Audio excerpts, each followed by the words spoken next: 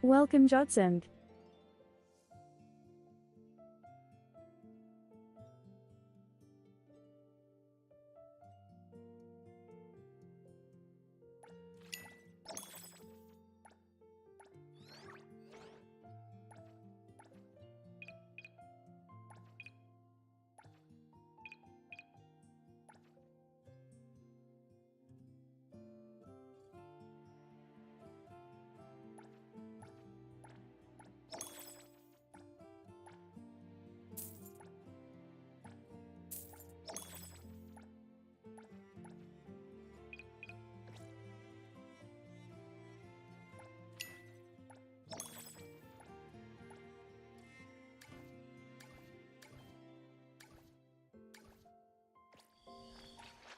Wanna join the amazing— It's my duty.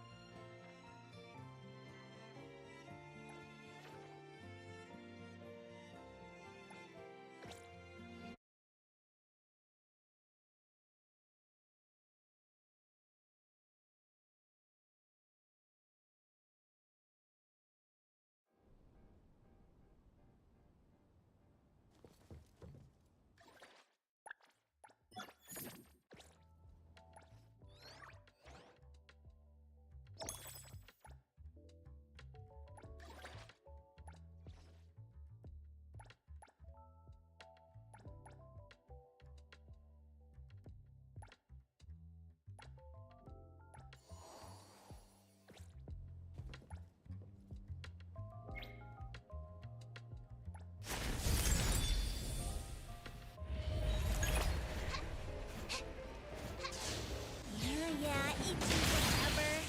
Cumberhead. Oh, it's finally over.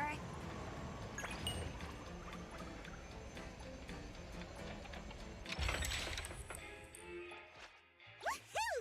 As long as— I'm ready.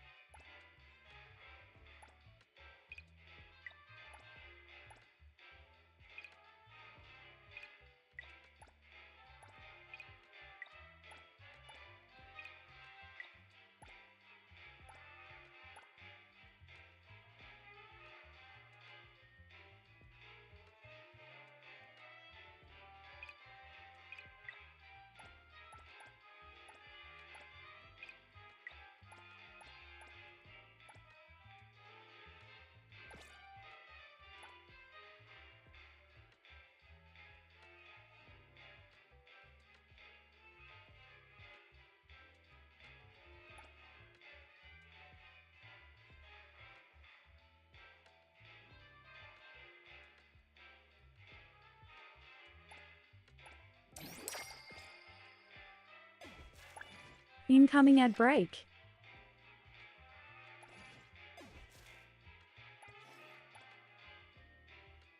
I'm not a good person to kill time with.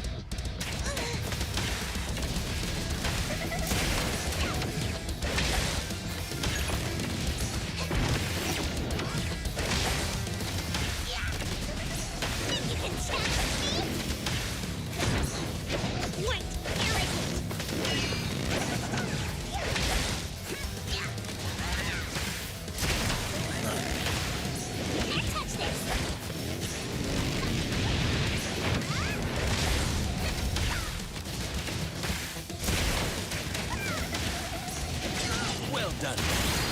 May you find eternal peace. Despair.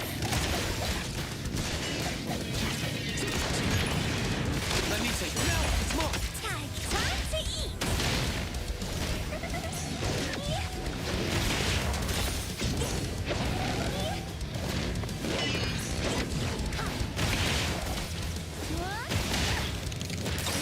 Watch out, fool!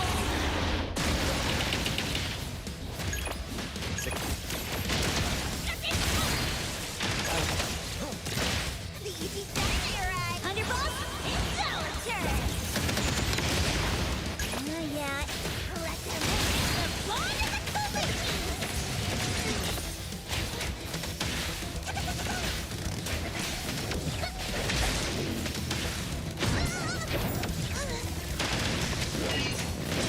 Hitting from behind. Prolonged fight. Selfless. Formless. Comprehend. Let me break. Hero to the rescue! Do it! Get this cover! Take that! The city's mine!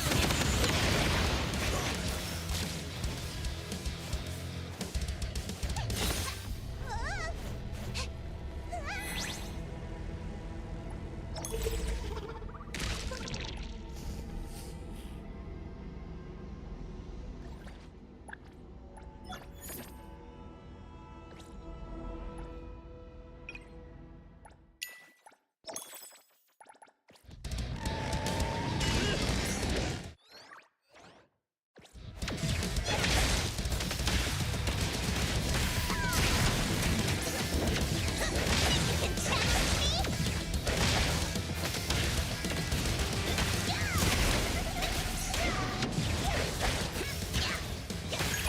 Prolonged fight.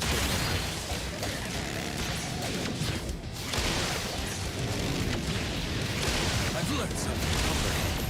Let me break. Time for a change!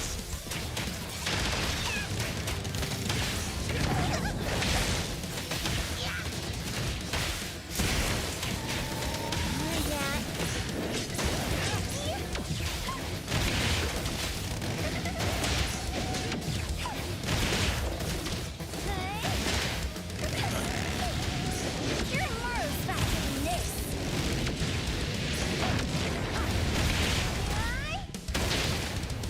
Despair. Watch your step! Let them witness the... Everyone, follow my command!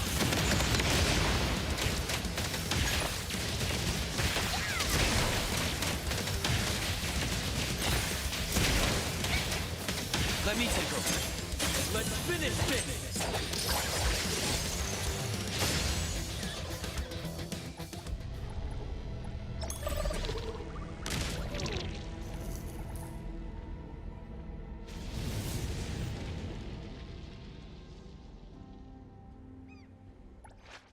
Another new day. I'm ready. Got something to say?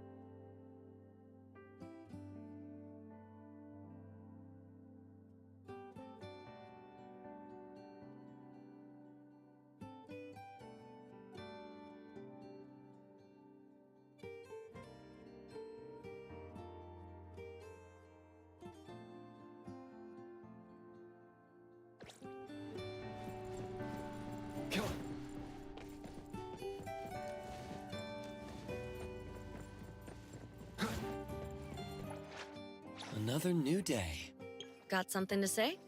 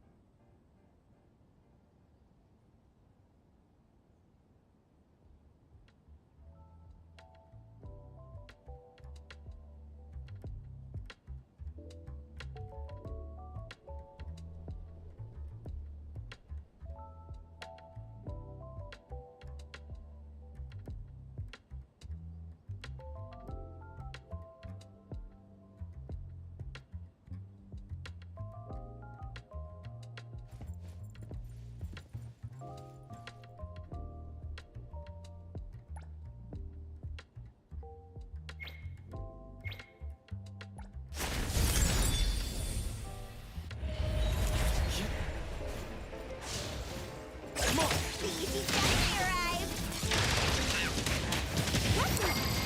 Can the bill for damages be sent elsewhere?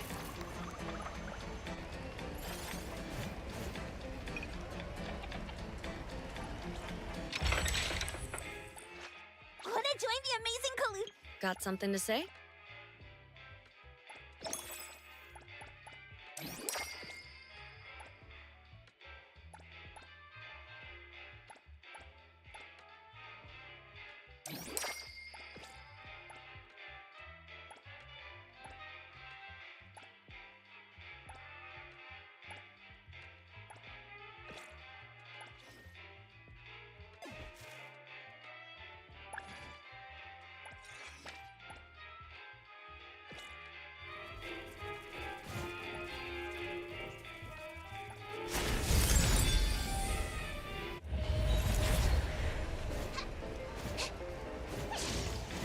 In love.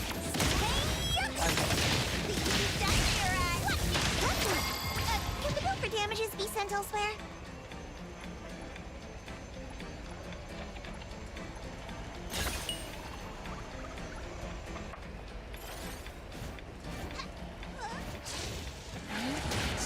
Let me.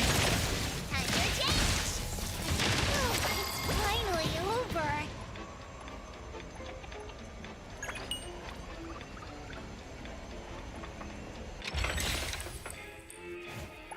Woohoo! As long as I'm on... Got something to say?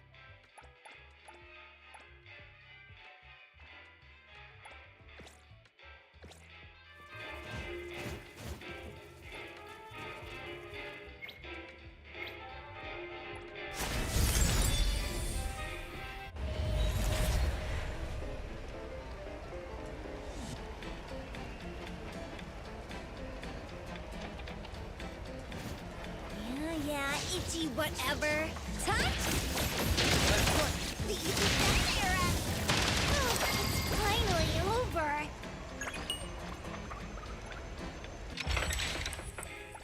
Woohoo! As long as I'm watching your back, you won't have to worry about a thing!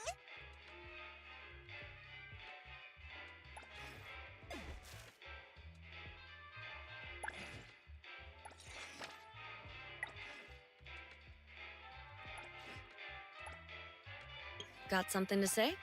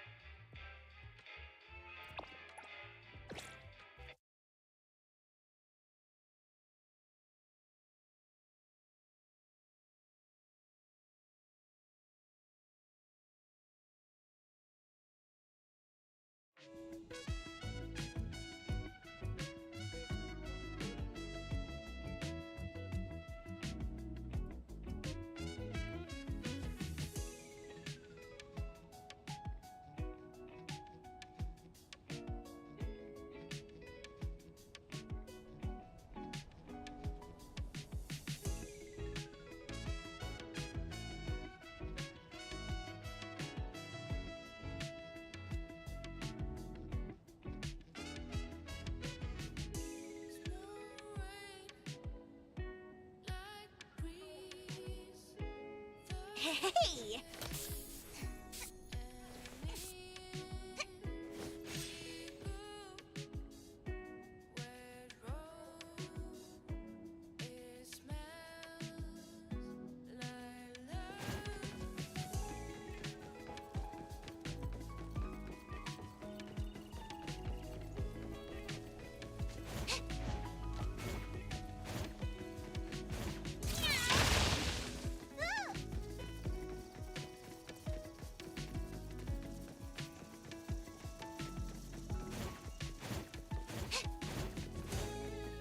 All these orders. When will the store's overload? Got it.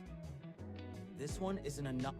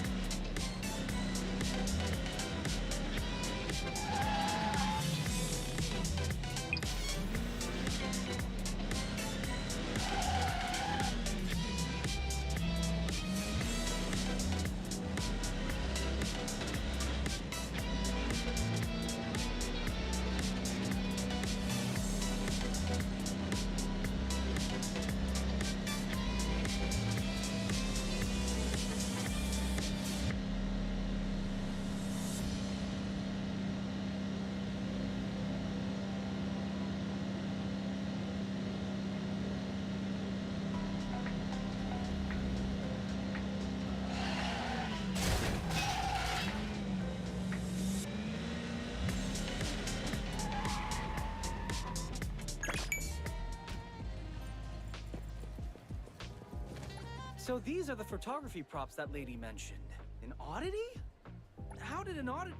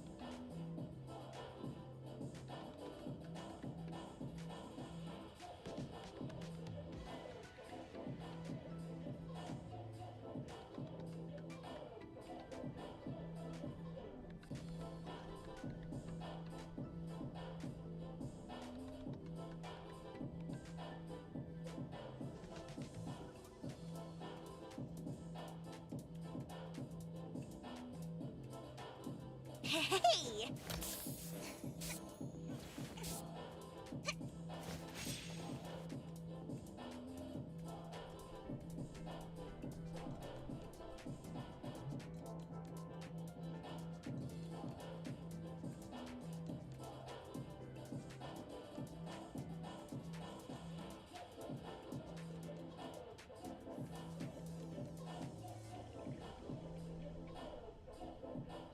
Hey!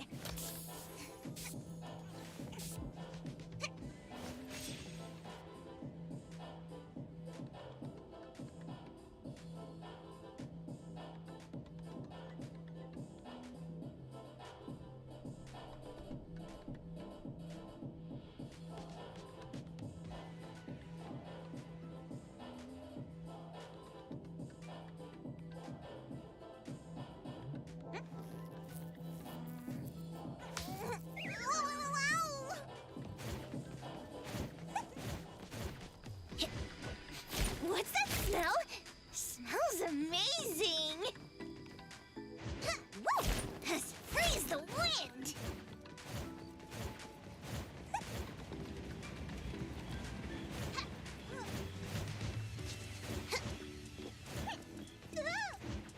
What's that smell? Woo! Let's freeze the wind! All these. The store's overloaded with ore. Got it.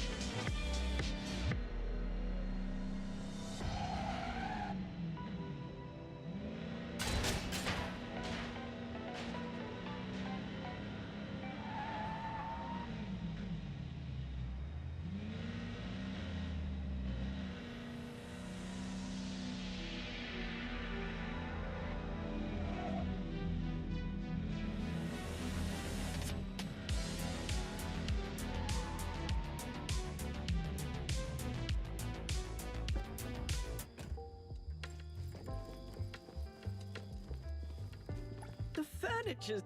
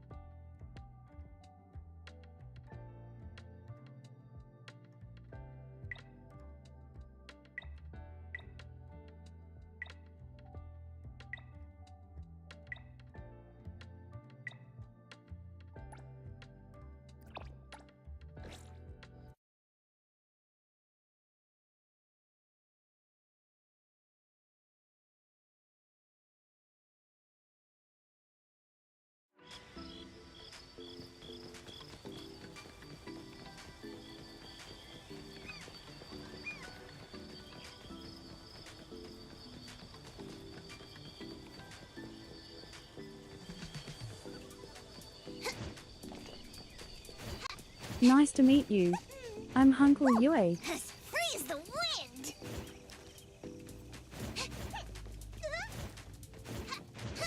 What's that smell? Smells amazing!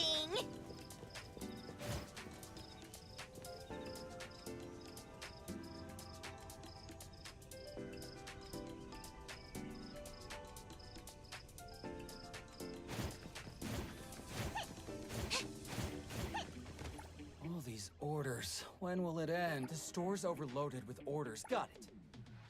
Express cargo.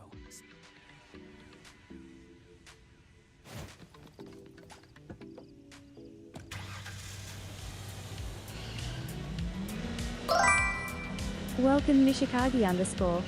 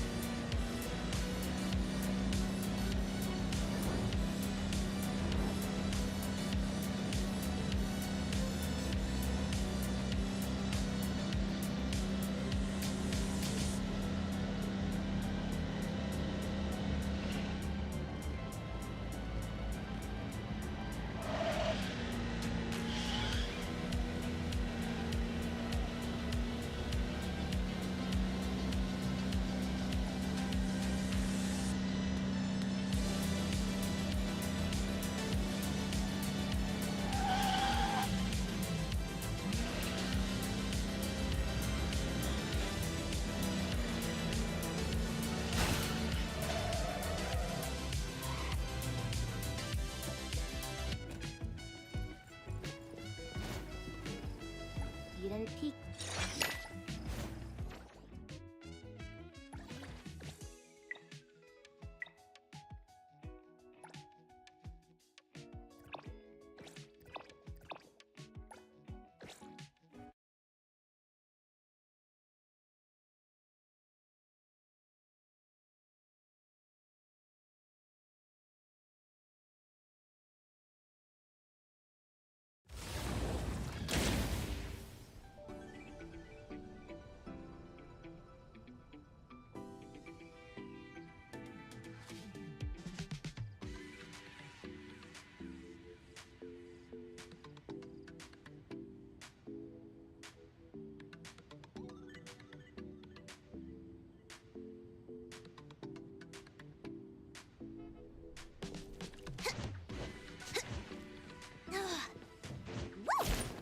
Freeze the wind!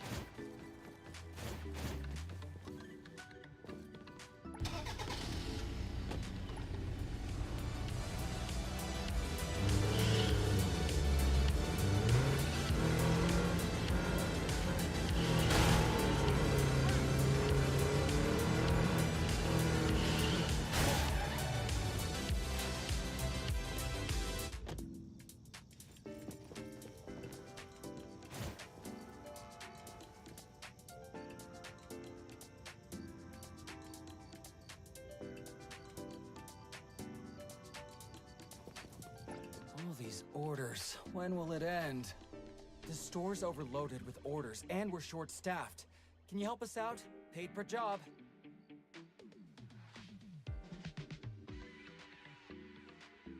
Got it. This one is a common cargo. I've packed it already.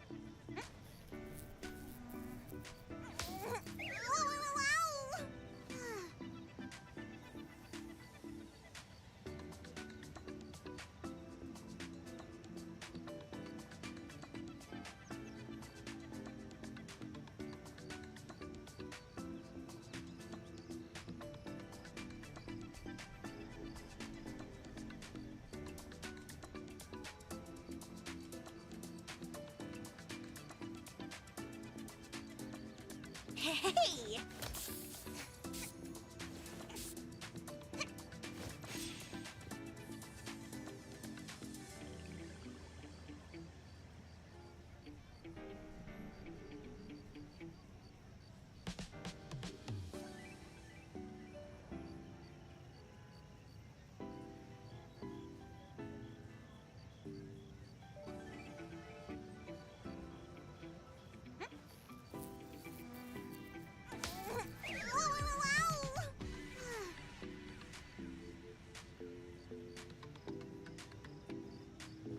Appreciate the help, but finish your current...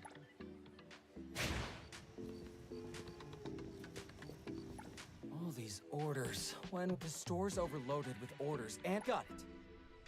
This one is a common cargo. I've packed it already.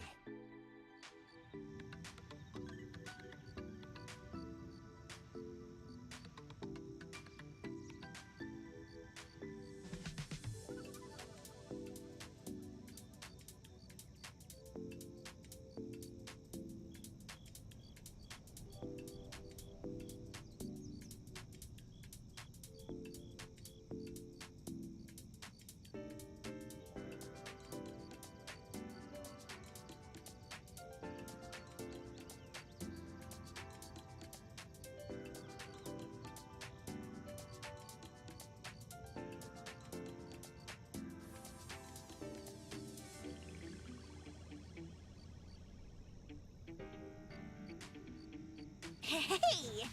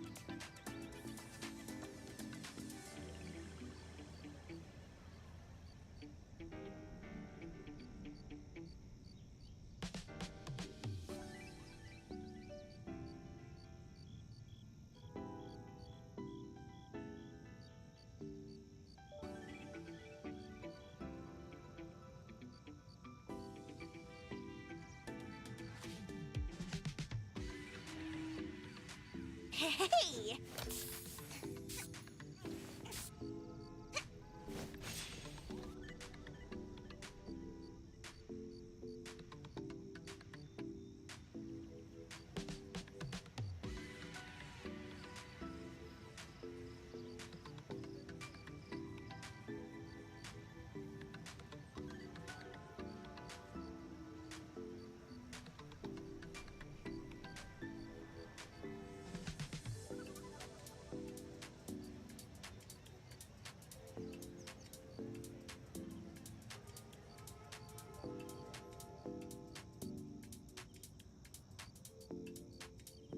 Hey!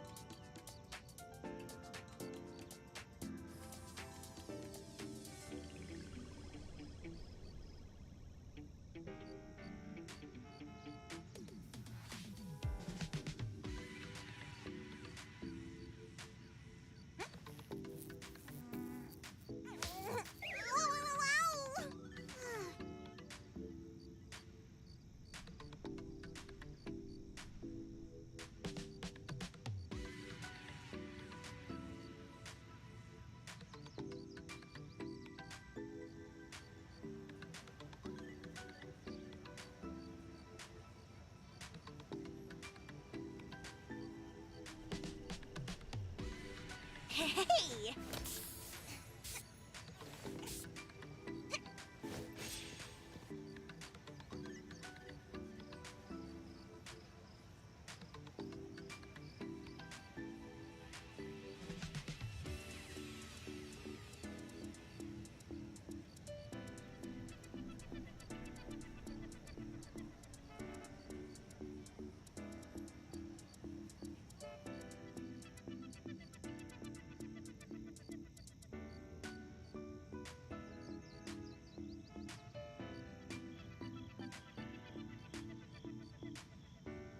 Hey!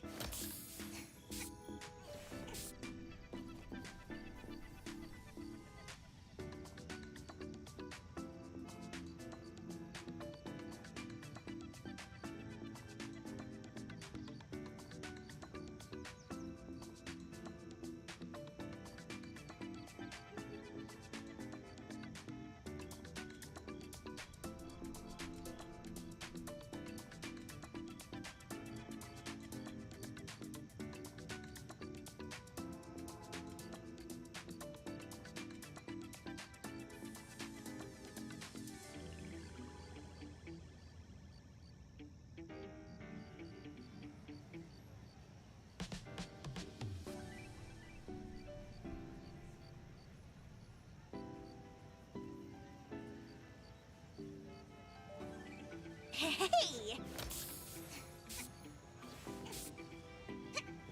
Appreciate the help, but finish your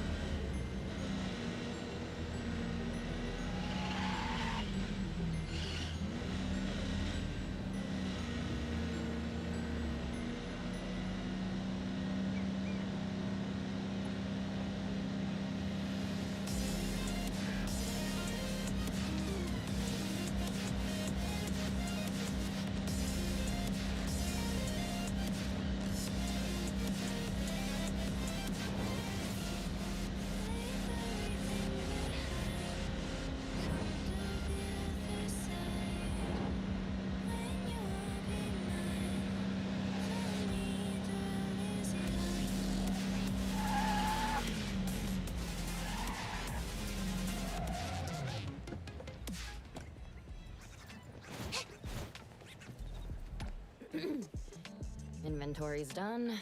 Count checks out. Just even weirder than I expected.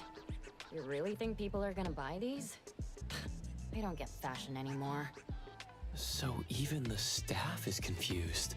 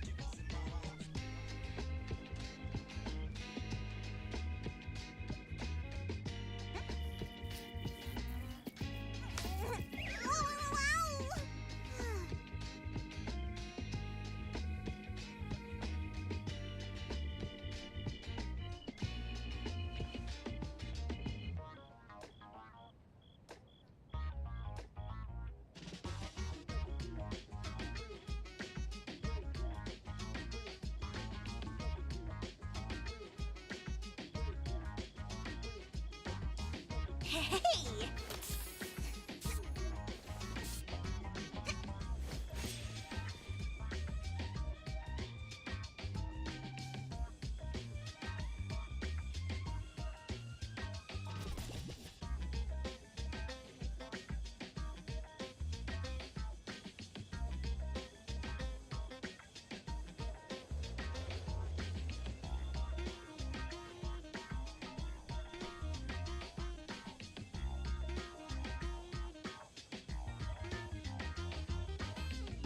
Hey!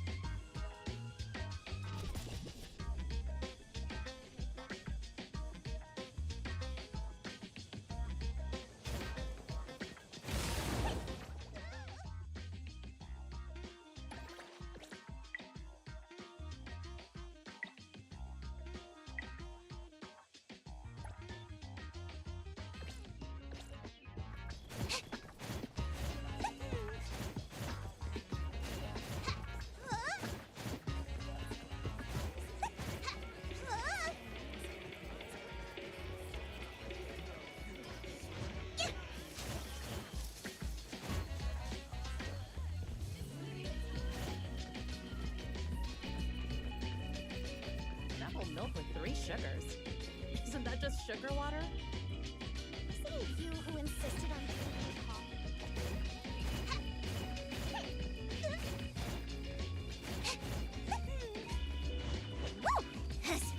What's that smell? Smells amazing! All these orders. When will it end?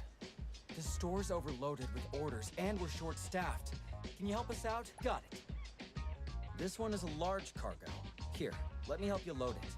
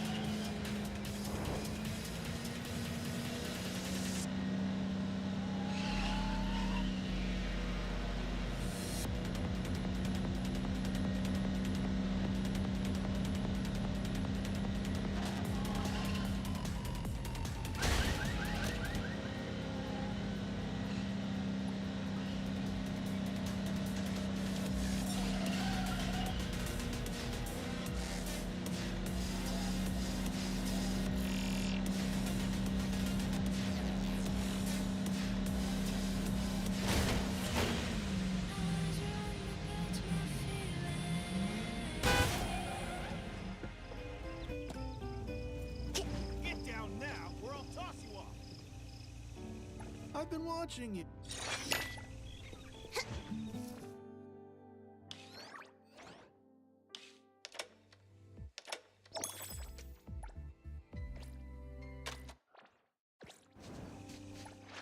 Woohoo! As long as I'm watching your back. I'm not a good person to kill time with.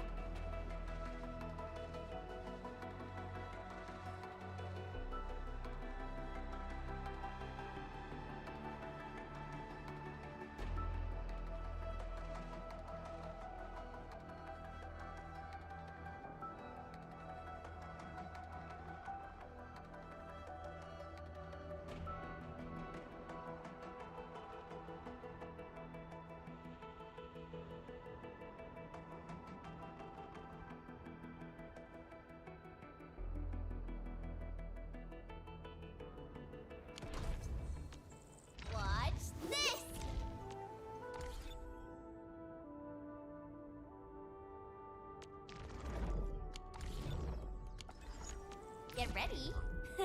My blades are always ready, as they never rest.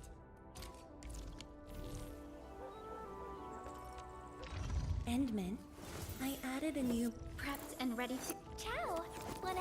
the path ahead. Ciao! Prepped and... Endman, I added a new module to the Tianshi apparatus.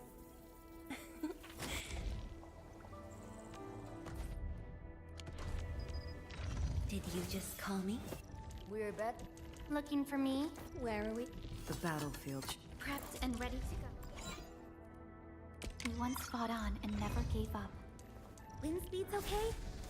My crusade is far from over.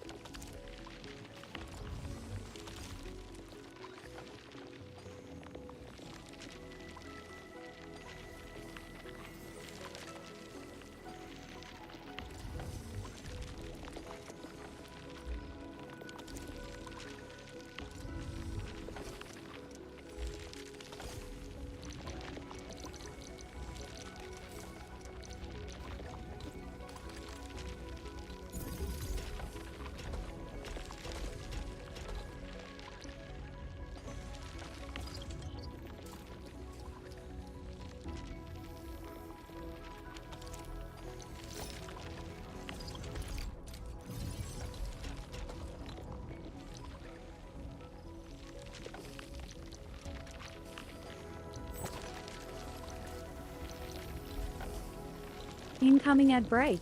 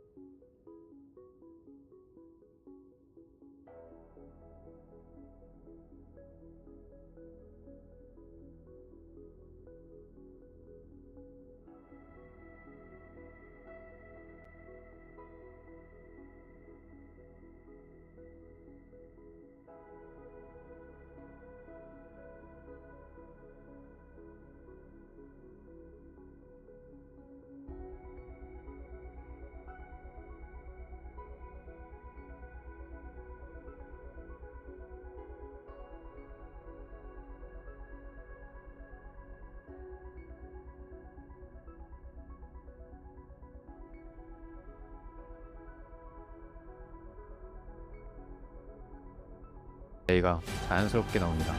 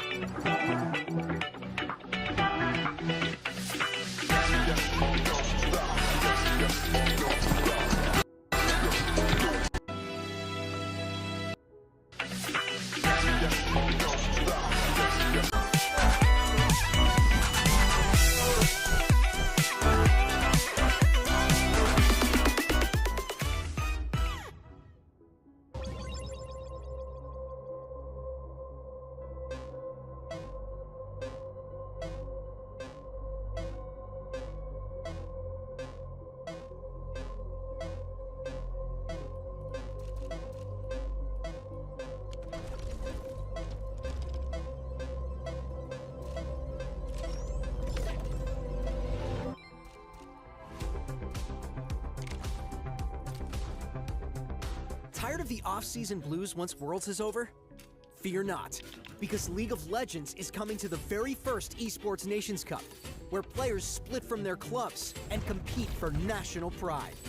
Will China test every limit imaginable? Will South Korea turn every game into a macro masterclass?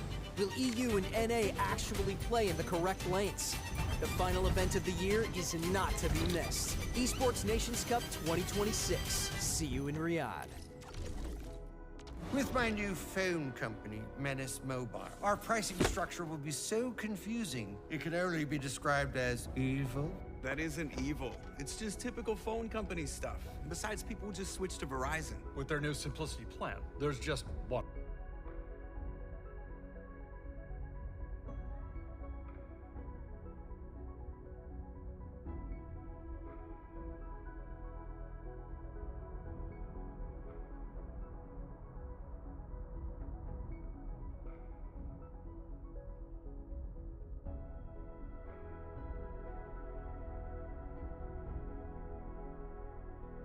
Shine and new legends step up, where legacies are built and dreams are either realized or ripped apart. He still doesn't die! You cannot step the Vega and expect to live to talk about tomorrow! He passed it well with the Arcane Storm, doing so much work in Genji! They are just going to ace them! In esports, legendary moments demand speed, scale, and soul. Players and fans bring the heart. Technology brings it to life.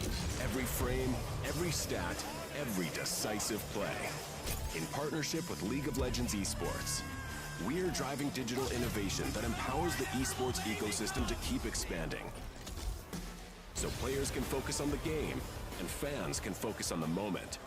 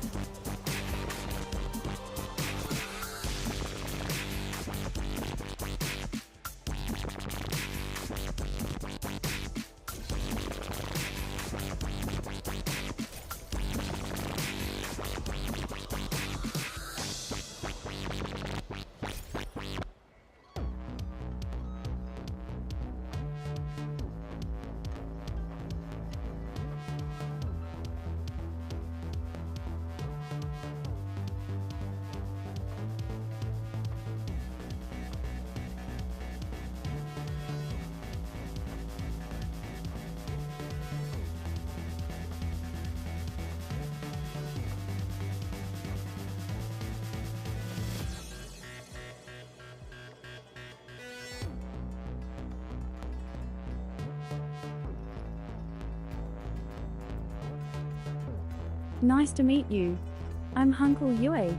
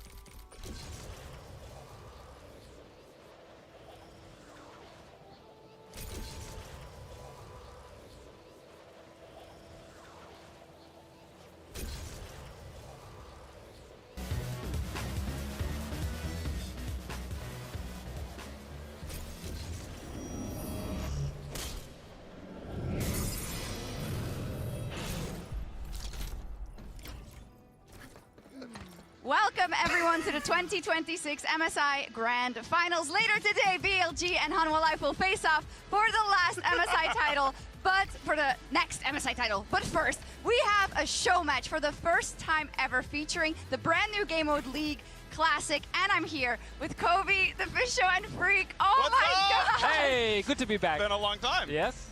Give us one tons of damage. Come on. Yeah, we gotta save it. Okay, we got 15 minutes, so you ruined everything already. I want it now! Too bad! What is it like being back at the desk, guys? It's great.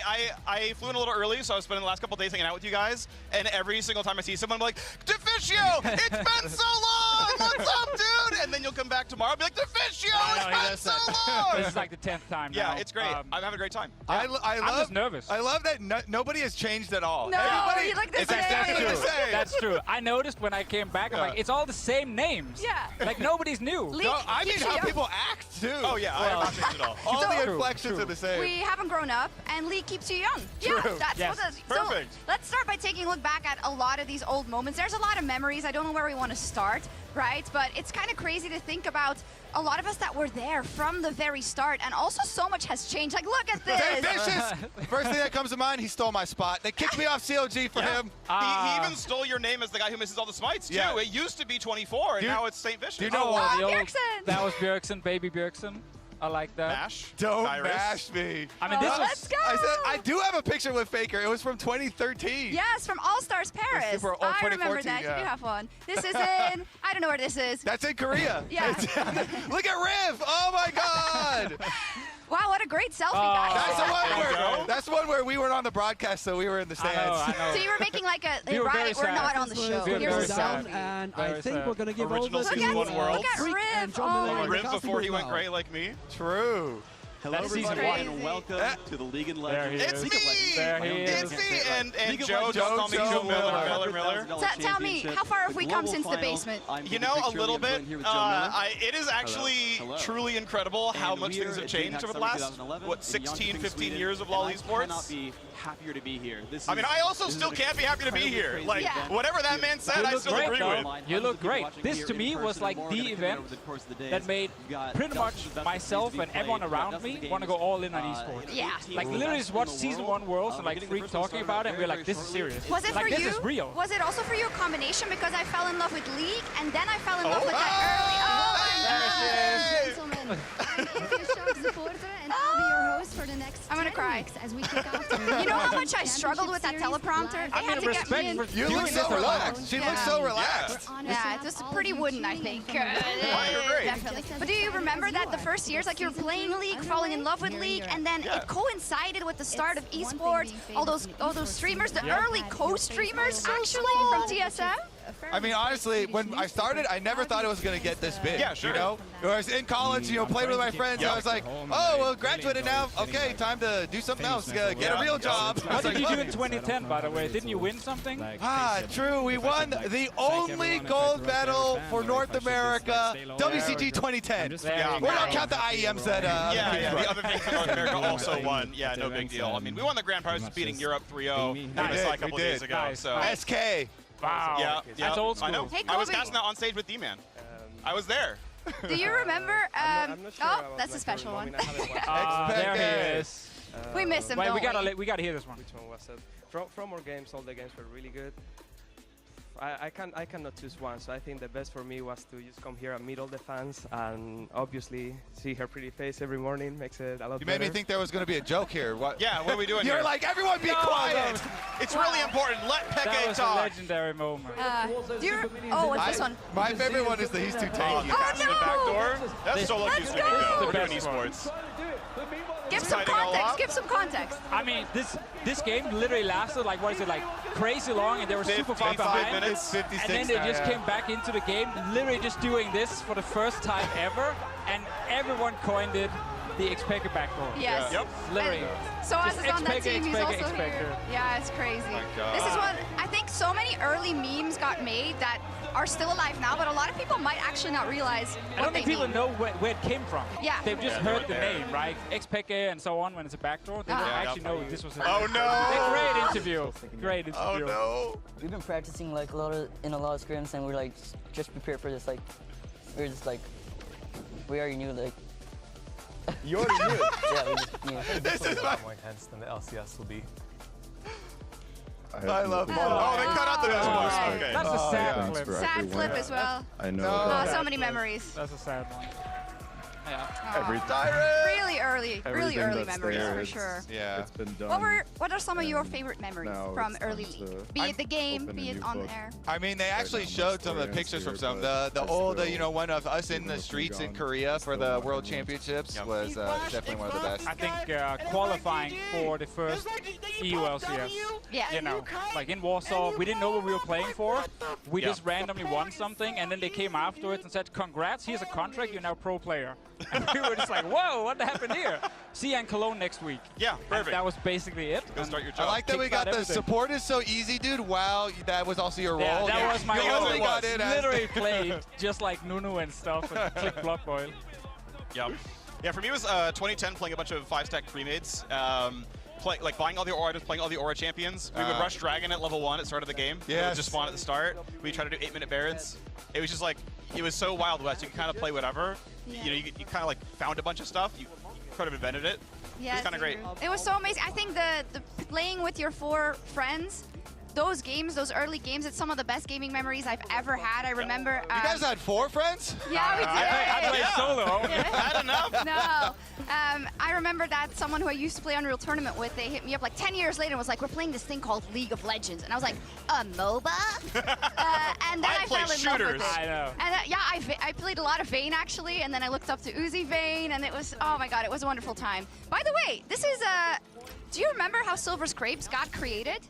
Tell us the story. Well, so Silver Scrapes is what plays all the time before the Game 5, and you might wonder, why do we play that song and not any other song? Well, at the World Championship in 2012, right? Correct? Yep. There was a technical issue, Yep, during And- semis, I think. and that technical issue hampered the show for 8 hours, maybe 9 hours. And this isn't like now where we're like as competent of bringing stuff up, but yeah. Oh, and this moment, oh my gosh. Yeah, and they kept looping Silver Scrapes They during did. that time, the 8 hours. So God, we're talking and then we're missing these moments. I know. That's fine. They can see them. The fish show, you've barely spoken. What's wrong with you? No, I'm trying. Yeah, drop him a color cast. she just called you out. Straight on air. Welcome back. He doesn't have any good memories. His best player got poached by TSM after a year, so. It is true, actually. We did randomly get invited to Worlds, a bunch of us, Season 3. We didn't qualify, but we got invited. And suddenly by mid lane, I went to Disneyland with another team. And then he came back and he was like, I want to go to North America. That was it. And we sold him for, I think, $20,000. That was a good deal. price. That's one of the best deals we ever made. Oh, yeah. Literally the price. Bjergsen was our best deal we ever made. Oh, Good this old Bjergsen. moment.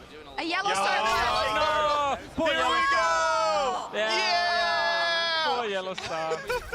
Dude, why you guys gotta do him like that? He's sitting right over there. To get him motivated, I guess. I love how you Play get better. famous for all kinds of plays, and then this is his play. I mean, they show the Captain Jack Insta Cleanse, and then they show and then this one right next to each other. Yeah, I wonder if we have the Xpeke Sivir 500 APM that's much team later. fight. That's much later. Just yeah, it's like standing season still. 8-ish, but... This is the SOAS Classic. Oh, yeah. We will see this today, by the way. You think? Yeah, he will do this today. Oh. Bets now, does he live? Always. Oh, Yes. yeah. Always. Oh, the juke. Dude, he was in Season 1 World Championship Final with Yellow Star. Isn't that insane to think about? crazy. Yeah, they're obviously playing it today, but they've been in the scene for so long. TP out. Let's go! Good call. It was Good good. call. What a good play. What a good player. Did he- And he's playing again today. He's playing again today. Maybe we can take a look at a couple of rosters in a second because we can keep looking at those old memories. Is this the illusion play? Double lift is right there. Yeah, he's also playing. Is this good or bad double lift? No, this is good double lift. Okay, okay. It's not the Victor play. It's Okay, not the it's not Victor that play. one. This isn't Worlds. He's actually good. Okay. Oh, let's go. This is the Brightest one where he moment. takes over. It's clean. Yeah. Wins the game. And yeah, look at all these kills for Shen. Pocket pick, by the way. Yeah. The Lucian at the time. Yeah. When it was just like the most meta AD carry. Yeah. It's true. I actually asked him like 2 weeks ago. He's like, no, it's actually still like my favorite AD carry to play. I wasn't just memeing. I was like, okay, fine. Yeah. But it's not in Classic, right? I don't remember. Oh, you don't is he not remember? supposed to He's say? not on launch roster. You made Yeah, in law. I was largely not in charge of champion. Okay. Let's take a look at the rosters then, what we have for our show match, because we could reminisce forever, but we can also reminisce by looking at some of these players. It's just an all-star lineup. Yeah, and we had a lot of them showing some of the plays we had. You know, Soaz right there, Double Lift right there as well, Yola Star, all playing today. I mean, half of them are famous for like a specific play. Not always the greatest, right? Scar Award, maybe not the greatest play ever. What's that one? That was that he tries The to ward over the Dragon dragon into Tribush, Triwood, and yeah. he keeps missing it, and he just gives up and walks away. Yeah, he uses all of his wards. Yeah, that's the gives up and classic walks one. away. We got Wei Xiao, which it's probably a name most people don't remember, but Season 2 is the best AD carry in the world. Yeah, and he was basically like China. Everybody was looking up to him. Yeah, everyone loved Wei For Xiao, sure. and now he's playing support today for some reason. Yeah. Well, he's with Double Lift, the greatest AD carry of all time. So Right. True. Who could, to be fair, play Blitzcrank today. Yeah, as I know. support. No, Double Lift was DMing me Levi- on like early is in the Nocturne in? We could get Levi on Nocturne? I don't think that one's in. Oh. We gotta stop asking him. Yeah, that. he He doesn't doesn't remember. He's supposed not to be a sure. secret. The gameplay. It's supposed to be a secret. Yeah. Well, No, we gotta Paul play told now. me that AP Master Yi is in there, Yes, so AP Scar, is in. Yeah. Scar can play as Master Yi. Now he has to play Katarina. He's gonna play Oh, Gragas. true. The Master Yi was so OP! Has I to know, play it was good. Katarina. Yeah, Double Lift was DMing me. He's like, "Hey, who's the best champ in the game?" I'm like, "Bro, play something that's like different." He's like, "I want to play like Corki or Vayne." I'm like, No, "Those are the that's so same boring. champion, bro. What are you doing?" He's like, I "I want love- to win." I'm like, "Let people see something cool." I love how they're all turbo sweats still. Even after everyone being retired for years and years, the competitive drive never goes away. I mean, Soaz and Yellow Star were sitting in the practice room yesterday, actually just like figuring out what to play and like trying different things. So I think it will be a fairly serious show match. You think? Yeah. I think so. I don't like when people take it too serious. I mean, gotta well, be honest this with is you. literally Worlds for Classic. It's the true. first It's game. true. Like, Yeah. you kind of have to win. This is as important as Kobe's gold medal. Yeah, yes, thank you. Yeah, of Finally, course, of someone course, backing me up. That's okay, at least he mentioned my gold medal. Take it. Oh my goodness, yeah. I mean, it should be really fun. I mean, they'll sometimes they go into it and they're all serious, and then when one team starts losing, they're like, okay, Happy game. just kidding Happy now. game. Yeah. Now it's all for fun. Yep. All right, we have 2 minutes 40 left. From the storms. Tell me why you fell in love with League of Legends. I was playing a bunch of Warcraft 3 mod Defense of the Ancients, the original one from Reign of Chaos. I'd even played Aeon of Strife back in StarCraft, but no one remembers that one. That's okay. And I was like, man, I really want to play something with like matchmaking and like some actual developer support. So I got into League, immediately loved it, played it nonstop throughout the rest of college. Applied to go join Riot because I really wanted to get into gaming, and was like, this game is amazing, and just kept playing it 17 years later. So I thought the game was a scam because back then free to play games were sort of like you didn't really touch that. You had to download it and everything. I was like, this might got go a wrong. virus, This you could be know? really terrible. But I downloaded, started playing, and then shortly after Pantheon got released, I picked it in a game. I went like 10-0, and my entire team basically said, "Wow, you are amazing. You're so good." You're so and I was good. immediately addicted.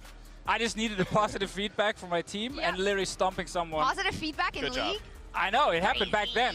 I did carry the game, to be fair. Just Kobe? I fell in love when I saw the first champion spotlight. And that's beautiful. this beautiful man delivering some quality information to us. In an echoey conference room on a pretty crappy microphone. Yeah, high production quality for sure. Yeah, nothing beats playing in the early days with your friends. You know, everyone's like, get on, we're going to play some League right now. And it took our group away from Dota as well, so it was kind of a similar thing. Yeah, it's some of the best memories in the world. I still remember waking up early, hearing Monty and Doa cast OGN. Nice. It's ingrained into my brain. But yeah, we're almost at the show match. How do you two feel about casting again together with Chad? It's gonna be great. Yeah, it's been a good long time. We cast together, I don't know. I think at least 8 years ago or something. Probably 8 years ago, yeah. I might be a little rusty, but we'll see. Okay. He's going to be great because he just did the retirement tournament, and he literally made this game, so he knows everything. We'll do okay. He's going to show you up. Nobody can call me out for mistakes. Why not? It's 13 years ago. How can I remember anything? He was prepping by watching old Copenhagen Wolves. I did actually do that. You know everything. I did actually do that. I did watch some old games. I got the pentakill from Bjergsen in there. Got to watch it. I almost stole it. I was pentakill? I was literally one second away from stealing it. Now that we know now. Would have ruined the whole story. But no, I watched some old games. Okay. Right. I did watch some old games. We're ready. Yeah. You ready? Yeah, I'm prepped. We'll see what the players play. Hopefully it's exciting. Because obviously Soraka some top champs lane. haven't changed in 16 years, so fingers crossed that's different. My very first champ that I played was Shaco, and I love that the cooldown didn't start when you casted it, and so you could be permanently invisible with your Q. Yeah, that got nerfed. With that, for good reason. It's now time for our League Classic show match. Let's go.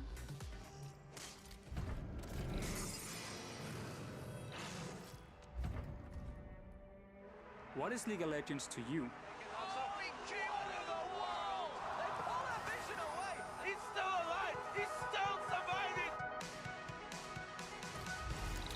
My first game of League of Legends, I remember it fondly because there was just a little bit of magic in how the game played, and I couldn't stop.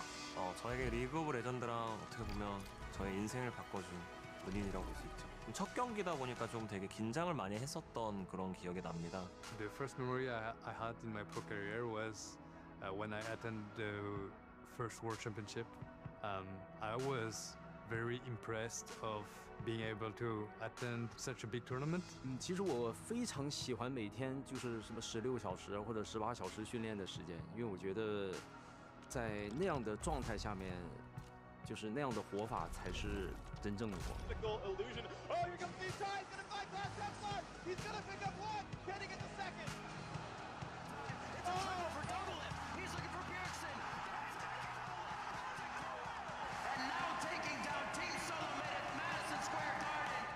To me, League is my whole life. I was homeless, playing League in the League community. I got to get off the streets and live on Travis's couch. 솔로킬, 펜타킬, 에이스.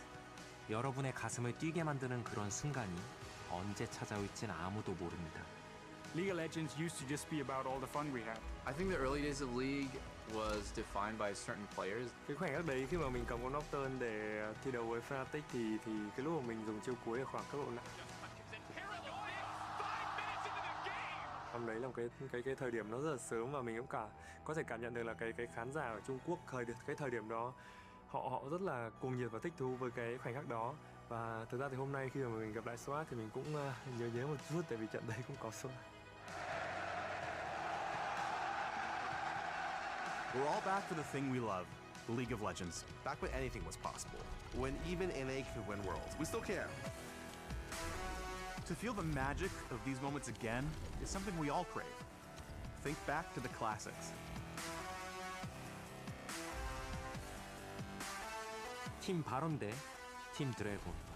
역사에 남을 승부가 시작됩니다.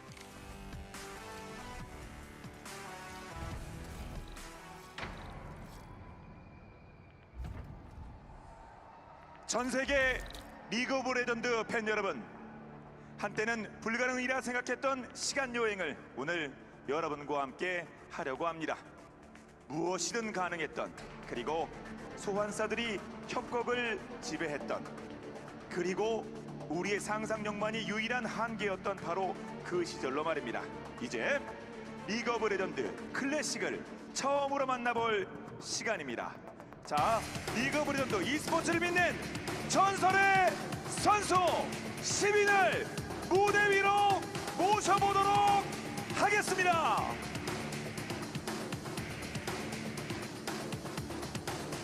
플리즈 웰컴 모두 환영해 주시기 바랍니다. 팀 바론의 탑 즈타이.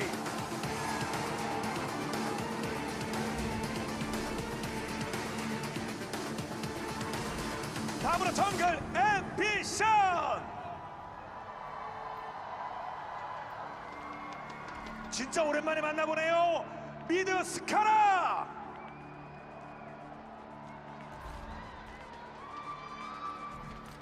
뒤어서 원딜 더블 리프트.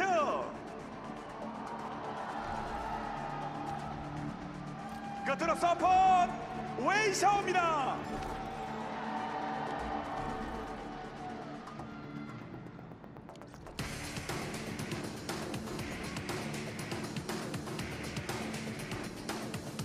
이에 맞서는 팀을 소개해드립니다. 팀 드래곤. 자, 한선선 선수 여러분께 소개해드립니다. 자, 팀 드래곤의 탑 소아즈.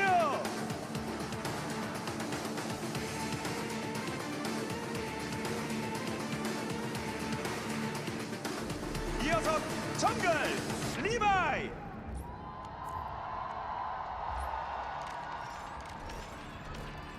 다음으로 미드 폰입니다.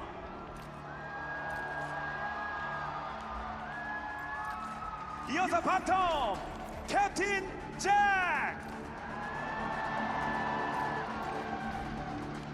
네, 서포터 노란별 옐로우 스타입니다.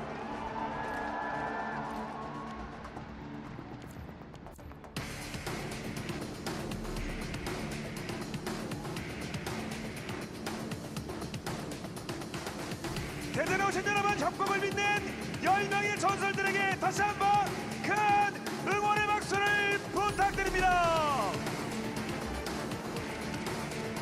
네, 그럼 세계 최초로 공개하는 리그 오브 레전드 클래식 지금부터 만나보시죠.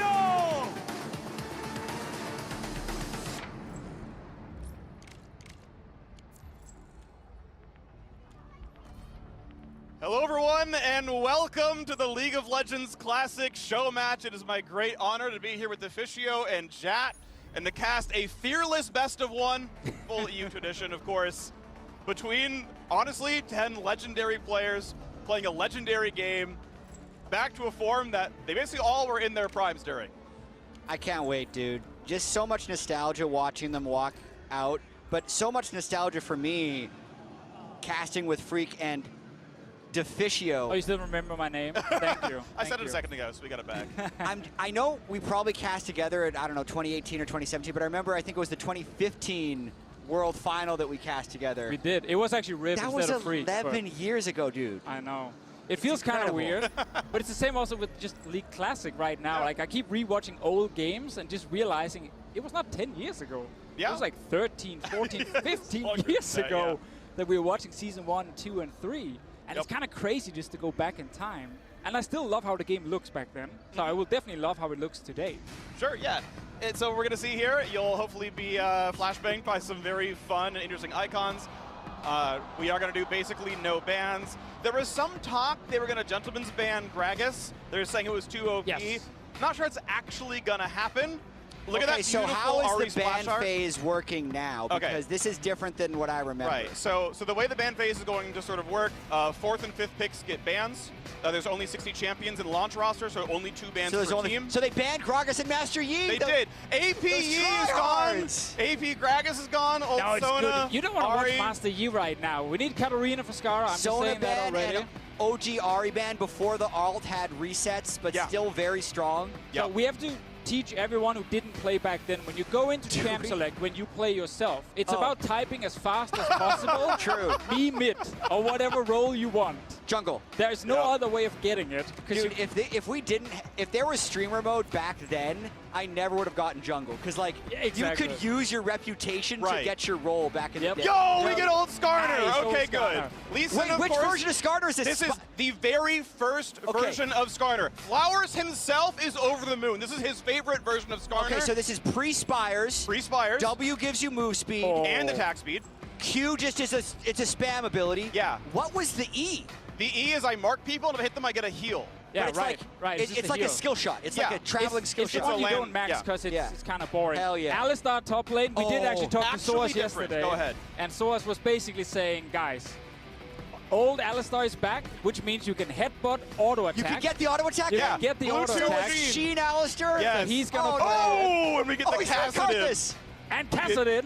Old Kassadin. We get Kassadin. Okay, so this is Kassadin with the long ult range. It's 700 range Rift Walk. And then it's Karthus. And a silence on his Q. It's Karthus who will have TP revive most likely. Yeah. So that's what Scar is going to be doing. Dude, TP revive. Back when he was a mid laner. Karthus. Not sure if a meme or not. Vayne. All right, okay, good. so Corgi's kind of try-hard. Fast. We have to say Corgi's try-hard. Double's playing Vayne, bro. Yeah, but it's not as try-hard. Corgi's super broken on this patch. Like, ridiculously broken. Yeah. Just highlighting that. Yeah. Yeah, this is Corki before the Q was a missile, so it just kind of hits the ground. It does reveal. And, okay, Corki Janna is really sweaty. Yeah. And this is also old Janna, her passive, global move speed to your team. Nice. Yeah, that's why. That is a very strong. Also, the E gets 50 attack damage for like 10 seconds. Yeah. We should probably highlight for anyone who's confused, like the champions are not all locked from one patch. Like this is across like different early seasons. Yeah. So you have different versions of the champions. So the way I'll kind of phrase it is like, it's like kind of vaguely Season 3, but not exactly. It's more, if there was a different kit, we tried to take it. So yes, it's the very first version of, for example, Skarner. That's period accurate already, not a big deal. For something like Twisted Fate, he was already on his modern kit by 2013, so we went farther back. We went like 2010 Twisted Fate. Gate is on his E. Yes, global teleport at level 1. Those are the kind of kits we went for, so hopefully it's going to be a very fun experience. If you had played since beta, you'll be like, I remember that kit. I played with that stuff. Understanding that it's not like, you know, it's not December 2009, everyone. It's certainly a mix of years, but trying to go for as much novelty as possible. It's good to Find see you on camera. On camera? Yeah, Oh my actually God. here. I just wanted this memory again, right? It's been so long since Yeah. we've been able to do this together in front of a live crowd with Doublelift and Scar at an international tournament. I like how you highlight them. I'm Oh thinking my of God. Soas and Yellowstar. Absolutely. That's what I'm thinking Zatai, about. Wei Xiao. Yeah. Oh my God. But yeah, almost all of them active at about the same time. Levi, a slight more newcomer overall. Levi's a bit later, yeah. But I mean, still, this is going to be an incredible match. It's going to be a whole lot of fun to watch. I also love the mix of world champions and Skara and double. And yes, the game looks like this. Welcome to Summoner's Rift on League Classic. It is TP Revive Karthus. Okay. You've got a Hunter's Machete. Is that a mana potion? That's what I'm You're looking damn at. right. Hold on, we got the, what's the name of this Crystalline one? Flask. Crystalline Flask, total biscuits of rejuvenation, mana potion with Fairy Charm and Reju Bead. We have Teleport Revive on Karthus as well. Classic. Yeah. Oh my Red Elixir God. start Lee Sin. So Red these Elixir are start the Lee Sin. Season 3 jungle items, Season because that'll 3 turn jungle. into a, what's the name of it after Hunter's You Machete? can go into Madrid's Razors. You can go into Spirit Stone, Spirit which is then Stone. Spirit of the Elder Lizard, Ancient Golem, etc. The 3 blue. There's so many different jungle items. So to I go think into. we're going to see the AD item here Probably and Lizard. probably the tank item here. Yeah, probably Golem. Probably, but you could go. No. You could go AP. If you want real Season 3, they're both building Oh, tank. we got a red Full elixir tank. start, bro. Yeah. Oh my God, on the Lee Sin. Yep. And Ignite, top lane, not TP. No, of course not. Why would you be a coward like that? I know, Because keep in so mind, us. this version of Ignite, you get 5 attack damage in AP when it's on cooldown. Because yes, we have Season 3 masteries. I also just have to say, looking at this map, like, it's so beautiful. Oh, I know. Like, it's like as beautiful as the day you lost it, right? I'm just so happy to see it back. Yep. I just want simple ways to get into lane so I know how to ward. I don't want all these like 4 different entries like in modern League of Legends. Based on my memory, Yeah. I feel like the red pot Lee Sin is actually a good counter pick into the BS Sheen Alistair because he has massive sustain. Are we seriously on going there his trying to W. talk about like counter picks from Well, I 14 think so, years ago? because in 2014 Worlds, Alistair was 100% banned because Sheen auto attack Alistair was so OP. Yeah, there were like 2 or 3 games a lot of Alistair top. Yeah, So- back in the day, the solo queue strat was Trinity Force and Shiv, but in Pro it was only Trinity Force and a tank. It is But- relevant though. Like So I said she was going to go Lich Bane. Original Alistar was obviously sort of popularized by Shushay. Yeah. Who obviously just Original built it Alistair, yeah. Yeah, full AP AP, Alistair. and he just roamed from mid lane and murdered everyone. And then people started playing it. Later, the version we have here, people learned you could do the auto attack. So it's probably Lich Bane, but you could also go Shift and do like the proc hit. He could. Oh my goodness. Look how at serious these they're guys. playing. Like, again, this is the World Championship of League of Legends Classic. They actually try hard. I also feel like the style here is like, I feel like even the observers are trying to make it 2013. They're not, okay, now they're zooming out again. We didn't actually have the ability to zoom out in Pro for like 5 years. Heck, we didn't even have an observer client for like so many years. Here's the first gank, go! Here we go, I'm up behind him. Wei Xiao gonna do his best. He's getting slowed down. Second Q means perma-slow, and that is first blood to the Skarner. Beautiful. Love it. Levi, of course, probably the best player in this match. The most recent pro. Going straight to the bot lane, securing a kill. And I got pushed. Really quirky Prio. Double force into his best farm, but he's farming okay. Nice slow Janitor Tornadoes. The old missile speed, I forgot. That's a 10-time VCS champion right there. Yep. This is the corgi where you have 2 damage obviously from your passive, your Q, which you max. It's just the instant bomb, you can't actually dodge it. Does it still reveal stealth and wards? I don't think it reveals wards anymore. I honestly forgot. I haven't played corgi in this yet. And there's no package. We got no, no package. So just raw power all the time. This is a silence, of course, on casted Q. Oh, the full duration silence. Oh my goodness. Yep. But if Scar turns his E on, he can still just go right through it. Gonna hurt in the morning. I mean, level 6 stars. Hear the echoes of the He has Yeah, no that's flash. probably gonna be tough. And then he's gonna revive and he'll be He's right gonna back. revive and run That's back and true. die again. I will say, remember, Riftwalk has like a much longer version of the game. Yeah. When, you know, Riot nerfed the range, they also made it feel much shorter. So, like, even with max CDR of 45%, if he has the mastery, like, you can still wait for a little while. It's probably also worth highlighting some, like, a big difference in laning phase in Classic compared to Modern is things tend to cost more mana. And you have less mana. Oh, flash kill. Headbutt into the turret range. Levi's on it, man. He red elixirs. Gonna heal as much as he can, but he's gonna get hit by the Skarner. Perma-slow is on. He's not gonna survive this one. Levi's on for 2. I gotta go play Skarner, dude. He's like the closest I can get to Udyr in League Classic because he's a fast-clearing jungle who just spams buttons, but Ambitious finally trying to make his gank. It's on a ward. Yeah. It's on a ward. Yep. You can buy wards in this game. You can spend 75 gold for a regular green ward. The sweeper doesn't follow you either. It's just a spot sweep. Yep. Yes, you did actually add in sweepers as sort of like one of the latest additions. Yeah, so basically I implemented trinkets. Basically we realized that players didn't want to buy wards, so we gave them really weak trinkets that had something to do with their time. But Oracle's Elixir's in the game, so red trinket just not going to be Oracle's Elixir. You got to go buy wards for a Sight Stone, so the yellow trinket has to be a lot weaker than that one as well. So it is the weakest trinkets I've ever been, but we wanted to give some players a little bit of freedom. Look at those Philosopher Stones by the supports. Yeah. Gold per 10 Gold per 10. generation because they don't get free support items. So because they have the trinket, they can do this. If we're talking real old school, there's actually the wrong build. They're supposed to run Sight Stone. Yeah. You just want to highlight that. But obviously now that you have the trinket, you can have that in. Probably good for support because some of the games I rewatched back then at like 45 minutes, you don't have any items as support still. Nothing. So I like the fact you can get early gold from this. Are they buffed as well? Which ones? The gold per 10 items. They're pretty much like the last version you saw of them when they were in the game. So Philosopher's Stone pretty much is straight ripped from the end of Season 3. They got deleted in Season 4. Part of Gold is straight ripped from the end of Season 2 when it got deleted. So yeah, they are basically the versions you last saw when you played them. Nice trade down there. Good shield from Wei Xiao. Do we have comeback mechanics? How are bouncing? Oh, he's a big good. Yep, point and click. Skarner ulti. Good luck, buddy. Down you go. 3-0 for Levi. Levi is carrying this game. Again, he is the best player. He just presses R and it's instant. You can just flash and pull it back. It's incredible. He is the best player on the map. Oh, he does have a bounty that's visible on the scoreboard though. Yeah, so champion bounties are in the game. Ambition. Yeah, can we get the stun? It's a single Q. There's the silence. Gonna buy him quite a lot of time. Gets over the ult. He jumps over the ult. Oh, it's a heartbreak doublet. Tries to push one back. Gets knocked up though. He's not gonna live. It's 4 in a row for Levi. Top lane. Wait a minute. He might have the damage. One more. Thank you, Red Elixir.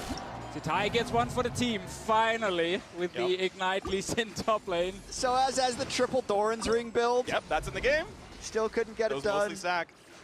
Okay, but Levi's taking over this game though, for sure. But he's gonna build tank, so hopefully he can't carry late game. Like, you know, you're not going to grab Karthus or anything and like just pull him into your team. So I think it might get a bit harder for him. True. But early game, yes. Vayne is a hyperscaler as well. Hyperscaler, if we get there, for sure.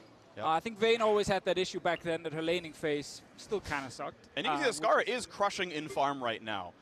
One thing to point out about League of Legends back at this point in time is mana costs are very real. Right? We saw people start with mana votes. They've got some regen items in their build. So if you can last hit well, and of course, Karthus gets mana back for last hit. So like you can see, like Pawn's kind of out of mana. He's getting pushed around a little bit here, and so Scar's farming up. He's going to do plenty. Yeah, Scar's going to be strong. Also, got to call it the old boots of mobility. Love it. You were so fast when you're out of combat with these things.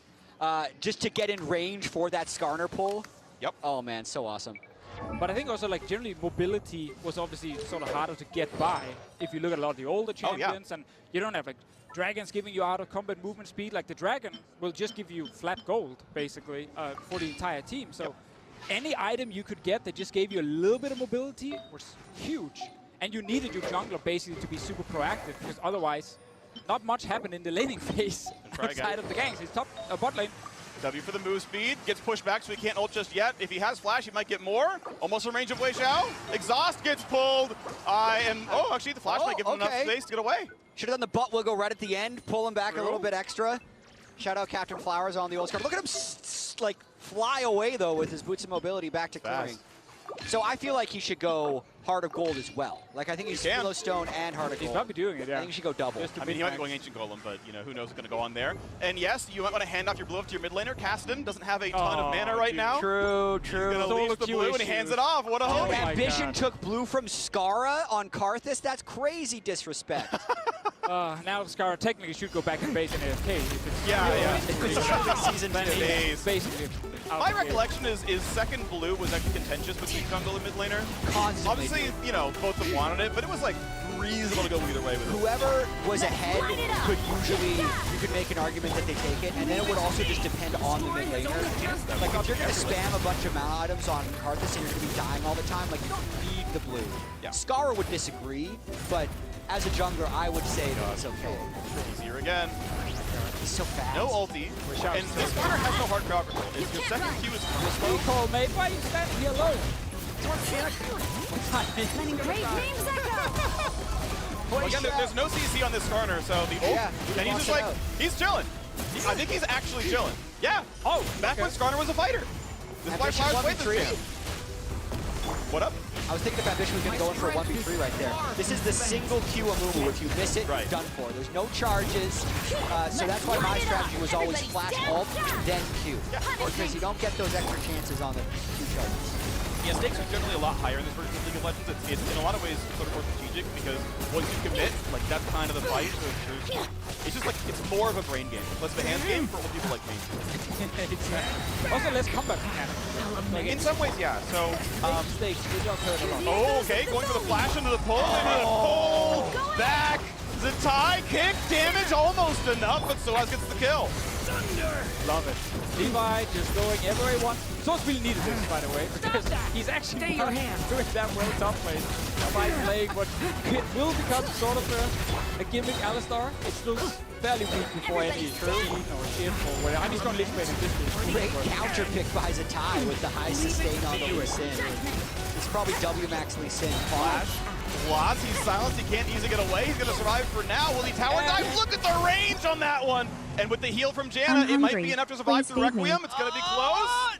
Pawn's going to survive it. All right, here's Revive. Get back in there. He might be saving it for later when it matters. I mean... No, there we go, he's back. Revive TP, let's go. So half the people watching now just basically type GG. Because Cassidy got his first kill in the early game. And he's now going to snowball. Look at like this late cryo.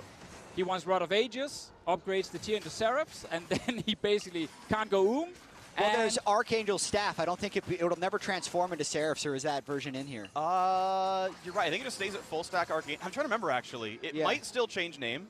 Thank you for the reminder of not saying any names. Because it has a shield on the active. Oh, are we calling armor boots Ninja Tabby, or are they played at Steel Caps? I think they're still called Ninja Tabby. Nice. They have there's no random dodge. This is without random dodge in the game. So Jax has a modern E, for example, as well. If you want that to change, let us know. This is a game that we could patch. If you want random dodge, that is a possibility for the future. Caster, but you're not shipping with random dodge. So mid lane now, basically, everyone who's ever played against Cassidy back then will have these memories. You're just at risk of dying 24/7. Yes, you have revive. You can just go back and feed faster and die again. Soaz gives him a bonus AD, by the way, so Soaz could really scrap. There is a Bluetooth Cheese Rock. You saw that W auto, chunked like a third of his health. Fighting in mid, Scarra does not have revive. He's not going to have an easy time for this one. Pawn doing his best, jumps in, gets the kill. Ambition finally here. Big fight in the bottom side, though. Yellowstone's going to drop Doublelift now on the board. What a great game. Doublelift wants to carry in this one. There's also, I mean, Team Baron has a Drake, but that is just like a for fun counter, right? There's no... It's gold and XP. That's it. And you kill the next one, and it's more gold and more XP. Exactly. Kill another dragon, it's more gold and more This is before any of the like 3 dragons and the 5 dragon stack, and definitely before elemental dragons. But you did add in that you get more gold the later you go into the game, right? Yeah, so big stun. The polymorph at a good time as well. So to kill Captain Jack. That Valkyrie, but the silver bolt lands. Dude, he actually can't carry this game. Yeah, like he can. The only champion one fed on this team is Vayne to just take down the front line. Like this Alistar as well can't use ult against them. Yeah, I'm thinking Ambition, flash ults, Karthus dies in ults, and that'll get everybody low enough for Doublelift to try and carry the fight. That's got to be their strategy. Maybe Rylize on Scar or something so he slows everyone again. He can still build the QSS as well eventually. He's got to pay the QSX tax at some point, otherwise he's flash ulting. And if he's not instant clicking it, it's really barren against Tesla. Do it better. Oh yeah, Blue Buff has friends. Forgot. Blue and Red Buff has friends in the camp. Nice stuff there. True. And actually that's quite relevant because now with the counter jungle, you can leave one. You leave the small one and it doesn't actually correct. Remember that. Yeah. Baseline camp. Are they Raptors or are they Wraiths? Wraiths. Oh, they're Wraiths. Okay. Yes. We also took the white from Season 4. We just saw Ambition just go fight there. This jungle, by the way, has a 75-second respawn timer. So if you want to be the CEO of full clear, there is a lot of full clear available for you. Are there going to be any jungle timers on the map, or are those taken away as We're doing something not quite as aggressive as Modern. Yeah. You can find them on the mini-map. We are trying not to be too spammy with the visuals, but a lot of the Modern UI tools are there. Oh, both junglers coming bot lane. Karthus ult is ready. 3v3. Yeah, Karthus ult's going to be a big deal here. He's just hit level 11 too for Scarra.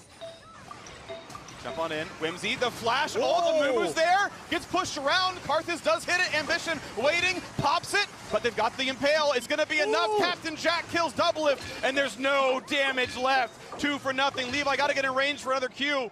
Just the 2 for nothing. Dude, Yellowstar's Janna is so broken right now. Like the shield for the AD, and then just the Janna ultimate basically immuned the Karthus ult. The level 11 Karthus ult that came from mid lane didn't matter at all. Oh, Soaz is there in the mid lane. Goodbye. Pawn takes him down. Oh, what a beautiful roam. He used to do this all the time. Soaz was the most annoying top laner to play against in Europe for years. Because he actually understood how to leave his lane and just go gank mid or bot lane.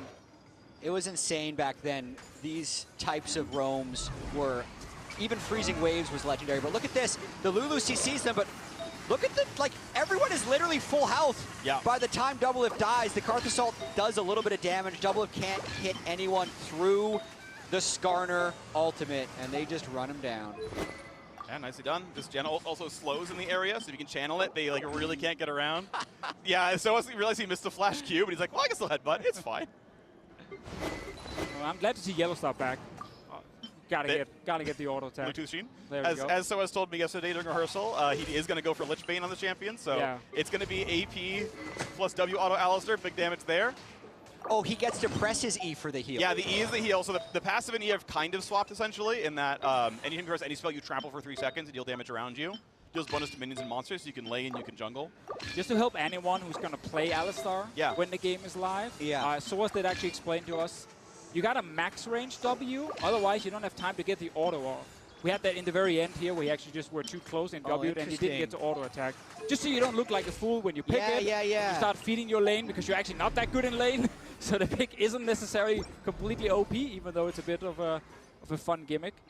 Levi else over here buying arguably, you know, the best item in the game. Aegis of the Legion, baby. Aura items are here. They are back. They are amazing. And armor MR to your team. Will he go to the Runic Bulwark as well as there's another fight mid? Levi so fast. Well, 4,500 gold to the lead right now. Of course, as you mentioned earlier, there are champ bounties. There are no objective bounties. So those are not on the map. Similar to killing objectives. Of course, stakes rise over time, right? Champs with more XP, minions are with more gold and more XP as time goes on. Double it pushes one back to stay alive. Will do so. Pawn. See 700 drift block. Very well. One of the issues for Vayne, also back then, obviously you can't really kill the wave. So you're super slow and always at risk of dying. Look at how tiny the Dragon Health Yeah, I know, it looks so funny. Oh, try for the play against Pawn. Big damage for auto attack. He's doing pretty well. Jumps into the brush. This is a long corner. He's got the flash. Wants to live. No, he's got the shield. Will it be enough? Karthus is going to try. Deals but it's not enough just yet. Got to be careful on Levi. He's going to be in range. Flash ult. And so is here for more than Flash gets away. He's going to be okay for a second. Ambition in the middle of the team. Ult's on the 3. Damage. Trying to cut through onto the Alistair. Lee Sin Q not quite going to land. They knock off one. Captain Jack on the way out. Ty going to try for what he can. Cannot stay in range. Q's going to land. Does not have anything else though. Doesn't want to go for Flash. Oh, could have gone for the insect in the spot of the map where the original insect happened. Wouldn't have actually worked. But still here. Be careful though. This is going to be big damage on the rest of the team. Nice long range safeguard. He is still fighting double it. Getting a couple of hits off. Scar is so. Oh, now get Cassidy will chase you. Yeah. And about 4 seconds left for a block. Exhaust is on, but yeah, he doesn't have damage yet. There we go. Does put it across. They get one. The kick a little bit too late. It's already Karthus' drop. He just keeps coming to Vishio. Pawn. We have blue buff. Look at the mana. Keep doing it. In range for the slow, and it's Pat silence as well. Finally get a timeout there. Yellowstone wants to be in range for a bit. He's close to having another one here. It's mana per auto attack on the W, passively. Activate damage every auto. Double trying for a trade on Levi. Doesn't do a whole lot, but they're hitting this turret.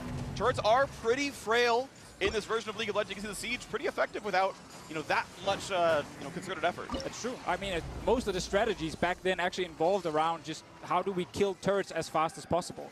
Like, how do we get as many people together with a minion wave and just destroy the turret, especially if they pick champions like Vayne and so on, who couldn't actually kill the wave. Yep. And once you've taken down a couple of turrets, it was really easy to just get access to enemy jungle. And as a support, because you barely got any gold, well, you got turret gold, and then you could buy an oracle when the other guy couldn't, and then you just took over the map. Well, let's see the fight. We'd call it like a siege comp, and you can see Double trying to chase down Pawn. Pawn still had Flash, though, and the chase initially is actually pretty good from Team Baron. The sustained damage of the Vayne. Levi goes kind of too deep here, right? No one can follow up on his Skarner ult, but then as everybody arrives and Cassidy bases to come back is when the fight eventually turned. And sadly for Sitai, joins in too late. Can't land. He does land the Q, doesn't decide to take it. Oh yeah, not only does Mumu not have 2 charges of Q, his ult is not a stun, it is a root and disarm. You can cast spells like roll. I did not remember it was a disarm. But is the range of it really, is it bigger? Because at one point it went from 600 to 550. Like it should be. It has been shrunken and raised I didn't over time. implement every champion, so I don't have like every number memorized. Oh, look at the Archangel staff. Look at that amazing icon from Pawn. Oh, that looks good. That's the tier upgrade. Nice one. What is that Fish thing? are running away. There Pawn are on the chase. so many people having nightmares of playing against Cassidy right now watching this. There's your damage from AP Alistair, 100-something AP. Skara gonna have a bit of danger here. W should kill, W should kill. Just a punch, but next spell, down he goes. Love it. And the damage reduction, does it still go to 70% at rank 6 ultimate? Oh yeah, or yeah, rank 3 it's ultimate plenty for strong Alistair? there. Big damage inhibition, a shield buys him a bit of time there. Q's not gonna land from Lee Sin, kick over the wall. Do they kill Captain Jack? Gonna try. Skara has revived TP, but can he kill backline? They're gonna try, and they'll get him with help. Ambition on 1 health. Levi cannot stay in range. Double it with a 700 gold shutdown. I mean, all these fights are fairly close, and I keep feeling like we're getting close to a comeback because we're getting kills on the Vayne, 5 for double if right here. Skara, of course, is 0-5, but still his job is literally now to just go in and die in the fight. Yeah, he gave them tempo there with the death.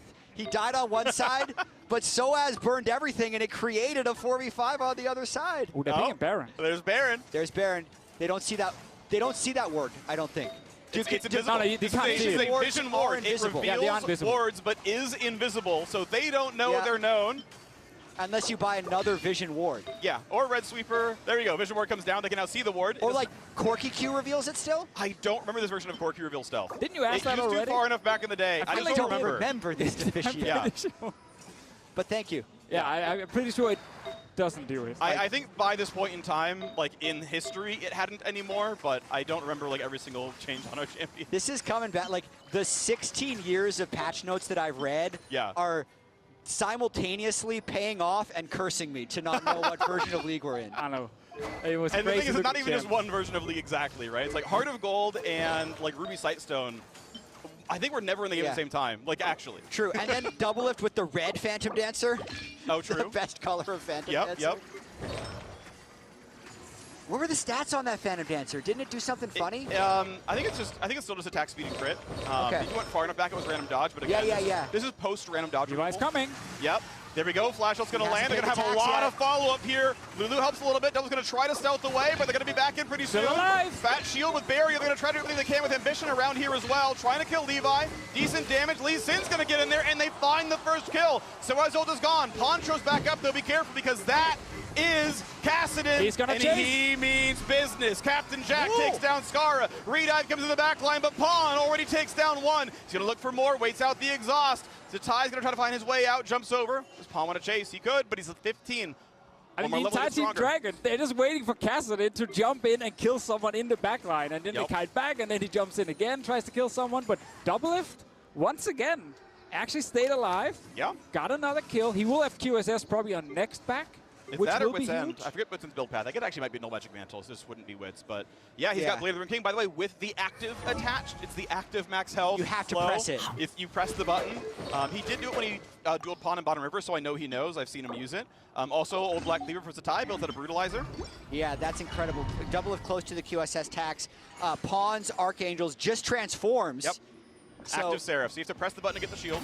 This is also Seekers with the stacking AD and armor per last hit. Still, of course, Prince and Zodian. how does Levi have 5 stacks on the Ruby Sightstone? Yeah, Bruce is going to have 5 cards. It went to 5? Yeah. That's great. Yeah. It was pretty Thought it was expensive though, 4. right, to upgrade it. I feel like oftentimes we just left it on the original one because it actually cost a lot. You wanted Oracle and Yeah, Sightstone let you have 2 Sightstone wards out. Ruby let you have 3 Sightstone wards out. And Got each it. 4 charges and cost more gold as well. But those were not unique against wards you bought. You could have Ruby Sightstone and then still buy a bunch of wards. Also got Aegis, as mentioned, has left that as basic Aegis for now. Double Lift is ready to carry. Wei Xiao is going to shield him. He's going to hold him. He's going to hold him off whoever gets close to them. Yep. So what's his damage? Just to highlight, it's really just like one combo, and then he doesn't really do anything while he waits for his cooldown. So he's not the most scary And top Vision's laner. got Oracles, by the way, so you can walk around and reveal all these wards. But if he dies, he loses the 400 No, this is the version where it's a 4-minute duration and not on death. Okay. On death was earlier. Oh, the kick flash, but, yep. Jump over the wall for Pawn. He is, in fact, Kassadin. Level 16 Kassadin. But they got the Jan ultimate, which is decent for an extended team fight. Yep. Jumps in, nice slow. Stun's gonna land, waiting. There we go. Gets the ult. They have enough to kill him off. The polymorph means they have it, but can they chase down? Support's already dead. 1 for 1 so far. Shields coming across. Captain Jack running away. Double it flashes in. Is it enough? Can he fight? Looking for Yellow Star now. That's gonna be a kill from Requiem as down goes the Bloodthirster stacks. They're gone off of Corki, and so has Might Drop as well. Lands a Pulverize, but surely they got enough damage and enough people to get that kill and go for Baron. And that's the comeback right there. Yep. They win another fight. There's literally not enough damage on Team Dragon's side at the moment. They can't kill the backline. And Skara, he wants to die anyway. He does not care. He just goes straight into the team and deals a ton of damage. Absolutely right. And Double Lift can just flash forward in these team fights as well. Going to use this shred to take down again that incredibly small Baron health bar. He has a lot of health, but this health bar is just not that big. And 300 gold for every individual, plus the active Baron buff with free, correct me if I'm wrong. Yep. Big AD, AP, basically every stat aura. Mana regen, health regen. Yeah, we're going to fight this Kassadin real quick. Look at him get knocked down, and just, as you mentioned, they have to kill the support, but not much else. Captain Jax is not able to do too much in this, and obviously Yellowstar is playing Janna, so like once he's done like one round of like shields and ult, then he's really not offering anything either. And so as we talked about, we love the initial combo. Good combo. Then Zatai can keep. Dude, they're all in. They're actually full. Your card is, you're dead. Do your job, press R. I love it. I love that cutaway. That was great. So yeah, this version of Bloodthirster, by the way, stacking AD and lifesteal on kill. You lose stacks on death. You often went BT first slot Holiday Champions. Corki, of course, wants Triforce. The Banshee's Veil on Ambition as well. No aura item on him, but it's going to help a little bit against Skarner if he can avoid poke. I mean, this is my MSI final, by the way. Like, yeah, this is what I care Back about when right you now. were good, this is what the game looked like. Exactly. Well, Back good when as I was that. good Good is as what the game that. looked That's like. quite a compliment. I'll take that one. You qualified for the LCS. Yeah, back when I got carried. You still managed to network your way onto Bjergsen's team and had to qualify without him. So, Exactly. well done. That's a fair point. What version of Ardent Sensor is this that Weishao just completed? Very, very early. It's not life on hit. It's basically AP, or it's attack speed and on-hit damage to your target. Nice. Yeah, this is before the overbuff in 2016 where it was like completely shattered. 1-3-1 on Team Dragon's side. Then you're obviously just losing your mid-turns. You can't really defend against the Baron buff anyway. Okay, I'm glad this game is actually so close, because I remember some of the OG games they could be giga snowballed and go super fast, but this is a battle. Yeah, I rewatched quite a lot of games, and it's either you basically stop them in 20 minutes, or it's 45 plus. Yeah, guaranteed, where you just keep like losing and winning team fights back and forth. Nobody can really finish the game. Yep. Yeah, this is the version of the game where wave clears have to be very real also, as you mentioned, here, but kind of saw how like slowly casting through the wave. Wave's got a lot better in the last 13 years. It's like everyone has like per gold in CS. You know, generally they have. There's actually like slightly buffs in the PvE stuff. Like minions get a bit more stat scaling because everyone has like literally more gold in XP because they're better at the game. Some things are like, you know, a little bit different to keep up. There's the jump in. That, however, basically no different. He's back. Ban this champion! Pod! But he can revive TP back. Okay, he's doing the ultis, the tie in the back line. Good ult out of the Janna, but Devils is here. Can he do enough damage? He's fighting Captain Jack. Coming around, barrier pop, getting the shields. He's still surviving. They're trying to kill Devils, but he stays alive. The revive TP from Skara gives him the numbers advantage at the end, and Doublelift continues to scale. Imagine playing Passive knowing I will kill everyone 1v1. I just did it, and then the rest of my team runs into team fight and just died. Please, just let me solo win the game in the side lane.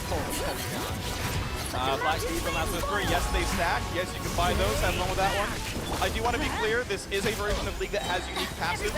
You cannot, I mean, you technically can, but they're not good to buy 6 Sunfire Capes. They are unique. Want to make sure you're aware of that one before you get any ideas. Fawn going to do his best to jump around. Goes actually for the fight on Rip Block, but the tie just takes him down. Nicely played by Zatai. 8-2 now on this Lee Sin. Yeah. And he got like first blooded early, right? Like he got ganked. This is what I look forward to the most though with League Classic, right? Seeing great players now come back and try different versions of how you build these champions. Pro play Lee Sin in like Season 3, you just built tank. Yeah. And you did nothing in late game. Like you were just basically walking around trying to kick someone away from your carry. Now we have someone just building full-on damage, armor pen, everything, and he's destroying people. Yeah, it's a solo queue build. Slow comes out of Yellowstar. The whole team is here. Heaven Full Force means a lot of damage, and Ambition's already quite low. Couple of shields come out. Double's already on the fight as well for Levi. He's got QSS. He feels comfortable. Scars are on the backside as well. Levi's at half. Double is still on the chase. Almost gets around the tornado. But that from Yellowstar means the disengage is in. Yeah, that's alt burn from Doublelift as well, but it's not like we're waiting on some Dragon Soul or some Elder Dragon. So we got to wait for a big team fight to happen. There's no permanent game accelerator other than the players just getting stronger. And to your point, Deficio, I can't wait to see like modern split push or freezing understanding or sieging understanding with the old game. It's going to be fascinating to watch some of the top players on stream. And nobody can actually predict the meta. Like I saw a lot of comments about, oh, this champ's going to be so OP, I don't want to play against this again, and so on. Because like, it's all a little bit different. It's all different, right? It's different versions of the champions. And again, people are going to learn how to play against them in ways that we maybe didn't think about. Welcome to the event. Back then, like 10, 13 years ago. W, oh yeah, by the way, you get full cooldown, Wing to a minion. You know, there's no penalty, you just W wherever you want. You get the shield, you get the normal cooldown. Full power, Lisa and W. We were correct, by the way, in Levi building full tank. So he actually can't carry this game, even though he got all this the game has really good AD ratios. This version of Skarner can build AD. Mistakes were made by Levi. They're going to try to go for the smite. Should be able to get it. Yes, they do. Claimed on the Baron buff. AD, AP, regen.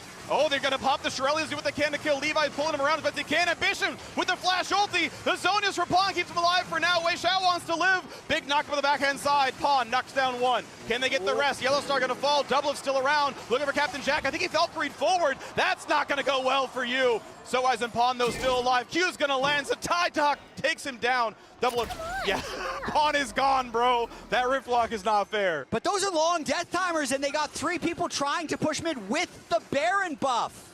And they're going to try. Inhibitor's going to certainly fall. The question is, will they have enough? Once that happens, You can see the respawn timers around 20 seconds apiece. It's only 1 minion wave, so maybe Kassadin can jump in and actually get rid of it. It is a fairly modern Baron, though. It does give resists to the minions around, makes them harder to kill. Inhibitor drops, going to try for the siege right now. Just 32 minutes in, onto the Nexus turrets they go. 3v1 jumps in, some damage, locked up, kicked. Active Shirelia's going to dodge the first Q, but he needs to heal. And there's no home guard regen, buddy. You got to sit there on the fountain. Nexus taking the damage, interrupted by the Janna, but it's not enough. Doublelift last hits the Nexus and takes the match. First international title for Doublelift. Closes it out here for Team Baron. What a match. I love the comeback. That was literally a great one comeback. team getting super far ahead early, trying to then just pick them off left and right. Doublelift just telling his team, guys, just please team fight around me. I will actually carry this game.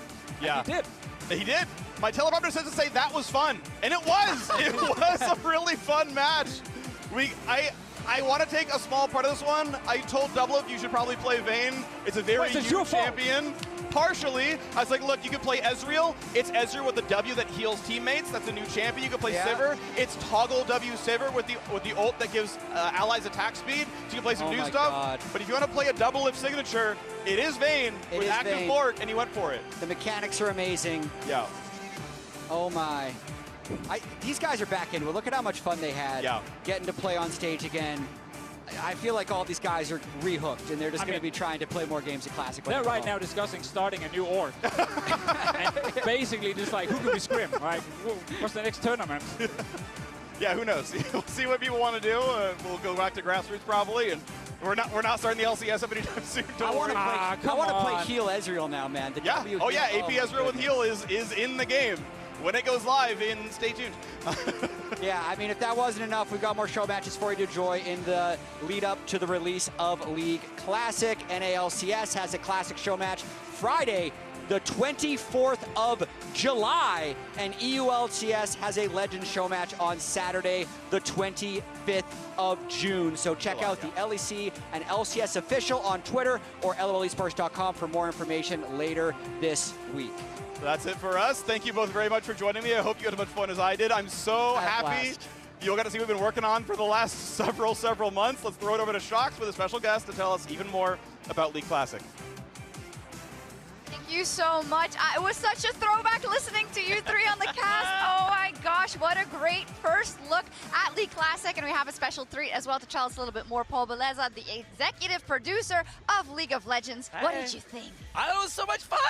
I mean, my voice is cracking now. Like, you just seeing Little Baron, just seeing like everyone's picks, seeing Doublelift do what he does. Like, it was nostalgic. It was really cool. Yeah, very nice to have you at MSI as well. This is awesome. Could you tell us a little bit more about this project? Because obviously it's super special. We only got a small taste today, but what can you tell us? Well, I can tell you, we've been wanting to do something like this for a long time. The community has been asking for it, and it, really was a group of rioters who did something in our Thunderdome. It's like a hackathon that we do, and they decided to let's give this a try. And so they made a prototype, kind of based around Season 3, and we all played it, and it was such a blast. We're like, we just gotta do this. Okay, I see. Is there anything that you can tell us a little bit more about what the players can expect and will be expecting from it? Yeah. So it's gonna be kind of a mix of experiences, kind of like a greatest hits of League. It's going to be starting around Season 3 as a starting point, but a little bit before and after. But you'll be able to expect 60 champions to start, including the original 40. Some will unlock over time. The old items, runes, and masteries will be there. So, like a lot of things you remember. Yeah, it feels like it's something that people have requested for like a very, very long time. And from watching this show match now, it isn't quite an exact copy, right, from League back in the day? Yeah, so it's more like we've taken some of the more fun character designs and some of the less egregious ones and put them out of there. Like what? More like ones we knew were not that great. We kind of excluded some, but for the most part, like it should feel like the way it did then. And but yeah. Yeah. So based on what we just saw, it's not going to be exactly like League back in the day. But what can you tell us about the development of League Classic itself? Where did the team pull the idea from? How did this? You talked about this a little, but it just seems like such an incredibly big ask and Yeah. such a big project to dive into. Yeah, I think the team in that Thunderdome project proved that we could do it, Yeah. right? And part of it was recreating some of the things that were lost from time, and some of that was just pulling some of the old art assets and polishing it off, and just like making it presentable in a way that felt like a fun package. But it really was a passion project that proved it can be done, and and testing it out with some players, they really responded well. So we knew we had to commit and bring it. And the big question, when will players be able to dive into League Classic themselves? It's going to be in 26.15, which is on July 29th, so it's coming really soon. Okay, awesome. Thank you so much, and enjoy the finals, HLE and BLG. Hopefully we get 5 games. Thank you so much, Paul, for bringing this back to us with you and the team. It's really, for us as the ancient players, almost, it's an absolute pleasure. So thank you for that. Welcome, and now we it's will kick it mid-lane over to a too. quick break. But when we come back, the MSI 2026 Grand Finals between HLE and BLG. We'll be right back. Bye-bye.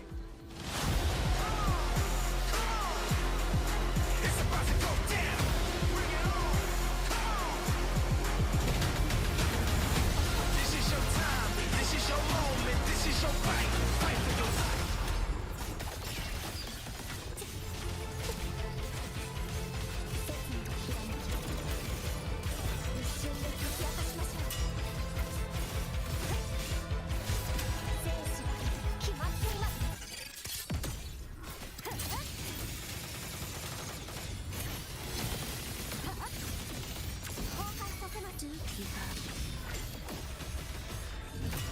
The soul never entombed.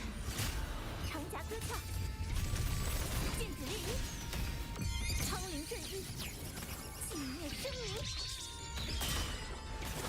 一剑拔恶传天，啊，混音流转，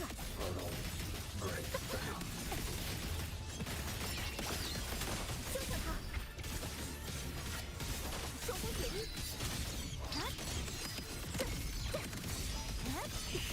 天象归虚，切のひらめき邪魔切断開元の目その身を切る計算はこれで終わりです全員手にせます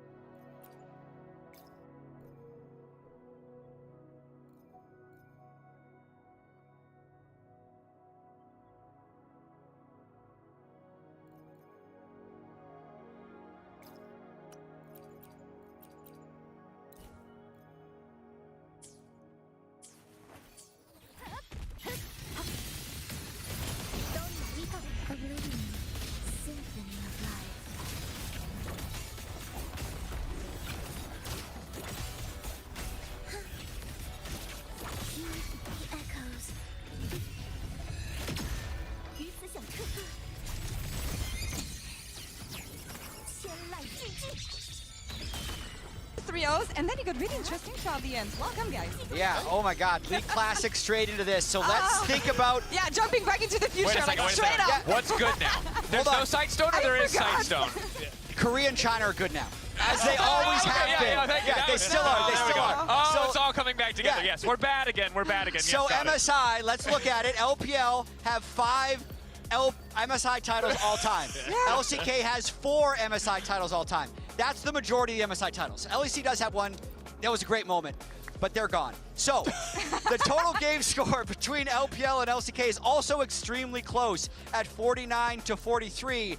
And here's the history of international titles for everyone. Let's pull it up, Rob. Yeah, I mean, look, for a long while, it was the LPL that was able to control the majority of this in the MSI, but eventually it kind of got to the point where you look at 2023, T1 with those double AD carry bot lanes kind of broke the spirit of the LPL, and since then it has been a very dominated LCK tournament, and it's now to see if BLG can try and keep this streak alive coming out of first stand. Yeah, it was 6 international titles in a row for the LCK. So the first stand win was great, but it's a newer tournament early in the year. It doesn't carry the same significance as if BLG is able to knock out HLE today.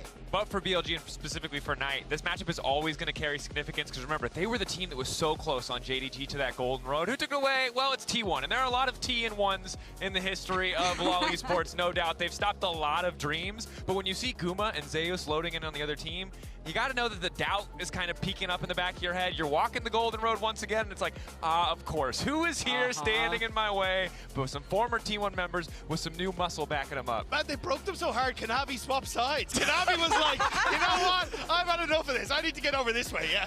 One of them will get it in the end, but also we always talk about the golden road, but there's something else on the line here. The very first Grand Slam for 3 of the 10 players that we have on the Rift, Zeus, Zeka, and Viper, going to that MSI. It is the only missing title for them. And you talk about switching sides. Viper was there with HLE.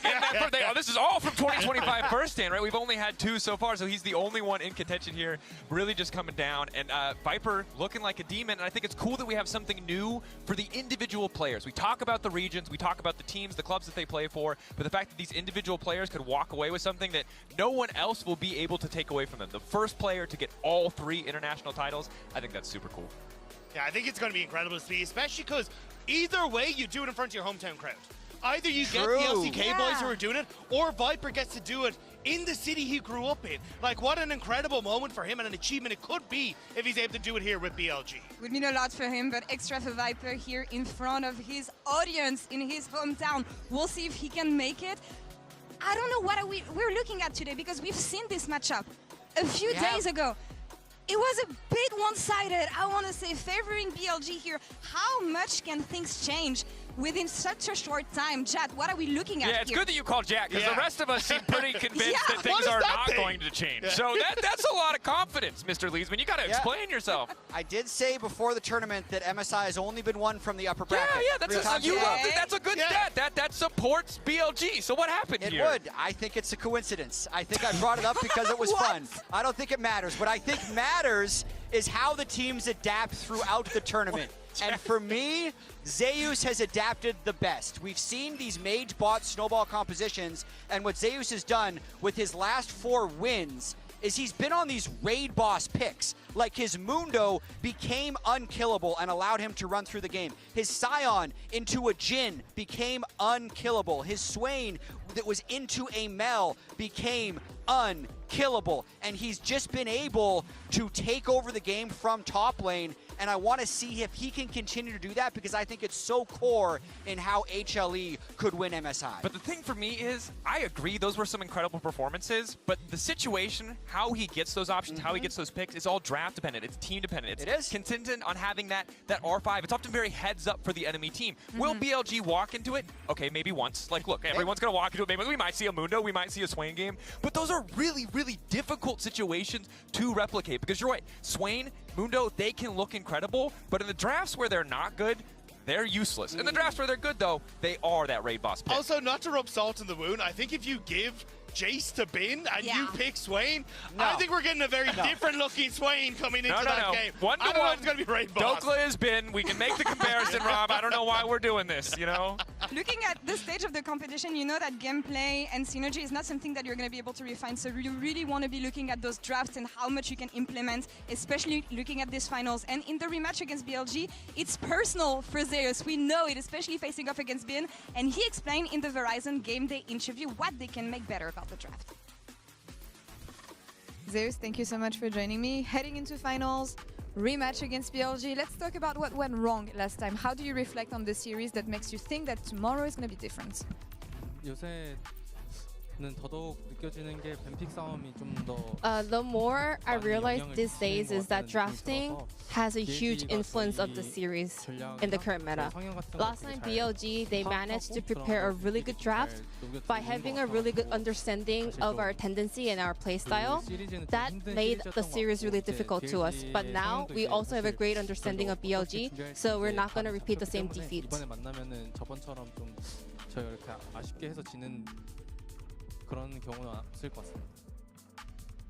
Do you have any message for Bin ahead of tomorrow's series and the revenge matchup against him? Let's play one-on-one without the jungle and support. Gi gets shattered once again. We know how it went last time, though, bringing in the jungler, but we know that we're going to be looking at this top lane matchup. It has been mostly about this throughout the entirety of the tournament. Yeah. How are we looking at this here? I mean, both of these guys won't be able to keep it up because they can't both be 10 CS up at 14. They've been dominating everybody else. The fact they've actually played against each other and then it's still this high means how much they've been stomping on everybody else they've played. Sometimes, chat, we do cherry pick the stats. I know you said you did it a little bit. You said it might be Quentin. Here, we didn't put their stats against each other because those numbers would be impossible. All these cherries.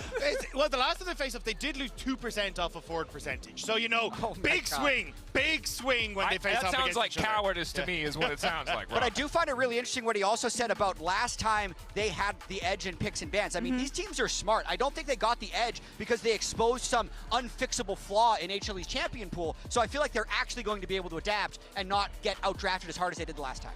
And looking at this, we know that it's a matchup specifically important for Bin. He's been stating it time and time again, how he wants to prove that he is the best top laner in the world, especially coming in here against Zeus. And I'm just wondering, is it finally the time for him to prove it? It is his 7th international final, 2-5 scoreline for him. Can Bin prevail finally with everything we've said, Dagda? I mean, especially when he's up against Zeus, this would be the moment to do it, right? Like, so often it has been Zeus who stood in his way when he wants to try and get that World Championship. Now he could end up getting his 2nd MSI title here today against them, but at least then he would be another notch in Bin's belt to make sure, hey, I'm able to put this guy on the ground. Yeah, and I think having that title for the LPL for Bin personally, especially up against Zeus, given all the history that they have, is a big, big deal. But we're really excited about top lane. A lot of the map fell apart before we got the honorable 1v1. It's true. So I kind of know what I'm feeling. I feel what you're getting on HLE. Yeah. You're the LPL guy, Rob. Like, I'm gonna default to you. I'm like, all of my opinions might not matter because we got the Mr. LPL over here to actually tell it to us. Like, for me, this feels like the perfect meta for BLG, and especially when I look at the way the jungle and support have been playing, that's the deal breaker for me, and it's what we saw that made the difference against Hanwha as well. Shun and On working together. On does not go down to Viper at any point in time. He's immediately moving around the map with Shun. He's making plays towards the mid lane for Knight to make sure that he is a comfortable lane. And as soon as they are able to get control against Kanavi, the entire map disintegrates for Hanwha. And I expect them to go towards a very similar style here. Go for the Camille's, the Shens, the counter picks with the Leona. Having an answer to Delight seems to be the focal point here for that man on your screen. Yeah, and look, Delight, Kanavi are good at this as well, but I think that DLG have just been so much more successful in getting out of lane, and a lot of that comes down to Viper. How so? I mean, let's be honest. Yeah. We all know it's the thing that every 80 carry hates, but Viper is the king of the mage bot lane. Look, he brought it out. 2018 Caspa Cup, 2019 LCK Spring, Cassio, Vladimir. He was cooking when no one else was cooking and winning with it. So it's no surprise to see that that has finally paid off for him. And we chatted about this with him actually a couple days ago. We remember the Griffin days. We remember what he was able to do with Lehans in the bot lane. For him, super easy to pick up those kind of champions again. So let's check out what Viper had to say in the Verizon Game Day interview about those mages bot lane.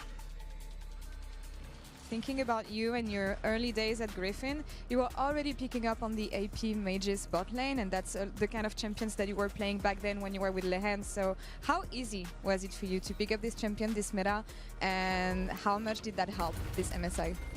Honestly, it didn't even require me any kind of adaptation because I played those picks so many times. It's almost like a muscle memory, and the champion pool back then and right now about the mage bot lane overlaps a lot. So I was able to kind of lock in those picks with a lot of confidence in the current meta.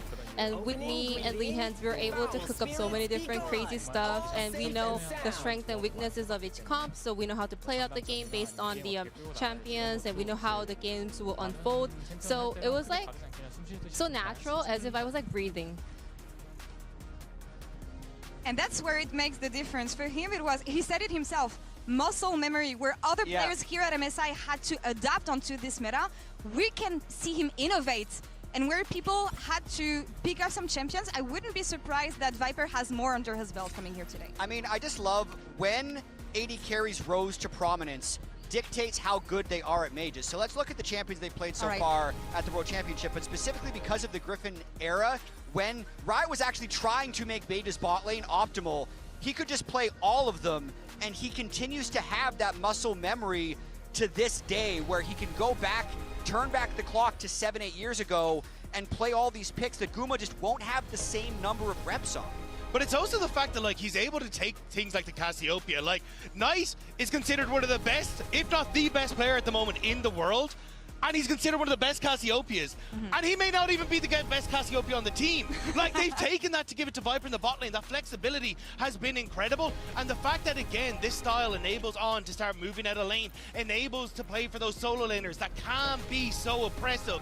It is the fact that Viper has said, hey, I will take a step back. And this was something that Danny had mentioned in interviews, saying, look, not everyone on this team can be a superstar. Someone is going to have to take this back seat. And it was Viper who said he'd step back and actually do that instead of forward, And this is where it's interesting, because you know that you're not going to be able to contest Viper on this type of ground. So I'm wondering, when you look at Gumayushi, for me, he embodies the weak side AD carry for what he can do in lane. So can he take Viper out of this ground here and actually challenge him and bring him back to standard AD carries, because he knows he's not going to be able to challenge Viper on AP mages. Look, when we came into the tournament, I was actually pretty confident that was going to be the big edge. It felt like HLE were much more comfortable with Guma on the bottom side. When you look at the start of the year, Viper didn't really fit in. Got a ton of criticism. But in this tournament, as much as I thought Viper might be a liability, might not be as comfortable in that role, the mage's bot lane and just his comfort playing 1v2 in a lot of situations, I think has given him a massive edge that I did not initially expect to be there.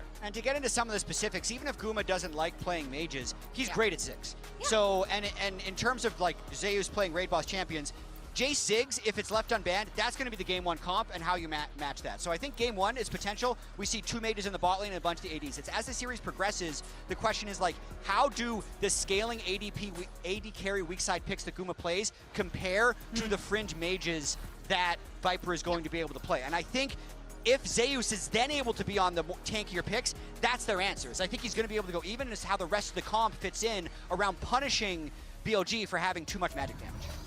And Guma, he had some strong words about these mages and how much he dislikes them. I want to say he was on Casual stream yesterday, so let's check out what he said. Feedback right now. Mage's bot, does he like them or does he dislike them? T1딜 AP 바텀 하는 거 좋으세요, 싫으세요? 싫어요. I hate. You hate? Yes. Okay, no more mage. Yes. Okay. Too many. Two Mel, Ziggs, Vel'Koz, all that stuff. Crazy. Majayo, I hate. And I will say, this is absolute AD carry privilege, because no top laner in the history of the game has said, I love playing Ornn. I love playing Maokai. We were never like, all right, guys, time to rework top lane so they don't have to play tanks. But AD carries are like, Riot, we need it. It has to happen. Have you heard top lanes with AD carries in the top lane? I have not heard top laners shut up about that. It's AD carries are just a menace anywhere they go.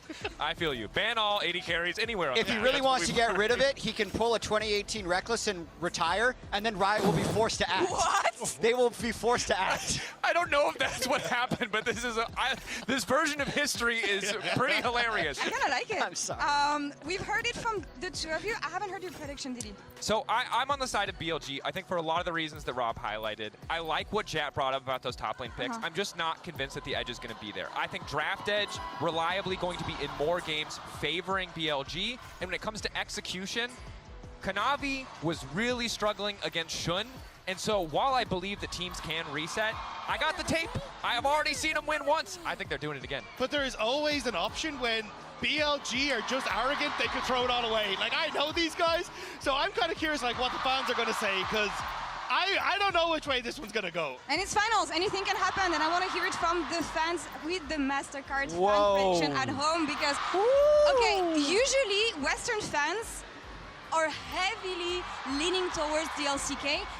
I was not expecting this. All right, guys, I'll just say that fan prediction rate's the lowest I've seen, so I don't trust y'all anymore. I'm going to go with HLE. I like to look at long-term trends. The LCK has won 6 of 7 international titles. I think they'll win 7 of 8. All right, what do we think it's going to come down to in the end? It's all Which about players? It's all about the bot lane. I think it's all the about bot movement. lane. Who gets to leave it the most? I think that's really the core of it.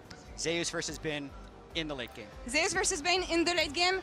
No junglers involved this time around. That's the only thing we want to see. Things can change within a few days. Last time BLG had the edge, but maybe HLE with the run they had, they can make it happen, because all it takes is one day to write your name in history.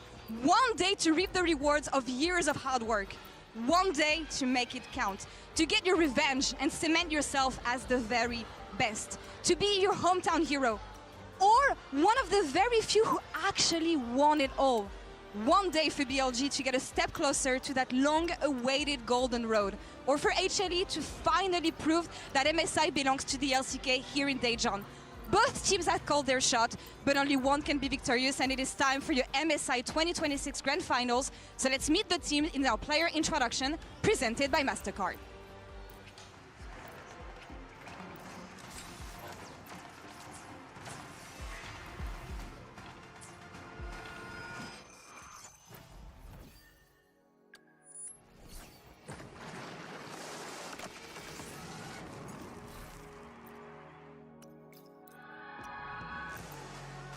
BLG has a date in the finals, and honestly, with this performance, I don't know whether anyone wants to face BLG. HLE will rise to the occasion, and they earn their place in the final. The LPL Giants will take on the LCK first team and show Daejeon what they're worth. 마침내 여명이 밝았습니다. LPL의 MSI 우승은 5회, LCK는 4회입니다. BLG와 한화생명, LPL과 LCK를 대표하는 두 팀이 영광을 쫓고 있습니다. 한 팀에게는 좀처럼 완성되지 않는 골든 로드를 이어갈 기회, 다른 한 팀에게는 새로운 역사를 쓸 기회가 찾아왔습니다. 我觉得大家是都小瞧 BLG 的实力吧，就听那种采访，就感觉大家都非常低估我们。 제 개인적으로 제가 중국에서 한번 MSI 우승을 해봤는데 LCK라는 다른 환경에 와서 또 한번 증명을 하는 자리인 것 같습니다.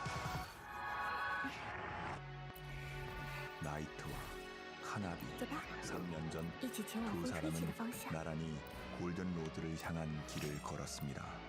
因为我和 Kanavi 只有23年一起共事过嘛，就那年和他打的时候，我是觉得他是最强的打野。我觉得23年和 Kanavi 一起就捧起 MSI 冠军是我非常开心的一个时刻吧。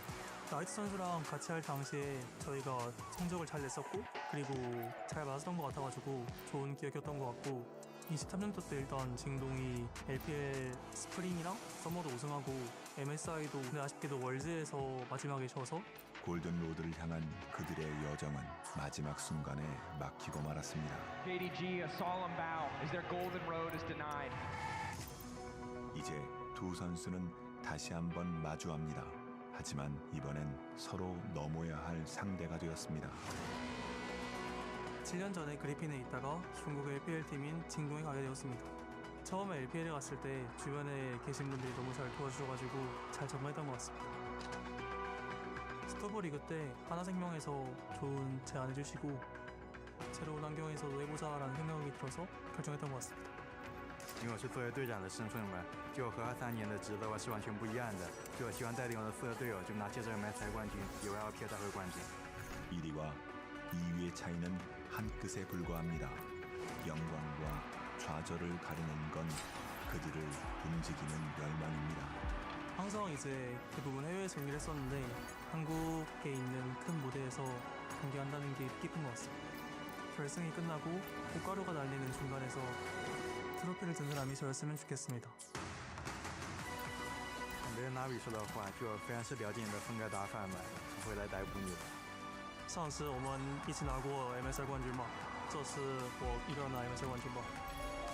대전에서 열리는 MSI 결승전 승부수를 던져라 콜 your shot.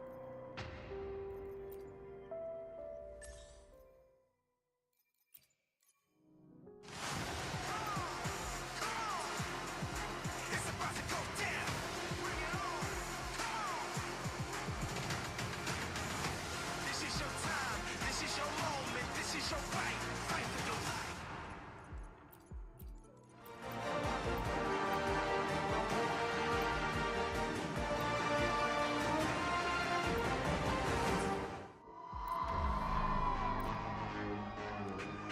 (2026) 미드시즌 인비테이셔널 대망의 결승전이 펼쳐지는 이곳 대전에 오신 여러분 진심으로 환영합니다. 치열한 2주간의 승부 끝에 이제 단 두 팀만이 정상에 도전할 기회를 갖게 됐습니다. 자, 그러면 그 두 팀을 여러분께 소개해 드리도록 하겠습니다. 먼저 이 팀은 단 하나의 패배도 없이 전승으로 이곳까지 왔습니다. 그리고 전 세계 유일 골든 로드 후보입니다. From LPL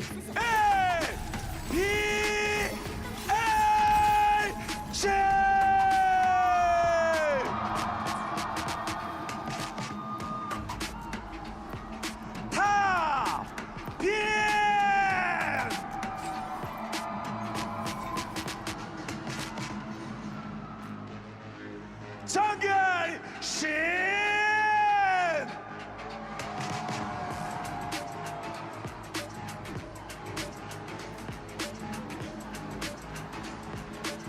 미드 나이트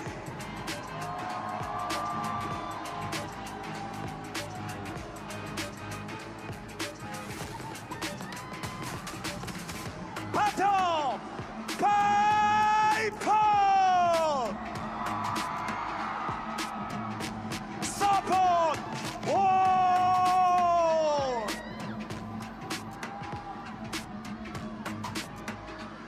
그리고 이에 맞설 팀을 소개해드리도록 하겠습니다. 이곳 대전은 이 팀의 홈그라운드입니다. 그리고 이 팀은 BLG에게 갚을 것이 엄청나게 많습니다. From LCK 한화생명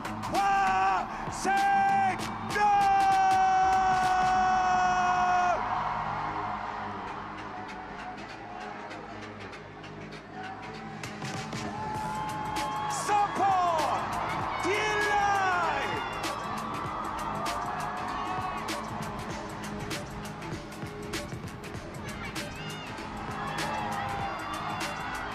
바텀 구마유신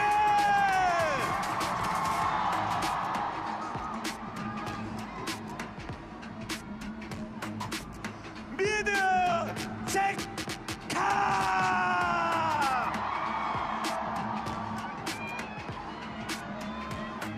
정글 카라비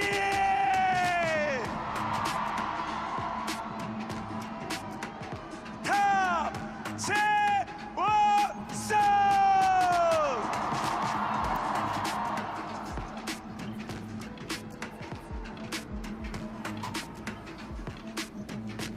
여러분 마지막으로 양 팀명 세게 한번 외쳐보도록 하겠습니다. 먼저 from LPL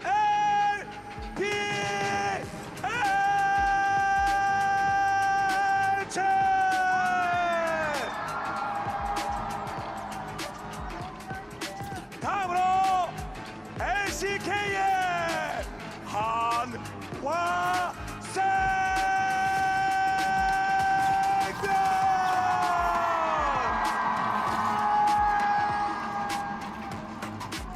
자, 이제 결승 한번 제대로 달려볼까요?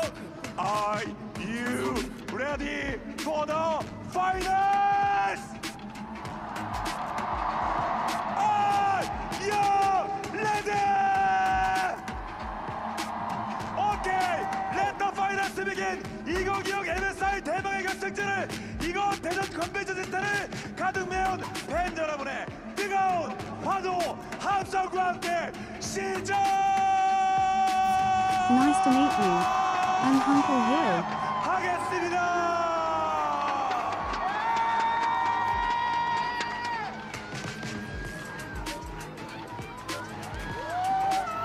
Welcome, ladies and gentlemen, to the MSI 2026 Grand Final. Firstly, just have to say a huge thank you to Caster Jun. It does not feel the same if we don't get the Shijakage Sumida. I just gotta say, man, we see the Players' Trophy. Where's Caster Jun's trophy after that performance? Exactly. Someone needs to put a medal on his shoulders or something. I think he's got a few so far. The man has been around for quite some time and is incredibly good at what he does. And speaking of people that are pretty good at what they do, we have two teams that have faced off against one another only a few days prior, looking to see whether there can be a different result here today.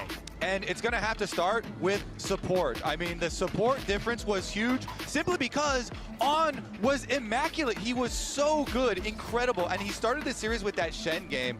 I feel like that is like perfect support play, man. He was everywhere. They defended the jungle invade. He got his jungler going, kept up the pace of the game. He even then made Stand United plays later in side lanes with Knight as well, and completely accelerated and controlled the game. So BLG, they just did such a good job attacking the game plan of HLE and defending against their win conditions. Absolutely agree, and I just felt like Knight as well was unreal in that series. I came into the tournament thinking he was the best mid laner in the world. I am now thinking he's the best player in the world. This guy is in unreal form, and Zeka is going to have to play a great series to keep him contained because Knight is so flexible. He can dominate in lane, he can dominate the team fights, he can move around the map, he can play melees, he can play control mages. He really can do it all. Yeah. And I think that, for me, the most impressive thing the last time these two teams met was Danny and how incredibly well he navigated each draft, getting the Shen, for example, finding the Akali counterpick to make sure that Zeka was entirely nullified on one of his most famous picks. And if you're an LCK fan, a T1 fan, especially, you might be thinking of Danny as maybe not the greatest coach. However, he has been absolutely phenomenal here for BLG. I 100% agree. I did think you were going to say the most impressive thing about him, though, was his jump kick in the coach That was cam pretty good. afterwards. That was pretty good. Because that was clean, too, right when they smashed him. All right, we are getting ready for Champion Select here for game number 1 of the MSI Grand Final. And here it is, presented by HyperX. BLG will be on our blue side to start this one off as HLE have elected to go for first pick. So there has been a lot of discussion about the mages. And of course, the mages bottom lane, there's such a big difference between Viper and a lot of the AD carry players here. Guma, on record for sure now saying he hates that. Please get that out of there. But what HLE did focus last time in game number 1, they picked the Ziggs. That is his mid that he'll play in the bottom lane. The Ziggs plus Rel combination. They can do other combinations with it, but I want to see if they actually choose a different strategy now, or if they still want to get at least one of the primary mages out in Fearless early on. Yeah, it's going to be really interesting to see, how they want to approach here because Viper is just so flexible. Like, this is his meta, yeah, right? All the mages. Exactly. He can play everything, and when this guy was coming up, I was blown away by, like, his Yasuo. Even I remember watching highlights from solo queue of his Riven, and, like, Vladimir. you're just like, wait a second, you can just play every champion in the game? Like, you could do that? It was pretty unfair that Chovy wasn't even the best Vladimir on the team. It's just kind of ridiculous. Viper has really flourished when there are different champions to play towards the bottom side. But he was also in the meta when people were playing bottom lane Darius and Gangplank and all sorts of weird things. It was a strange time to exist there towards the bottom side. First pick, though, is it the Ziggs? Do we actually need to lock it in first? Yeah, I don't know if that's going to have to be locked in first. I did want to point out the Syndra ban, though. It is a double ban. Flex, you're talking about Viper playing a lot. But the Syndra, the Syndra has been played into the Ori and the Ryze, where the two primary ones. So that's why it definitely drew my eye. I'm really interested because we actually saw this from Lion where we thought, okay, they're going to split it up. But then they let both through and they went Lee Sin Akali. And we know Knight has a dangerous Akali that he could bring out. So it might be a similar draft. Yeah, they've got a lot of things that can attack an Orianna. Nocturne is also available. The idea usually when you give over this champion is that you're going to put pressure and burn her flash a lot and try and get kill pressure. And it did work. So Bard does it too, though. Yeah, Bard definitely does. And I mean, of course, we could still see Akali on 2 or 3 if they do want to go towards it. They don't need to lock the Akali here, right? It's not likely that Zeus is going to play that in the top lane. So this is interesting to me, and again, the idea of Fearless always gets into it in the first game. Do you think that, oh, because we have Viper's deep mage pool, let's take away some of the safe AD carry picks? Well, taking Ezreal away from Gumayusi doesn't really deny yeah, the champion pool, I'm not he's gonna lie. not the biggest Ezreal player. But Bard Ezreal does give them that safety. It's a similar idea where you have safety for him and let the Bard roam. Well, there's the Rel for Delight, certainly one of his favorite champions. Does pair pretty nicely along with the Ziggs if they do decide to go that way. Very interesting that this time they're not going for the Nocturne that didn't necessarily work the greatest when we saw it yesterday. So instead it is, whoa, okay, never mind. I thought it was actually the Fury going to get locked, but they are going to take the Lee Sin away here. Something that has become very high prio amongst these top junglers in the world. People have really been liking it. We've been seeing a lot more variance when Lee Sin comes through as well. 3-camp base for a longsword, look for early ganks, look for early skirmishes, and try to push the pace. And if you're expecting them to attack your Orianna, then this can be a good champion to play through mid lane and try to cover Zekov with. Yeah, it's a very versatile champion, leaving them open for a lot here. The Ambessa for Zeus as well. This is a powerful top side of the map, but still a whole lot of counterpicking can be done. And here's the first one with the Renekton, potential answer the Akali, another one into the Orianna. Yeah, it makes them choose, right? Do you want to, which solo lane do you want to counterpick? Yeah. I think this is the correct choice, by the way, even though Bin clearly does want the Renekton answer into it. Personally, I would prefer the Akali, get Knight on that Akali. He was nasty with it, and into the Orianna definitely would be good. But, of course, the other counter pick is also very good. Zeus, I feel like, has been the best player on HLE if you take all of the games into account. Yeah, I mean, he has been really, really strong. And it's interesting, right? Because deciding between the Akali and the Renekton, I was kind of thinking the same as you, that I would prefer the Akali. But at the same time, maybe Knight is saying, hey, there's going to be good angles for Akali in later games. And this is a really good angle for Bin on the Renekton, be able to shut down Zeus on this Ambessa. This is one of those traditional difficult matchups that usually is banned out when you want to pick the Ambessa. And so they are going to have that advantage in the top lane 1v1. Lucian going to be taken away here from Gumayusi, certainly one of his favorite champions there towards the bottom side of the map, especially for playing around that mid game. And I think that HLE are going to have to ban an Akali, and then do they take away something like the Skana that we have seen find success into things like the Lee Sin?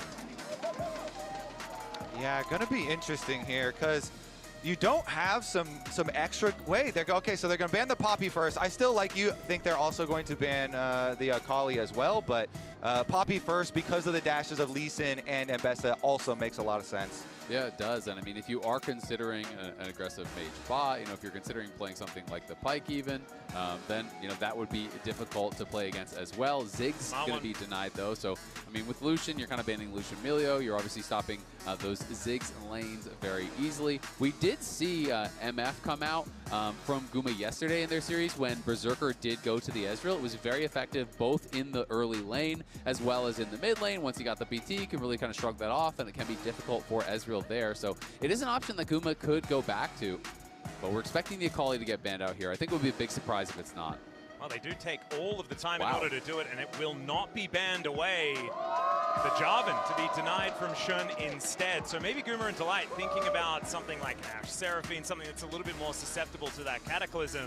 But I do still think that, like, why not get rid of the Akali? I mean, so are BLG. That's what they're thinking. They're like, what? Is it a trap? What's the trick here? I wonder if it's something they're thinking about, like an angle with like Renata or something that could shut it down, or like a Lulu that's going to be good into it. I'm trying to think about like what support picks could shut it down, because it's not really about AD carry shutting it down. So that's kind of the only angle that I have, is that they are worried that, oh, well, what if the light goes X? That could make it difficult in the 5v5s, but I just have so much faith in Knight's ability to pilot Akali in these fights, and given a good matchup, that I would be surprised to not see it. It might just be Caitlyn. Okay, so they're just debating between two different lanes here. I mean, it could be Caitlyn Karma, it could be Caitlyn Lux. We've seen Caitlyn Elise, so it's really just, kind of dealer's choice on what they want to go. Yeah, Delight might be on that rel that they were considering earlier on, but I would like them to play a little bit more lane-focused, and this is exactly that, as the Karma will be locked in here for Delight. The only thing for me with this HLE comp is that Ambessa's ult is harder to hit now, and you don't have great setup for it. You don't have really easy CC to be able to land some of these things.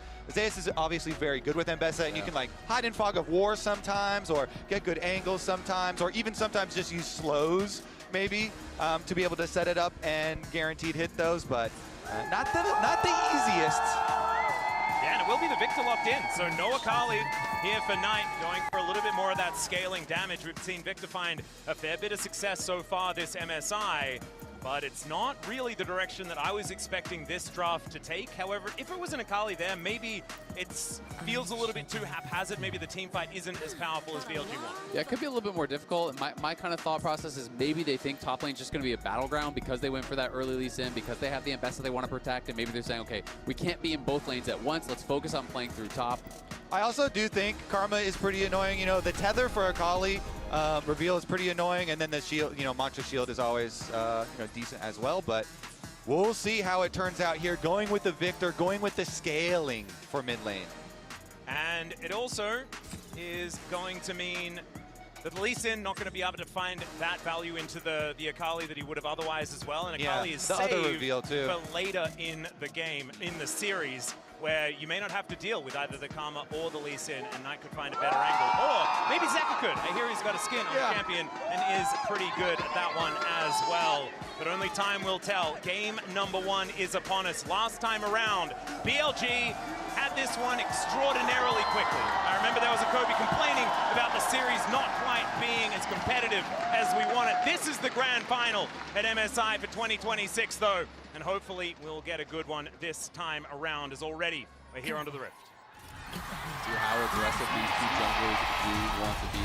Kanavi was such a big part of that Incoming at series break. win over Lion. I felt like he was stellar across a lot of different games. When this guy gets ahead, he is such a problem because he pushes the pace in such an incredible way, constantly invading, forcing fights from that advantageous position, and putting Inspired, at least in that one game, that starter game, down 3 levels at one point. Yeah, and then BLG showed when they played against Kanavi, it could also be a problem if Kanavi gets behind, and a problem for HLE because of the counter and what they were able to do in game number 1. So they did get the vision of him on the Raptor pit, and they're going to know that it is going to be topside down clear for him. So opposite clears here for our junglers, and Shun going to be playing up towards that bin matchup. Again, the Renekton into Ambessa is very nice, especially early on. So we'll see how much Bin can actually pressure, because he's been very good at getting the maximum out of especially his Renekton matchups. Yeah, I completely agree. And with this Nafiri coming in, also post level 6, it's not going to be easy because lane ganks are so easy to set up for. Nafiri doesn't always have to have a creative angle. She can find them jumping over walls, but sometimes just a lane gank and a stun is enough, and Kanavi's looking for a level 3 top. Yeah, he's already here. Zayas is going to dive in. Is Finn too far up? Will he have to flash? That is going to be the question here as the Warthog comes on over. The Tempest Cripple will come down here from Kanavi. As the flash forward from Zayas, they want this first blood. It is the Ravenous on the Ruthless Predator comes through, and that is going to be first blood over to Kanavi here, coming out of the jungle, and HLE off to a much better start already. Yeah, he does end up having to flash for it, but that is still well worth. And they do it pretty quickly, so he can recall and immediately go to his bot side camps. Now you know that Shun is going to have a little bit of extra time after his clear. He's actually not finishing his clear. Look at him. He wants to go answer the kill because Zayas not recalling, no flash. Oh, Shun actually not going to show himself here as he does back away. Gets that ward down, and that is going to be the Ambessa going home with that advantage. Yeah, Zayas was trying to get that wave in, but realized it would be not safe. Ward Hop, Tempest Cripple. There's just not really any way out for Bin in this spot. I feel like he played it about as well as he could. Throws the stun down onto Zayas, tries to kite it out. Canceled auto, it looked like there from Kanavi, forces him to use the flash, but then he can safeguard out to safety. It's a nice little early gank here, and Lee Sin, one of those champions that we have been seeing utilize those quite a lot at MSI. And he's got 2 quick long swords as well. Yeah, I want to see what happens over the Raptor respawns too, because they do have vision on it, and Shun is definitely one to punish. So Shun got the full clear done.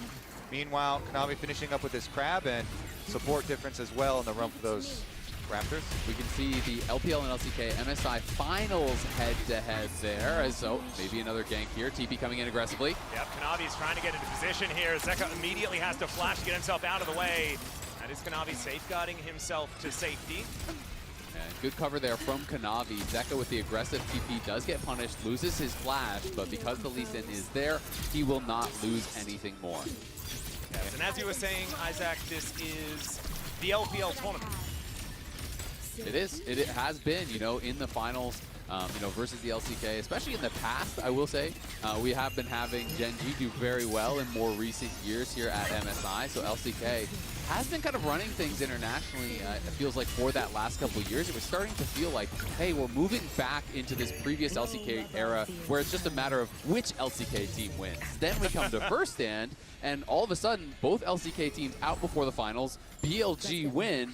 Then here, T1 out earlier than expected, BLG in the finals after taking down HLE, and HLE is now fighting for that LCK pride, trying to reestablish themselves as the best team in the world. Exactly. It feels like BLG fighting here, and they've got the year that looks like the revenge of LPL. They are constructing the Golden Road at the moment with the First Stand win and looking to repeat what they did in the winner's bracket final here versus HLE. And if they're to do so, I mean, it would be quite a big global shift here. It really would, right? And that's obviously so far off, you know, in this series, but, you know, it has been LCK running things. It has been them playing so well, of course. You know, this is where they are in the Golden Road thus far. You know, they did win Split 1. They went to First Stand. They won there, and were quite dominant, honestly, in that run. Then Split 2, they win as well, and now here they are in the MSI finals all the way through the upper bracket. Halfway done. Of course, the second half of it is a little bit more difficult than the First Stand brick is smaller than the world's brick, yeah. in my experience. You know, it's a bit heavier to place. Yeah. Okay, a little bit of damage here onto Delight, but Lee Sin is the closer jungler as well, so On is just going to slip out. Yeah, Mantra W as well there from Delight to help get a bit of that health bar back. One of the handy things here for the Karma. One thing that will be fun about HLE, if they are able to get over this hurdle this time around, is that we will have a third organization here from the LCK being able to grab a trophy here at MSI. Really, maybe giving themselves an opportunity to start another dynasty here, because Gen G and T1 really just have had a monopoly over these international tournaments outside of the weird DRX blip and the Dom 1 era. I mean, they really have, and it's very cool to see Zeus and Gumayushi establishing themselves now on HLE. Obviously, tremendous success with T1, but weren't able to actually win that MSI, and now here on HLE with an opportunity to win a tournament that they weren't able to on T1, and really, you know, just showing that it is not just about that T1 org, that they can have that success independent of that organization, and have built an incredibly strong team here with HLE that did not immediately get the success they wanted. You think back to Split 1, they actually finished 10th, which is more of a format thing than an honest thing, to be honest. Yeah. But still, Kanavi was not gelling immediately with the team, and watching through Split 2, it was a night and day difference. With this team on the same page as Kanavi, they have looked brilliant. They certainly have. Let's see if they can actually challenge and put the extra pressure here onto HLE, or onto BLG, because currently the early game is going well. You know, Kanavi had the successful move. They control the neutral objectives. Does feel a whole lot slower than what we were seeing before, though, and I feel like this does benefit HLE. I feel like at this point they were just running around their own jungle trying to get as much as they possibly could because things had already gone wrong. You can see these are the 3 times that Zeus and Guma played MSI together. They were runner-up and then 2 third-place finishes. Both of those third-place finishes at the hands of BLG. So it's not just revenge for the upper bracket. They are looking for revenge against BLG here, who has stifled them a couple times at MSI. I remember it like it's yesterday. That depression really has not gone away. It's been a difficult task. I never feel bad for you. I know. It's I know so you hard. don't. I just won the last 4 world titles, but there was this one time where I got second at a tournament. It was so tough for me. I paid my dues. I didn't start on the APL, the OPL, right? We didn't do a lot of winning at all. I've stayed in the LCS. That was the place to be initially, though, and I'm glad that we've got League Classic to see, you know, incredible plays like Doublelift being able to completely smurf it here on the stage once again. Back to our prime, eh? Yeah, exactly. Back to the good old days, right, Kobe? The good old days are now, buddy. We just won 5 games against HLE. Damn right. The present really isn't that bad with the top 3 for North America recently. But back to this game, it is really fun because there are so many titles between the different players on these teams, and we're talking about all these different combinations. Also, you know, the coveted feat of getting 1 each of First Stand, MSI, and Worlds is up for grabs here because of the earlier HLE where they won the first Stand. Zeus, Zeka, and Viper all on that team. So both teams here have the opportunity, which means somebody's going to do it. Yep. And collect all 3, even though it's not in the same year. Infinity Stones will be complete. Yeah. Indeed. But not, it could be double the amount of Infinity Stones completed if it is HLE that managed to take that one over the line. But Viper being able to do it whilst also continuing down the golden road and ticking over that 50% mark towards getting everything for the year. It's kind of crazy, like we've had League of Legends esports for so long, but a team has never been dominant enough to win the entire year long. I mean, it speaks to how ridiculously difficult it is. The game is shifting all the time. There's multiple metas throughout the year. Just because you're the best in one does not guarantee that you will be the best in another. And even if you're looking that way, there's just so many tough teams to get past. And you know, more recent one where we did have a pretty close golden road was that JDG team that had Kanavi and Knight on it. And now Kanavi's on the other side, trying to stop Knight in his endeavors. And last time around, Zeus and Guma were there, and T1 were the ones to put a stop to it at Worlds. The large brick at the end of the road was definitely a heavy one. That is a tough one to remove. It's also kind of interesting, you know, talking about Viper, you know, in his road a little bit. Oh, Kanavi maybe going to look here. Yeah, Bin is going to look to get himself out of the way. Public Execution is going to pick up the Crocodile. Dominus is running, but there is the kick back. The flash out, though. Zeus follows him up, and Kanavi gets another. Kanavi is having a good game, and you know what that means. HLE are on fire. Goes to Zeus's lane. They hit the ultimate, and that's all you need to guarantee the gap close there. Zeus and Kanavi are able to combine for another Kanavi kill, getting Lee Sin fed early. We have seen this before. We absolutely have, and I just love this from Kanavi. As soon as he completed the Eclipse, just goes straight up towards top with that Eclipse reveal. Bin needed to flash that, but he thought he had the ability to sidestep and just couldn't quite get out. Yeah, I like the way Zeus plays it. He goes point blank onto you. You know, double dashes and slows Bin. He's like, I am right on your face. Now we're going to be able to hit this. And they set it up, and then Kanavi can close. And Kanavi still has his flash, while both top laners exchange theirs. And it's always just difficult when you are playing one of these early game bully matchups and you're getting preyed on by the enemy jungler, because your time of power kind of gets whittled away at very, very quickly. And now, you know, we're 11 minutes in. He does have that little CS advantage, but the couple assists for Zeus have kept them basically dead even in gold in this matchup where Zeus will outscale and, in theory, should be more valuable in the 5v5s. Not to mention the fact that Shun is getting less and less valuable, right? Like being these more damage-focused junglers can make things difficult, but he is up towards his top side of the map, and he's got friends, as you say, Kobe. Let's see whether Zeus can survive this one. Doesn't have the public execution, but he doesn't want this to be public. That is going to be the first kill for BLG, and it goes to Knight. The cost is going to be hefty on the bottom side. You know, the Caitlyn Karma had already been doing a lot of work on turret plates, pushing in, using that range, using the double poke, and so they're going to get quite close to the first turret bonus gold, but BLG make the call. Hey, yeah, we are also worried about Ambessa getting out of control, so try and get that extra kill.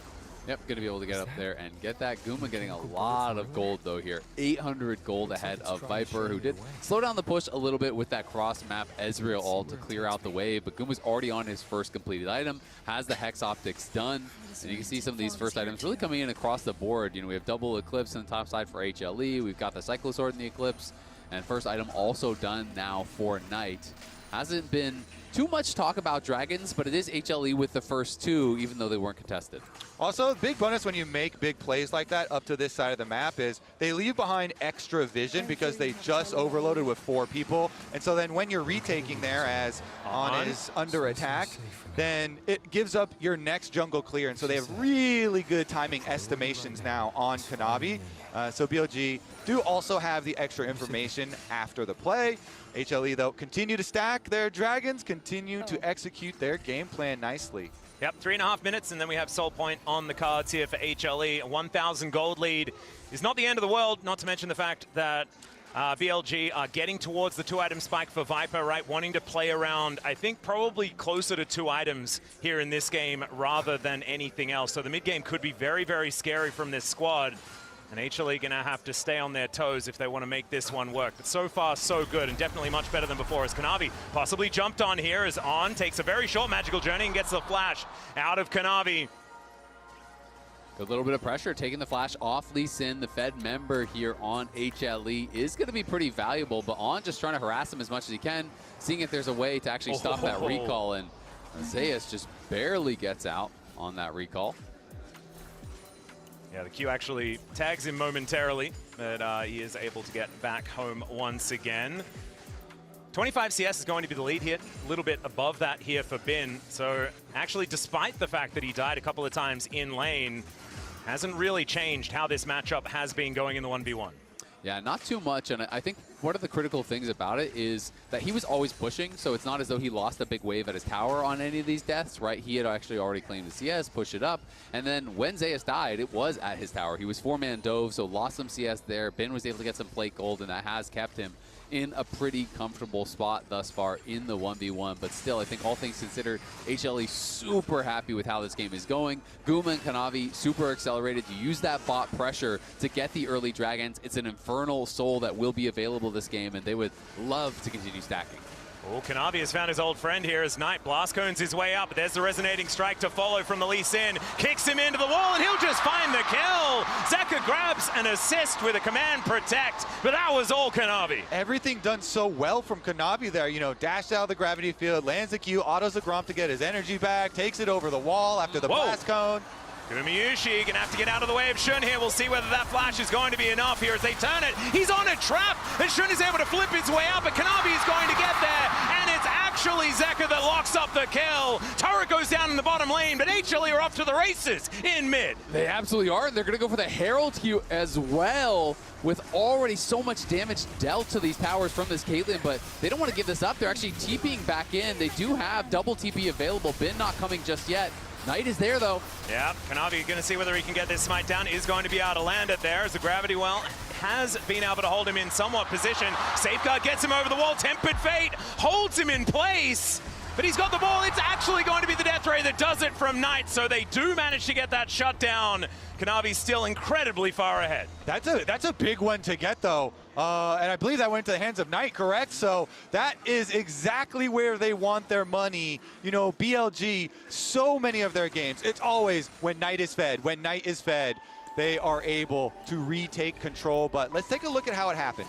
Yeah, Guma just 90 caliber nets in aggressively for the trade, has to flash out when he sees Shun, and then Shun flashes, goes in with the ult, but the early tether from Delight roots him up.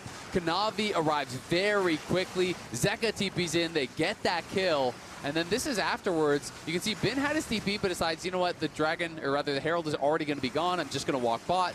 Knight TP's up, but him and On are able to actually combine to take down the Lee Sin. The Karma Shield's expired during that Bard ult, and they're able to burst him right when he comes out of it. Looks like the Ezreal got the shutdown there.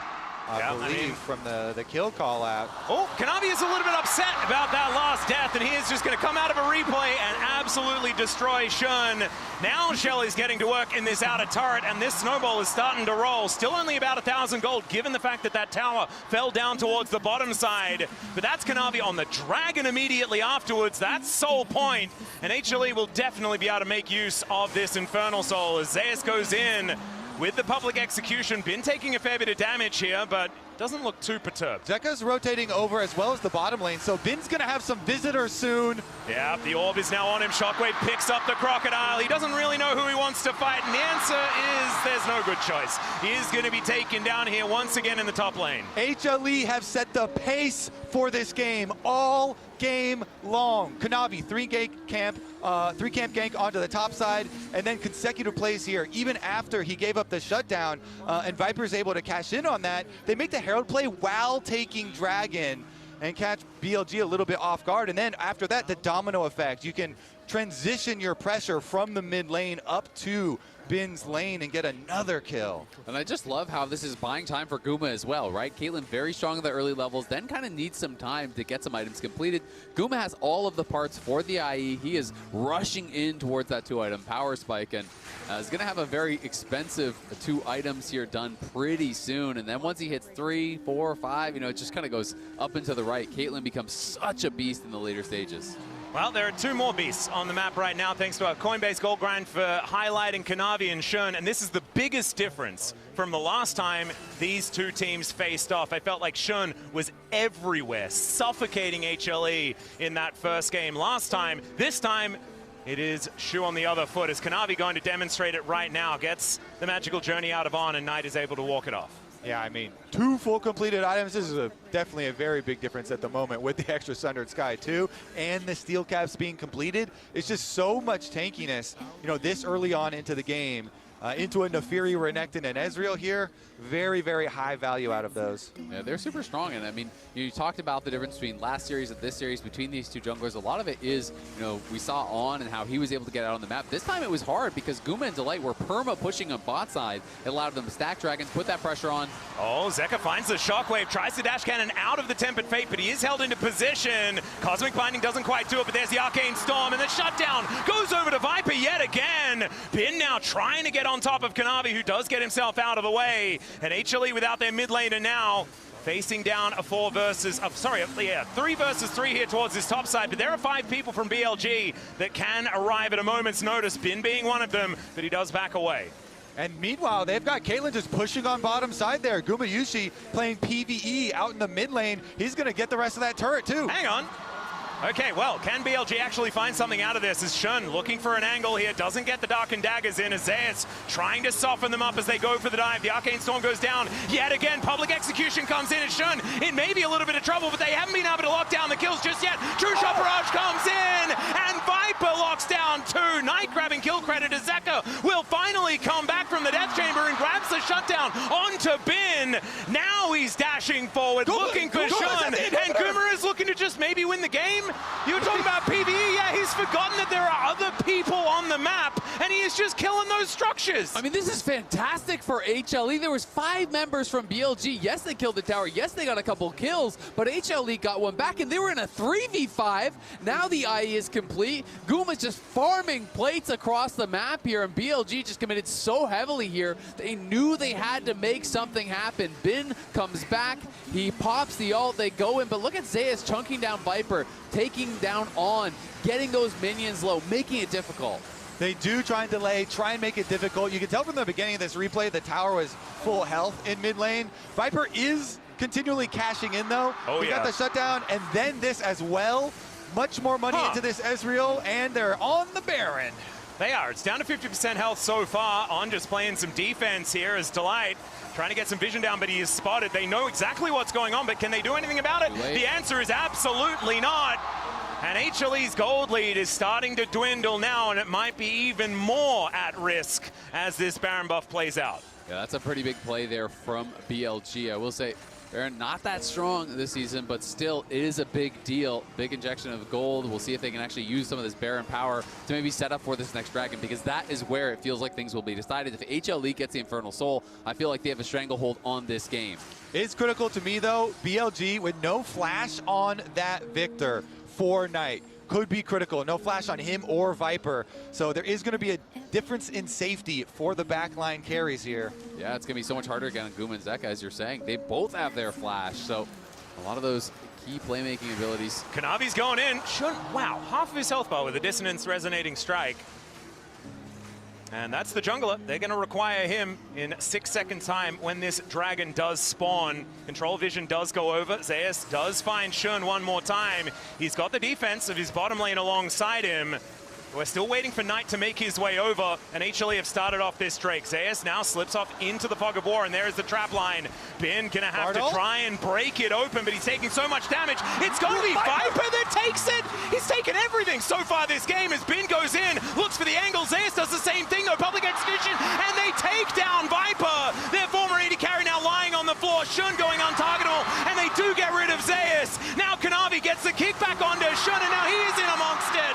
And HLE wipe them off the rift. It's a triple for Guma. That is massive. And remember, remember, the mid lane is so softened up, so Knight actually has to try to clear out these waves as fast as he can. Kanavi with a huge kick there on Shun, out of his ult in onto Guma. When Guma was low, he kicked him out of the air, protected his AD carry. Yeah, BLG, they're looking to deny his soul first thing here, and so they go for on trying to Bard ult the large clump of champions up at the top side so they can get the Dragon, good combo with Viper and Shun to get that, but then look at the fight as they turn. Exactly, Guma was very well protected, and Zeus created so much space here for the team. Gets in, the Shockwave connects as well onto Viper. They delete him. Then you can see Shun goes back over the wall, but Bin is getting in onto Guma, and this is where the kick comes in. Goes for the ult in onto him. Kanavi says, "You shall not pass, buddy." Guma stays safe, kicks him away from his AD carry, and Guma cleans up. A much better looking fight this time around for HLE here in game number 1. 11-6 is the kill score, and only one Baron remains. The Rebel Baron power play not exactly looking fantastic, as my goodness, those damage numbers for Gumayusi. There's a reason why his Caitlyn has been feared all these years, and he's now got 3 items put together, just looking for some armor penetration to finish off the 4th, and he is just going to be a raid boss. Zeus has been insane for HLE, and his targeting and their team's targeting on Viper, having said, oh, Viper had just gotten 2 shutdowns and a bunch of extra kills on the Ezreal, and so they just annihilate him at the beginning of the fight. That was extremely well done on the turn from HLE, and they have the luxury of being able to have more chances at Dragon Souls in just under 3 minutes. Yeah, I mean, I completely agree, because the beginning of the fight was looking like BLG might have had the better positioning, but Zeus just gets in the backline with that Shockwave 2 over the top. And Viper, who had been running this game and having a great tournament, just gets deleted, and it flips the fight on its head. Bit of a flank angle here potentially for Bin as the net gets Gumayusi out of the Tempered Fate. See where this Crocodile is lurking, though. That's the question. His public execution gets Zeus into the backline again. Bin might be too late this time, but Viper does create some distance and takes down Zeus. Gumayusi pushed out of the fight, though, as Bin is massive, looking for the angle, but Kanavi's another carry, and he's just wiping them out where they stand. Bin flashes in. He'll find the Cole the Meek to take out the Caitlyn, but the rest of his teammates are dead. Dude, they nerfed their Ambessa's ult to make it harder to hit on people. You can nerf the champ, but you can't nerf the player. Zeus is going crazy, finds Viper again. It is so worth. I mean, even though he's the first one to go down on this side of the map, you'll see the rest of the team winning the team fight because of all this pressure. Look, both carries are running from Zeus here away. He flashes and does so much damage, puts so much pressure, the rest of the team just deletes Shun. Exactly, and look how low Guma was. Imagine if he's not putting that pressure on the backline. Any damage from Knight, any damage from Viper, Guma would have been dead so early. And look how much health Bin loses there. Tether into trap, into the reset with that E to get even more headshots. And Bin almost got 1 shot, but at least got 1 kill back. HLE, though, on soul point, 5K lead, taking away camps. HLE starting to run away with this one, and Guma very close to the LDR. That's going to mean 100% crit for this Caitlyn, who's already been so hard to deal with. I don't think Bin is going to last that long next time around. I think you're exactly right there, Azael. It's going to be a tough one for BLG to come back in, but man, if they manage to do so, this series could really get difficult for HLE, because mentally rebounding from a series like that can be tough. I like it, Alice. You're covering your bases. You're like preemptively, you know, already prepping. No curses from me today, Kobe. Heartbreak. And I feel like this is such a necessary first game, too, with how the upper bracket finals went and how handily BLG were able to take it and how good they looked in their first game, you know, versus them. So really nice resurgence here and strong look in game number 1 for HLE. Trying to snowball a little bit here, so he's not going to go GA. Oh, he's hungry, all right. He is looking to just kill everybody. He already went first item Eclipse, which is not necessarily the most normal. This is kind of crazy. Tempered Fate connects onto 2 as the Gravity Well goes down at the same time. Kanavi not taking too much damage just yet, and now Zeus has made his way in. That big shield from the teleport on him now. It's 1 second until that dragon does come up, and Kanavi is already there. And he's looking to try and take that one down while everybody else is fighting over the mid lane. We do have Bin making his way in, looking for an angle towards that dragon pit. And BLG should be able to get over here, but there is the Q landing. Kanavi obviously is going in. Zeus holds the dragon aggro. And as we can see, that dragon's so incredibly low, it's stolen by Shun! He just bounces in immediately to try and take it down, and then gets the cooldown back, and he's over once more! Oh, Shun, that is insane, brother! The steal, it's perfect because the observers had the vision toggled. You could tell he didn't have vision until like, it was like 1700 health, and it's like, oh, I have to jump in now, and just full send.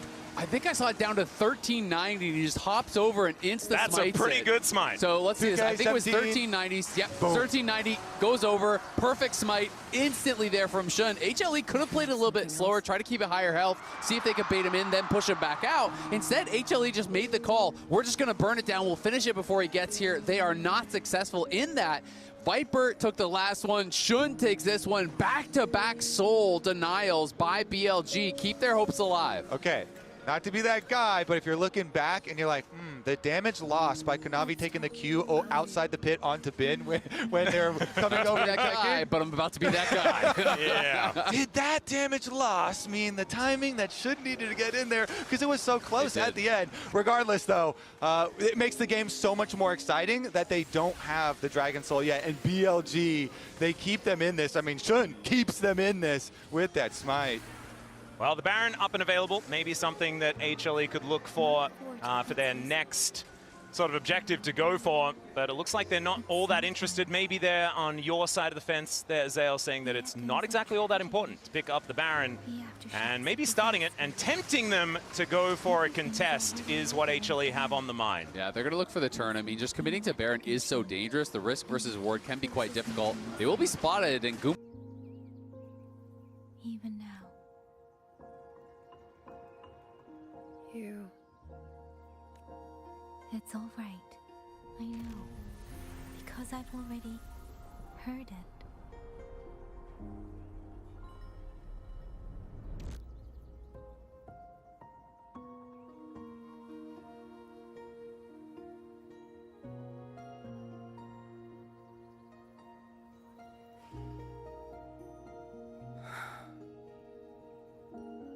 I am afraid to look them in the eyes.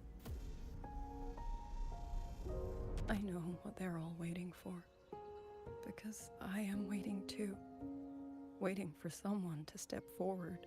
Really intelligent call. Yeah, really just nice macro plays, right? They're not going to commit to the Baron. They're not going to do anything crazy. There's no opportunity to turn, but they get the edge on mid lane. The earlier pushing from Guma paying off there. And Viper going for the Serpent's Fang tech here against the Karma. There's obviously Safeguard shields. There's Orianna shields. There's shields as well with the Drakehound step from Mbessa. So is going to get some value on this. But it's interesting that the Ezreal does it instead of Shun, you know, because you do get less from a range champion on that shield reduction. Yeah, and then you look over at the mobile turret that is Guma with the 4-item Caitlyn here. Those headshots are certainly going to leave a mark. Yeah, he is definitely not leaving anything out when it comes to damage. He's just building as much of it as he possibly can. Might be stopping by for like a Guardian Angel for his next one. Or maybe he just goes BT or something like that and just tries to keep up the pace. Is it Kanavi, once again, looking to try and be frustrating here in the enemy jungle. Denying yet another blue buff could be coming in, but he decides against it. I will say, as good of a position as HLE are in, if they cannot get Soul, it's not a dominating position. I mean, Kanavi does have this big lead, but he is not on a Guardian Angel. If he makes a misstep, if he gets caught, and he could get burst down, right? You know, this is not that more standard defensive build that he is playing. And you look over at Viper, he's on 4 items too. You look at Knight, he's relatively strong here, 3 items on the Victor. Yeah. I mean, we'll see, because Kanavi is also level 17, and so you get a lot of health from base stats too, especially the later levels have more packed. So level 17 Lee Sin here is the same level as both solo laners on his team, and the extra shield, you know, with the Hex Drinker. I mean, he's strong, don't get me wrong. I'm just saying I'd be a lot more scared if Zeus had that gold, right? You know, Lee Sin with that gold, very powerful, but Lee Sin is not the same kind of scaling champion that some of these other ones on the map are. So, you know, if there was a place you'd want that gold to be in your BLG, well, it's probably there. Well, HLA now just going to push out that mid lane. They've got supers moving their way down. And at this point, you've got Zeus in the top lane trying to get that wave pushed in at the same time. And HLA just trying to get them away from this Baron pit once again. But with this game slowing down, like you guys are talking about, it's giving time for Knight to get more and more damage. And HLE, I think, are going to have to try and find an angle for a battle here. 8 seconds on the Dragon. There's a teleport in from Zeus, looking for an angle towards Knight as Kanavi doesn't get the Q. That's a blast cone, though, as Public Execution is not going to land this time. Knight takes the ace in the hole, though, and there's the Q from Kanavi. Knight going to get pushed away, but the stun comes in from the gravity well, and Knight will survive. BLG now just trying to rush down this Dragon. It is going to be secured. Both teams now with 3 Dragons, as HLE just didn't quite have a plan for taking the buff. It's a complete heist, Atlas. I mean, Knight barely lives. Zeus finally doesn't hit an Ambessa ultimate.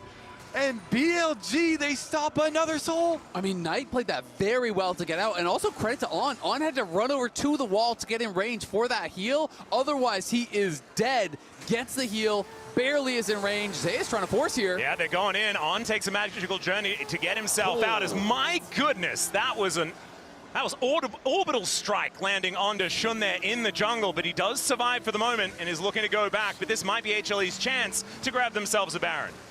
What do you do about this Caitlyn? It does so much damage. Guma now on the Baron currently and been looking, but they can't get in. Zeka zoning them here. The Orianna doing so much. She didn't even need to use the Shockwave in order to do all of that damage with the command attack dissonance combo. So the Baron will be taken here by HLE. Finally, actually getting themselves an objective here on this map. I feel like it's been about 15 minutes since we've seen them really take anything outside of that inhibitor. And we'll have to see how much they can get done with it. Obviously, great sieging power here with the Orianna, zoning with the ball, with Caitlyn pushing forward. But there is also powerful wave clear on the other side with Knight. So, you know, Bin is going mid, trying to push this out before they Baron buff up those super minions. And Viper kind of just threatening with poke on the side, while Knight is just trying to thin that wave as best as he can. Yeah, Bin doing what he can in the mid lane as well, dealing with those super minions that are making their way down. Guma gets a shield from Delight. Teleport for the shield. Yeah, Bin looking to make his way in level 19 on the Crocodile. Zeus could be in so much trouble. The ulti comes down, he flashes, but it's Shun that locks it up. And now the Tempered Fate going to be avoided here, but the net's now on cooldown. Gumayushi in so much trouble. Bin gets on top of him. Zeka's taken out as well, as they do kill On, but they don't really care about it. Now Gumayushi, he's going to have to be the one to make this one work. Gets the flash to get out, and he's taken down. Delight is now trying to keep them at bay, but he is just a support with only a hope and a prayer, and at least BLG can't get a Baron or a Dragon because they're not on the map anymore. We've had our Zeus highlights so far this game, and it's time for some Bin highlights. He teleports a short distance, but for the shield and for the boost, and he gets the flank off. They burst down Zeus, they make the flank, they make the collapse just when then they need it to crush the siege of HLE. And it was such a good team play because it was set up earlier by Viper getting poke onto Zeus, who was on that side. Viper was playing the angle so intelligently, not just playing from the base, playing on the side, landing Q after Q, getting poke down time and time again, softening up some of these members, and then it's Viper flashing away from Kanavi as he goes in. Zeka's Shockwave only connected onto the Bard as well, and here is that TP you're talking about, Kobe. Here he comes. He's boosted up, coming in. Renekton finds Zeus, and there's the combo you're talking about. So much damage, they instantly delete him. Viper and Shun follow him, and then finishes behind you. The giant crocodile flashes on your carries. He goes for Guma first. I was like, what are they going to do about this Caitlyn? He creates so much space, and then Bin, the follow here as well. He's got the minions to work with. Slice, dice, finds another stun onto him. Just engage after engage after engage from the crocodile, and he's able to pull it off and set up the team to take all these kills. It's just so well played there from Bin, and now Bin has a GA, and that is a big problem. This guy is going to be tough to deal with. He's level 20 at this point in the game, and that gold lead for Kanavi feeling like it means less and less. I mean, Bin has been the lone gold lead on his team for the majority of this game. Yeah. And we'll see if BLG can utilize it for the next Dragon Soul fight. If BLG end up getting Dragon Soul in this game, it's actually going to be crazy. Yeah. They've denied so many here from HLE, and you'd be thinking about all of them. The Smite that came through, the Steal, the Sneak that BLG were able to have. If they can complete this comeback to Atlas's earlier attempt at anti-caster cursing, it would be devastating, buddy. Yeah, maybe it was a prediction. I'm getting a little bit worried now.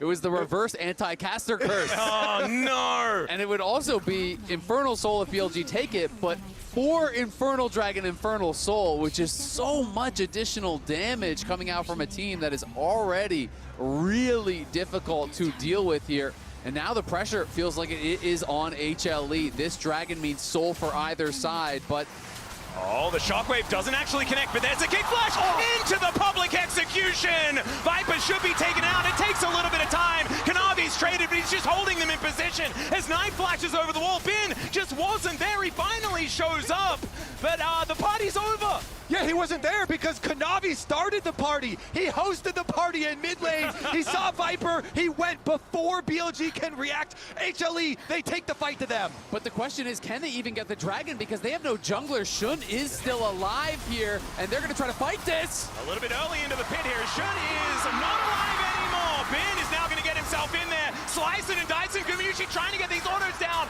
And there's the GA proc from the Renekton. Zeus and Zeka still with a lot of damage available, and Ben not with a whole lot when he makes his way back. Gets the stun, but then gets taken down by this Orianna. And Knight just going to have to get out of there as HLE will finally get a soul. That trap from Guma was game-changing. He had traps along the edge of the wall, predicting where Shun would go over. And it looked to me like Shun just hopped straight into one of those traps, lost all his health, could not do anything in that moment. And finally, as you say, they claim the Infernal Soul. They are making him work for it, though. HLE, they finally claim it. The last dragon, they do pick it up. Here's another look at Kanavi starting it, though. He sees Viper, he hits the Q, and he's like, we are full sending. They go in with the shockwave here. Viper's going to be able to get away from it, but Kanavi just follows, uses the ward hop into kick flash into Zeus, and even with the attempted denial on the Bard ult, they just kill him as soon as they get out. But buying that little bit of time was pretty critical because it allowed them to kill the jungler back, allowed them to get into a spot where you thought maybe they could actually contest this. They had that jungle advantage even though they were down a man, but HLE played it well, played it smart, killed off Shun, and took that dragon. That's why these games are so fun to watch. Both these teams with that killer instinct of just full send it. They see the opportunity, they strike, and it is game-changing. Dragon's Soul now for HLE. And guess what? Guma's almost full 7 items here. Just need to upgrade one more, assuming it's the GA instead of the Death Stance. And look at Bin, picked up a QSS, so really worried about that potential tether, about the traps. There's not that much CC, but Delight and Guma have been making his life very, very difficult. Always Delight is in position, lands the tether, he gets trapped, he loses all his health in that combo, so has decided to go for that QSS, and we'll see if it makes a difference in these upcoming fights. Yeah, it feels like a lot just for traps. It's basically just for the traps. Otherwise, most things are just holds. Yeah, exactly. The tether to come through as well from the Karma. So Bin knows his job. He needs to kill the bottom lane. What tools does the bottom lane have? They've got a trap and a tether, and I need to deal with it. He's at least able to do that. Problem is, things are getting more and more difficult. The GA has just come in. That is full build. Gumayusi, at least for BLG fans, he is not going to get stronger than this. However, he is exceptionally strong. Yeah, the problem is he probably doesn't need to be stronger than this. No! All right, well, the Baron back up and available once again. It's Kanavi and Shun just playing with one another. Knight trying to find these death races. Of course, Kanavi goes in, but out again once more. Tempted Fate, my God! On basically takes his whole health bar in damage. As HLE just fishing for angles. And yeah, they're looking to take another inhibitor. Remember, there is only a naked inhibitor in the mid lane. They could take all 3 while HLE also takes the Baron. BLG are sending 3 for Zeus. They're going to lose the Baron. They have to get this kill. Well, can they actually do it as the public execution gets Zeus in there? He is likely to fall down, but they take the Baron as a response. And now BLG need to buy as much time as they can. The inhibitors are exposed, and HLE want to come abuse that fact.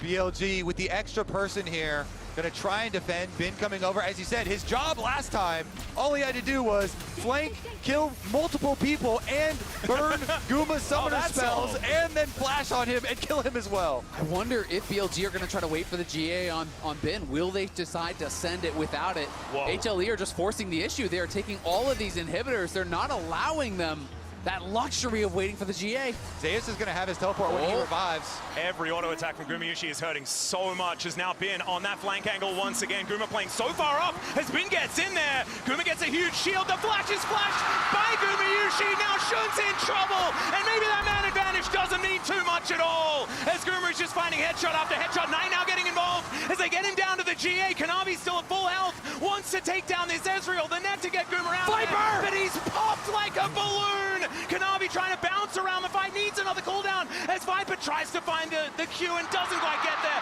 Zeka puts him down, and now Knight is running away from the battlefield because Zeus has teleported in, and he will not connect that public execution, but Knight is not there to defend the base. The Nexus is exposed, and HLE will not let the past repeat itself. They take down BLG in game one. What a start to the MSI Finals. That game was incredible. Desk, what do you got? I got an HLE 3-1 on the books right here. What a start to this final.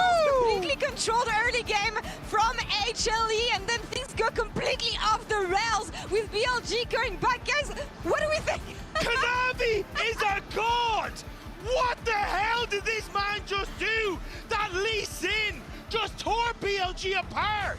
Not only did he run the early game, he then failed to secure 3 Drakes in a row, but then he absolutely won the game with this pick. I mean, just such an incredible play to find this in the clutch moment. Remember that BLG managed to fight their way, scrap their way back into this game, but Viper was such a key part of that. Even after a difficult early game, he was always just throwing down damage, gives his own life to make this play happen, and it feels like this play is the final moment where finally HLE ceded or took full control of this game. You said, Kanavi, look, this was the dominant early game we wanted to see from this player, but it goes all the way back into draft. The trust of him. You saw the hover on the Nefiri. We're all like, uh-oh, we're not so sure about this one. The Lee Sin, a huge confidence pick, and he absolutely delivered. And you saw it in our HyperX Reflex replay, how strong he was on that Lee Sin. And look at the difference it made when this man isn't under pressure from Sean and on what he's able to achieve. Gank after gank in the top lane, play after play to kill the back line of BLG. This man has just put nightmares into the LPL fans. He completely broke the gentleman agreement that was set on the top lane. 1v1 here, stepping in, helping Zeus as much as he can. But I do want to praise the improvements on the side of HLE, because Zeus was talking about the fact that what didn't work out last time were the drafts, the fact that they couldn't read BLG. I love the way they stepped in here and adapted onto this one. And I thought the drafts were such an interesting mind game, because we were trying to predict these picks coming through based off of the previous series, and we're like, this is a zigzag or this is a Mel angle, and they kept going back. So like the early Ezreal pick was potentially a denial from Guma trying to neutralize mage bots, but no mage bots, scaling mid lanes, meta top lane picks. It was a very 2 months ago draft. This to me felt very arrogant from BLG. This is not what they won within the last time these two teams faced up against each other. They took that losing bot lane. They didn't have the matchup that they wanted against the Orianna in the mid lane, trying to go for this 1-3-1. I think they have to go back to that style, that work that you were just talking about with those mages in the bottom lane. I completely agree. I don't think they gave themselves enough agency. When you look at that mid lane pick for Knight, Victor Orianna, you're just trading waves back and forth. In bot lane, again, we have to talk about the bot lane of HLE. We thought that this might be where we see the big difference, but they do exactly what you need to do with Caitlyn Karma. It was textbook League of Legends. The spice was Kanavi coming in, making those plays on the top side, but they get pushed. They get Drake. They move top side. They get Herald. They take every little early advantage away from BLG and stop any of these plays from ever happening. On just wandered around the map doing nothing for 12 minutes. Guma Yushi was the egg on the ramen. He really was for this one, you know? We wanted to see adaptation on the side of HLE, and it's amazing to see the difference that a couple days can make here, and that crowd cheering and roaring. But then here in Daejeon, HLE is up 1-0 against BLG in our MSI Grand Finals. Let's see what happens next.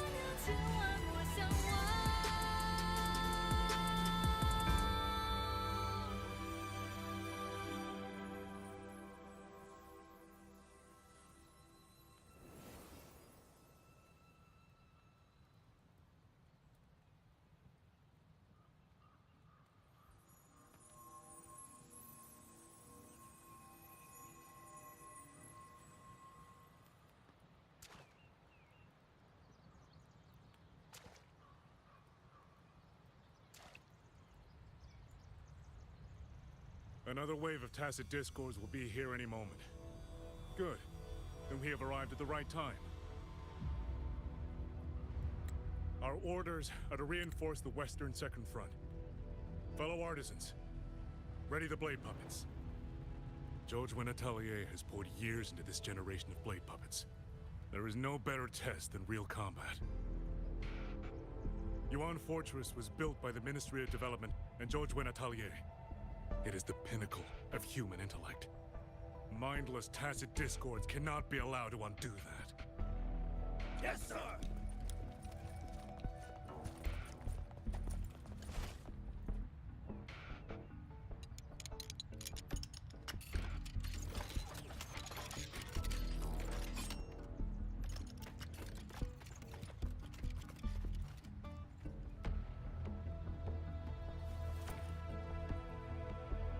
George and Atelier.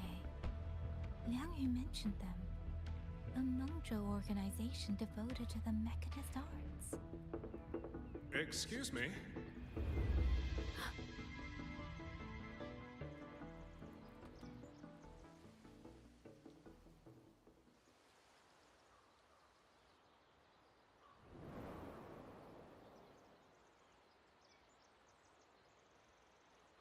I'm back?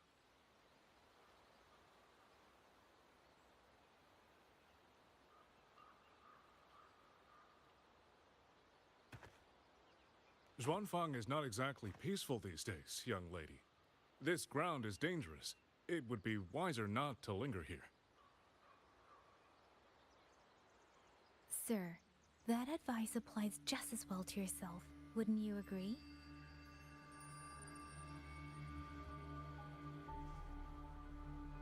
Oh, my apologies. I misjudged you. You carry a military blade, so you are a soldier, I take it. It's only that your face is new, and you do not dress like one of the wardens. I'm with the Jinzhou Midnight Rangers. Why I've come to Xuanfang? It's a long story. Not for this place. Since you've questioned me, perhaps you can offer your own name and identity in return. As you said, this place is not exactly peaceful. A civilian wandering alone through these mountains is unusual, to say the least. Of course. My name is Mu Yu. I am an artisan under the Xuanfang Ministry of Development. If you do not trust me, I have my badge with me. Yesterday, on orders from the Ministry of War, I went to a nearby censure court for routine maintenance. But before I even made it inside, I watched the auto puppets go rogue. They attacked the wardens escorting me.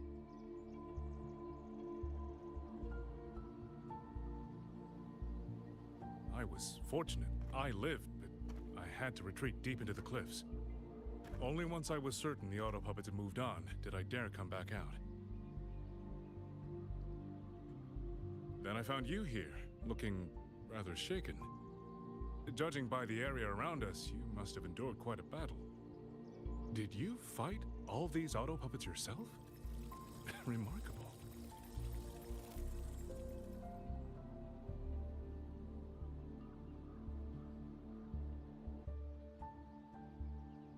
There's something about this man. Since you're a Ministry of Development artisan, but the ruins of Yuan Fortress lie between the eastern and western Fang peaks. How do you plan to get there? That is no problem. We artisans know every mechanical structure in the land of Xuanfang, and that includes Yuan Fortress. There's an old passage through the ruins that connects to the western Fang peaks. Rarely used now, but I know of it.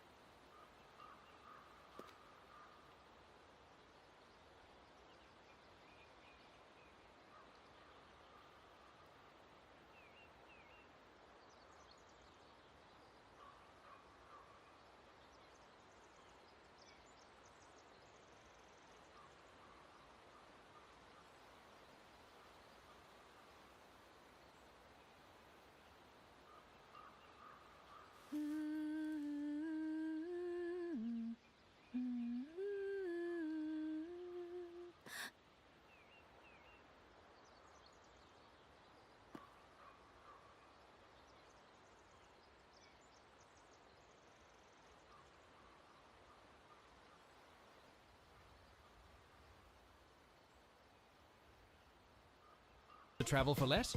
Agoda makes it easy. Book early, save big. Agoda's 좋습니다. 자, 그러면 저길 보시고 같이 한번 해보도록 하겠습니다. Let's go! Let's go!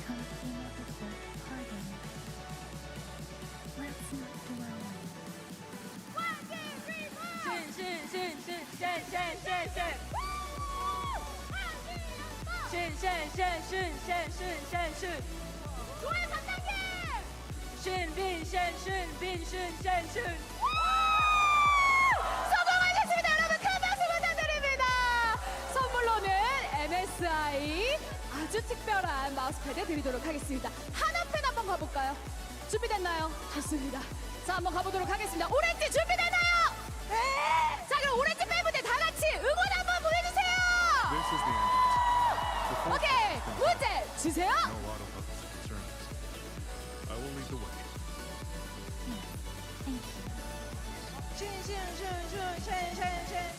좋아요. Let's go. Wow, one more time. Wow, congratulations. 좋습니다. 자, 이렇게 해서 1세트 팬 이벤트는 마무리하겠습니다. 2세트 때는 더욱 재밌는 이벤트로 찾아오도록 하겠습니다. 이따 뵙겠습니다. Are traces of the fortress and gorge's war. Correct.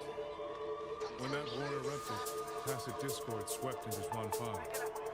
The main battlefield was this fortress, built by Meng Zhou in earlier days against these monsters. Those symbols and the mechanisms. The construction was overseen by both the Ministry of Development and Zhuo Juin Atelier's Grand Helm. It would be strange if the Atelier's marks were... The Yuan Fortress battlefield. Even after all these years, it still feels so. At the time, the tide of tacit discord swelled relentlessly. Meng Zhou's sentinel, Xin the Moonfox, concluded that the fortress alone would not withstand their onslaught. Now slips off into the fog of war, and there is the trap line. Bin gonna have to try and break it open, but he's taking so much damage. It's gonna be Viper that takes it. He's taken everything so far this game as Bin goes in, looks for the angles. Zayas does the same thing, though. Public execution, and they take down Viper. Their former AD carry now lying on the floor. Shun going untargetable, and they do get rid of Zayas. Now Kanavi gets the kickback onto Shun, and now he is in amongst it. And HLE wipe them off the rip, and HLE will not let the past repeat itself. They take down BLG in game one. What a start to the MSI Finals. That game was incredible. A little more than... Welcome back, ladies and gentlemen, to the MSI 2026 Grand Final, where we do have a different team up 1-0 this time around in this matchup between HAHAHA Esports and BLG. BLG seeing whether they can pick themselves back up and bring this to a best of 3. So Atlas, are you on the team of it's time for mages for Viper? You know, was him getting hit with all the Ambessa ultimates, Zayas is so good, or Viper, you need to be able to dodge those? I think if he was on a mage, he would get hit by them more because he was on Ezreal, and you shouldn't get hit by them as much. I feel like his Ezreal was really nice too, and I will say, as much as they are down a game, they were coming back pretty hard multiple times. That game looked like it was going to be a stomp, right? Yeah, I mean, there were, at one point, 3 dragons on HLE and 0 on the other team. We got down to maximum elemental drakes as we get into pick and ban here for game number 2. Last time, the games were much shorter, though. Much more one-sided and much more decisive. But I felt like when HLE were able to win, it did take that extra time. I feel like BLG's ability to ride a snowball is the difference between these two squads. And if they can get off to a good start once again, then this could be the difference maker. And I do think that's why it's so important that HLE actually did get it across the finish line, won that game, was able to secure Soul. Because if you lose a game like that when you are that far ahead, that is a tilter for sure. And we are seeing early Vayne ban, Poppy ban, Jace ban, no Camille ban just yet. I always think, oh, they want to pick Gnar or something if they ban the Vayne. because we have Our the tanks, probably. yeah, Jace and Vayne both out. After that. Yeah, the Jace feels like a pretty understandable ban just into Both of Zeus, these but it's top laners. actually, yeah, HLE that do ban it against Finn this time around, as HLE will be on our blue side to start this one off, as Divide has been a bit of an obligatory ban. We did see it come through the last time these two teams met, and even though HLE didn't quite find the victory, the Vi was a problem. So Camille is still up and available. We'll see if they do want to ban it out. Has been getting banned quite a lot. It would open up, for that possibility of the Camille bot lane. If it does, in fact, not get banned here. They're taking a lot of time, HLE, trying to decide what they want to take out. Okay. And they have the same read you did, Kobe, of, the Vayne ban is indicating that they are going to be trying to go for a Gnar. So instead they leave up Camille. They do take away that Gnar. Have you guys been fans of the Cassiopeia and trying to combo it with other AOE stuff like Jarvan, where you Cataclysm and Miasma in there? Or have you been worried about mid laners that don't have their own safety of dashes and stuff? I personally really like it, but I do think it's also based on how safe the other team is, right? If they have low mobility carries and you throw in a Jarvan and then Miasma comes over the top, then it's usually just lights out, right? Yeah. So I think I don't love it just as like slamming it down, but I do really think it is quite powerful based on what your opponents have. I love picking it away from Viper so he doesn't pull those shenanigans again. And so maybe Zeka could consider it for that reason, but picking it into a Jarvan doesn't feel fantastic. I think the Camille's got to be at the forefront of HLE's minds right now. But what I was going to say is that Viper brought out the Taliyah as the answer, and I've been loving the bot lanes that attack the Camille and not the Camille pairing, right? Yeah. And so if you do go Camille, you can go things like Taliyah Leona that we have seen before and really just attack that Camille. Anytime she hookshots Unraveled Earth, you get stunned up by the Leona. Leona much more tanky than the Camille, and you can just kind of focus on making Delight's life really, really difficult. And so that's kind of what I'm expecting again, because Viper was fantastic on the Taliyah when he brought it out last time, and I just felt like Delight never really got to play. Doesn't always. I'm gonna go play with Kanavi, so that's what I will expect. Depending on what Kanavi's champion is, I'm pretty sure we'll see it imminently here. But if you get Kanavi good pairing with the Camille, that is the way to take over games right now, is jungle support.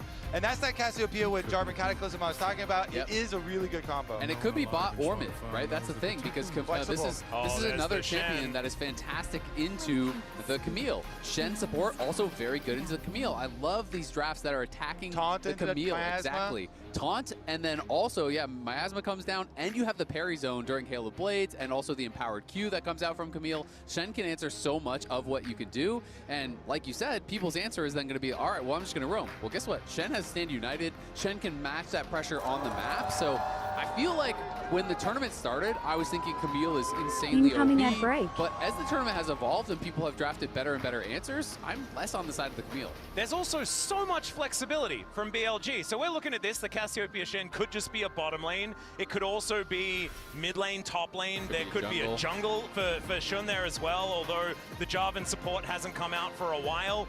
I just think that having that level of flexibility in draft really does make things so difficult for your opposition. Speaking of difficult, and I was talking about pairings of jungle with a support.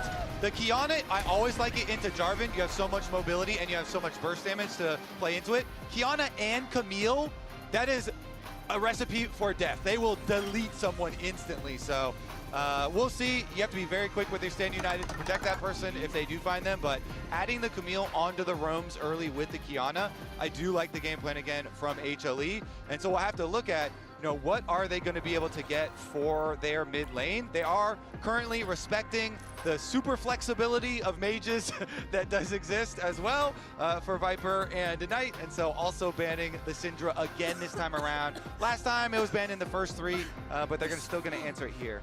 The other thing is, if they are going to go Cassio bot, then BLG needs to get AD somewhere, right? And Jace is banned, Nara is banned, Renekton was played, Ambessa was played, Vayne is banned. A lot of the meta AD tops are already out. There are always angles to go, like Yone and things along those lines. You can get AD elsewhere, but it is getting a lot harder as we go further into the draft to find AD pairings elsewhere. Yeah, And, the Tristana really is an assuming. option, I guess. Well, Lissandra banned out, yeah.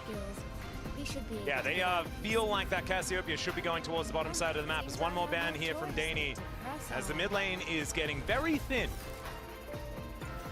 That being said, you know, if you're going to spend all these mid lane bans for HLE, Knight could just play the Cassio mid, and that's not really a problem, and you could just play an AD carry. But of course, you know, that Cassio-Shen combo really built to make the Camille's life very difficult, so it could be a little bit tougher in that 1v1 on the bot side, but clearly a lot of playmaking potential here for HLE. If the Ahri gets locked in, you have Ahri, Camille, you have the Kiana, you have so much mobility, and you have that follow-up from the Ziggs, throwing that Mega Inferno Bomb into the backline. Guma was devastating on this pick against Lion yesterday, was just killing it, got very far ahead, and his ults were doing 50, 60, 70% of people's health. Yeah, the HLE plan here, again, lots of playmaking to put pressure on low mobility champions. So the Cassiopeia may be under attack fairly early on. Definitely expect the early support roams there at level 3 from bottom lane. Jarvan with Rumble, the classic combination there, and so they're just going to pick that up for Bin. Oh, that'd be an interesting one, as they are considering some AD carry options for Viper. Try and get some of that AD damage like you were talking about. As soon as the Rumble was hovered, yeah, you know. Yeah, it's got to be something to do some AD. There's your Tristana, Atlas. Yeah, well, there's that one. That means that things could get weird, but I don't know whether we're playing Rumble Shen in the bottom lane. That would be strange. So there is the Lucian to be locked in. So Lucian Shen down there on the bottom side. Yeah, and I think they were kind of forced into it by the fact that there were so many of these AD top laners are already banned out. You don't really have as many good options up there for Bin. So it is just going to be Lucian Shen and Yorick as the answer. Fantastic into that Rumble. Allows you to play towards side lanes where you have great ability to roam as the Light, as Zeka and Kanavi to move around the map and try to play through those sides, because there's not necessarily a great 1v1 answer to the Yorick split push if he gets accelerated. And speaking of accelerated, I think if this game is going to move in HLE's direction, I'm going to request that team fights are actually slowed down to half speed. Because I have a feeling they're going to be over extraordinarily quickly. There is so much burst damage out of this squad, and if they don't manage to kill their opposition, they basically die immediately, which could be a little bit of a frightening prospect here. Bit of an all-or-nothing draft coming out for HLE. And honestly, I really am going to have such a huge magnifying glass on these supports. I feel like this game is going to be similar to the first game of the series that we saw in the upper bracket finals. Whichever support. My work is easy because I use Welcome ClickUp. CSN Here's how I keep track of all my 751. tasks. I start by brain dumping everything I need to get done in a list view. Next, I set a priority and a due date to keep things on track. I create custom statuses to organize my progress exactly how I want it. I like to add the action items field so AI can show me the next steps. With that one punch, just deleting someone, Camille ult, Kiana ult, Ziggs ult, everything thrown into the backline, they really do excel around a couple items, but when you get to later and later stages and the luxury items start coming through and all of a sudden there's Azonia's on Cassio, there's Azonia's on Rumble, there's, you know, a GA on Lucian, there's all of these additional tools, it can become really, really difficult to actually find that correct target and still be able to win out on the fight, so BLG will be looking for that. Hearing the fans, there is not an empty seat here in the Daejeon Convention Center as the Hightings and the Gyos go at it once again. HLE seeing whether they can get to match point. BLG wanting to settle in and stretch this series to be only a best-of-3 from here. Could be their opportunity to do so, as Knight is now moving over. Zeka dealing with some of that bone plating. Does have the Foxfire there, so evens out the trade. Yeah, nice use of his Deathfire touch and his bone plating there to go in, get the extra tick damage onto Zeka. But another Foxfire trade, as you say, and we're going to have opposite starts for the jungles again.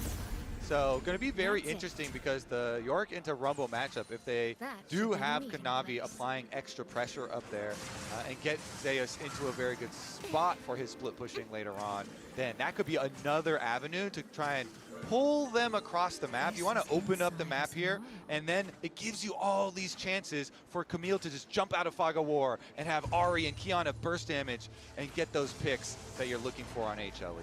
Yeah, I mean, I completely agree, and it's just such a good matchup. Yorick into Rumble really does favor the Yorick in the 1v1 pretty heavily. Then you have all these great enablers, people who can attack, and you have Ziggs who can hold. A 3-camp gank again, topside, and this time it's Shun going to disrupt the top matchup. Yeah, Bin was taking a fair bit of damage, but Zeus now gets the bad news that there is a Jarvan up here. The flash to try and get him out, but he still gets tagged by the knockup. He's going to need a big old army of ghouls to make this happen, and he finds it! First blood goes to Zeus! Shun will be able to get the revenge, but that is not what BLG wanted. That is not what they wanted at all, but imagine if he actually flashed through that flag and drag. He could have had the 1v2, I think. I mean, all the minion damage. Look how many minions there are. Zeus has the massive, massive minion wave here. And so, yes, he does try and go over the EQ here and gets it with the knockup, but still is able to turn it. All the minion damage and those ghouls onto Bin. Yeah, and Bin was not able to flash the Morning Mist. He flashed after he was hit by that E, and once that hit tags you, all the ghouls are going on you. He had a bunch summoned up, all of the minion damage you talked about as well, Kobe. You know, not a good flash from either top laner, but Zeus fighting in those minions gets first blood in the 1v2. And the bonus money from a first blood here makes it super, super not worth for them. This is the hunt for the Grand Slam we were talking about last game. These three players are that one. Oh, flash it from Zeka gets the charm, and they execute Knight. I love the acting there too, as Kanavi is like just passing through here, don't mind me, jungle on the way to the Scuttle Crab. Remember when I used to do this when we were hanging out? Yeah, it's fine. Well, there's a taunt flash from On. They do manage to get the knockup onto Kanavi as the favor is returned as the teleport comes in from Knight, makes his way back. It's so fun to watch. Punch right back here. Another flash invested. On is able to sit him down. So during the celebration, immediately get the counter kill onto Kanavi, which results in counter jungling on top of it. And does mean that Shun himself is going to have a big advantage. 2 kills plus the extra little steal away here on Raptors, and he should be able to secure his. And you see, walking back out onto the Rift now, Kanavi, his jungle is very light on camp, so has to get the Scuttle Crab. Yeah, absolutely. And it's just such a good punish from On. You see this brilliant play from HLE, but double flash were committed, and they instantly punish it here. And On now hanging around, knowing there could be a possibility of a dive. 3 members from both teams moving up. Yeah, On doesn't quite know, does now find out that Delight is in the area. Kanavi spotted moving towards that top side. There's the flag and drag and the taunt as Delight keeps himself alive for now. Hook shot comes out. Delight doesn't quite find the angle as now On just looking for his target. The Morning Mist will connect once again as Bin has eyes only for Zeus. He's looking to lock him down. He silences himself. The drill goes in and they lock up the kill. Kanavi's dead at the same time, but now it's Delight and Zeka trying to get this fight to work as Delight has to flash to get himself out of the way as Knight turns up. Yeah, Bin says, you're not getting out of this one. I don't care if you have Zeka roaming up first. He forces the play. They get the extra kill on BLG, and they push them off the tower. Exactly. They get those extra wards because not only do they get the kills, they deny the wave. The wave is going to push away from the Yorick. They get a plate. They push them out of their own jungle here, and that is fantastic for BLG. Just a slight advantage on money, but let's have a look at this again. And again, you're going to see the cancel on recall here on the minimap. So Ari's going to be the first one to roam up. So they make the call here for HLE. They're like, yeah, we're going to scrap it out, even though BLG got the early damage on us. But then Bin has this overheat, just goes in onto Zeus. Kanavi clearly trying to help him out, but Kanavi's getting focused down by On and Shun. And I thought for a second with the scrap shield that Zeka might not even be able to finish off Bin. And when Knight arrives, another flash has to be forced. They push it in, they deny it. And that man is locked in. Yeah, he is. He does that, you know you're in trouble. When Bin starts vibrating. Oh, On, speaking of which, is just going to be backing away. Hextech sweep just to try and soften him up there as man. Speaking of armies, there are a lot of things here in this top lane as Zeka is going to show up as well. They're looking for the rumble and they will be able to grab the kill. Zeus walks it off at the same time, but the rest of BLG looking to turn up.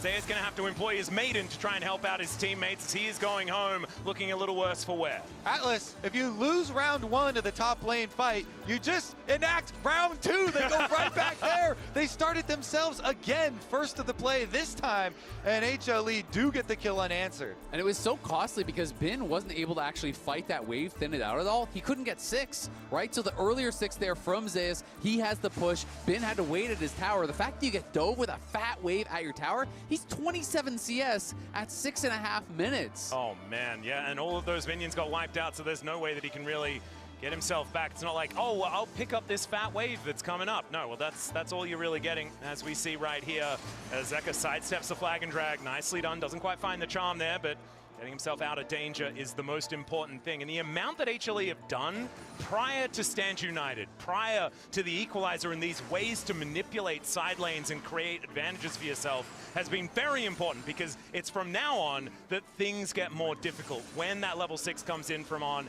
and when Bin is able to just wipe out waves with the equalizer. And it's just funny to see how much of a battleground top lane has become. It is bot lane that is the island this game. They're just peacefully farming, chilling out down there, because both teams know how critical this top lane matchup is. If Zeus gets ahead, it's so problematic for Bin.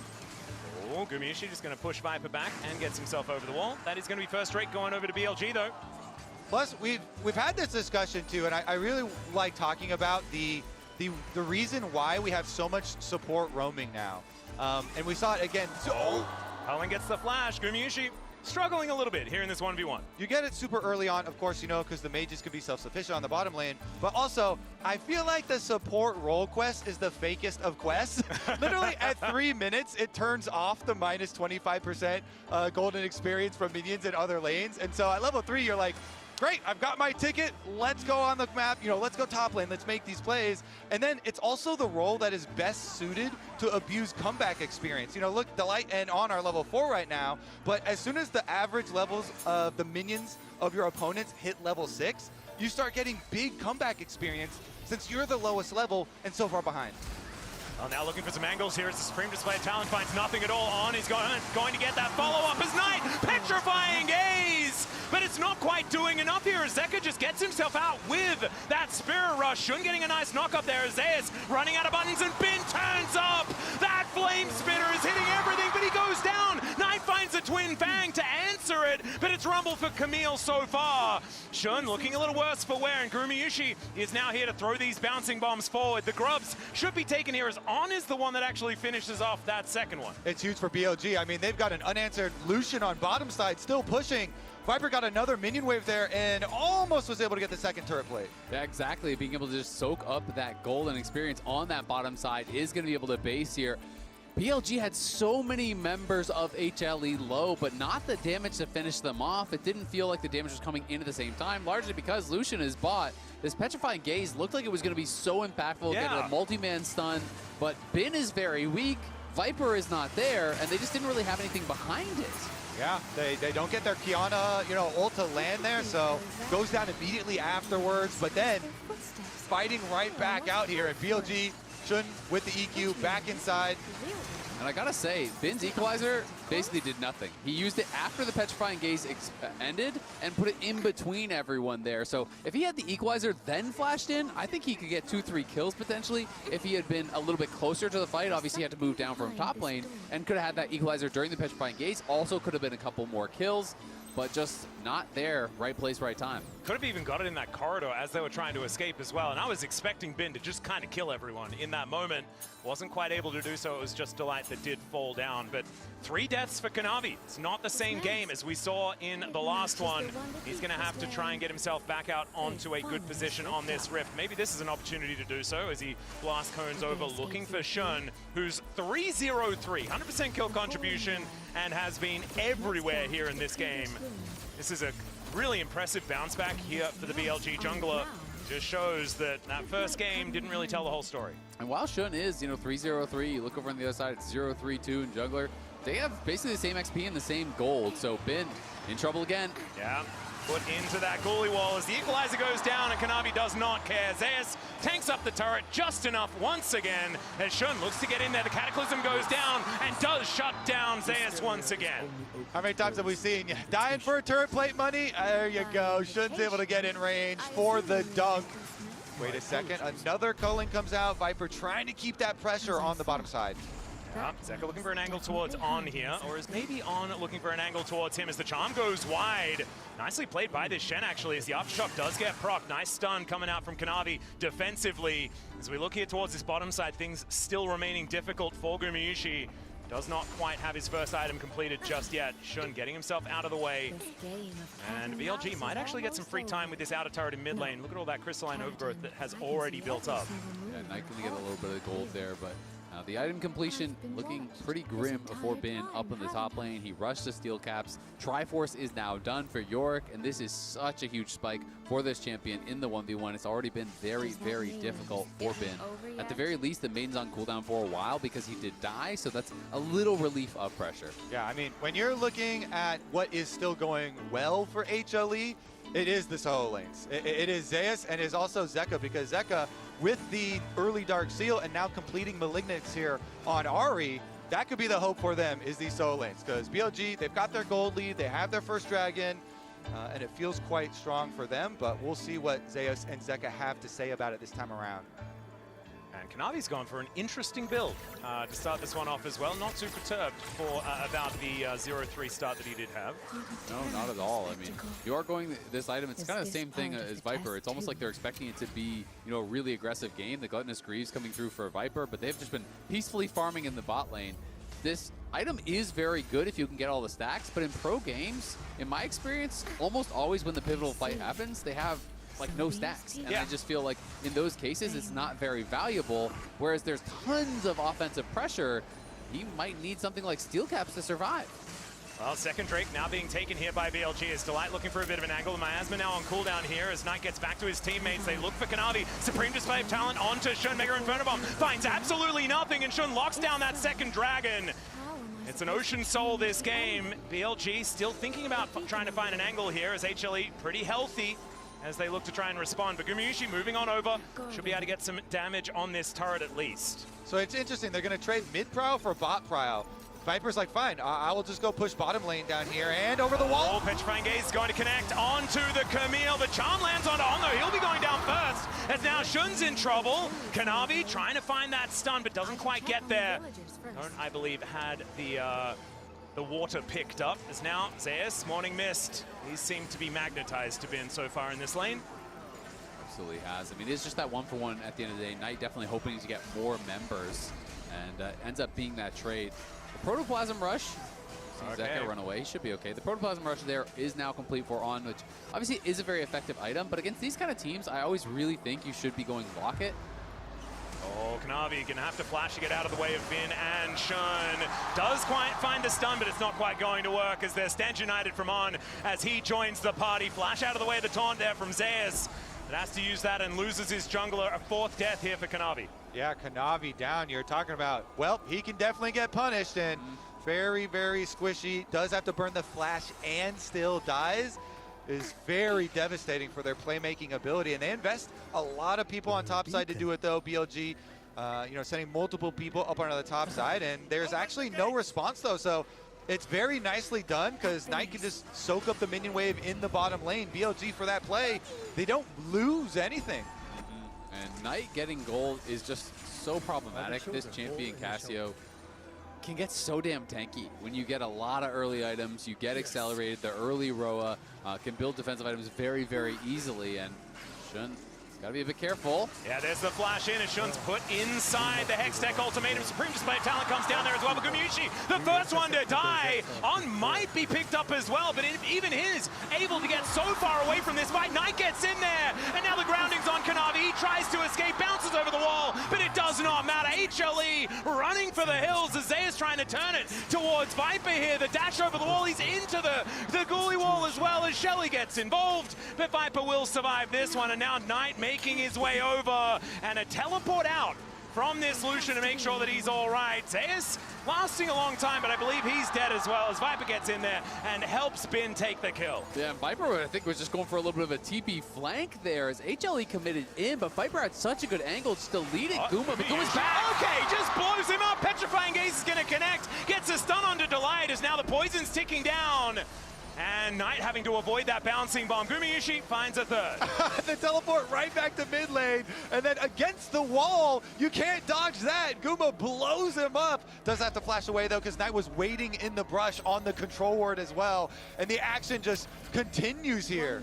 I mean, Guma quietly now is 1.6k up. This guy is getting so fed. He's done his Shadow Flame, his Ludens, and just kind of sitting on that tier as Ziggs players love to do.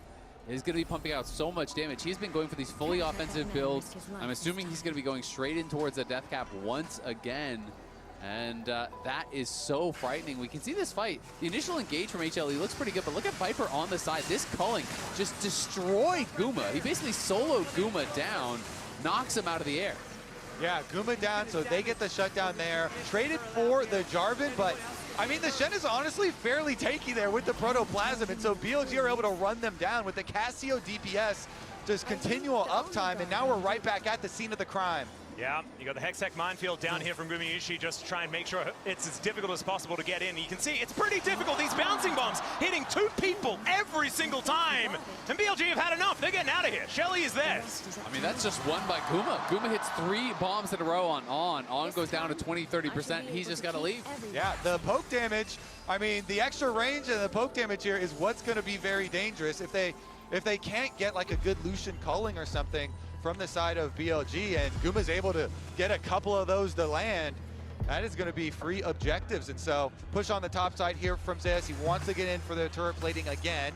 We'll see whether On actually decides to go for anything, but you can see in our Coinbase gold grind, Gumayushi incredibly far ahead of Viper here, who was actually doing a lot of work in the laning phase. It's just a couple of these fights that have gone the Ziggs' way. And I just worry with On not going for, you know, this more supportive itemization, not going Locket, champions like Viper, like Knight. There's so much AoE coming through, you know, from Kanavi, from Guma, and I feel like you need every tool possible to keep Viper alive if he's the one getting dove on. Yeah, Guma literally told Keijo, I hate mage's bottom, but Ziggs is the mage that he smashes with, and we'll see how much of an effect this damage is going to have, because Dragon started up and they're pulling him over. It's catch-22. He hates mages, but he loves winning. Yeah, and he also, like, the 80 carries that he's best at are kind of like mages as well, like Jhin and Varus, right? Like, you're mainly doing skill shots and all that business. So I think it's somewhat strange that he's so good at it, even if he may not necessarily like it, is okay. Zeka getting culled momentarily, down to almost 50% here, as this would be sole point for BLG if they're able to get this Dragon. Minefield does go down. It's in an annoying position, but BLG haven't taken damage just yet. And yeah, Shelly is just getting some work done here in this mid lane. And the poke damage onto Shun is starting to add up. It's going to be the Dragon secured by BLG, but they cannot keep Shun alive, and now the rest of BLG are running for the hills. Zeus just flashes on top of Knight, puts him into the goalie wall, and the Noxious Blasts are coming down, but Zeus looks to be ignoring it completely. The taunt does come down as finally some damage is coming in. Bin gets in there with the flash, but the Q comes down from Zeus to keep him alive. They take out this Rumble yet again as Kanavi overextends a little, and now On taking a fair bit of damage, the bouncing bombs, and now the ghouls to chase him down. And not going to be enough to take down the Shen here as the bouncing bomb will be avoided. It's a bloodbath, and in the end, HLE are able to chase them down afterwards. BLG got to Dragon Soul point, but at what cost? Yeah, cost them a lot here as they do focus this down. I mean, they were going for this mid lane play with the Herald. They got multiple charges.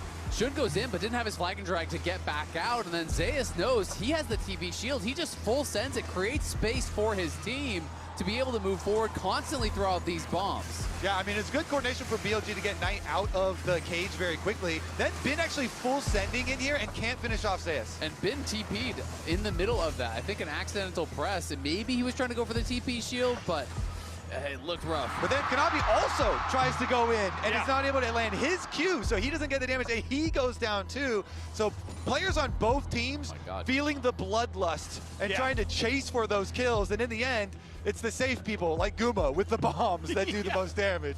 Exactly, everyone's just fighting like crazy people, and Guma's just sitting there just lobbing over and over again, getting all this damage down. Yeah, he's right here. All right, Delight now moving in towards this mid lane, and I feel like this game, it's just all about Zeus and Gumayushi and what they can do. Zeus just a brick wall in this front line, flashing on top of people, and there just doesn't seem to be enough of an answer when this Yorick gets this far ahead. And he did this in the LCK. He's one of these players that makes the Yorick look completely broken if he gets any sort of lead like this. Yeah, when he is teleported in, he has created a lot of space for them and presence here with the Yorick, but they actually didn't even finish the recall from Zeka. Oh, Shun gonna have to flash. The flag and drag was interrupted as Zeka looking for an angle, doesn't find it. Not gonna be able to find too much there. And HLE in control, they do have this 3K lead, and they have a super fed Ziggs who almost has a death cap, but BLG are on Soul Point, and Ocean Soul, some people love it, some people hate it, but it is still a lot of value here, especially against the poke that's going to be coming out from Guma. And we can see Viper now on 4 stacks of the Gut and the Screeds. If you get an Ocean Soul too, maybe you can start to shrug off more of this poke. And so that is kind of the goal here for BLG, is just continue playing for the Dragons, playing for the Soul. And it's going to be up to HLE to try to deny it, because last time they were trying to do kind of both, right? They had the double charge with the Herald. Zeus was farming plates mid. They weren't really set up early enough to contest the Dragon itself. They were playing for the towers and the fight after. All right, now Delight just getting a little bit of homework done, getting some vision around that Baron pit that has now spawned. It's been up for a couple of minutes time here as On taking a lot of damage. The Shen, you're talking like Protoplasm Harness is really good for like efficient stats, but he's still a support, so he's not as tanky as Shen's can be. And that poke damage coming on through from this Ahri as he looks for a bit of an angle from the Fog of War is pretty scary. Yeah, all the lethality. Oh dear, the charming Zeka is going to land onto Knight here. He does find the Petrifying Gaze though, as Kanavi is taken out once again, and both of them just fall down. On, I mean, he might be a bit squishy, but he's got an R button. Beautiful stand united. It makes the difference, Atlas. They don't have enough damage to get through it to kill Knight. Knight survives, he flashes, and he returns the favor with damage. Very fast stand united, and the heal coming through, and Knight is building quite a bit of HP, has the upgraded Merc Treads. He is not easy to knock down.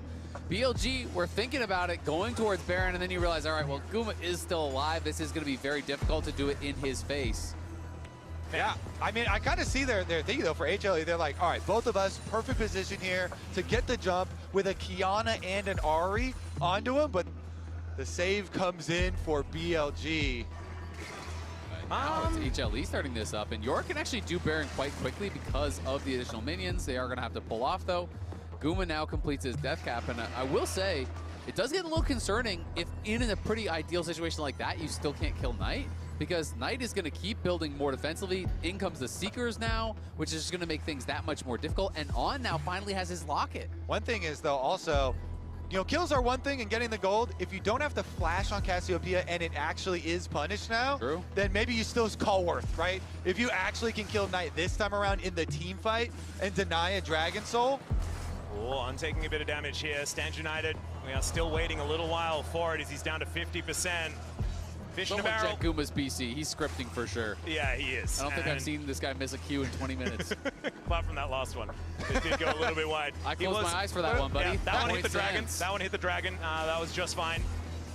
As the rest of HLE not starting the fight just yet. The poke damage needs to rein in first before they do commit to anything. There's Viper in the back of the pit, not exactly where he wants to be. As the Supreme Display of Talent goes over, Zeka finds the charm onto Viper and will be able to take him down. But now the Soul still on the table. Mega Inferno Bomb comes in, and it is going to be Kanavi falling down. The Soul is picked up as On.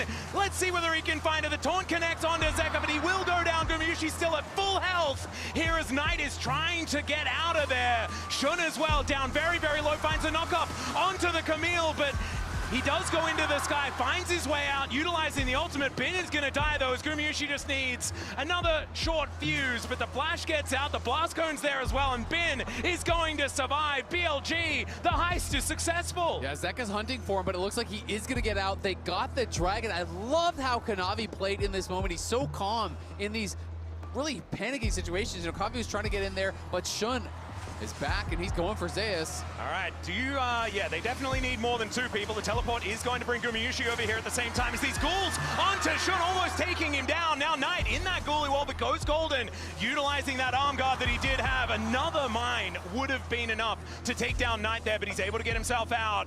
And that is just the Yorick falling down. Oh, the healing, the value of his arm guard there too. Knight able to slither away from it in the end. And while HLE, they take the fight to Viper and they jump over the back of the wall and they kill Delusion, that gives the opening there, and BLG do get that Ocean Drake, and now with all of this healing, it is going to help so much. So look at them all jumping over the back of the pit to go for Viper, but then look at the focus on Dragon. Exactly, they commit to that. I like that decisiveness, but then On and Shun turning here onto Kanavi and the Miasma. He is grounded. He can't get out of there at all. So they have full eyes on the objective. HLE started the fight off well. They killed off that carry, but it is Soul going to BLG, and even though HLE are picking up some kills, BLG are able to kite out. Enough of them survive. They keep that Soul, and they're going to be feeling so good about that fight. Yeah, incredible work in the priceless moment of the game here for BLG. They lock themselves down the soul, and now Elder is going to be spawning so incredibly quickly in this game, as it was only about at minute 25 that we got our fourth and final elemental Drake. And so we could have some very interesting fights. Look at Guma's damage. He did as much as BLG combined on the Ziggs. 8K in one fight. That is one fight. That is insane. But Knight just completed his Zonias now. So he used the Seekers, immediately has enough gold to get the Zonias, which is such a big purchase. And that flash you talked about earlier, Kobe, it's almost back up as well. Important item though, Oblivion Orb is done for the Ziggs as well, and he's the one that's been landing everything. And he's gonna need to keep doing so if they want to fight against this Ocean Soul. And Atlas, if you can 100-0 someone, then the Ocean Soul, yeah, it's not going to have a lot of time to take over, so yeah. I do like that angle you're talking about. The thing is, with the Stand United 2, maybe that buys enough time for them, so it really is kind of close there. Yeah, I mean, now they have the Stand United, they have the heal on, they have the Locket. Viper went Cleaver for a little bit of HP, they have Zonia's done on Knight. You can see the Shred has been purchased up for Bin with the double AP Soul Lanes. He's going to be going Zonia's next, and things are going to get more difficult, so HLE trying to see if there's an angle on this Baron, but BLG are aware of it. Knight's TPing, and they're going to contest. All right, they get another control ward over that wall. As Gumayushi has to flash. The flag and drag comes in from Shun. They're not out of the woods just yet, as the Ghoulie wall actually is set up to make sure that they're unable to get into the river.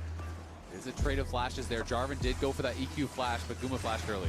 Yeah, no flash on the Ziggs. Maybe that is the hope here for BLG. It's not a massive gold advantage though for HLE, and as you guys were talking about, this is about BLG building up the tools to make the late game incredibly difficult for Halma Life Esports, and maybe in 2 minutes time that will have enough of them to make sure that this Elder goes their way. So much is going to depend on if the pick is successful. You know, if this big burst damage comp from HLE is going to be able to successfully execute their kill. You know, Shun here with his Guardian Angel feels very secure, so secure in fact that they are going to start up this Baron with their vision control. And they've got the Scuttle Crab to pop here too to make sure they have full coverage. And with Ocean Soul, so they're going to stay high on HP, but they're looking to turn on this TP maybe. Yeah, teleport comes in from Zeus as well to join this fight as Shun is over the other side of it. The Maiden getting involved as well as Bin gets into the fog of war. You've got Viper. Oh, Zeka finds an angle here towards his top side of Shun, waiting in that brush. And Delight wanting to get on top of him. Shun down to 50%, looking to try and turn it. As Gumayushi's in trouble, sprint display talent. He at least gets the ulti off, but he's gonna go down. Viper finds the angle onto his former support, and Zeus trying to deal with 4 people here in this top lane is on his marking the rest of the targets. It's a double for Viper, and BLG have found their moment. They found the team fight, and now they can grab a Baron. Shun traded flashes with Guma earlier, and then it's on the taunt flash onto the Ziggs. Knight there to follow it up. They take him out, and in these extended fights, Ocean Soul so powerful. They are still incredibly healthy. Right back to the Baron. That is going to be theirs, and they're going to have this Baron during the Elder spawn to try to take full control over this. Guma's got to go into overtime now, trying to clear all these minion waves into a Baron-empowered minion. So here's a look at it. With the Shen Stand United, as you say on the bottom side, boom, they instantly kill off the Ziggs. So much of the damage of HLE is lost, and the team fight is instantly lost. And I just love the communication there. You know, Shun using the Cataclysm to close the gap. Oh dear, he's grounded. He is very, very dead. Shun gonna be the one to lock down that kill, and Kanavi, his 9th death of the game. A little bit of a difference from what we saw in game number 1 here, as this one has not been his favorite. And that is Elder gone now. You have no jungler unless there's heroics to be played by Guma, maybe some sort of a try at an alt steal or something, but this is Ocean Soul. This is now a gold lead for BLG. The gold lead completely gone, and it is Elder. We'll see if Guma can maybe make some magic happen, but doesn't feel like he's even in range. I mean, this is Exodia. They've got absolutely everything right now. As the teleport to bring Zeka over there, but he is just going to watch as this Elder is going to die. Go for Cassio. Yeah, looking for a bit of an angle here as Gumayushi underneath this turret. Knight is just fine though, as Viper looking for a flank. No Charm comes in. He knows that that's his angle, his opportunity to get on forward. The Cataclysm goes down. The Dragon's Wrath will be wrought all over HLE. And that is 2 kills, a double for Viper, and they will just proceed with these minions towards this bottom lane and destroy the base. BLG strike back in game number 2. They're inside the base, and I don't think there's a lot that HLE can do to stop them. These empowered minions, there is no Gumayusi to get through them. And yes, Zeus had a decent start to this game, but I don't think he can do anything. There is Elder, there is Baron. His Maiden is going to be taken down here as well as BLG with this army of siege minions from this bottom lane. They are playing it pretty slowly here as Knight looking for some of these noxious blasts as the equalizer will finally be thrown down. There's Zeus being eaten by a dragon. Kanavi with the world's smallest supreme display of talent. And Bin is just going to burn him to the ground. Delight taken out. And Zeka the last man standing, but not standing for long as Gumayusi gets back up again just to watch his Nexus be destroyed. And the series is evened out, and it's a best of 3 from here. All tied up, back and forth, just how you'd want it at the MSI Finals. Who's got the edge, Desk?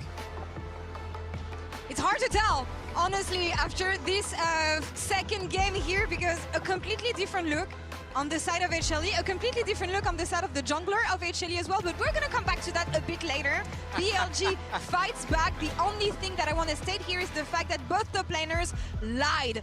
We promised a 1v1. Yes. It turned into an open house on the top lane where the only ones not invited are the AD carries. That's true. They were left alone in their devices. They might have been sad to miss out, but watching that top side, my God. The absolute disrespect. Does their word mean nothing? It does mean absolutely nothing. In game 1, Kanavi did a 3-man or 3-camp and into gank top. This game, we saw a gank into top after 3 camps. And my God, after that, they just kept bringing more and more people. But it became an arms race in that top lane. It was in the game 1, okay, Kanavi's up there a few times. Then it kind of moves on to, all right, you know what, I'm going to bring my support. Okay, well, I'm going to bring my mid laner. Okay, we're bringing the AD carries. Everyone was moving up that top lane. And it was actually the fact that Zeus was able to turn around this kill in the 2v1 that really started everyone moving up there. Okay, and I got to throw some shade because game 1, Bin enemy jungler comes up, Bin dies. Game 2, allied jungler comes up, Bin dies. This man needs to chill out. Now this play, there's nothing that can be done. But there were a number of bad deaths. And my man was feeling himself, but he needs to calm down. He needs to chill out. It's a rivalry for a reason, you know? 4 out of 5 on both sides felt like calm, cool, collected. Then you've got Kanavi and Bin just like, just like screaming. Watch me. Kanavi literally built hubris. Exactly. You cannot write this down. You have to show people the clip. They won't believe you that the greedy feeding jungler built hubris. For what it's worth, It's he's 2 like, on the nose. there's a lot of takedowns in the early game. Maybe it'll stay bloody. Maybe it's a way back in. I don't agree. And it did, to be fair, stay incredibly bloody. It was a pretty bloody game. Do you know what solo laner didn't let us down though? It was Knight. This man was absolutely insane, and he's in our every second counts thanks to reliable Cisco network replay. Because holy moly, he was absolutely insane. This guy was a beast. His KDA, the goal difference. This was the matchup that you expect. Knight, when he started his career, was a Cassiopeia one-trick. This guy has had Zeka's number, and in this play, he does so well alongside his team to keep himself alive. Really crucially, the Kiana ultimate actually moved him out of the REQ return, and that bought time for the cavalry to arrive. The Shen ult, the Jarvan flying over the wall, and the double Keep kill. flaming Kanavi. That's the no. It was a really rough game. Other than the hubris, I think there are good deaths mixed in. But this is like, okay, back to the drawing board. Let's calm down a little bit. And the thing is, we finally got to see Mage's bot lane, and we got to see the value of Viper's champion pool, because it's what set Knight up. He got double mid lane bans because they weren't anticipating the Cassio to be flexed back into the mid lane. That is the value of that additional champion pit. Really setting you up for success, and with the Lucian also doing well, it's feeling like BLG are one step ahead in draft as we initially expected. Well, it's interesting, right? Because they played 0 mage bots, and that was kind of their calling card going into this. But I do feel like Danny is just continuing to try and stay unpredictable. Earlier on in the tournament, it was unpredictable to throw mage's bot lane. Now he's getting it the unpredictable way of flexing the bot mage back to mid to get the advantageous matchups, which I find really fascinating. It's also taking a lot of those AD carries answers out of the pool, right? Like Lucian we've seen as an answer into the mages. So if we are now going to be pushing for a game 4, a game 5, you don't have those picks left for Gumayusi. So unless he's been able to pick up a few more, I think he's in a little bit of trouble. And that's the issue. Are they going to be able to bring the attention back to AD carries, or can they find solution in game? Because They had the upper hand in game 1. I'm just wondering if they have it in the tank to bring it back here now that BLG is fighting back. I'm a little bit nervous for them. I think draft is still so incredibly important. After you lose, you obviously get right of first selection. You can optimize your draft a little bit, but it is only getting trickier as we get deeper in. That's the one mage we expect from Guma, right? Now it's kind of liability central. Based off what I've seen, it's 1-1. I'm going to still favor HLA in the series. I feel like they're looking much better than they did the first time around. I don't feel like they're getting out-drafted the same way they were in the first series, and I do feel like Zeus versus Spin is going in the favor of Zeus in these games, and I'm just hoping that Kanavi continues to flip a coin and land head more often. Yeah, because it was just Grand Slam in Lee Sin, Ints completely in game 2. The good news is that he cannot play Kiana anymore, and Bin cannot play Rumble, so things should get better. Shout out to Fearless. Big up Riot Games of all esports. Just really keeping the LPL strong by stopping Bin from playing Rumble again. We love to see it. Shout out to the meta that we have had so far as it keeps everything open. BLG fights back. Let's see if HLE can find an answer in game 3.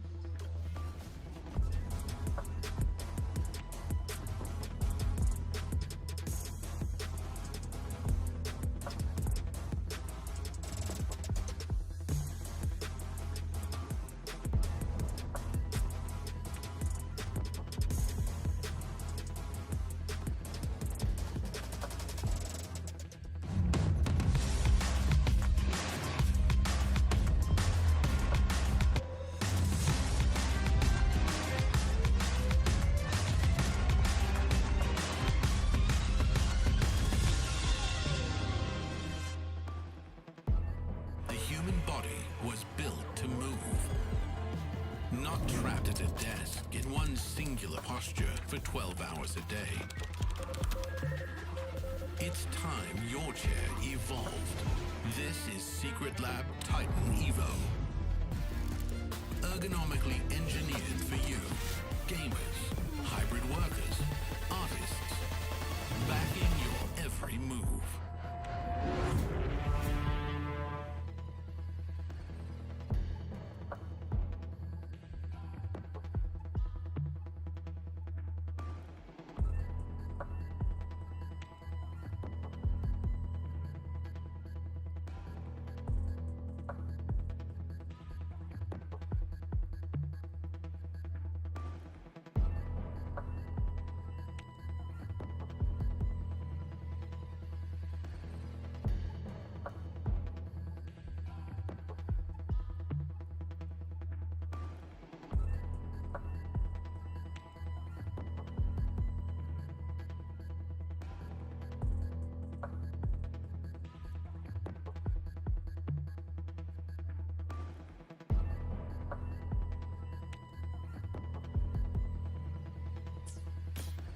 The water meets the sky. I can't believe it.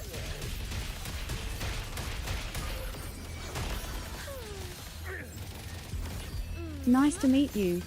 I'm Uncle Yue. Clouds fade. Clarity remains.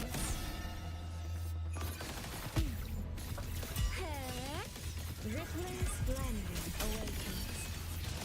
Please come now. I could use another dancer.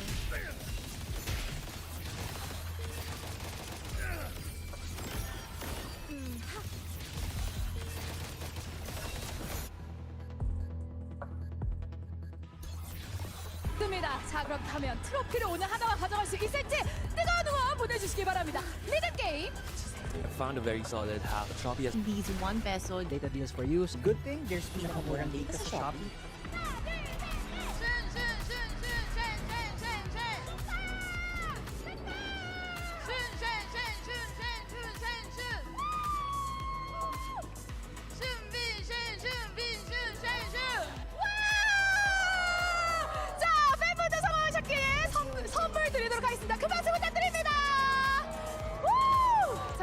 더 만나보도록 하겠습니다. 준비되셨나요? BLG 준비됐나요? 오케이! 자, 그럼 가보도록 하겠습니다. 문제 주세요.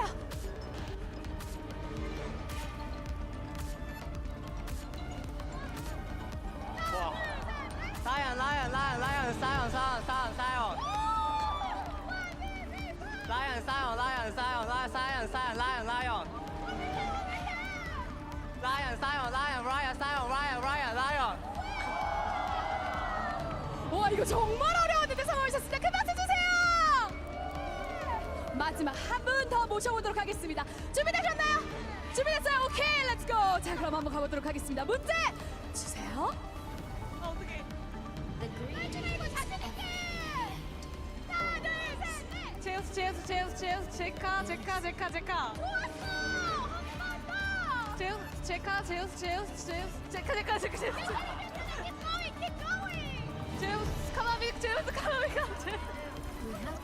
So hard. 하지만 잘하셨어요. 선물 드리도록 하겠습니다. 축하드립니다.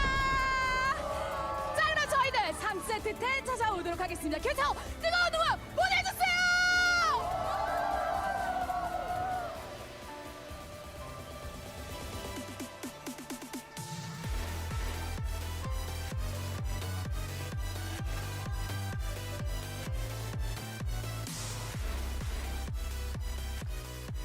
The Majesty. Boy, you got Viper. Oh, Zeka finds an angle here towards this top-sided Shun, waiting in that brush. And Delight wanting to get on top of him. Shun down to 50%, looking to try and turn it. As Gumayushin's in trouble, Sprint's play talent. He at least gets the ulti off, but he's gonna go down. Viper finds the angle onto his former support, and Zeus trying to deal with 4 people here in this top lane as On is marking the rest of the targets. It's a double for Viper, and BLG have found their moment. They found the team fight. All tied up, back and forth, just how you'd want it at the MSI Finals. Welcome back, ladies and gentlemen. It is a tied-up series here for the MSI Finals for 2026, and we'll see who can reach match point after this Game 3.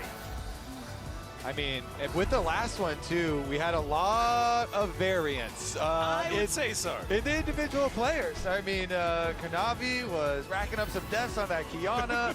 I liked how you were saying, Atlas, where we are off screen, and you're like, well, did you lose your Kiana card when you leave the LPL? Yes, you definitely do. It kind of looked like it. Unfortunately, you get the LCK Kiana card, which has not ever been all that good. It's okay, we're gonna give him a pass. He's had some really good games. Yep. You know what? We're never going to see him play it again this series. It's fearlessly banned. That is the case. So at least there is that. But I think that was definitely a bit of a thorn in their side. I think he may have had a little too much hubris in that game. And once again, I always like Sean on this Shen. I thought he had a really good performance again, you know, having a big effect as far as the support comparisons that we have had in controlling the map and controlling the other lanes. And they kept Knight in a very good position until Knight was able to take over again. And I really like their draft just in general. I just think, yes, Kanavi had some oopsies, but at the same time, I feel like compositionally it was very, very difficult with Miasma, with Shenton, with the CC from the Jarvan. You're playing a very squishy character. If you get caught at all, you just die. And so I feel like they thought, hey, we're probably going to get outscaled, so you kind of just keep sending it, right? You know, you don't really have much recourse. They were losing all the dragons. They had to just try to fight their way out. It did not work. BLG looked more cohesive for sure. Vayne remaining on the bans, and an early Syndra ban with that Gnar going to give you the response as soon as that Vayne is banned. So I feel like I, at least personally, have a pretty high Rise priority, especially with the Syndra ban. Yeah. So a lot of people have been playing it into it.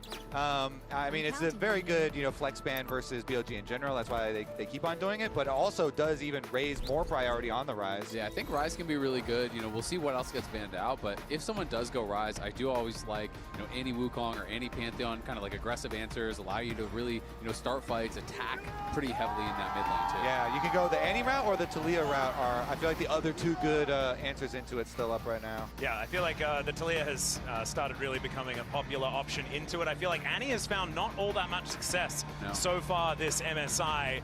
This last ban, I think, should go over to the Vi, because then you'd be contesting Vi or Rise for that first pick, but the Pantheon will be taken away instead.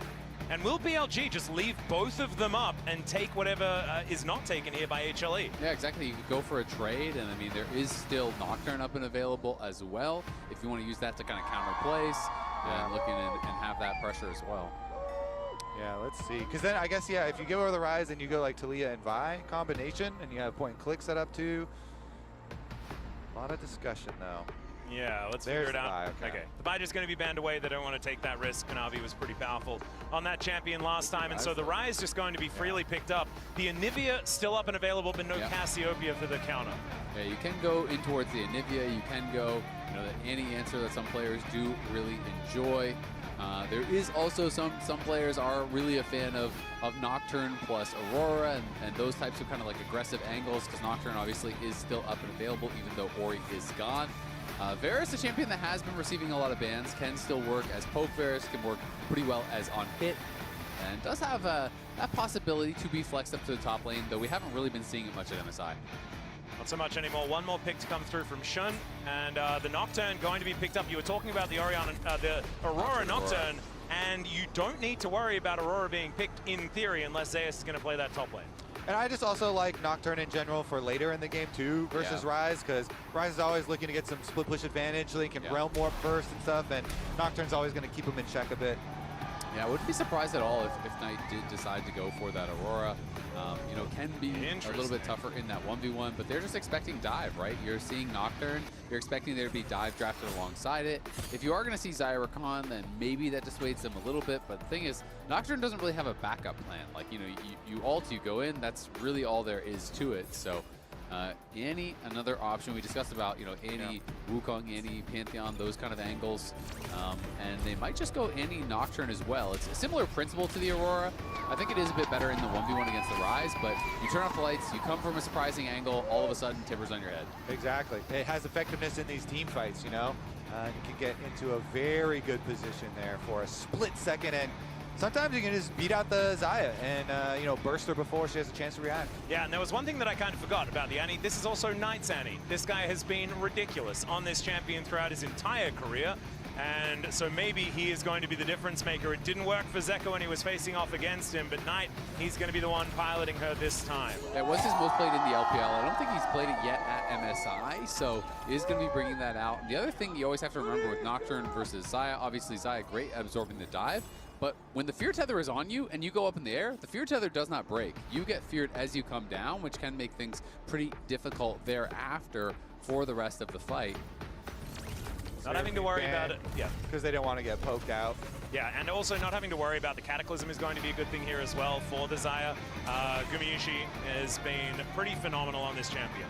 I think if you're going to be banning Seraphine, then you also kind of have to ban Nico. I feel like Nico does kind of fit the theme of what VLG is going for Nico anyway. Nocturne pretty strong. Yeah, exactly. And Nico plus Varus is a strong 2v2, so that would kind of be my expected ban. The Trundle does make me think that Bin is considering a top lane tank to go alongside this, and instead they're going to ban the Lulu. So I would expect that we would get a Nico. It's interesting that they are more worried about those potential enchanters. Maybe their read is that it's going to be like on hit Varus and that sort of style, but I feel like there's not really anyone tanky on the other side yet, so you could just play that safer, poke Varus with Nico, play for the 2v2 dominance, Nico plus Nocturne plus Annie, very, very good engage, very good burst. All right. And maybe Zeus is thinking that he wants to play a melee carry too, and they don't want to have to deal with Polymorph either for some of these team fights. Okay. All right, it's just going to be an Alistar locked in here for On. A lot more playmaking available for him as well. How's, the blind Silas talk for Zeus? Could be an angle. Every time I see the Alistar, I just assume that we're looking for a Silas angle. That the Olaf is a consideration here. Yeah, Olaf, when you're looking over at what they have, could be potentially strong, but of course, a lot more risk associated with it. Xin Zhao still up and available, is good at absorbing a lot of this engage with the Crescent Guard, making it difficult to actually fight through him, to reach that back line, as they are obviously going to be trying to dive in onto Uma. Is it just a Scion? That's what I'm trying to figure out. I think it's possible. I think that Bin definitely is considering going towards the tank with the Trundle Man. Biding out time here, waiting to see what Zeus is going to play, and that Olaf comes back once again and will be locked in. All right, what does Bin have for us as an answer to the Viking? I feel like you just pop with a Counter-Strike and you're able to absorb so much of that, right? You just leave the Counter-Strike running full. Also, I think the Jax is better versus the Xin too. If jungle's going to be up there and ganking you, It is very, very good. You know, obviously the dodging auto attacks, and you're always thinking about the top and jungle duo because they're probably going to force up there when you do pick the Olaf and you want the Olaf carry. And Jax, you know, not that meta these days, but when you think of Ben, you think of Jax. Oh yeah, this guy the Ben has meta. been. You know, I also think of Gwen, but Yeah, that's from some old wounds, but might come back sometime in this series as well. We have seen sprinklings of Gwen so far. Some people think of Gangplank, you know. Yeah, some people might have trauma. Ben has definitely done some stuff throughout his career so far, but those are your drafts. A blind Olaf from Zeus going to be punished by the Jax here towards this top side of the map. And Ben so far hasn't necessarily had the most fun in lane. I think the Renekton did a pretty good job, but outside of that, Zeus did manage to get the upper hand. This time, it might be the Ben show. It is so interesting that the blind Olaf has come in a couple times now. Doran also played it in their series against G2. Not a pick that you pretty much ever see blinded in pro play, but it has now come out twice from the LCK teams. And I do think when you are going up against this Jax as the Olaf, the pressure is on you to make things happen early. The Counter-Strike obviously is a fantastic tool to deal with it, but if you can force that Counter-Strike out, there are opportunities to potentially look for that all in. But if you do not make that happen, Jax is going to become very difficult to deal with, and Ben is even going Ignite, so this is going to be a spicy top lane. And Zeus is not playing Flash, so it's actually Ben with the double combat summoner advantage. It is just Ghost TP here from Zeus, so a much more conservative approach where Ben is going to be looking to actually just try to dominate that 1v1. It is very frightening here for Zeus. See whether he can actually play defensively as the rest of BLG wondering when they can go in to clear out this vision. HLE do get information about the 3 people moving over. And again, if you're looking to dominate the top lane, you need to dominate jungle. Yeah, Zeka waiting for his moment to make his way in as Kanavi still wants to get back through. There's the flash out of the Counter-Strike. And already, things not going HLE's way. Jungle dominated, Atlas. Yep. They push him out on the Raptors. Nocturne is so good at doing that, and the full support of BLG in their efforts splits the map for the Flash Ignite Jax here, really trying to get advantage after advantage and keep the Olaf on low economy in this game. And honestly, I'm kind of surprised that HLE even tried to contest it when Annie walks in with a prep stun. Nocturne is incredible on the Raptors, and you have a Ignite Jax that has Counter-Strike at level 1. That is just a tough 3v3 to actually ever win out in. And, you know, as good as Xin is, you know, in kind of like fair duels with people, when you don't have Flash, it is easy to pick that champion. It's hard to make escapes. You have to have like enemy minions or jungle camps or something around to be able to dash to. So you have to be a little bit careful if your opponents try and close some traps on you. And On is kind of watching at the moment, and maybe one of those traps is about to be sprung. Shun making his way in. The Dustbringer is going to connect as Kanavi doesn't have Flash, remember, from the earlier play. And he'll be taken down. The Umbral Glaives will take him out. And the red buff going to be claimed there as well. So it's camps on top of everything. This Nocturne is going to be so big. It is beautiful, Atlas. I love the jungle game of chess, and the trap snaps shut on Kanavi. They kill him. They know with no Flash, I can easily come defend my bottom quadrant. And On makes the difference. Look at this. They've got vision. They have everything. You're playing right into their hands. And Shun took an early base, bought boots, so he could get out there even faster. So he's coming out of base with the boots, arrives to this fight, and On, like you said, just sets it up beautifully. Kanavi still level 2 against the level 3 Nocturne with boots, with an Alistar, no way out. I'm telling you, man, On is my favorite support in the world. He plays so well for jungle. And BLG, they're going to reap the rewards now. You talk about Shun being ahead, Nocturne a full level ahead, and Nocturne's topside. Oh dear, Zeus in a lot of trouble, gets stunned up by the Counter-Strike. And in goes the Nocturne, getting very scared as this Viking, and then taken out. And that is the danger of playing Ghost TP. Yes, Ben did have to give up a big wave, though, for that. He lost a lot of minions at that tower, but they didn't even need the Ignite to kill Zeus, and Zeus realizes he can't break the Fear Tether. Camp him, camp him! Well, that's exactly what they're doing, as Ben just gets back to work once again. And Zeus not going to be able to get out of this one. The Ignite ticking down, the Fear tethers once more. And the Alcove will not save you, Zeus. He falls a second time in a row. Okay, jungle diff. How do we measure the jungle difference in this game, Atlas? I don't think we have anything very long in the area. 14-hour flight. We'll use kilometers and miles. Man, that is tough. That is so tough. Oh, look at this minion wave just going by the wayside as well. And I just love it. I mean, Ghost scales better for Olaf, you know, later on into the game. It is really, really valuable if you're going to go one or the other. You love having Ghost when you pop the Ragnarok, you're sprinting in. But if you do not have Flash, it is so hard to get away from these ganks. He can't break any of the Fear Tethers, and they just held the Ignite for the repeat gank. Now Bin already has his steel caps. He is off to the races. It is physical damage, auto attackers, both of those topsiders that could attack him, and Bin is just going to be in a dream scenario. I really want to compliment BLG for their game plans that they have shown, because we always compliment them for their mechanics and their insane solo laners, but they have had really good game plans and executed on them very effectively to get a lot of their leads, and this is another very nice case of it. Mid lane is a scrap.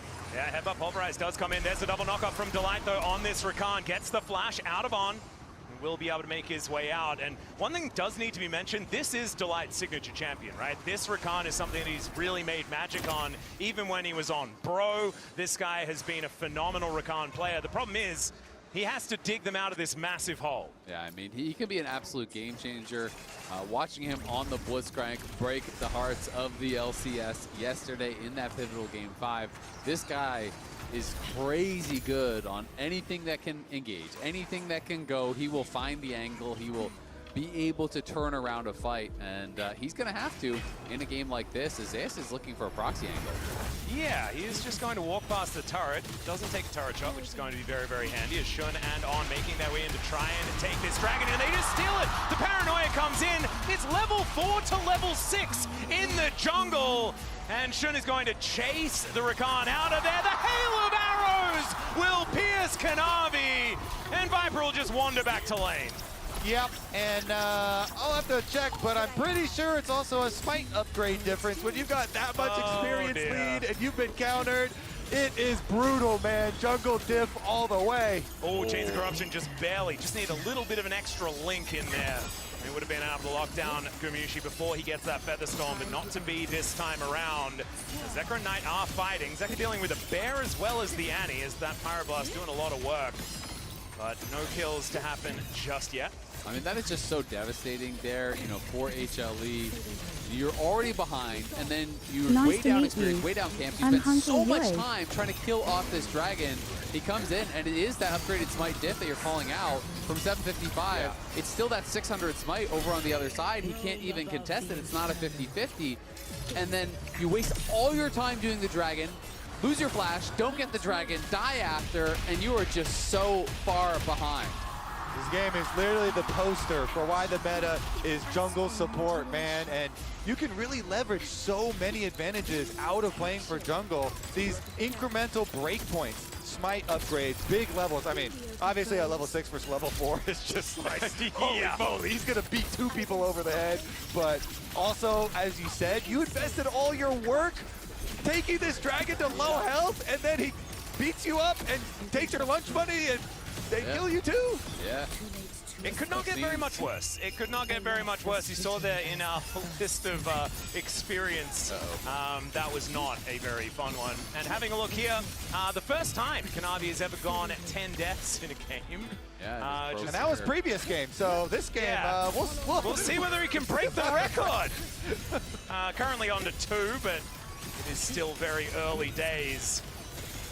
Still, I mean, 1.7K, it's very early in the game, so that is a large lead, but as this game gets later, it's going to mean less, and there are late-game win conditions here for HLE this time around. I feel like as far as the draft is concerned, it's not the same as game number 2. However, BLG didn't get off to this kind of lead in game number 2 either.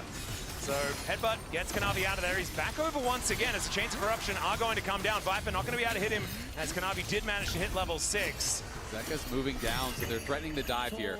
Yep. Delight only level 5 here, but should be able to get the knockup. Does find it there onto the cow. They should be able to get this kill for the first one of the game, and Gumayusi is the one to claim it. Kanavi's definitely dead, but he's used to that so far this game. And so BLG, a 1-for-1 in that bottom lane, but plates to go over to Guma could be a big deal.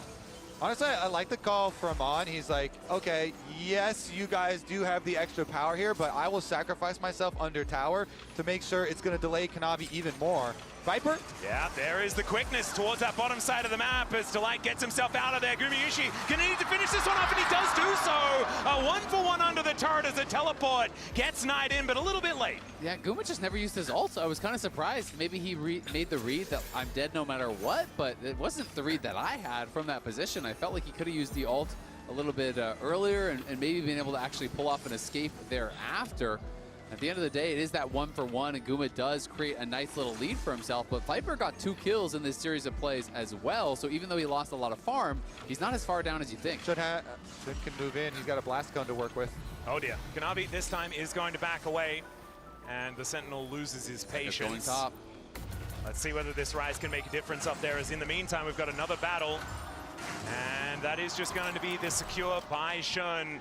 Dominating in this jungle matchup still, as Zeka makes his way back towards this mid lane, not going to find an angle towards Bin on the top side of the map. One good bit of information here is that Zeus has really been able to close the gap towards that top side as far as farm. It is still 1,000 gold, but the Olaf hasn't been zoned away from everything. And that is one good bit of information, but if you're a BLG fan, there's a lot of bits of it that are good information, you know? There's an entire book of good information. Take your choice. You can look here. Oh, that's nice. Ooh, that looks pretty good over there. Yeah, personally, I'll start with the title page, and that is our Nocturne that has a 1.5k gold lead. And look at that, the Hex Tech plate right there. So those Nocturne ultimates are going to be fired off very quickly. Kanavi's got a tunneler, and now Dig a little hammer as well. He definitely can. Tunnel into the ground and hide. The Coinbase Gold Grind comes in. That is going to be the cleanse to get out of the chains of corruption as Knight's moving in.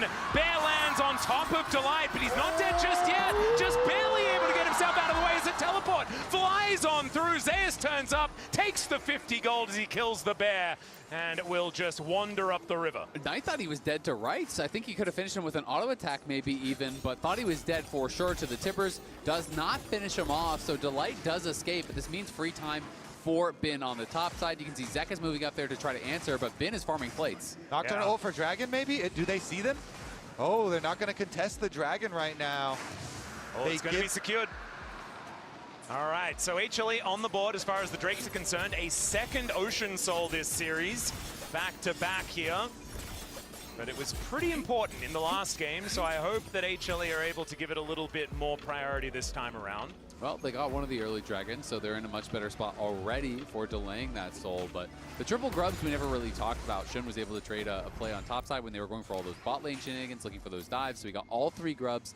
Bin has a winning side lane. You have this Jax who's going to be set up for success in the 1v1 later on in the game anyway, now enabled by those grubs.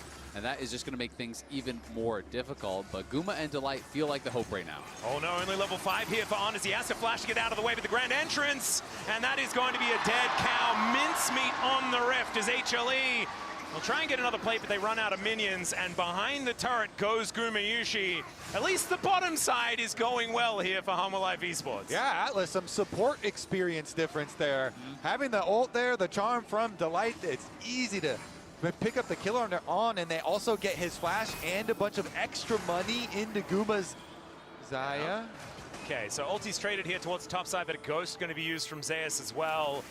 Flash Ignite still up for Bin as Shun. They want to fight this. Yeah, he's on this red buff. Navi kind of sick of giving these away, but he is nowhere near. And Zeus gonna have to wander on over, eat some honey fruit before he gets there as the turret is taken towards his bottom side.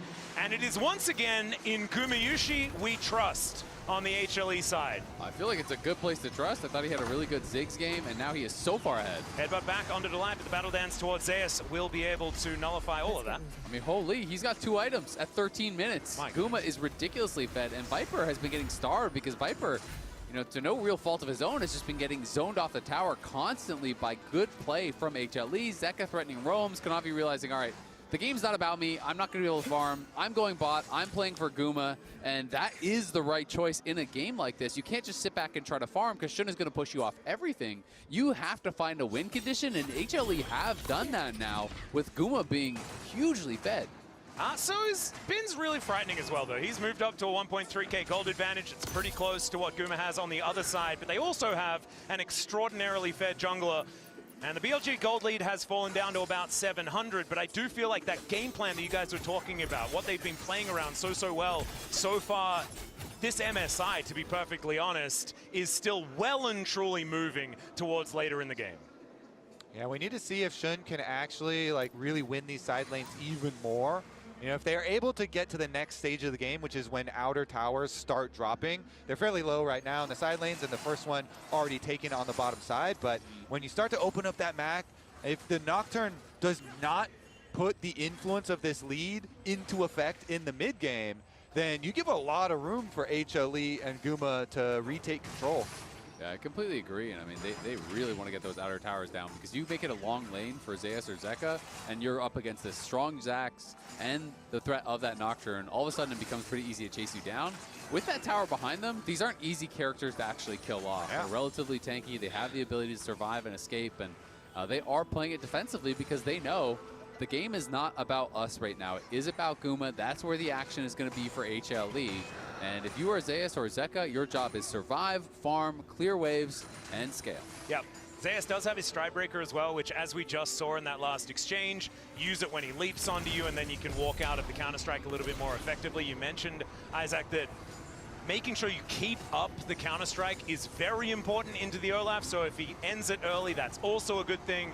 And so this Stride Breaker going to be very helpful here for Zeus in this matchup. I mean, the stun's obviously always great from the Counter-Strike, but in these auto-attack based matchups, just letting it run full against champions like Xin Zhao and Olaf, it just cuts their damage down so heavily. It makes it very difficult. BLG trying to force around this Herald here. Guma, though, as we said, has his 2 items, and Delight has Exhaust ready, has a Locket ready, so they have tools to keep Guma protected, though he has been poked a bit by Viper, and I think that's going to make them just give it up. Yeah, Zeka was thinking about moving from that top side of the map, but they are just going to give it up. And a bit of a fadeaway arrow there to help Shun out as he picks up the eye. This Nocturne still running the Rift right now with one of the largest individual leads on it. And in fact, his individual lead is actually the BLG advantage, as Bin and Gumayushi are kind of canceling each other out right now. Yeah, we got a comparison. Top side of the map versus bottom side of the map. And if you can land some poke damage ahead of time onto Guma, then they can really put the pressure to him. He is running, of course, the cleanse with his flash and his ultimate, so has a lot of buttons still to press, but even if one spell lands, it gets kind of dangerous. Well, the Rift Herald, bit of a battle herald here for BLG if they'd like to grab this second dragon for themselves. As in goes on, could be a knock-up into a pulverize, as Shelly is avoided quite well. It's only Zeus that gets put up towards the sky, but in that, it is going to be the Drake secured by Shun. Immediately, though, Viper just dies. The quickness to grab Shun at the same time as he has to flash to get out of the way. BLG, they only sacrifice one, though, and getting that second Drake, a pretty big deal. Yeah, it is a big deal grabbing that second Drake. Oh, Kanavi going to get a little bit scared here in this brush, but no, is able to break the tether just in time. Shun down to 50%. Gumayushi may be in a little bit of trouble as the bear drops from the sky. As an Australian, quite aware of that, as now Kanavi moving on over. The bear falls down, and BLG do back away. The defense finishes. Bin does get that tower down on the bot side. I was pretty surprised by where Knight actually TP'd. He TP'd straight to the mid lane tower when they were already on the dragon. So he TP'd so far away from the team. And that is kind of what allowed HLE to go for the fight after the dragon was taken, is that Knight wasn't really with his team whatsoever until much later. You know, he had been up on that top side with Zeka, and I thought he was going to use the TP. There was a deep ward over, you know, by that side lane, and I thought he was going to maybe be looking for something like that, looking for an angle, but instead TP'd very conservatively. Oh, Delight going to get comboed here, but be able to make his way out to relative safety. Gets a ward down, spots Shun. It's Kanavi. Going to get him with the Wind Becomes Lightning there as well, as they didn't quite factor in Bin being here. There's a knock-up from the 3-Talon Strike, though, that saves Delight as he carries the Ignite with him. Blast goes to get back in, eats some Honey Fruit to get that health bar back again. And that's actually with a successful defense. And that's a necessary defense here on the red buff. They got to keep this economy up for Kanavi. I mean, the danger of the Jax in the brush was very real. I thought that was actually going to explode in a fight, but they haven't left the area, and BLG still forcing for the top tower. Yeah, there's the paranoia coming down as the Crescent Guard comes in, uses Shun as a taxi to get up towards that top side, but the Grand Entrance doesn't do it, and down goes Kanavi. Gumayushi now to show up as Bin just immediately jumps on top of him. Zeus into that back line. Can he actually get a target, though? Stridebreaker helps him out, and he takes down the jungler. Delight trying to get in there, but the quickness is denied entirely. And Guma still alive, but it's not quite working. Featherstorm comes down. Down goes the Olaf as well as On is going to get swept up by the razor-sharp feathers, but it's still a BLG team fight. And Bin came up huge in that fight. Massive chunk onto Guma, pushed him back, and then they just sacrifice Shun. They wait out Zeus's ult. When that expires, they can go back in for the re-engage. Look at this. Full send as On flashes in. They land the fear. Shun is just chasing down this jungler, and then Knight arrives, flashes in, gets a kill. They know Shun is dead, so the rest of them just kind of back off as the Olaf pops his ult, sacrifice their jungler, kite it out, and as that ulti does eventually expire, you can see Viper hitting a Chains of Corruption over on his Delight. Zeus has no ult, they re-engage. Exactly, and then On is going to create the space there. He goes on the backside carries while the rest of BLG take down Olaf. He thought he was going to be able to survive there, but the Blade Caller, enough little bit of extra damage with the tower shot to take him down. And so it actually only ended up being +1 kills for them in the end. Of course, they also bulldozed over the top tower. Yeah, exactly. They get that tower, and you can see how much damage Bin got down. It really is just a battle of these two carries. It's going to be Guma versus Bin. Who can get the most value? Guma working in towards that Infinity Edge. Bin has his Thundered Sky. He's on 2 items. Both these guys are monstrously strong. Bin definitely can threaten Guma, but he's going to have to play well, because if you go too far, you get charmed up, you get rooted up, you get blade collared. There's so many tools that they can have to lock him down, and while the Counter-Strike is a window of safety, it doesn't last forever. Yeah, and I do think that if Viper just hits Chains of Corruption on Delight every single team fight, BLG will win every single one. As Delight goes in, finds an angle towards On, trying to use that ultimate effectively here as the Chains of Corruption do come down once again. Gumayushi getting himself to relative safety as Zeka gets in to try and defend in that backline. Grand exit here for Delight as he makes his way out. No one dead just yet, but the Baron is up.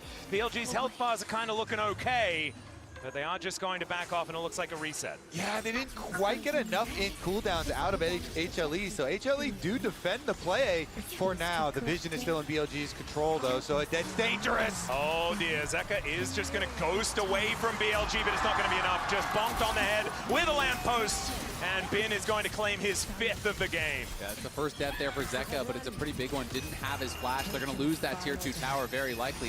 Kanavi in the area, but could be tough to fight this.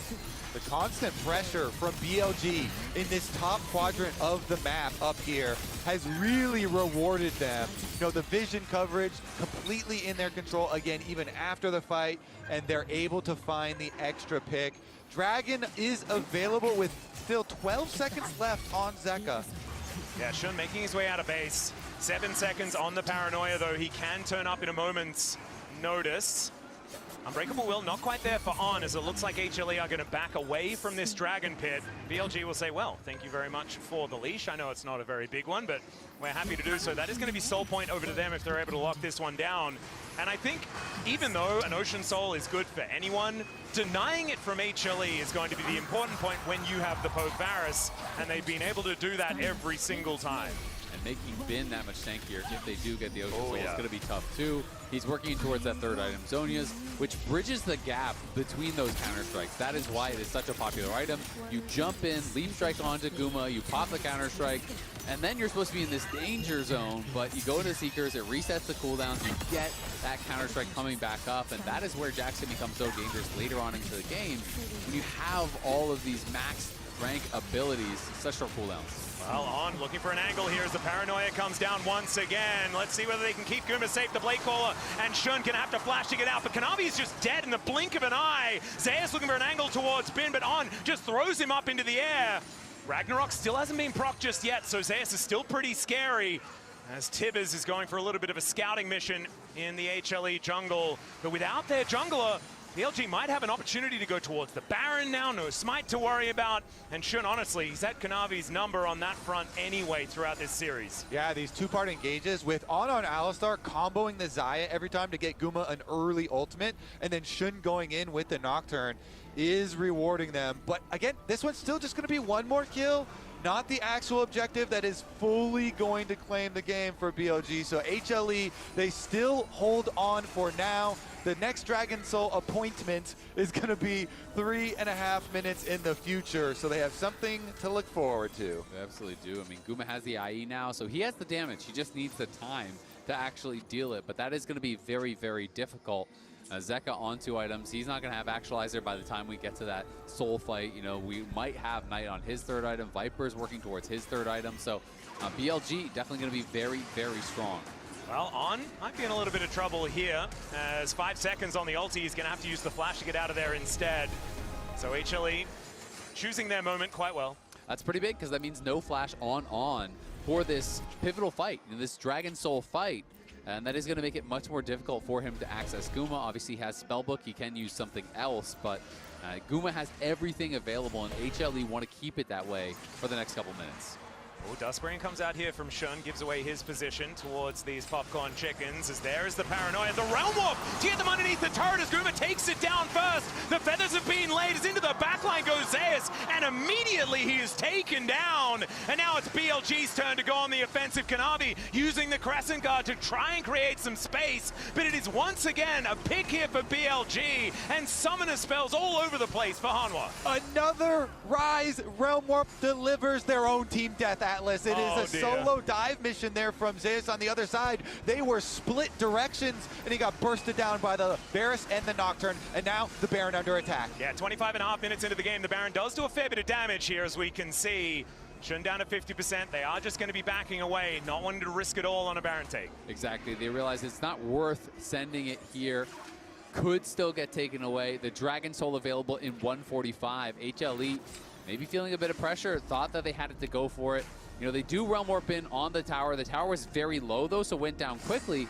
But we saw as Zeus went into that backline, he just got focused down in a hurry, burst through his cooldowns, and just wasn't able to take out Viper. Yeah, I mean, because BLG have constantly looked to pressure side lane and pressure top. It's not like he's a super fed Olaf that's going to be able to 1v9 on that side, and so good burst damage there on the side of BLG. The one question, though, is can they capitalize on the missing flash from Viper? Because he did have to use that, and you look over at Delight, you see flash available, you see Guma and Zeka have flash available. Maybe they can try to catch Viper on this Varus, kill him off quick at the team fight. That could be a window in, because HLE are going to have to try to get creative, find an angle to deny this soul. I just think from this far behind, you cannot afford to give over an uncontested Ocean Soul. Well, it's 50 seconds on the clock, and HLE are largely here towards the top side of the map. Teleport in hand here for Knight, and he can just join any sort of fight in that river anytime they would like. As Kanavi and Zeus are in position for now, but it looks like Zeus is just going to back off, clear out this wave. You can see BLG are giving all their camps to Bin. So I think he's trying to rush towards Zonius. He's trying to get the last bit of gold, I have to assume, for that Zonius. He's taking the Krugs right now, you know, taking those jungle camps, and if he can get that, would be huge, but I don't know that he has time to base, so it looks like he won't be able to get there. Well, Kanavi with a cute little steal becomes lightning. Finally, something going his way. A couple of items have been completed here for Xin Zhao as well. I think he would love to get that level 16 too. He's so close to it there for Bin. If he could get some solo experience, if he could just soak up level 16 for another rank in the ulti. Looking like it might be a little bit too late as far as that is concerned, but he is still extraordinarily strong here in this game. As Zek on a flank angle, Knight teleporting in, will join the rest of his teammates. 5 strong on BLG's side. The paranoia comes on through with Gumayushi not going to be able to help take this one down as Shun secures another soul. And Kanavi, he's trying to fight this one out, but he is just going to go down. Bin in that backline, able to escape very comfortably.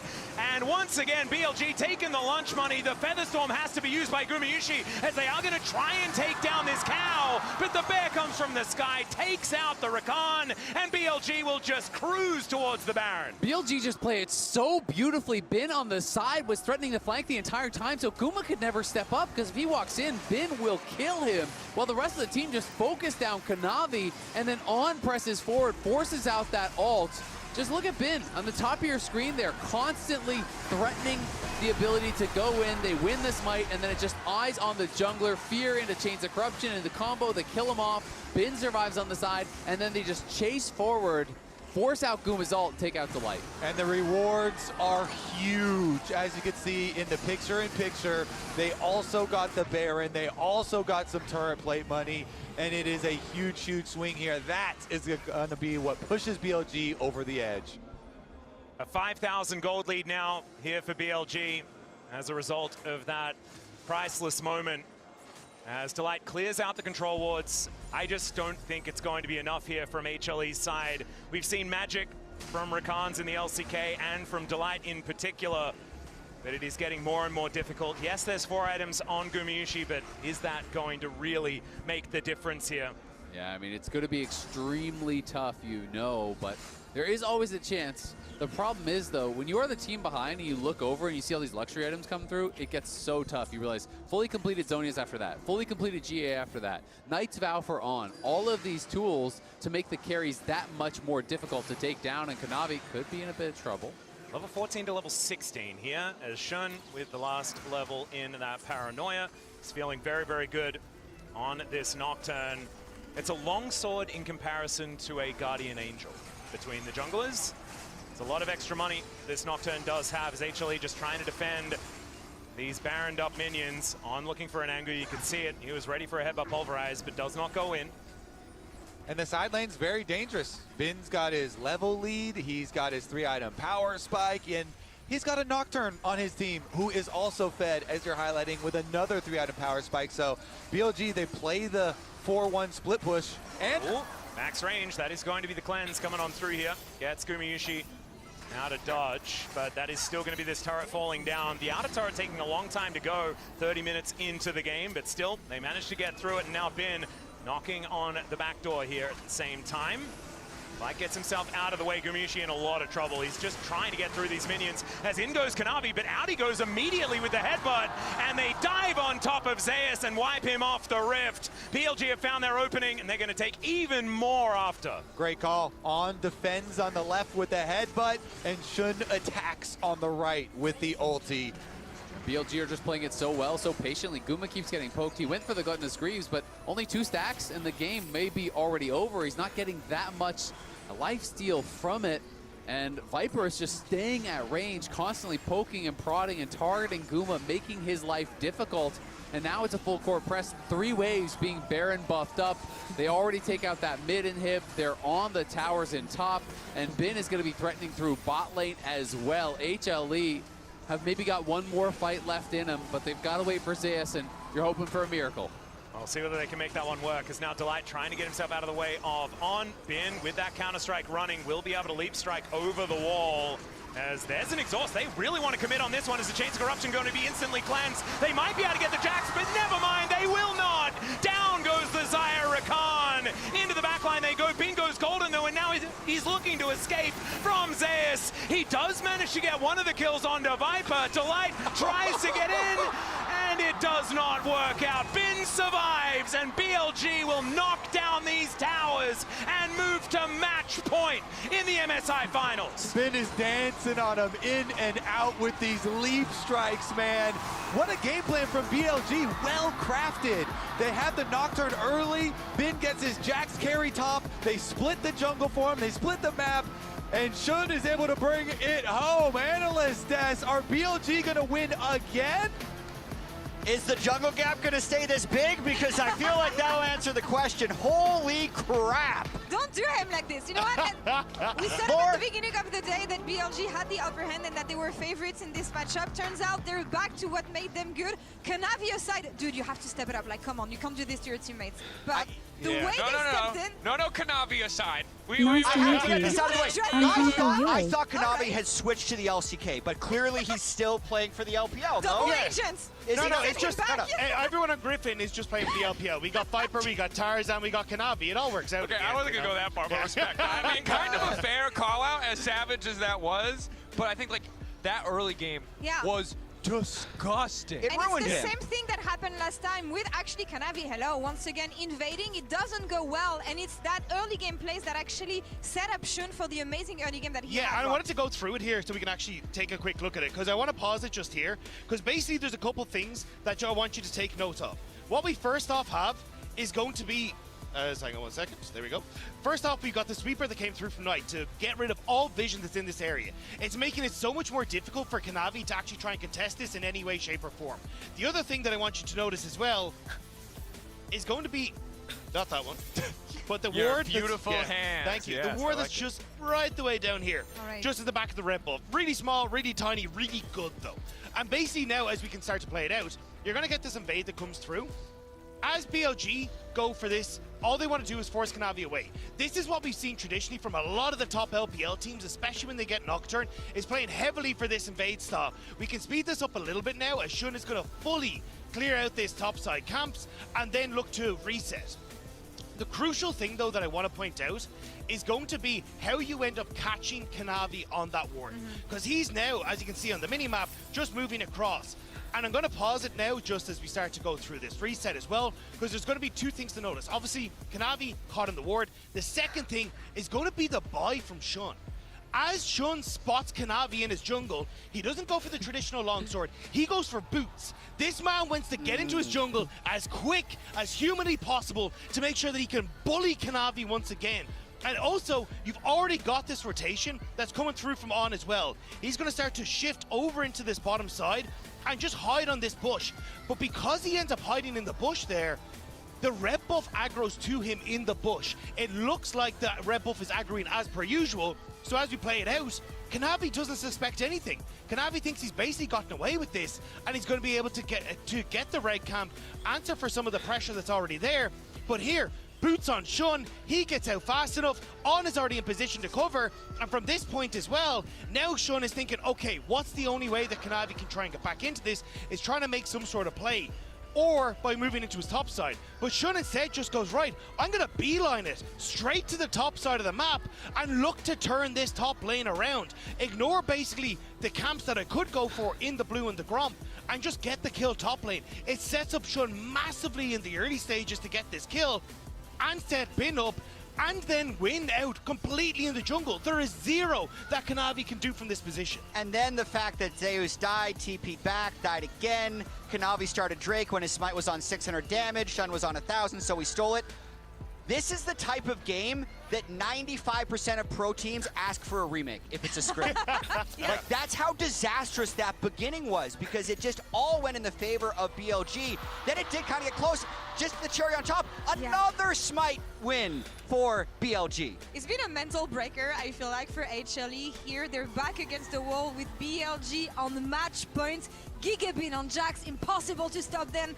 Danny really happy about these boys backstage, but they're making it happen again. They're making it happen the same way they did last time. Empowering jungle, empowering top lane. I'm just wondering, what can HLE fight here with? Because they only have one game to do it. The only good news, again, is you're not going to have to handle this problem again. He gets Sure. one game on Jax, and then we can look ahead, right? It was the Gigabin performance, but I don't think that that was the biggest issue, right? The Olaf going south was a lot of jungle intervention. It was a bit of disrespect to the potential Jax pick, but I want to highlight two things.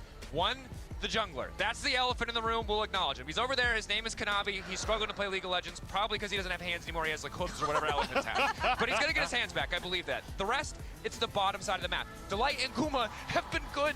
They've been trying so hard. The signature recon felt like it might be enough, but they really need to clean up the rest of the map. I believe HLE have the tools, but it's the jungle's tough. They have the tools, but on the other side, they have a player that used to stand alongside them once, Viper. With BLG, one game away from the very first career Grand Slam, one game away from doing it here in Daejeon, in his hometown, in front of his audience. Bean wanted to prove that he can be better than this. He's doing it, but for me here, I'm looking at Viper and that man and what he's about to accomplish here today. And he's done it with everything. He played mages to get here. Now he's played 380 carries so far in this tournament, or in this final. For me, if I'm looking about an HLE comeback, I just scrolled through side selection. I needed to see if I'm HLE, they have to give Zeus counterpick. blind picking the Olaf there was so sketchy, and the later you get to Fearless, with how much these top laners want to throw down and how much the jungle has impacted early game, you have to put that guy in a favorable position. Yeah, I do think, though, I want to hit back on that Viper piece because it is so important. Like, the fact that he is disappeared. He went to the LPL, got a world championship with EDG, came back to Hanwha. It was Viper Life Esports for so much of that. And now he's moved back over to the LPL, playing against his former team of BLG. He has to see if he can do it now in this game. It might be an LCK crowd here in Daejeon, but it's Viper, the hometown boy, and BLG who lead the charge and take us to match points in this grand final. One game away from hosting the trophy. Let's see if they can do it. How are you doing today?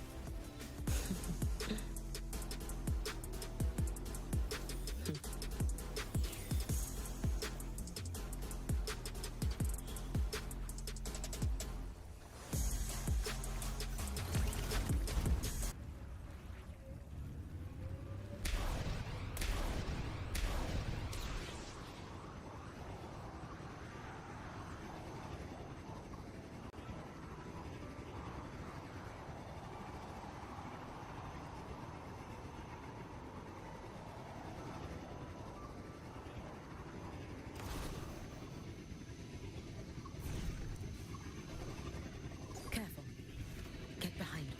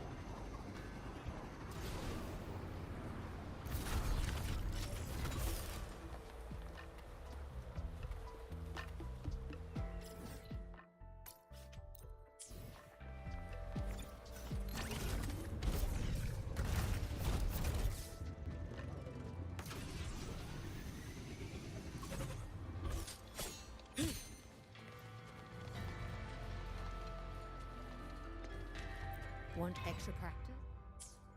You're always welcome.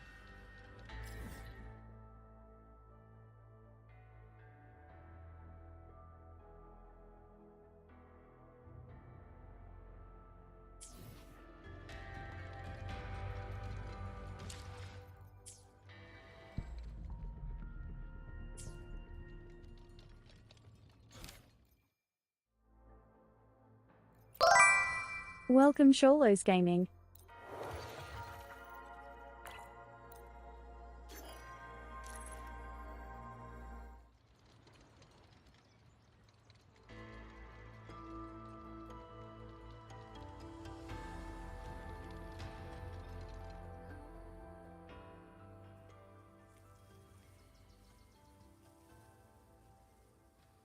The frequency trace ends northwest of the Eastern Xuan Peaks. Either it's heading somewhere a Skywatch ring cannot monitor, or... Wait, there's something on the back of this letter. You mentioned earlier that the Sentinel of Mengzhou was missing. Well, she holds a residence in Chuanfang Hold. but the doors have not opened in a long time. The Warden Commander tried to contact her many times, but received no response. We're missing too many pieces of the puzzle at this point in time. Agreed. Let's hope we find some clues at the Skyworks. I was wondering, did you come here alone? No. I had a companion. We got separated before I ran into you. Was it because of the disorienting fog? Aren't you worried about her? I am. But we agreed we'd stick to our own goals unless things got really bad. She knows what she's doing. This fog won't stop her. Is that so? Then we should pick up the pace too.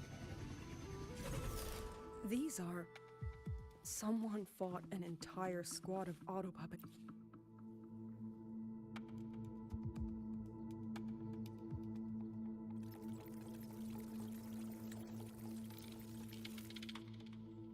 Were those emotions implanted? Or... Sorry, but for an autopuppet, the fighting stretched all the way here. Yang Yang. She did this alone. Watch out! These things aren't dead yet.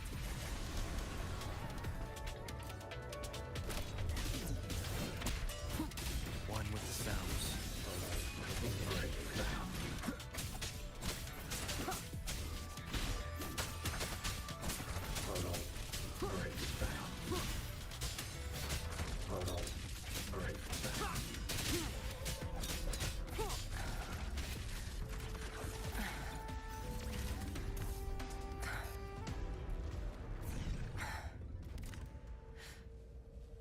Are you all right? I'm fine. Just been overusing my forte the last few days. I'm a little tired. You, on the other hand, you look like you've barely broken a sweat. Let's just say I got plenty of practice against humanoid weapons back in the High Roy. What? Compared to everything else, fighting is the easy part. Just what kind of life have you lived?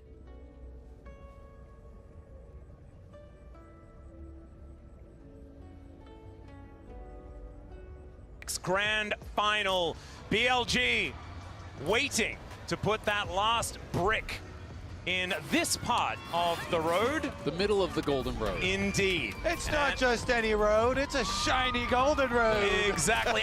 And if you're paving it, once you get past the middle, you know, it feels like downhill from there, right? So this is going to be a tough one, but we'll see whether they can make it happen with match point in the bag. We're seeing some bans come on through as we jump immediately into Champion Select. The Na and the Jace being taken away from Zeus, and the Pantheon remaining on the ban list as well as that Vayne and Syndra. Yeah, very, very similar bans thus far.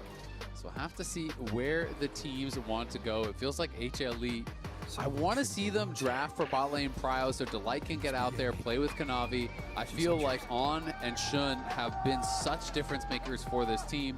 They have been dominating the last two games, putting Kanavi way far down.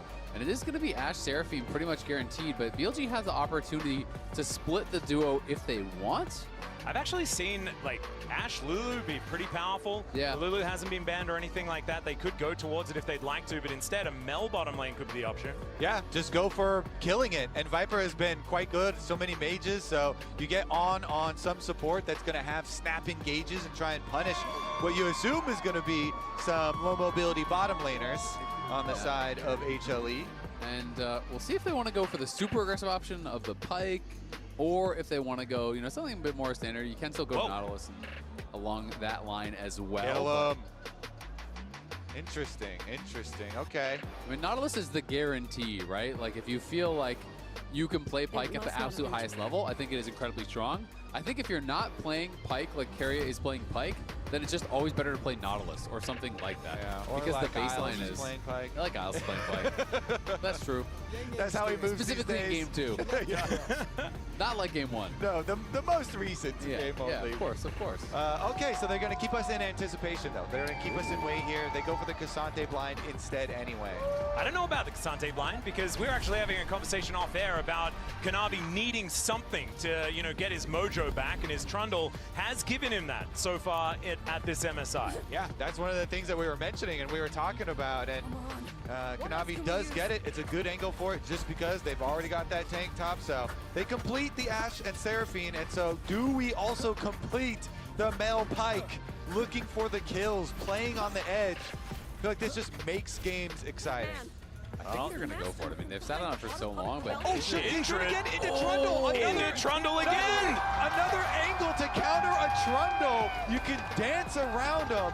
Last time he did it, he controlled the game so well. He invaded for bot side of the map. They split the map for jungle, and then he got jungle lead, experience advantage over the Trundle, and Shun just controlled the game. And this series, I hate to say it, Atlas, but Shun has controlled the jungle matchup. Kanavi has been limping through it. And this is exactly what happened in Game 4 last time.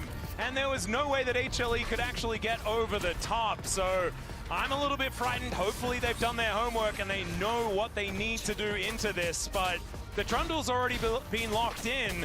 And so Kanavi gonna have to try and make this matchup work. Yeah, I mean, it brings you an AD carry as well, right? Because you have that mage bot, you have consistent damage there, you know, with the Shun Kindred.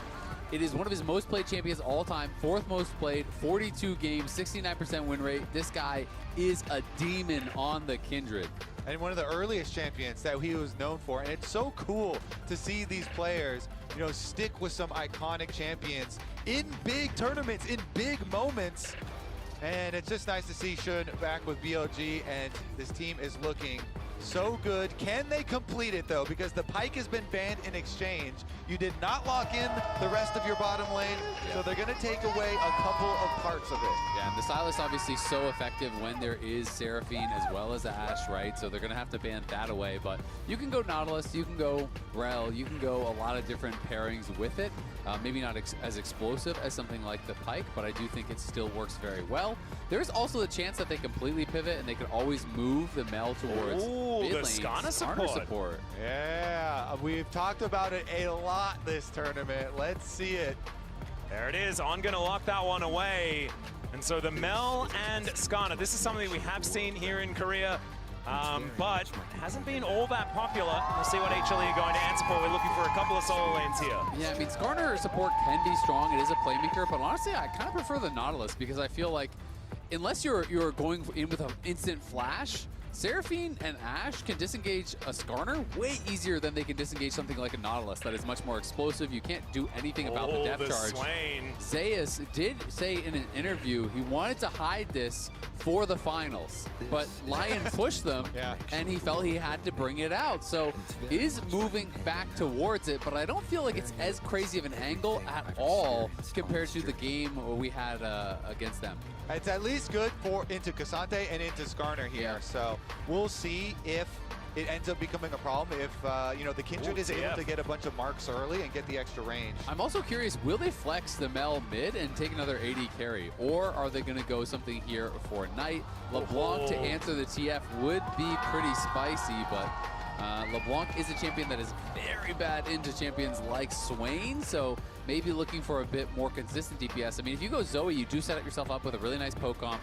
You can set up for some pretty powerful combos. If you hit a sleep, you can solar snare out of that. You can combo that burst, but looks like it's LeBlanc. And I think it's picking for, we're trying to think, what can we pick for the Kindred right now and have a really good mid and jungle synergy here. Interesting, they end up going for the Talia. Oh, are they going to swap them back? Yeah, let's see where they end up. Yeah, Viper was pretty good on the Talia. This is something that he's practiced since 2019, although Griffin fans would prefer me to not talk about it. Looks like it is going to be the Mel, though, towards that bottom side, and this has been the very common pairing, the Mel and the Skarner down there, as Knight will be able to augment the rest of his lanes by being able to just build walls all the way over there. Exactly. You can kind of match the roams here from the TF, so it's less about lane domination, more about getting the push, matching the roam. And it's also a champion that brings some very solid, consistent damage to help deal with this Trundle that's going to be amped up from stealing all these stats from Bin, as well as the Swain that's pretty difficult to actually punch through. So they have gotten themselves enough DPS to actually get through. And this is supposed to be the first ever Skarner support internationally. Lost a clutch by a split second? Get 50% off. CS is decided in the smallest moments. And timing change. Coming into this tournament, and there had been the expectation that it would come out here, but it had really only been getting played jungle so far at MSI. Yep, LCP and LPL. Now MSI, all right. I mean, BLG, they have HLE on the ropes right now. Can HLE revive this crowd here in Daejeon? Or are BLG gonna put another brick in their golden road? It's match point. BLG win this one, they win it all, and we could get some silver scrapes here. We were talking about it yesterday with Zeka managing to win another Game 5. But we'll see whether he even has an opportunity to get there.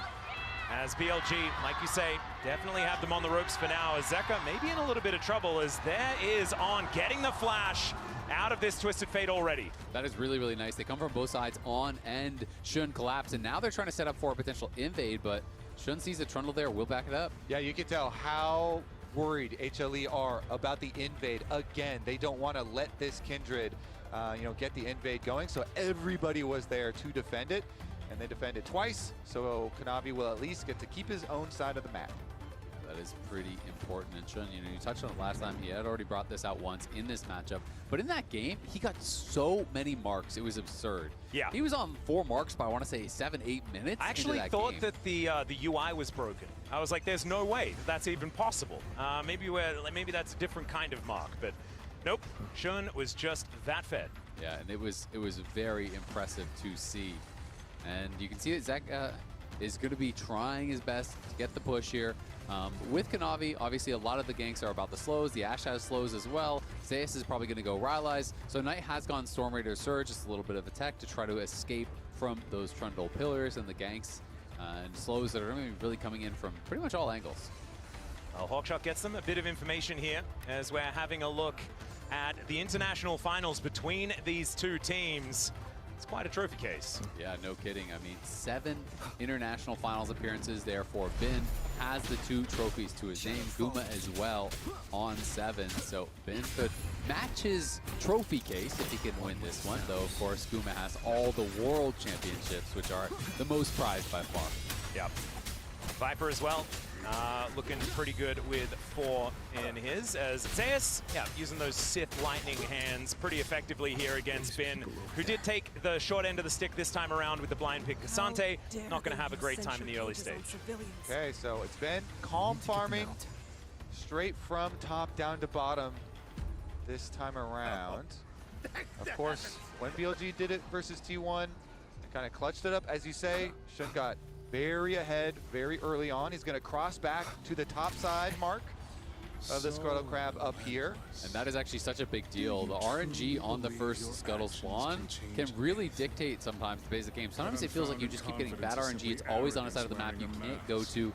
And if you look, HLE had bot lane push, so if that Scuttle mark spawned down there, they would not have been able to do anything. Kanavi trying to turn this into a gank, though. Yeah, Viper could be in a bit of trouble, has to flash immediately, but is that actually going to get him to safety as the Frost Shot comes in? It's decent work as the beat drops, and first blood to Guma, immediately answered there as Kanavi goes down, but getting Guma fed has been a pretty good thing here for HLE so far this MSI. That was critical, that they are able to clutch that and focus down Viper there, because On trapping Kanavi against the wall, he was definitely dead to rights, and it goes 1-for-1 with the first blood bonus to Guma, to HLE. Really well played there by BLG. That stun into the wall, the solar snare in the tower, and had Viper survived, that would have been a disaster for HLE. But as you say, Guma, I feel like he's been having a really good series, but it hasn't always resulted in wins, right? You know, in the Ziggs game. Whoa, flash in from Bin, looking for an angle towards Zeus, who flashes out of the way. Vision of Empire comes down, very short range that time. And so now both of our top laners without a flash, and Zeus especially without a lot of mobility. Yeah, that was well played there by Bin. He knew he had the Pathmaker to actually immune that little root that was going to be coming in, but Kanavi is here. Oh, Never Move just barely dashed away from there by Bin. Very well. I don't think the troll has been spotted just yet, though. Go on, strike. It's interesting because you look at the support roam timer too. Skarner here for On is on the way up. I have a feeling there is a troll in that brush. As he dashes forward, Kanavi pops his head out. Let's see whether Zeus can keep himself alive. And the answer is absolutely he can. The Never Move comes in, Vision of Empire for the kill, and that is the second one for HLE. That's some great patience here from Kanavi. Kanavi makes the early gank happen on the bot side, then gets a gank on the top side. That is critical because he has been struggling here against Shun these last couple games. No. Delight roaming down. He's going to spot On here as Zeus in position. There is the Ixtal, and Delight in a lot of trouble. Vision of Empire is not going to help him, and Shun is going to grab another mark here. Kanavi moving up, trying to defend Zeus. He might be in trouble as well, so Never Move is going to catch on to Shun, and Kanavi finds him. There is also the Demonic Ascension to keep Zeus alive. It's going to be another one here for HLE, and Zeus at 2-0-1. I thought they were going to back off when they saw Zeus get level 6. When he gets level 6, he's too tanky, man. On thought he was going to have some burst damage with his Hail of Blades and drives him into Shun, but Zeus is happy to take that ride. You can see this mark though, Shun just playing it so well, places the mark, and that's obviously going to tip the hand to Delight, but then he flashes in, and watch how he delays the third hit until the mark has actually fully switched over. Last second there, split second, waited for the mark to establish, gets that mark, then they go in here, but as you say, Kobe, that is a Swain that's level 6, and the Never Move was so critical because when you pull the soul, you get a large heal coming in.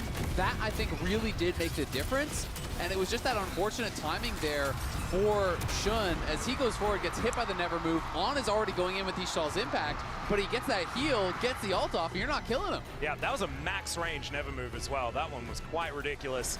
Out of Zeus, certainly showing that he's very practiced on this new tech towards that top side that he did have to use against Lion earlier on in the tournament.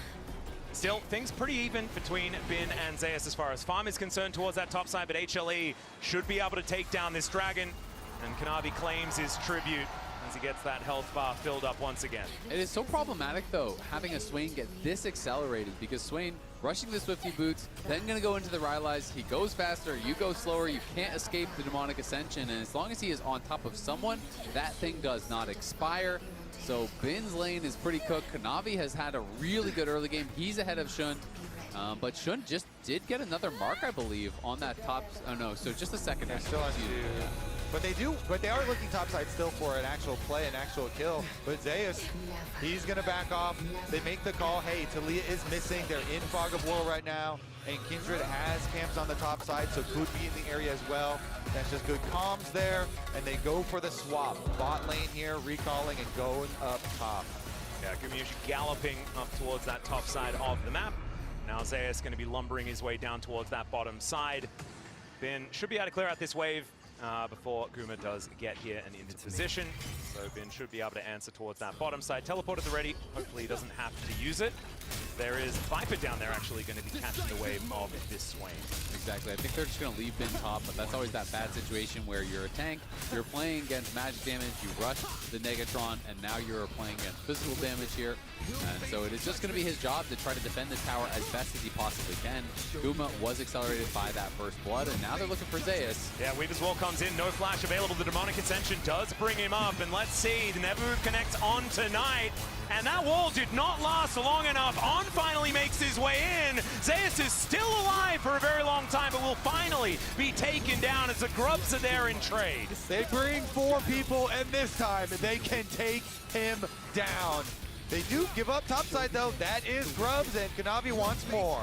Yeah, we'll see if he can actually pull off a dive. It's 4 top. Yeah, Destiny Gate brings Zeka into the party as well, as Bin will at least try and pathmaker one of the positions. He goes all out, but goes all a little bit too far into the death chamber here, as HLE look for plates as well with this 4-stack top.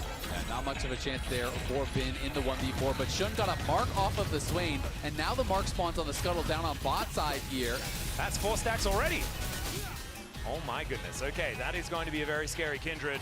Still, HLE in a good position. 1.5k going to be their advantage, as On will let the Trundle go home, and there is that 4th mark that we were talking about. Yeah, and 4, we talk about 4 because it is a significant increase in the range on Kindred, which is why it is so important for the team fighting. And then after you get that first 4, every 3 thereafter do give you additional range, but it is less than that first burst of range you get. So Shun going to be having a much better time in the team fight now.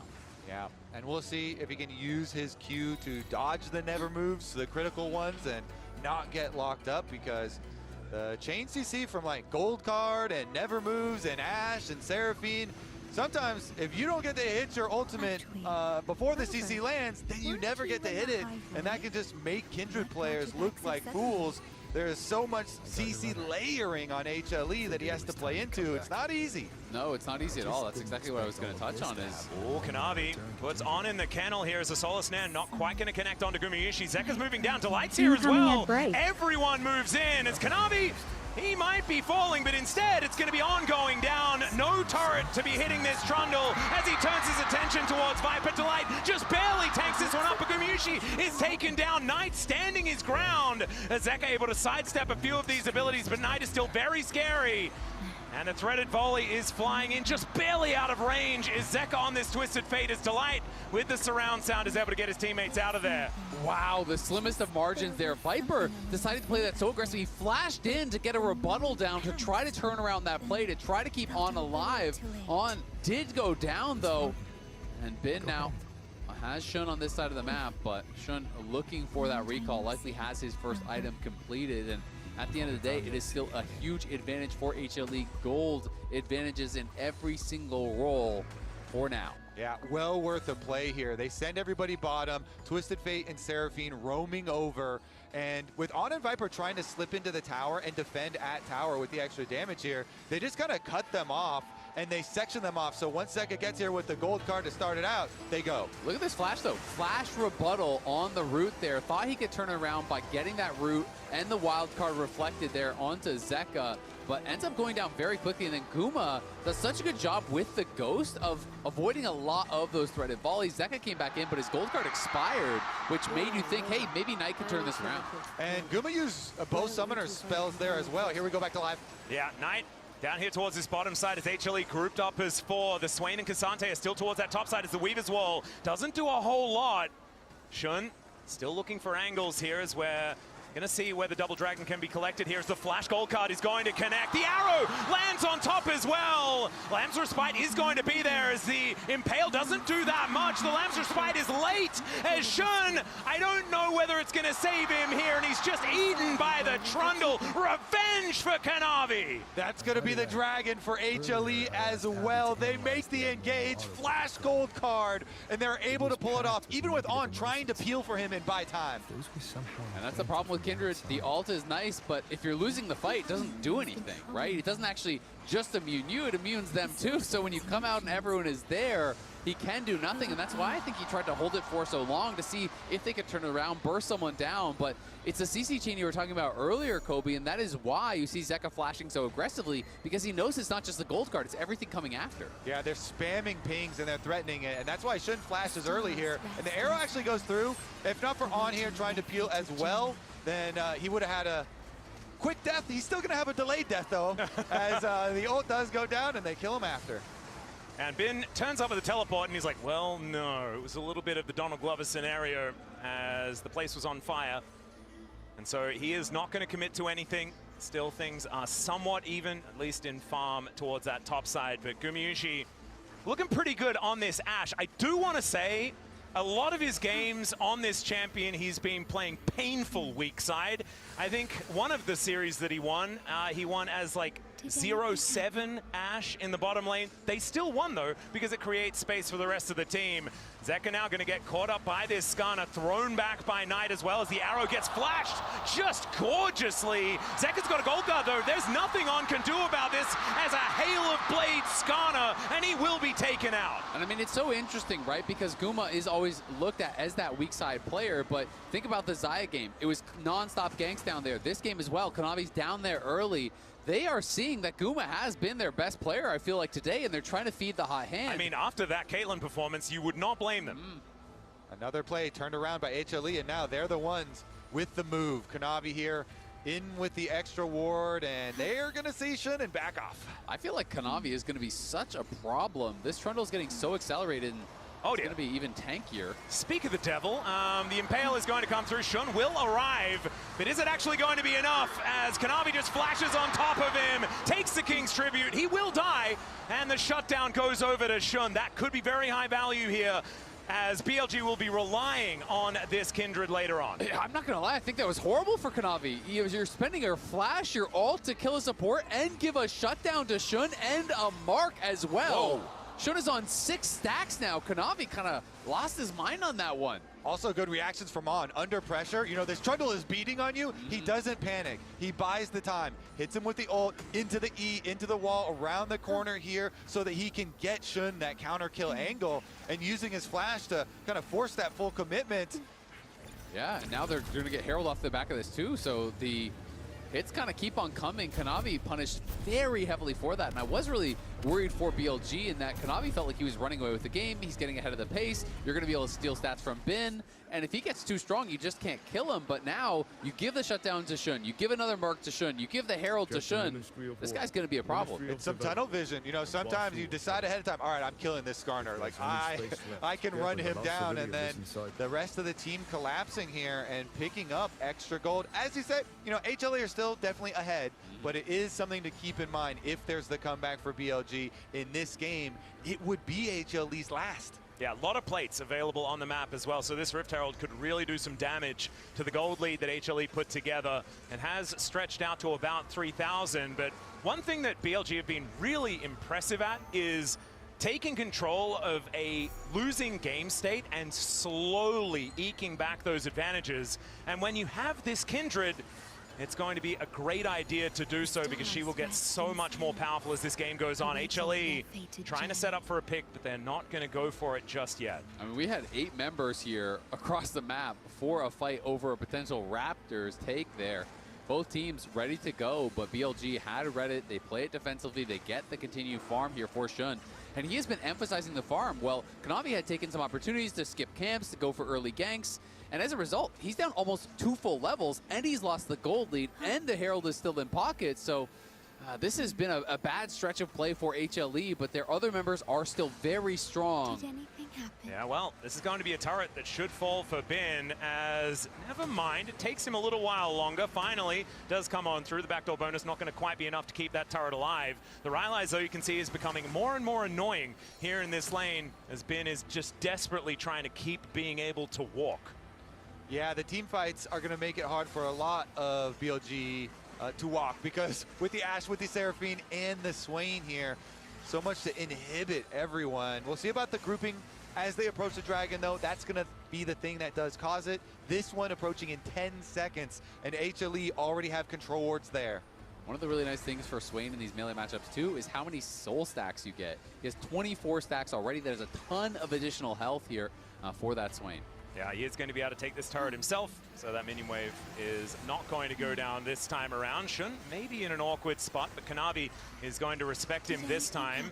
On throwing rocks around, but otherwise not too much going to come of it. As Zeka towards the bottom side of this fight, waiting on teleports, waiting on a reset here for Zeus as well. He might have Leandri's off this back, which would be absolutely massive. Gets that back interrupted, though, by Bin towards the top side of the map. And now BLG thinking that this might be an opportunity to go for some sort of fight. Rocks flying through, but the poke isn't necessarily landing, as now the Rift Herald is going to pop out. A teleport in from the Swain as the Weaver's Wall comes on through.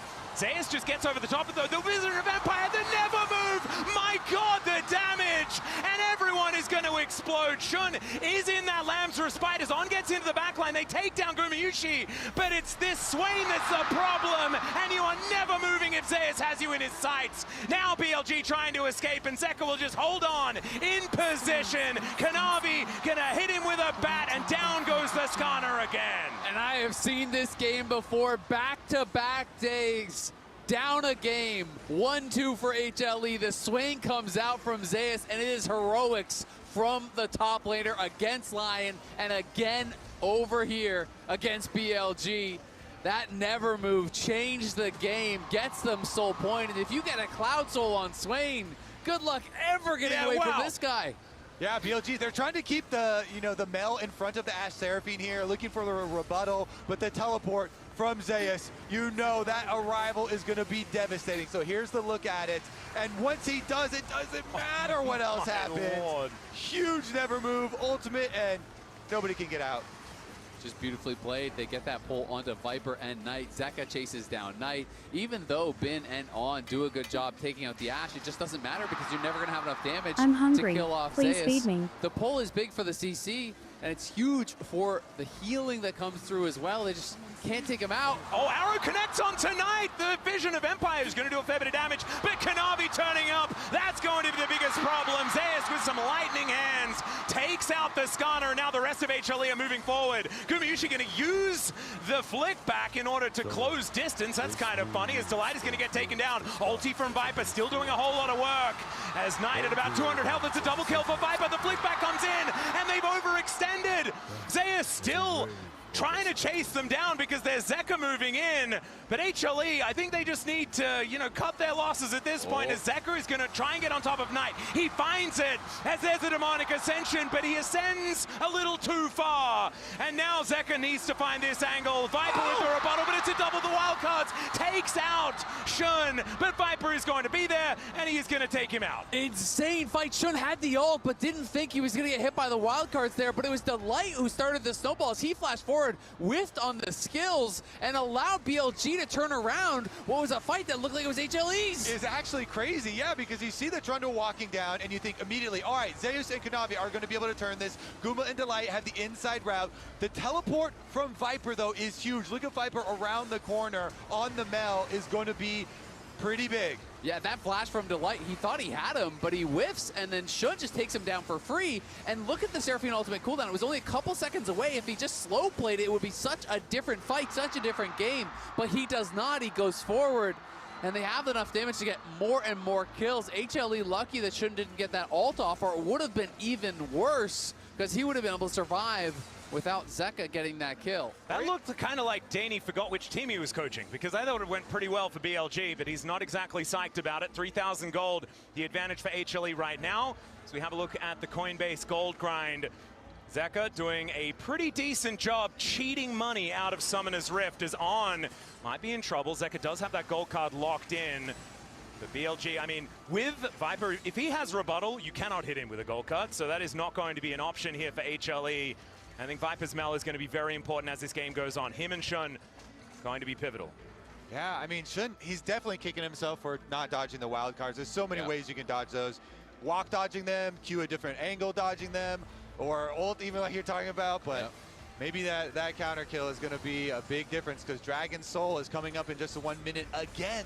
And we got to track summoners. No flashes up for anyone right now. And the summoners that do come back in time for this Dragon are going to be really big. One just came back up for On. They're going to go straight onto the Baron. It does get spotted there. And BLG will have to pull off for now, you'd think, but they're right back on it. All right. Kanavi clearing out vision where he can. On is going down exceptionally low to this Baron. He's going to have to go for a reset as the Hawkshot does spot him out. Out of turret going to be taken here by HLE as BLG a little bit optimistic on the Baron call. On needs to sit by some minions to even get catch-up experience. He is so low level in this game. You need to abuse that catch-up experience and just sit by minions that are dying. I mean, he's level 7. You're looking over at Zeus at 15. Oh my goodness. Zeka, 15. This guy is... Sit by some minions. Yeah, I agree. He needs to just start soaking some XP. They're going to go right back for it. This is warded out, but they just feel they don't have the setup at the Dragons. They're trying to force HLE to come to them. Well, let's see whether HLE can actually get here in time. Azaeus just moving into the pit. Kanavi going to join him. The Weaver's Wall just to block them off. Azeka walking around the side, on in a lot of trouble as he's pulled back by the Never Move. It's Delight that grabs that one. The arrow straight into Bin as Gumiushi raining down the arrows, and the AoE is just revolting. HLE have routed them, and they'll take the free Baron and look to set up Silver Scrapes. They're going to take the Baron, they're going to take the fight, they're going to take the game. It feels like it is a Game 5 in Daejeon. The crowd erupts here as they know they're going to get some more entertainment. Zeus had teleport to the bottom side to get more work done on the towers, but it's not over yet. Yeah, On shows up, thankfully level 7, so was able to get back out onto the map exceptionally quickly and soaks up some minions that were joining the bottom lane by Azaeus. But that is going to be Soul as well for Humble Life Esports. And this is a TF Ashe composition, right? You can never surprise them. They press Destiny, you know, you can see everyone on the map. Hawkshot just sails by, you can see everyone on the map. And the priceless moment of the game will be a free Cloud Drake setting up all of that movement speed for a Swain. And this Weaver's Wall, I mean, it just blocks Shun, or rather On the other side. On tries to flash over, but he gets pillared out of his Ishtal's impact. He dies for free. The anti-synergy there, and then look at that Seraphine all through the whole team. Exactly. They bounce it off Swain's head, and it hits everybody on BLG. They crush BLG against the Baron wall there. And that is going to be HLE taking the massive, massive lead in this game. Not over just yet, but certainly feeling like that was the masterstroke here by HLE. Yeah. Using the Baron now, they'll see whether they can break open the base. And one inner turret is up and available in that mid lane. Kanavi is now moving that one forward. The BLG, to say that they're on the ropes feels like a bit of an understatement here. As On, yeah, he's just not going to get over that wall, unfortunately. Level 9 now at least, as Kanavi throws down the kennel. The arrow is going to sail by. The flick back doesn't quite work. Now Zeus just going gold and buying all of that space, but Bin throws him into the wall. The Swain is taken down, and Viper is able to grab that kill. Even On is able to survive. That takes a Baron off the map and really slows down HLE. Very risky move, but a good aggressive one there from BLG. It looked like most of BLG were saying, okay, kite back, let it expire. Bin goes in, though, and helps him take him out. Shun in trouble. Yeah, Gumiushi looking for an angle there, but doesn't quite get it. Solar Snare not going to quite land either, but BLG still with some fight left in them, as this Siege minion just kind of being babysat, and the inner turret will fall. Now, Rebel Baron power play does push above that 800 that you get from just killing it, but it is not the most impactful we've seen so far this tournament. Critical defense from BLG there. Being able to take down Zeus means you're able to stop this game-ending possibility right in its tracks. HLE have to call it at just getting the outer towers there, and BLG buy themselves some more time. Viper just bought 2 large rods, so he just got paid. And is going to be close to that death cap now. Is really the only one with a significant lead on his team. Overall, down a massive amount of gold plus the Cloud Soul. This game feels like it's 99% in HLE's hands. But BLG are searching for that 1% chance, searching for that miracle.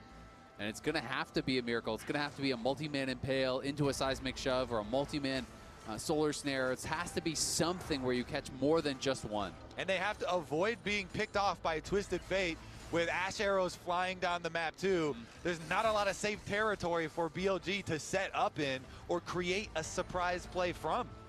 Well, Kanavi is now just going to run towards the enemy jungle, as he does like to do. I do like Gumiushi's build here as well. He's got so much damage. It's like he said, well, I'm basically playing Caitlyn. I'm going to build a Phantom Dancer instead of a Rapid Fire. It's not going to be the Kraken Slayers that we have seen. It's just going to be that big damage to come through from this Ashe.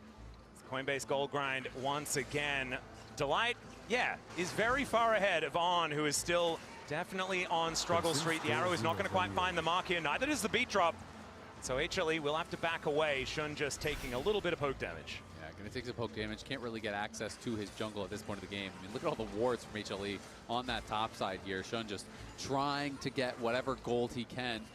They know they have to scrounge up as much golden experience as possible to have any chance in a game like this, but they want to make HLE work for it. Navi's just moving so incredibly quickly. It's Cloud Soul working out, not to mention the Cloud Rift there as well. So HLE overloading everywhere is what it feels like.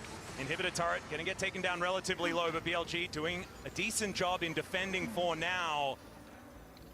This inhibitor turret towards the bottom side has already been taken, and Zeka just wanting to deal with this inhib if he can. Bin still here on the defense, as another wave is going to conga line in. HLE not wanting to take too many risks here as they look for the end of the game, but the Baron has worn off, and the siege becomes a lot more difficult now with all of these minions basically dying as they turn up. As On looking for an angle, but immediately turns that car around. Does not want anything to do with it, as it turns out. Again, it's going to be difficult for them to move. The pressure from bottom side is relentless. You know, Zeka, they finish off, open up the inhibitor on bottom, so the super minions will be flooding in as the Baron is spawning. So good reset timer here from HLE. They can just use the super minion pressure bottom side, go set up around that Baron. And again, they've got Ashe Hawk Shot, they have Twisted Fate Ultimate, and many tools to turn off the Baron and make picks. I'll teleport in. Shun wanted to take down that Gromp, but immediately he's followed by everyone on HLE. The Lamb's Respite comes in. The Never Move connects. But Shun is going to live for the moment. No Lamb's Respite, though, for the next fight, if it is going to be around this Baron in 17 seconds' time. That is actually so critical that he survived, though. Otherwise, that would have been the Baron gone for sure. Going to be a difficult fight, though, as he has lost his flash, has lost his ult, and they were already in a really tough spot. Knight also used the Weaver's wall there, trying to help him out. Should be a little bit of an ult advantage, though, here for HLE as Kanavi getting to work on this Baron alongside Gumayushi. This will not last very long, but BLG in position. Shun still making his way in, as Zeka could be in a little bit of trouble, getting danced on by Shun right now. As the Solar Snare only landing onto one. Zeus happy to tank that one up, as now BLG trying to walk the tightrope of this team fight. And Zeus just walking forward into them. Still it's going to be the pushback. Viper takes down Guma to start this fight off, as Zeus goes golden. They've gotten rid of Shun, who didn't have that Lance Respite from before. And Delight looks for the angle towards Knight. He's trying to dance away from them, but it's not going to work. Ben falls. Kanavi is going to aid him, and Zeus finds the angle onto Knight. On just fighting against Zeka, but he will be going down. And HLE, they're just looking to finish off the game now as Kanavi completes the ace and sets up Silver Scrapes here at the MSI final. HLE run them over in the final fight and take us to that game 5.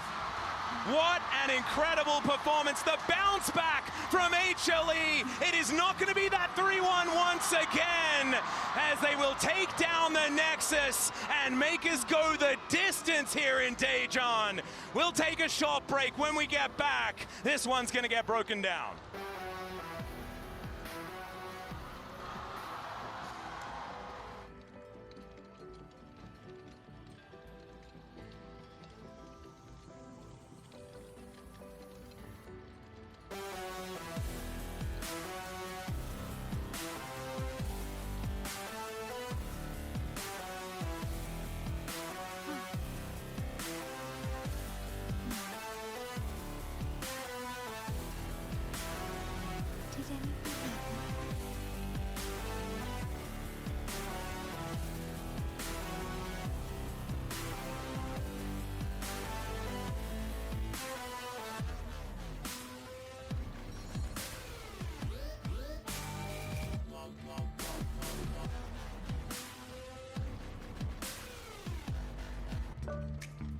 Looking for great hotel prices? Plan your perfect stay with Agoda.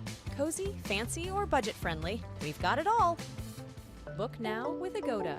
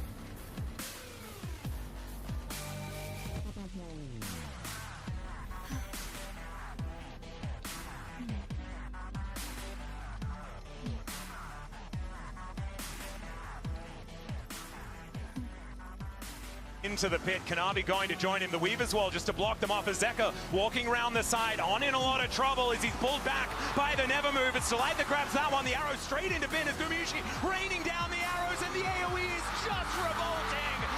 HLE have routed them, and they'll take the free Baron and look to set up Silver Scrapes. They're going to take the Baron, they're going to take the fight, they're going to take the game. It feels like it is a Game 5 in Daejeon.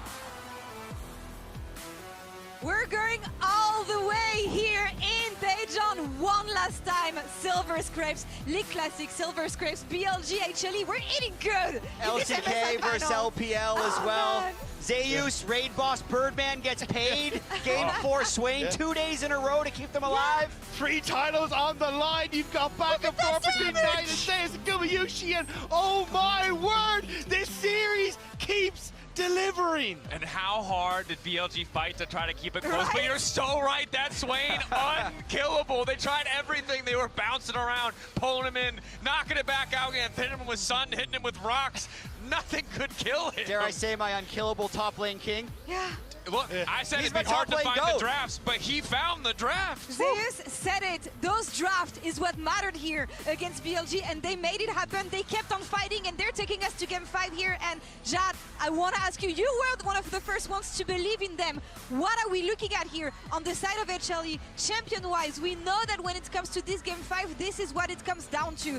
How much they're going to be able to innovate here. I think it's fascinating what's happened so far in this series. So the reason we have so many top lane champions still available is Gnar and Jace have basically been permabanned along with the Vayne, but then at the same time, we thought we were going to have a lot of mage bots, which we didn't end up getting, I think for reasons like we just saw. If there's not enough sustained damage to kill a hyper scaler in the top lane, you end up losing the game. So with that being said, that means this Game 5 draft can have a lot of familiar favorites.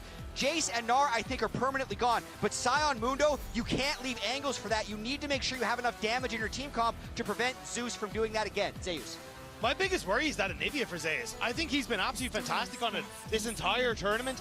And as well, we already had that ban going towards it in that second rotation of the last game. I think it's a very clear worry for BLG that this bird could be the word here for HLE. And we set it up at the beginning of the day. Whatever HLE can do, BLG can do better. Now, what else do they have, Didi?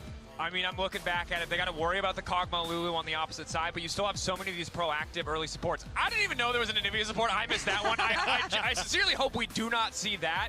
But look, I still think they have tons of playmaking tools, a lot of champions left who allow On to get out of lane. But that last game really can't afford to get tilted after something like that. Have to stay composed because they fought so well to come back in it and really, again, the Giga picks from Zeus. I wasn't a believer at the start of the day, but setting Bin up feels like it's been so important, partially because it's been a bit of a rough series for him overall. He's been super aggressive, and if he's in another matchup that is so volatile, where if he makes a single mistake, I can see Game 5 falling apart. But Knight staples are still up and available, right? You look towards the LeBlanc, the Syndra, the Akali, still there as well. And it feels like he's been one of the players that we've been keeping our eye on to make the difference across the course of this series. And I think this is where it's going to come down to. Like, there's been several breaks on either side as to who has been stepping up, and now it's going to come down to how do you enable them in that draft. And I wonder what Danny's cooking, because he really wants first pick in this Game 5, which also means he's going to have to blind pick Finn's top laner.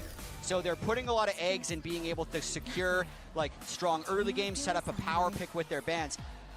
He's been the best drafter average at this tournament, so I trust, but I find that really fascinating that they're going to be setting up for a Zeus counter pick. When you look at Bin, you look at something volatile, potentially, especially into that matchup against Zeus. But if you want to have stability on the side of BLG, you said it, Dagda. I'm looking at Knight and I'm looking at Shun as well. They're the two players who brought success, especially again in those HNE matchups. Yeah, they have been the standouts for me a lot here today. We've had On supporting Shun, but Shun has been doing so much work on the Jarvan, flashing away from some of these engages from the Kiana, having these incredible performances. Unfortunately, his pocket pick of the Kindred did not work out for him in that last game, but when BLG have succeeded, it has been off the back of him finding success in the jungle, leading that gold in towards Knight, and Knight being able to perform on these control mages. It has to happen here again if BLG want to try and pick up that win. Look, I just want some melee picks in the mid lane. Yeah. Give me the Zeka Yone, give me the Akalis, give me the Silases. I want to see these two duke it out because, again, all day we've been talking about where we thought we'd see the focus. Jungle has turned out to be the most pivotal role. Top lane remains that, but oftentimes we've just been looking time and time again at mid lane, coming back to it, coming back to Knight on the Talia, who was so desperately trying to bail the team out. And if he had had that champion with all that individual agency, he just might have been able to do it. And on the other side, you're gonna have different strength when it comes to HLE, and we've talked about it at the beginning of the day, the fact that you have Zeus and Gumayushi reunited together, trying to find that success that they had in other teams, trying to get this other international title together. They're still yet to get an MSI, and they're one game away from doing it together here in Daejeon. It would be such a legendary moment for them if they come back and win game 4 and 5 in lower final and final. And those two, I think, have also been their top performers. I think Kanavi has been extremely inconsistent. It makes me really pay attention to the early game here, because if a team's going to blow it wide open, I do feel like it's going to be BLG. And look, it has to be HLE finding those individual performers again. Gumayushi has gotten the better of Viper every single game thus far. This is his 5th MSI in a row. If there was ever a moment to do it, this is his chance to step up. And Zeus has made Bin look like a fraud. Bin has not shown up today at all. He has bodied him. Bin has not matched Zeus at any point. And now it could be Zeus who marches forward to take that triple title you've been talking about, Lo. And this is where you see the impact of an ego matchup on the top lane. It was always Bin with the strong words saying, Zeus, he might have the titles, I have the strength on the Rift, and I'm gonna show it again. And he did today. Zeus got the best of his matchup. I'm just wondering who has more fuel in the tank between these two teams, because they kept on fighting. BLG came in as the best team, but HLE showed us that, especially in finals, they had the strength to fight back. I'm gonna keep it real simple. The bot lane got mages, mid lane is completely cracked, the golden road is alive, it's Billy in 5, baby! It's not going any other way!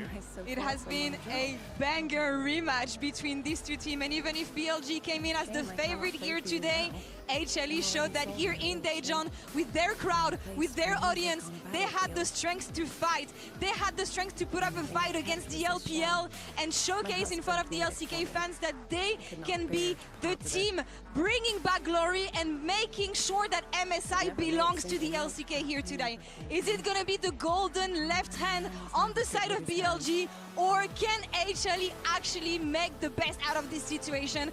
We have Shox standing by in the co-streamer pit with Kajol, so let's send it over to her. Yeah, I'm here with Mark, and I'm going to get his thoughts as well. Mark, Kajol, and I'm going to get his thoughts as well. Kanavi woke up. Kanavi really did woke up. Game 2 and 3 combined, he was 116. And now in this game 4, a couple mistakes, but I think he's back. This draft is going to be really everything. Hanwha Life has so many good champions open. BLG has good champions open. There's Yone Flex, Akali, Sylas. You've got Zeus as a Nivea. You've got things like Pantheon, which should maybe go through. If it does, it's going to be OP. 80 jungle pool is pinched. Wukong is like a good champ, but I think Kanavi's not super comfortable in the Wukong. Bans has to be things like Vi, Jace, Gnar, Syndra, Vayne, and the last thing I've got down that I saw in solo queue is Viper's been playing a lot of Seraph bot lane. So maybe we get that. I'm hungry. Still has things like Please MF feed though, me. but I think this is going to be anyone's game. Kanavi's woke up. Early game plans, top counter break, and jungle matchups where my eyes are. What an insane MSI final, by the way. Like Korea versus the LPL, it always delivers. What does your gut tell you? Who's taking a trophy? I think BLG is going to finish it. I really do. I think their fundamental gameplay this series is just a little bit better. Thank you so much. Let's go game 5! Tried to say to me himself. Thank you very much, Kajol and Shox, and here we are for game number 5. We have gone the distance here in Daejeon, and let's see who has the energy left in the tank to lift this trophy. It's uncharted territory, gentlemen. We haven't seen a fifth between these two squads so far. It was almost history repeating itself in the last one with Shonan the Kindred, but this time HLE were able to get over the top, and this draft, as Kajol said, really is going to mean so much. It's perfect. Number 1 LCK versus number 1 LPL, down to the 5th and final game here at MSI. Everything on the line now. And let's get into the draft. Let's see what is going to be banned away. I imagine things are going to look relatively similar as HLE going to choose the red side after BLG chose first pick in the 5th game. Sometimes people will change up their bans though, leave multiple OPs, try to go for trades that they think could be beneficial to them.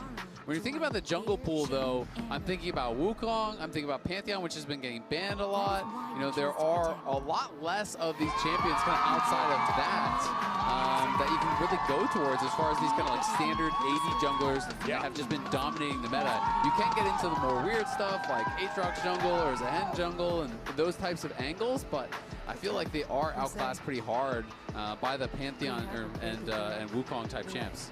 Yeah, it's going to be interesting because you're going to have to think about the synergies with your mid laner too, of course, with your jungle picks. And so, like you're saying, if you go a little bit outside the standard AD ones and you want to dip into some of the tank ones that are still available, then you also have to adjust some of the rest of your draft. I think Vi still needs to be banned though. I don't think they're going to let Shun get his hands on that as far as the first pick is concerned. And so does it have to be Vi Pantheon? Is like that's what you have to do in order to make sure that this jungle matchup works? Instead, the Syndra needs to be banned. Trade, right? That's the thing. Like that's the other option is if you think you can trade OPs, you can do that. But I think if it is Vi and Pantheon getting banned, then Wukong becomes pretty high prio unless people want to get a little bit more creative. We haven't seen Poppy played yet, so you can go towards tank angles like Poppy as well, which are great denial style champions. Also, Silas and Akali both up for both these mid laners. Yone. The Anivia not going to be played by Zeus here. So the junglers are up, right? So it's at least one of Pantheon or Vi are going to be up, and then even if you ban one of them, you can grab the other. You with like something like a Wukong. If we expect that Vi will be banned out, you could go Pantheon Wukong as potential trades. And thinking about bot lane, I think we're kind of at the point where we're looking at supportive AD carries, things like MF and Jhin, or you're looking at hyper carries and enchanter pairings. And it's going to be interesting to see where the two teams want to take us. But Vi is up, so it feels like they're kind of asking you to take it, which makes me wonder if Kanavi wants to go for something like a Poppy answer, something that is more of a denial style pick, to try to punish that, to try to answer the plays that we know Shun will be looking for. And this Vi was a no-brainer. We are very much expecting that this will be the lock-in, and I'm very curious. HLE, they know that this is coming. So what is their plan to take this down? Nefiri is not available. And there are quite a few things that can do decently into the Vi, but I feel like it has to be a team composition answer. Exactly. You can get counter-engaged from other roles as well. You can counter with support. You can counter with top lane and stuff as well. Yeah. There's Lulu. There's lots of. I mean, I think for the junglers, it's going to be Pantheon, Wukong, or maybe I could see Poppy angle, right? Yeah. That's kind of my expectation based on where the pool is. You just don't really see AP junglers because there's the only AD champion mid is really the Yone. And so it is Lulu. Lulu Yunara could be a pretty easy one to go towards. Like I said, it's really supportive style AD carries, or it is hyper carry with Enchanter, right? So they're going to go hyper carry with Enchanter. Viper and On could go MF, they could go Jhin, they could go hyper carries of their own as well if they want to try to go that route. Yeah, Aphelios had done pretty well into Yunara even when she was at her peak, so they've got a couple more options there. And this is the Aurora that we've kind of been waiting for. See if they do. It's, again, a lot of this dive. When you show the early Vi, you're going to need more dive on top of it. If they go Aurora and then another aggressive champion, Poppy goes crazy, though. So I feel like that could be them trying to lay a trap a little bit here for BLG. If BLG overinvests in aggressive champions, 3 dash champions that could be coming through, the Poppy plus the Lulu, that could shut down so much. And I would really like to see it coming out here. I think that Poppy could be fine both in top and in jungle, depending upon the matchup. So to me, if you see the Nautilus come through on 3, it feels like a go button. Wow, the Aatrox blind would be kind of crazy here. That will be locked in for Bin on the top side of the map, remembering what Zeus did to Lion yesterday. But that was an answer to the Shen. Don't make me do that. No, well, in their case, it was an answer to the Shen, right? It worked very well in that case. This time it's blind. And it's their idea of like keeping these fights with the engage. Get the Aatrox in there. They're not going to be able to escape. All right, let's see. HLE, I feel like the entire time, they're going to know you're going to first pick the Vi, so you're going to go hard dive on us. And so they have to be sifting through some of these answers for the counter engage, and they end up with the global option here with the Pantheon instead. I mean, this is so interesting now because now you're seeing kind of, different paths as far as the picks have taken. So you can be seeing bot lane bans here, for HLE. They could be targeting support or AD carry. And on the other side, I feel like it's protection bans for the Aatrox, right? So Nautilus is going to get banned out. That will be dropped. Something like Leona, if they're worried about hard engage, could be another one. Yep. Blitzcrank is always a possibility if On wants to pull a page out of Delight's book. So there are those style of champs. And then it's probably about trying to get a more beneficial matchup here for Bin and Knight. Are you more concerned about the blind Aatrox or the blind Aurora? Because that's what you're trying to throw protection bans for. And we know that Zeka has all the melee champions up and available. He could go Sylas, he could go Akali, he could go Yone. So he has all of those tools here, and they are going to try to thin the mid lane pool. So the Yone is going to be taken away here, so Zeka doesn't get that extra layer of comfort. One last ban here for HLE. We'll see whether they keep their eyes towards that bottom side, or whether it is going to, towards that support pool, or whether it's going to be an AD carry taken away here. Yeah, keep bending away the hard engage, because you're already going to face it, for sure. Maybe the Blitzcrank is actually going to get banned. The thing is, it's like, can you thin the pool enough? Because I was going to say, there's Blitz, there's Rel, there's Leona, and there's a lot of different champions. So it's just kind of like, which are you most worried about? By banning the Rel, to me, that says they're expecting MF. And I feel like they banned the two best MF pairings that I see left in the pool right now. Because, yeah, you could go Blitz MF, but it doesn't feel like as strong to me compared to Rel MF or Nautilus MF, which have such beautiful setup, both for the Aurora as well as a possible bullet time. Obviously, MF Aurora, great combo there too. So it is going to be interesting.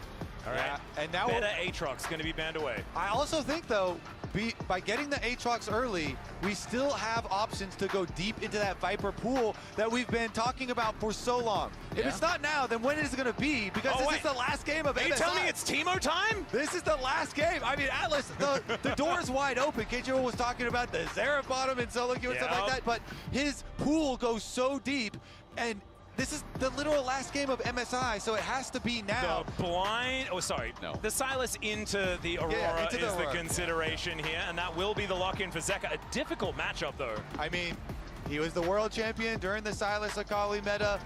Let's see it.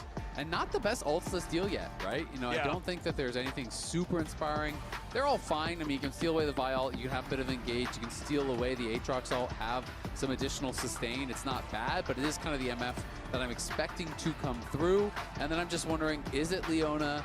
Is it something spicy like a Blitz? Where do you want to take us? But the issue is both those ults are really good for Sylas, so is that what they're giving them pause to think about? Yeah, it's true. And I mean, then you can go kind of like more off meta if you really want to try to go in there and you're worried about going toward those angles. I mean, Nico's still available, but Nico I feel like is an even better Sylas. Yeah, that's crazy. Yeah, which is why I was kind of more on the Leona train or the Blitzcrank train, but yeah, it's like you want a good engage ult from your support, but no matter which one you get, Sylas is also going to get. I mean, I guess Blitz is probably the worst one to give to Sylas, so I definitely understand that, and it would be a super risky pick anyway. Imagine if Zeus did this. Game 5, picking the Gwen into Bin.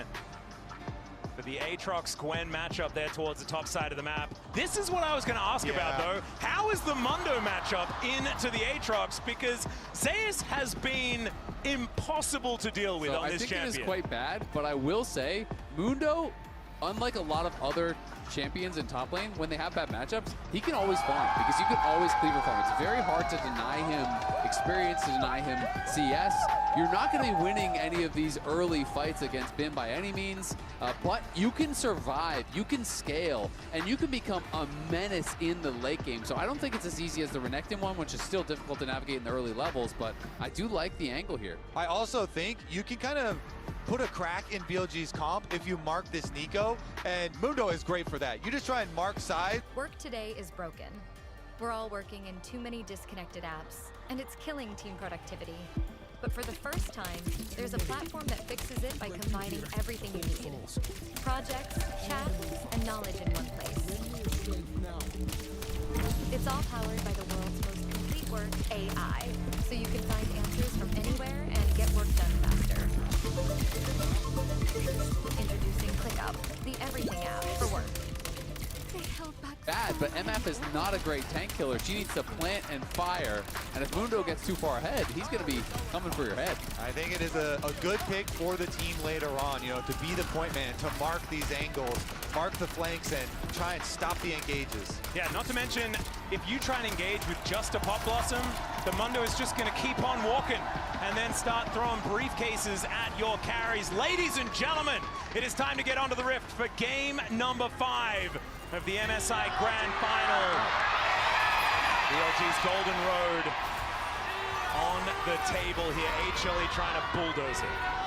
They're sending everyone flat here. Konami showing, the rest of them were wrapping around the other side, so they were hoping that they were going to catch Shun on Raptors, but they had 4 members walking through that brush. Yeah, face checking as On tries to get the Blooming Burst down. The heal has to be used. He's taking so much damage. Viper already having to use his barrier. 2 summoned spells traded for 2 as Konami dealing with Knight and Shun together. And he doesn't even seem too frightened about it, and that is going to be Shun claiming his own jungle.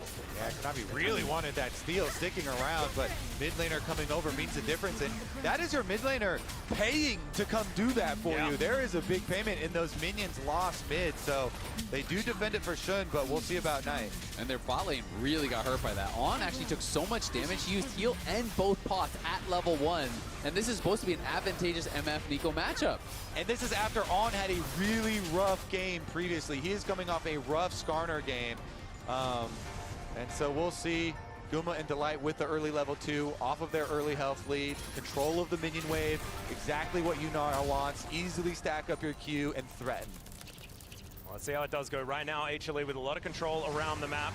Hasn't really translated into too much outside of that great trade. As Viper having to take his potion as well. Delight has also been through both of his. So just a lot of fighting back and forth here towards this bottom side. But the main thing is the Yunara has access to the wave, and that is going to feel a lot better for her as Knight trading really well here with Zeka, trying to even things out. It looked like Zeka went in aggressively. The answer was available. Yeah. Going to pan down towards Shun here. See these 3 players on the hunt for the Grand Slam. They have a Worlds trophy, they have a first stand trophy, and we have Shun looking for Zeka. Yeah, Zeka going to land the chains there as Knight now trying to push him away. That was, how did Zeka manage to dodge that? I swear that was actually going to hit, as now he's slinking towards this brush towards the bottom side. That's going to be Shun making his way over, and there is the dash to allow Zeka to escape, and he will be able to go back. It is at a critical point too, because look at the minion wave there, and it's the jungle trying to pay the mid laner back for him protecting the Raptors. They wrap around, they don't get a summoner spell out of Zeka, and he still has his teleport though, so he teleports right back, and honestly, he can just clean these back up. We talked about it before, but Knight back in 2023 on JDG. One of the closest attempts we've ever had to the Golden Road here. T1 stopped them in their tracks at Worlds, and Knight again trying to attempt the Golden Road here in 2026 with BLG.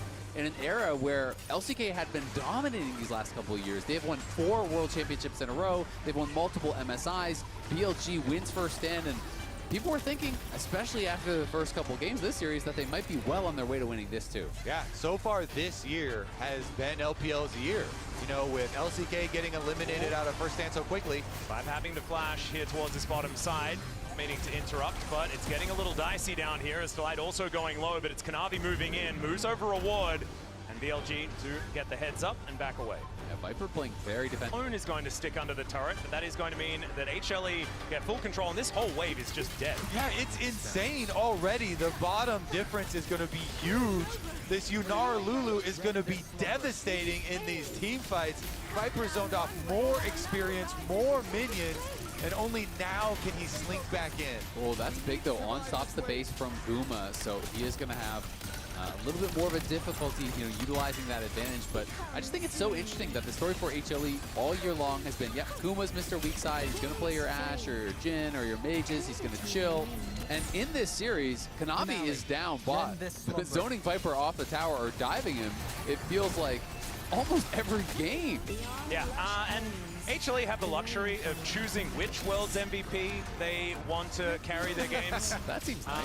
There's a few of them that they have available, and Gumayushi today just feels like he's got his head screwed on right. He has been so stable in this series. Zeka is going to try and prove me wrong here as he goes in, but it is going to be on finding the snare, and maybe it's the other side of the coin.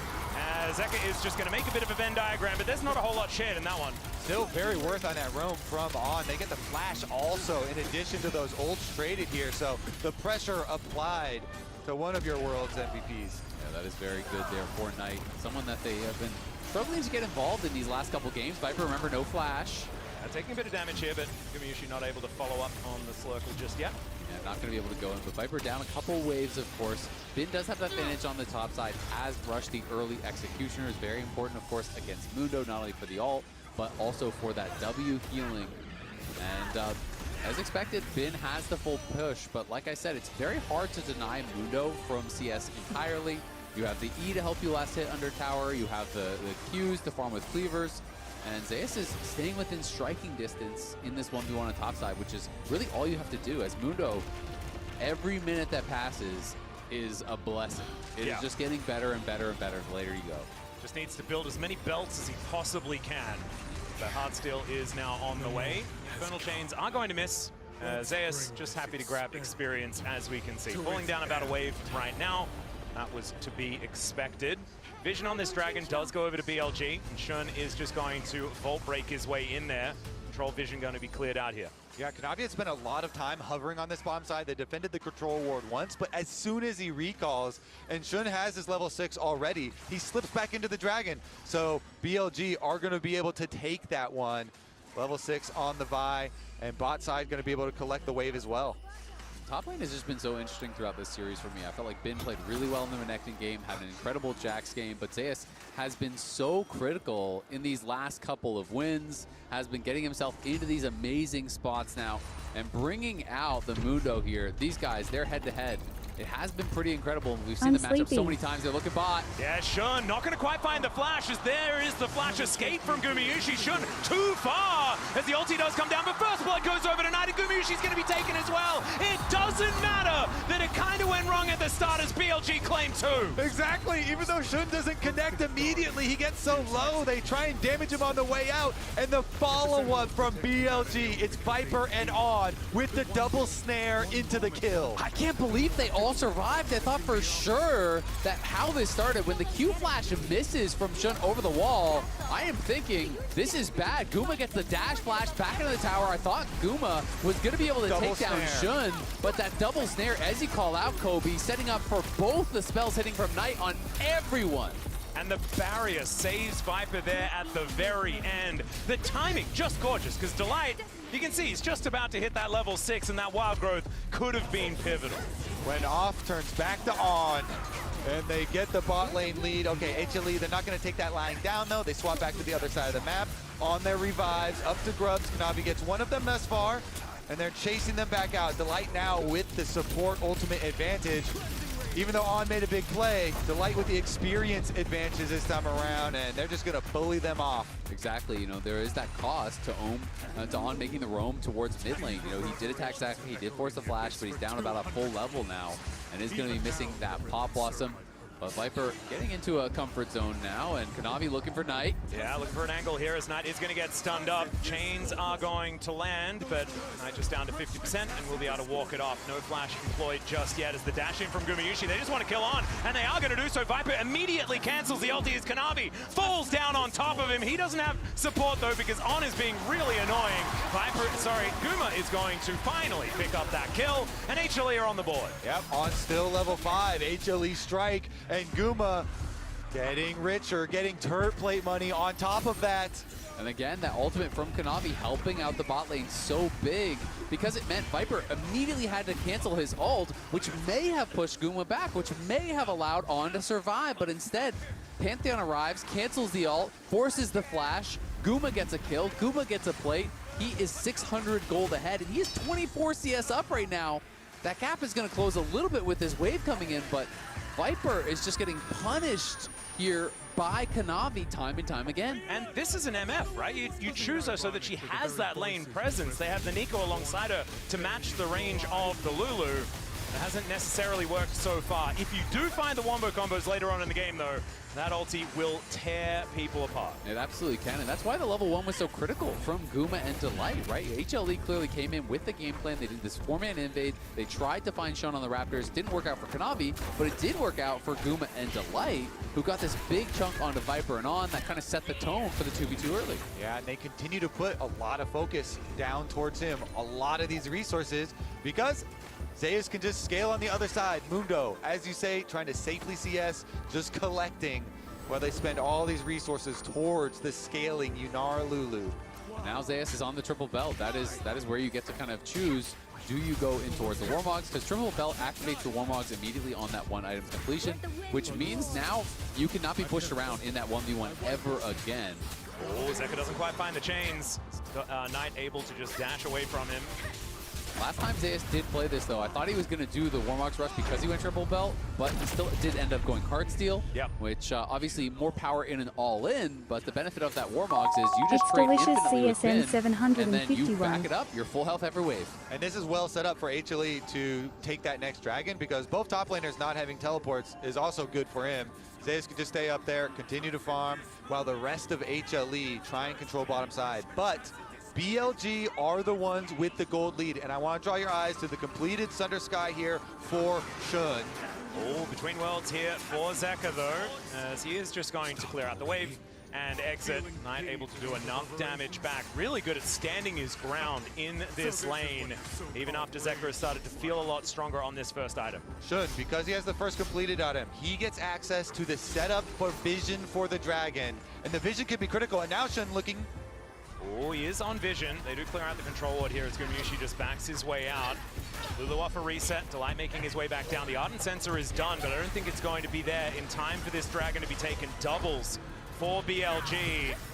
Zeus just standing under the turret with his ultimate running as Kanavi's just walking in. Finds a stun onto On. He's taking so much damage. Kanavi down to 50% though, as he does have that wild growth. Bullet time comes down. Pop Blossom onto 2. But the bullet time doesn't quite do enough. Gumushi takes down On. Kanavi flashes out the cease and desist.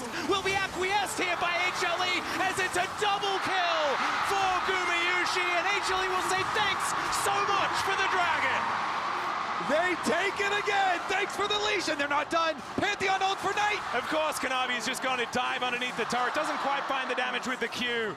And will just settle for some Krugs. His former teammate did not want to let him get away with that one. And he did not want to let them get away with this dragon. Even though BLG had the early setup, Kanavi with no fear jumps in onto On. Exactly, he gets that huge chunk and he has the Lulu behind him. I didn't think they were going to be there in time, but he just charges On in. And even though On comes across with this ult, Viper runs out of mana, Shun runs out of health, and Knight has nothing to really offer in this fight. He's got no resources, and it's such slim margins here, all the low health bars, but with Knight and with Viper Room, they can't finish anyone off. And they had a storeroom of honey fruit behind them as well, so they were just dipping out of the fight, eating honey fruit and coming back. Meanwhile, BLG are tanking this dragon. They're spending all these spells on the dragon during that time. Oh, Zeka gonna have to dash cannon his way out. Is gonna be able to do so here as Knight and Shun unable to find him. As Kanavi thinking about coming on over, but does back away. Even with that win, it is only 700 gold between the two teams. It is a dragon apiece. We are basically dead even at this point. But it's where is that gold? Concentrated on the Yunara. Gumayushi in game 5 here with a Lulu at his back. The Coinbase Gold Grind showing us that Gumushi is in a phenomenal spot this game. 1.5k, we were talking about it before. Where do you put your eggs? When you're HLE, when the chips are down, when you're in game number 5. It's their most recent World's MVP. That's what they're going to put them in. It's a good place to put them, but I feel like we're getting a little bit of a repeat of that Jax game from Bin, right? Where it's two sides of the map. It's who's going to be able to utilize that advantage most. Bin has a large advantage on that top side. We have seen Aatrox break hearts time and time again internationally, including Zeus playing it yesterday. He was the one destroying Lion, and now Bin, it's going to be up to him. And they have the tools to help Bin. A Vi ultimate is just what you need if you want to shut down a hyper carry. If you've got a Yunara jumping around with a big gold lead, then a well-placed Vi ultimate can sit her down. Oh my goodness, I didn't realize until just now, it's a Chemtech stole this game. And you might be thinking this is phenomenal for Mundo, but both sides of the Rift are gonna benefit from this one so much. I was thinking to myself, like, oh, well, I guess Chemtech is still available for one of those worst souls, but I actually think it's probably one of the best for both of these compositions. As Kanavi just going to walk towards the river here. Rift Herald. They want to fight. Yep, that is going to be what's on their minds. As the Pop Blossom is going to connect onto Kanavi. Season assists into the backline as they look to take down Gamushi. Knight is going to finish it. But now Viper is in trouble. Zeka dives forward, finds the chains to take out his former teammate. And there goes Kanavi as well. Zeka trying to escape, but he had to tank up the turret to get out of here. The Abduct is going to come through, the Abscond, and the Kingslayer is going to be there, but it's Knight that takes him down. And they'll take a free Rift Herald as well. On starts out the play, and Shun's Vi ultimate sits Guma down. They put that gold lead in the dirt at the very beginning of the fight. What a flank from BLG. That was beautiful by BLG. Knight with the TP, on with the engage. Shun getting into the backline. Everyone combining there perfectly. Viper gunning him down with the bullet time over the top. They needed it all, and they got it. They get the Herald as well. They get plates. They have nearly 1,000 gold lead just like that. What more can you ask for? A game 5, back and forth. Just 1,000 gold lead swinging back and forth, and we call it out. Looking for the Yunara. On gets the dash out of him. There's the ult, and then Vi ultimate into the ultimate over the top from the Misfortune, and Knight's full combo deleting Guma. It's beautiful. Even though the Pop Blossom does not hit Guma, the root does from On. The Vial does. The full combo from Knight does, and that is more than enough to take him down through everything here. And then Zeko is trying to clean up some money there, but he has to go all the way under tower to get the kill back on the other side. Needing to use that last chain was so important because it meant he was out of the fight completely. And still, our gold is so close in this game. Our dragons are so close in this game. We did actually get the Warmogs rush here from Zeus, which I think is so smart. When you are behind on Mundo, this means now Bin can do nothing. All you do is you step forward, you tank up the Aatrox damage and the damage from the wave. You don't allow him to ever get in range of the tower with a minion wave there. Even if you lose 70% of your health, it does not matter. You are full health after every single wave. And that is one of the most powerful things about this build. So I love seeing this tag from Zeus. It's so smart when the powerful part of your team is the other side of the map. You just have to hang on and don't let Bin push his advantage. But there is going to be still advantages push as the first turret is going to be taken down by BLG towards the top side. 2,000 gold is approaching here for their advantage. And the Mundo hasn't scaled just yet.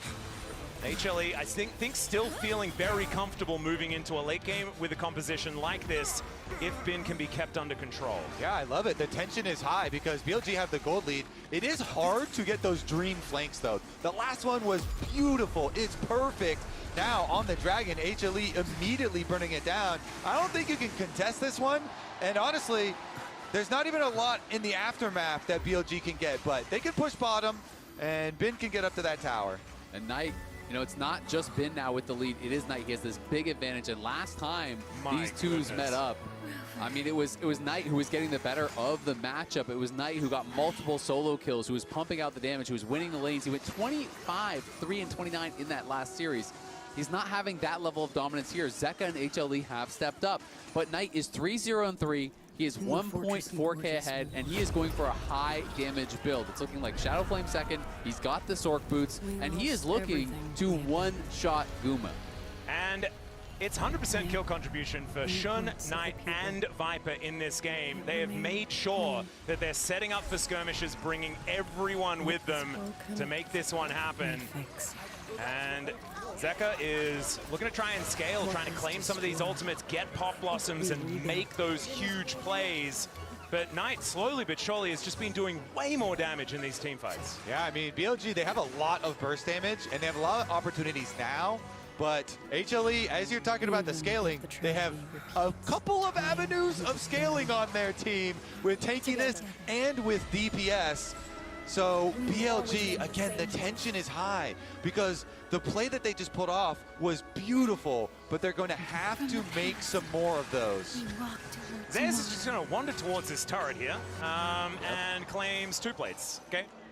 Now he's down to 50% and wanders away from Bin, I would assume. Has his Swifties, so he isn't too perturbed. Exactly, that's the thing. If he can't 100-0 you, he cannot kill you. You will Warmogs back up to full, and it's going to kick in right now, and this is why you can play this style with this build. It is so powerful. You just ignore all trades. If he can't 100-0 you, he can do nothing. It's looking very, very frustrating, I have to admit. As Viper catches this wave in the mid lane, Gumayusi is still looking for item number 3, but does have the first 2 completed. Sionara's pretty scary as Bin. Look at him, pressing all of these buttons, having a good time. As now Zeka looks for the chains, doesn't find them there on. We'll be able to at least hijack an ultimate as now Kanavi moving over. Zeus just takes down the turret right from underneath him as the World Ender has to be used. Kanavi avoids the Infernal Chains as the rest of HLE are grouped up for a fight. They're pinging out the mid lane though, and there's not a whole lot to fight for at this point in time with 2.5 minutes on the Drake. I mean, Zeus just pops the ult, walks in, and the Demolish proc, the E damage, everything on the turret just explodes that thing. Scales with your health. It's the Mundo theme song. Continue pushing. Yep. All right. Speaking of pushing though, the Herald does go through onto the mid turret here and is going to get more map to play with for BLG as they finish off the mid turret, and now that can give them some avenues, more areas to flank from. They really do need to put that pressure again onto the Yunara. Zeus does have his Heartsteel now completed, went for that as item number 2. Probably wants Spirit Visage before he can walk up tonight just comfortably. But just probably wants Spirit Visage anyway because that item's broken on Mundo, especially when there's a Chemtech Soul up and available. I feel like these dragons are going to be so important for HLE. They've got the Kingslayer, they've got Mundo's existence, Wild Growth, things like this. Like, it's just such high value here for this team. I mean, Spirit Visage is crazy good, and I think it'll probably be his next completed item, but I wouldn't be surprised to see a Warden's Mail come in next because there is a lot of physical damage. Aatrox, MF, and Vi are the ones likely to kill you in the fight.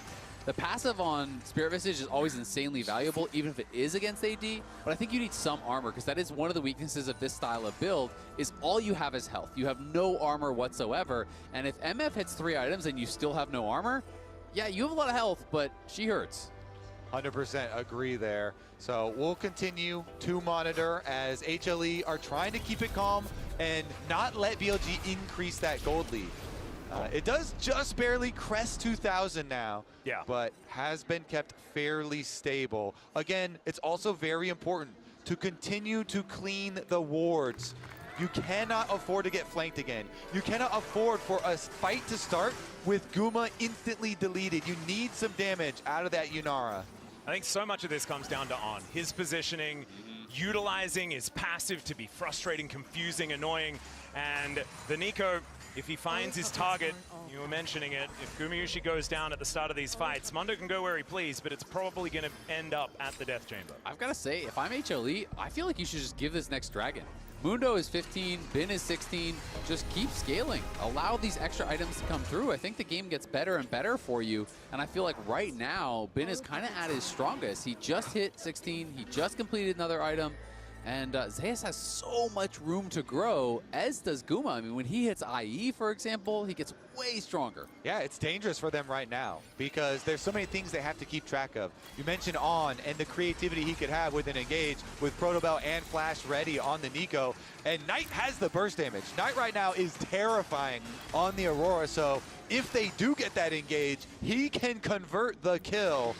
The approach is dangerous, but HLE have also done a fairly good job of keeping that vision coverage. So if they continue to check all of their flanks here, try and mark the engagers, they're going for the dragon again.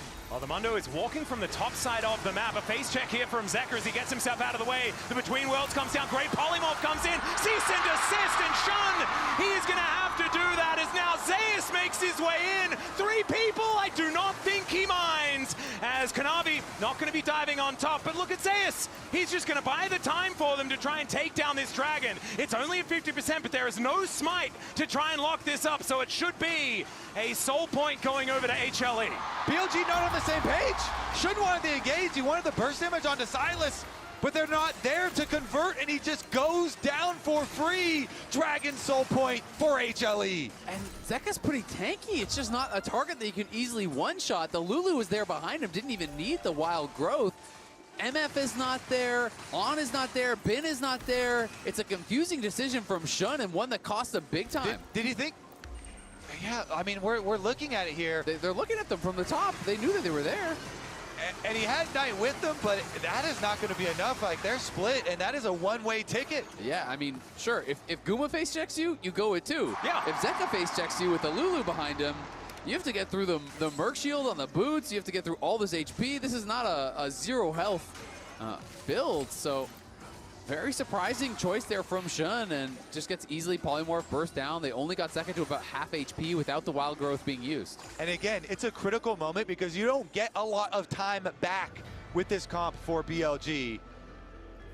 It's a difficulty, especially when every one of these Chemtech Dragons that are stacked up just feels worse and worse when there's a Mundo that's just got regenning health over and over again. Zeka there as well with that Kingslayer. Zeus just walking up. Does take a fair bit of damage here, though, as we can see. Gets the wild growth as there are the knockups to Pop Blossom. Doesn't quite work out, but Zeka's one's decent as he dives on in. The chain lash comes down as Zeus takes out Ben. These health bars are solo Viper is taken out, but Zeka will fall as well. Most importantly, Gumayushi stays alive, and they'll take down the outer turret. And Zeus takes it all!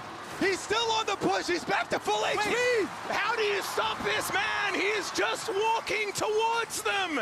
Maybe there's a meeting behind their fountain that he's late for. I don't know, but he has places to be, and it requires going through BLG. Yep, that's not going to kill him. He just keeps walking.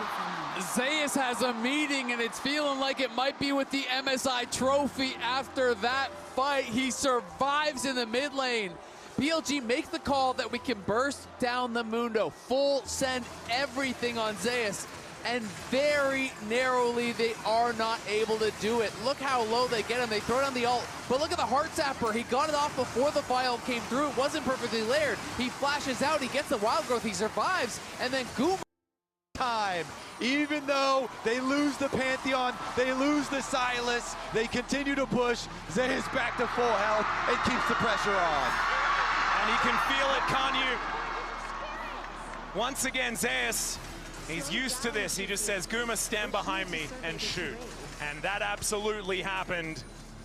And BLG now reeling. Bin's lead is gone completely now. Zeus, level 17. Spirit Visage complete. Has the cloth armor, building towards that fourth item. And I feel like BLG losing that third dragon fight was so critical. That was their moment, and Bin now spotted on a flank. Yeah, the World Ender is going to come on through. He gets polymorphed as now Zeka finds a cease and desist towards Shun. Zeus just wanders into Knight, though, has been getting chased out. Gumayushi following in death. The stun Konami locks it up. On finds the air with his Pop Blossom. Zeka is going to actually find the Kingslayer to take out Shun. They'll lose their Lulu, but On is not long for the world, and Knight is running the wrong direction. BLG have fallen apart. BLG's battle lines are completely scrambled, and they have been overrun. In a series that felt like it might just be BLG's, it is HLE battling back in back-to-back games. It is Zeus on the Swain, it is Zeus on the Mundo, a brick wall that BLG just have no answer to. And from a team that got knocked out of the LCK Cup so incredibly quickly to now be this close to hoisting the MSI trophy. Only 2 other LCK teams have been able to do that. HAHAHA Esports will join that roster. And that is going to be the Baron in their hands. Let's have a look at this one more time. BLG, Bin up here, it starts out, he's on the top side, and so HLE are fighting 2 fights at once. Zeka down here with Shun versus everybody else, taking all the HP away from Bin and pushing him out. There's almost like 3 fights. Zeus just can't be stopped, right? Zeus was kind of like 1v3 holding back their carries in that moment. And even though the bullet time comes down, Viper is just out of range of Guma. The bullet time was not hitting him. He was rooted up, but he was rooted up just a pixel or 2 away from it. Oh my goodness, the chain's gonna find Knight. He's knocked up with the Pop Blossom from On. It is going to connect with Delight, who is taken out immediately. They want Gumayushi, and they'll find him, with the Pop Blossom from Zeka is massive. Still they get their target, and Bin is gigantic. this front line. That's the GA popped. Bin is still a problem, but so is Zeus, as both of these top laners feel unkillable. Zeka's still alive as he's now looking for Shun. He'll get in on top of him. Kanavi taken out by the Aatrox. Zeus seems impossible to move. Zeka might be an option here, but the chains go wide, and Bin shuts him down. BLG still have a bit left in the tank. The sustained wars go the way of BLG at the critical moment. They'll deny the soul. That is insane. They found the angle there. Viper fully committed, flashing in to get the kill, and then Zeka with the stolen Pop Blossom. I thought that would be enough. Zeus is coming back. Yeah, he's just going to walk into two people. They are going to leave because this Mundo is such a problem, but they have to ignore him if they are going to win these fights, and that's exactly what they did. And BLG, they know they don't have a lot of time to work with. They have to fight their way back into this one. Zeka goes in to start it out on Knight, but look at the retaliation. And watch Viper, the Pop Blossom, and Shun going in on Guma, and Viper just instantly flashes in onto him. And then you think for a second, is Guma going to survive with that Pop Blossom landing? But he does not. And Bin, that's so much work done here. He does. The Aatrox, the God of War, naturally on BLG's side, and they take them down. Kanavi gets chopped up. Shun surviving versus Zeka up here as well with his Sundered Sky, and they're able to clutch it at the Dragon Soul denial. All right, still 4 minutes, and HLE have an opportunity to do that again as Zeus pushes this wave towards this turret. I have a feeling we are seconds away from another scrap. What a banger. Just might be. I mean, Guma's now a full item ahead here, has that 2.5k lead. Delight almost getting one shot though. But Viper also has his IE, so there is going to be some real damage behind this bullet time, but HLE pressing with the Baron. Yeah, they will be able to take down this inner turret. The dregs of this Baron, the Rebel Baron power play, basically neutral for now as it does finally dissipate. As Shun just comes over and casually smites the big Raptor, will be able to claim his for his own. As let's see whether Zeka is able to get himself out of here, as he will be able to escape. So everything feels like it's been almost entirely evened out as a result to that answering play from BLG. It's huge. I mean, can BLG continue to find these kills onto Guma Yushi? They have had so many good engages. The flank towards mid lane, the fight here towards Dragon. If they can take him down at the beginning, then they can scrap it out too. They're bruisers with stacking Conqueror and keeping it going. They absolutely can, but that's the big question. Can you do that every single time? Because it only takes once for Guma to escape, for Guma to survive, and you are going to get wiped off the map. Yes, the gold lead is largely minimized, but the scaling is not. Mundo's still getting stronger. He has a Randuin's now. Guma, as we touched on, has that IE, has 4 items, and he has the support behind him. Vision is just so critical for the Here engages. we go. Oh, that's Kanavi actually going up into the sky. He's away from the fight. The bullet time finds Guma, and the Pop Blossom isn't going to do too much here from Zeka. They try and dive into that backline. They'll take down Viper, but what else can they get? Zeus is able to get in there and find his angle. Delight should be taken out, as the polymorph should not be quite enough, and it's a double kill for Shun. But now Zeus is just immovable. The stun onto Bin, as it's jungler and top laner versus each other. Bin and Shun, they take out Kanavi, and Zeus, he may just be mortal in the end, and Shun will be able to put him down. Bin at full health is going to continue the push. It was both junglers looking for a play at the same time. Pantheon was ulting towards mid. Shun saw him leave. Aussie blast cones, and he doesn't care. Straight for Guma, and Guma down again without any damage. BLG, they did it again. How do they keep finding these angles every single time? They are just straight on to Guma, finding the perfect engage every single fight. Epic game 5 here. It is incredible. There is no gold lead. At this point, it is 34 minutes into the game, and finally, BLG gets one to tick over. This is absolutely absurd how incredibly close it is and how impressive it is that BLG can make this team fight look so good in these fights. And we started the replay right after the moment I was talking about, as Shun blast cones over to where Kanavi is leaving from, and they deleted Guma. And then it's just all about killing everyone around Zeus. You gotta kill the ads before you can take down the boss, man. Then you gotta get everyone out of here, or he is just gonna run you down. They ignore him, they fight around him, and then this flash dash Q3 from Bin, and you got the percentage HP. Absolutely massive. Zeus head in hands here. It is not over yet, but it's feeling like BLG are winning fight after fight at this stage. Baron up and available once again, and Zeus' health bar once more looks like a barcode. Atlas from Champion Select, we say you have to mark the flanks. You have to mark the flanks for HLE. You cannot allow these engages on Taguma again. I mean, Hextech, you know, Rift did help with the Super Blast Cone, but this time around BLG are starting the Baron, trying to draw HLE in. Well, Zeus can definitely face check. He is going to do that as Knight takes a briefcase to the face. Kanavi has a Mega Cone in order to get himself in here as well. As Gumiushi is hunting. I don't know about his frontline position here as well, as Knight does get himself out of the way. The briefcase doesn't land onto Viper as the Pop Blossom does come down. Season Assist is stolen. They get on top of the misfortune, but at what cost? Gumiushi trying to dash away from Bin. He is put down to his Shie. Shun pops back up again, but Guma flashes out. Now Bin looks to get on top of him, but he dashes out of the way. And this is what a team fight looks like when Gumiushi stays alive. HLE will look for even more as Kanavi celebratorily ults underneath this inner turret, and I think they may have done it. Humble Life Esports may have just ended the Golden Road. Incredibly costly mistake from BLG. HLE will retake the game and the series back. And it looks like the orange tank is going to bulldoze the Golden Road as an immovable Mondo will take down these Nexus turrets. Pop Blossom in celebration from Zeka as Humble Life Esports. They've already done first stand, and they'll do MSI as well.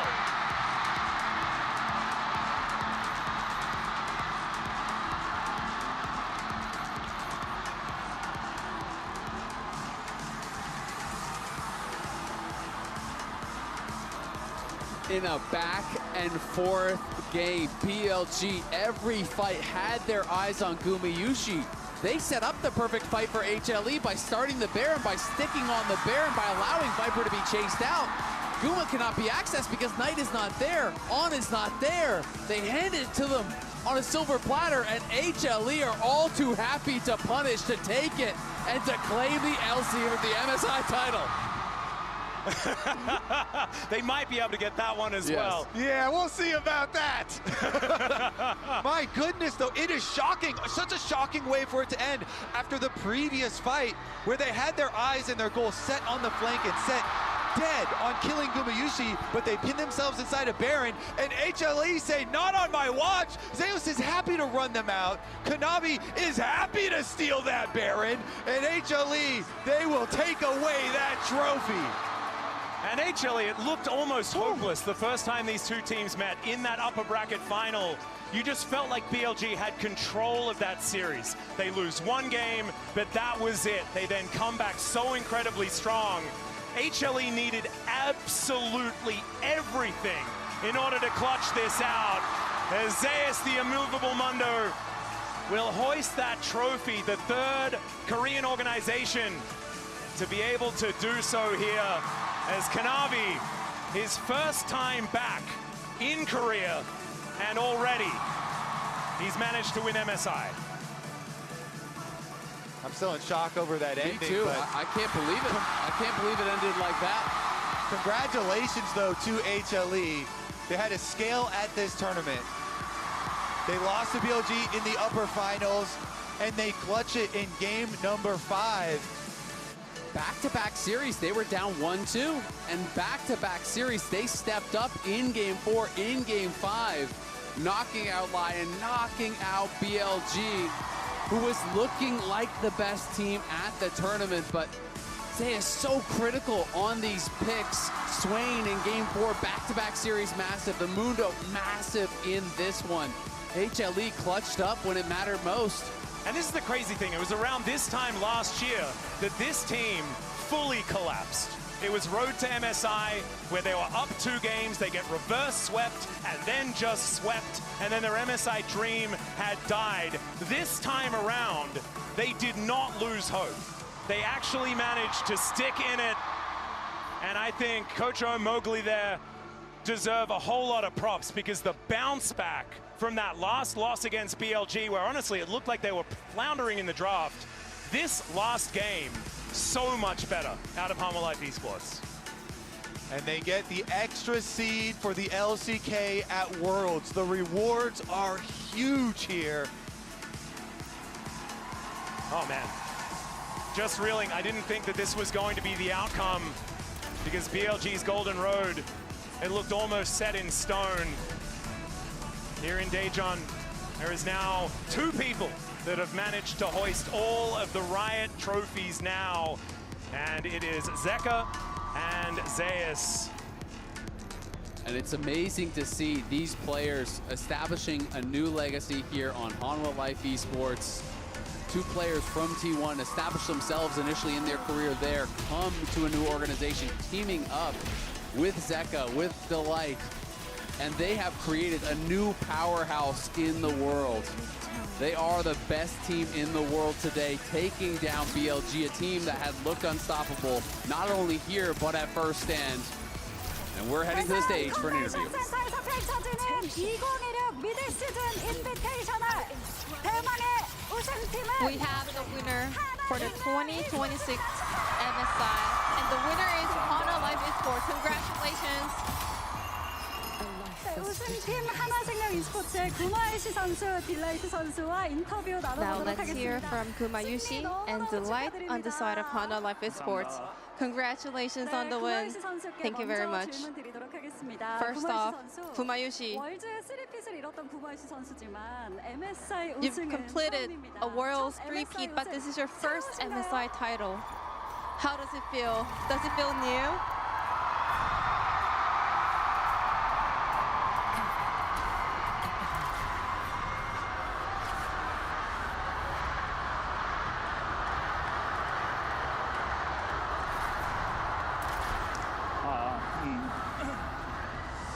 일단 하나님께 감사와 영광 돌리고요. 말대로 First off, 제가 월즈는 3패 타임이긴 하지만 I want to thank my God for letting me achieve this huge accomplishment.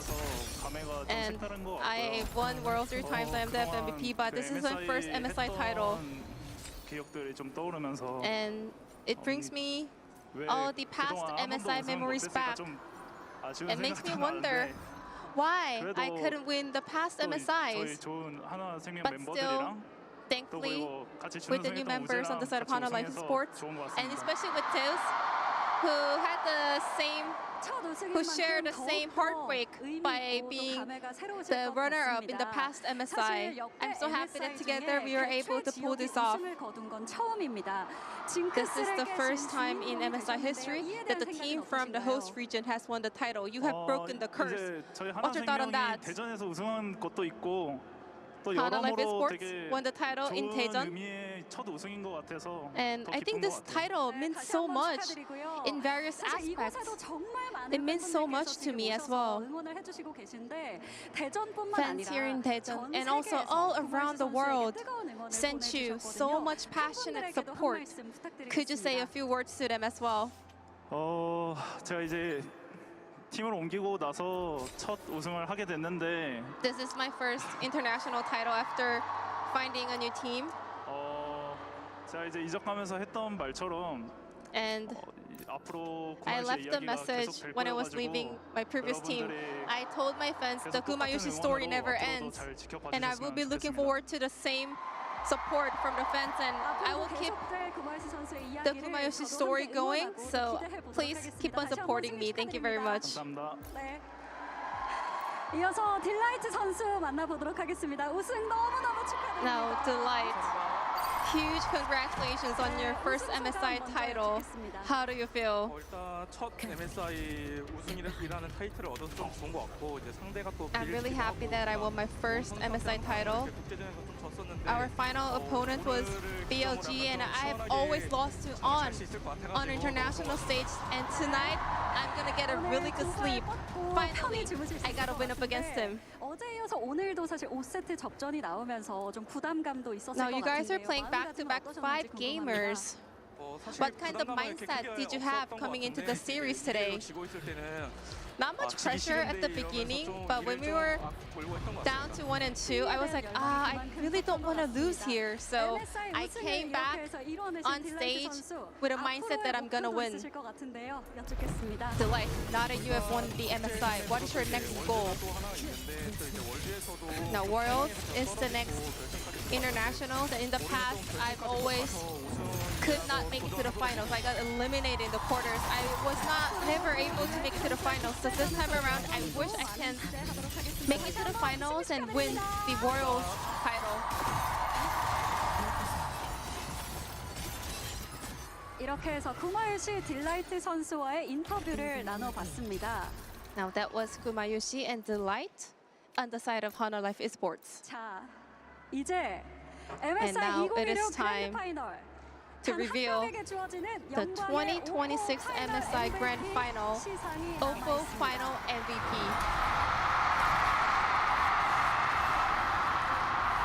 전 세계 전문가들의 투표로 선정된 MSI 2015 OPPO We have 파이널 gathered votes MVP는 from all around the world, and your OPPO Finals MVP is Zeus. Congratulations. 자, 파이널 MVP를 수상한 제우스 선수와도 인터뷰 나눠보도록 하겠습니다. 제우스 선수 너무너무 축하드립니다. Congratulations, Zeus. Thank you very much. 자, MSI 우승까지 거머쥐면서 제카 선수와 With this 함께 MSI 라이엇 title, 국제대회를 you 모두 and 석권한 Zeka have 최초의 become 선수가 되셨습니다. the first players to complete the sweep of every Riot International tournament. And now you have become the finals MVP. How does it feel? 일단 이번 대회 하면서 어제 경기도 그렇고 사실 너무 First off, this tournament, this MSI was really difficult. There were some moments where I really wanted to give up. How is However, everyone? after I joined HANA Live last year, there were some moments when I didn't have enough faith in myself. I was doubting myself. But I just kept on listening to support coming from the fans, because the fans always kept on believing me. I was able to keep on grinding. And after all that hard work, I got this opportunity, and I'm so grateful. 있었기 때문에 오늘의 자리가 더욱더 빛나지 않을까 싶고, 저도 팬의 한 명으로서 그 시간들을 견뎌주셔서 One more time, big congratulations to Zeus. 팬분들도 너무너무 즐겁게 And the fans are also absolutely happy to see you winning this OPPO Finals MVP. 제우스 선수가 특별히 준비해온 카드들이 빛을 And 발했습니다. we were able to see some of the special picks from you. Swain, Dr. Mundo, and I heard you played Swain for a long, long time ago. 중학생 때인가? PC방 대회 I think I was in like a middle school, and I won my first PC방 tournament on top Swain, and that has become my favorite champion since then. 역시 국대 탑 제우스다 이런 You 생각이 are 드네요. truly the Korea's national top laner. 국대 대회에서 모두 우승하는 기록을 만들어낸 현 시점에서 또 Now that 새로운 you have set the record of winning every international tournament, what is your new goal? 모시기 했다고 해주셨는데. Yeah, like you just told me and Zeka did won something. But you know, Zeka didn't actually win EWC, so next up is EWC. I'm gonna help Zeka to win that title as well. 좋습니다. 앞으로 한화생명이 쭉쭉 뻗어나가는 모습 함께 지켜보고 응원하도록 하겠습니다. 감사합니다. 감사합니다. Thank you very much, Zeus, and wish you all the best of luck in the future. 자, 이렇게 해서 오늘의 파이널 MVP 제우스 선수와의 인터뷰까지 만나봤습니다.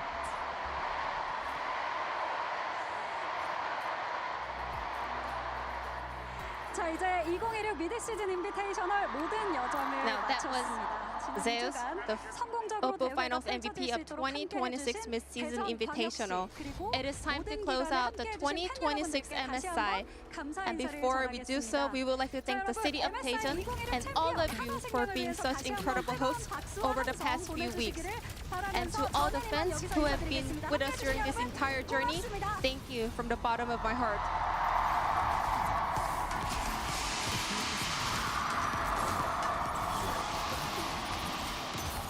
Thank you, Subin. Thank you, Jisan. And thank you, Hanwha Live Esports. On behalf of the LCK fans, it's a beautiful day for them here today in Daejeon. What an amazing recovery. What an amazing comeback after failing short against BLG earlier in the competition. They managed to do it. It took 5 games back to back here for them to finally do it, but they did, Dagda. And even within that game 5, there was moments where BLG pushed them to the edge. But when you have the caliber of players that Hanwha does, you don't blink, you stand tall, you fight back, and you raise trophies. And how important is it for the LCK to have another team that can be clutch in those best of 5s? That doesn't fall flat when things look hard or when a game looks a little bit dire. Something that we always associate with T1. We've always wondered, is it the org, is it the players? And right now it's feeling like the players, because it was Zeus and Guma who were bringing it home in the final game, who were the difference maker in the key moments of the series. One of the craziest things about this series to me is last year when Viper was on HLE, it was Viper Life Esports. They played through him over and over again. And people thought when Guma joins the team, oh, he can be this weak side teammate. But what did we see in the games today? We saw him accumulating massive leads over Viper in 2v2s and again hoisting an international trophy. And we saw him get the best out of a matchup that didn't work the first time. We saw him get the best against Viper, against the guy who can do it all. And in the end, it is Hanwha Life Esports prevailing. And I do appreciate the fact that at the beginning of the year, we were looking at Genji, we were looking at T1, but Hanwha Life clutched it in the end. It's not going to be the golden road this time around for BLG. But this sets up this team amazingly for the rest of the season. It's a ton of promise, and I gotta give credit to you, Jat. You said Raid Boss picks. Yeah. I didn't think it was gonna happen. But it was Raid Boss picks. It was not Mages in the bot lane. The exact opposite of what I said. And I think that they're objectively OP on paper, so the fact that HLE found a way to get this win without needing to over-rely on those picks just makes it even more impressive. Bot lane Mages, Skooma lost with Ziggs. Viper lost with Mel. They were 0-2. Zeus was able to withstand whatever pressure Bin would try to apply to him in the early game and then carry in the late game. And then also the meaningful win for HLE in front of this home crowd in what has been an elusive tournament. Only SKT and Gen G have won MSI for the LCK before this, and HLE put their names with them. And also such a meaningful tournament for that man in the mid lane for them. Zeka playing against his own organization, managing to take the win. First series win ever against Knight, a man who was doubted when Fearless came into the meta. They didn't think he'd be able to evolve to become the player he has, but it feels like every single time Zeka is doubted, he demolishes that wall. He won Worlds off the back of that. Now he stands tall with every title available to him in the Riot Circuit, just resting in his hands. And what a glow up. We talked about how much he's expanded that champion pool. Game 1, it was the stability of new champions. It was the Orianna. Game 5 in the clutch, it's back to comfort. It's the depth of the champion pool that he gets to save those picks for later, to use them when they're the most optimal, to show up when it matters most. And again, that's the development you want to see, especially if you're an HLE fan. You can see it on their faces how much this means. Seeing this glow up, seeing the success of this team, knowing now that this team can be a contender at Worlds, a team that could go the distance at international competition. And I do want to highlight how impressive it is for a team that is regarded as one of the best in the world, a team that other teams have their eyes on when it comes to clutch moments like this at international tournaments. The fact that they can manage to make those small improvements with the little time that they have, after failing against a team that they faced off against, defeating them when it matters the most, they can stand proud today. For you guys, what do you think it came down to? We've talked about the draft, but surely it's more than this. I mean, part of it is they came prepared. Look at these. You don't print these in 25 seconds. Like, they were ready with these custom jerseys, 5 signatures, all the names on the back. I do think the drafts are important, but I think there is just a special quality about Guma. I feel like anytime the pressure is high, he stays so steady and really elevates his game in the most crucial moments. And it was the same case at Worlds, that people were doubting him. He ended up being the finals MVP. He stands tall again here today, being a clutch factor of his team's victory. And I think it says a lot, because I think it is the 2XT1 members that are the standouts for me. The members that oftentimes kind of live in the shadow of Faker, but they don't have Faker to be clutch anymore. And it's their own merit that they relied on today. Gumayushi, incredible across the board. But for me, it was Zeus. The rivalry with Bin, the nail is in the coffin. The coffin's in the ground. The dirt is on top of it. This man demolished Bin across the board with drafts, with the way he was playing, with the ability to control that lane. Bin had some good moments, but Zeus dictated the majority of this series. And you need a top laner who can do it all, which includes backing off, taking a step back, recognizing the games where you are not the center of attention. Game 4, Game 5, it was the Zeus show. But when it wasn't, he was not a liability. He was a source of stability for the team, and that makes all the difference if you're going to go the full 5. We've talked about all the players, but I still want to give an honorable mention to Kanavi.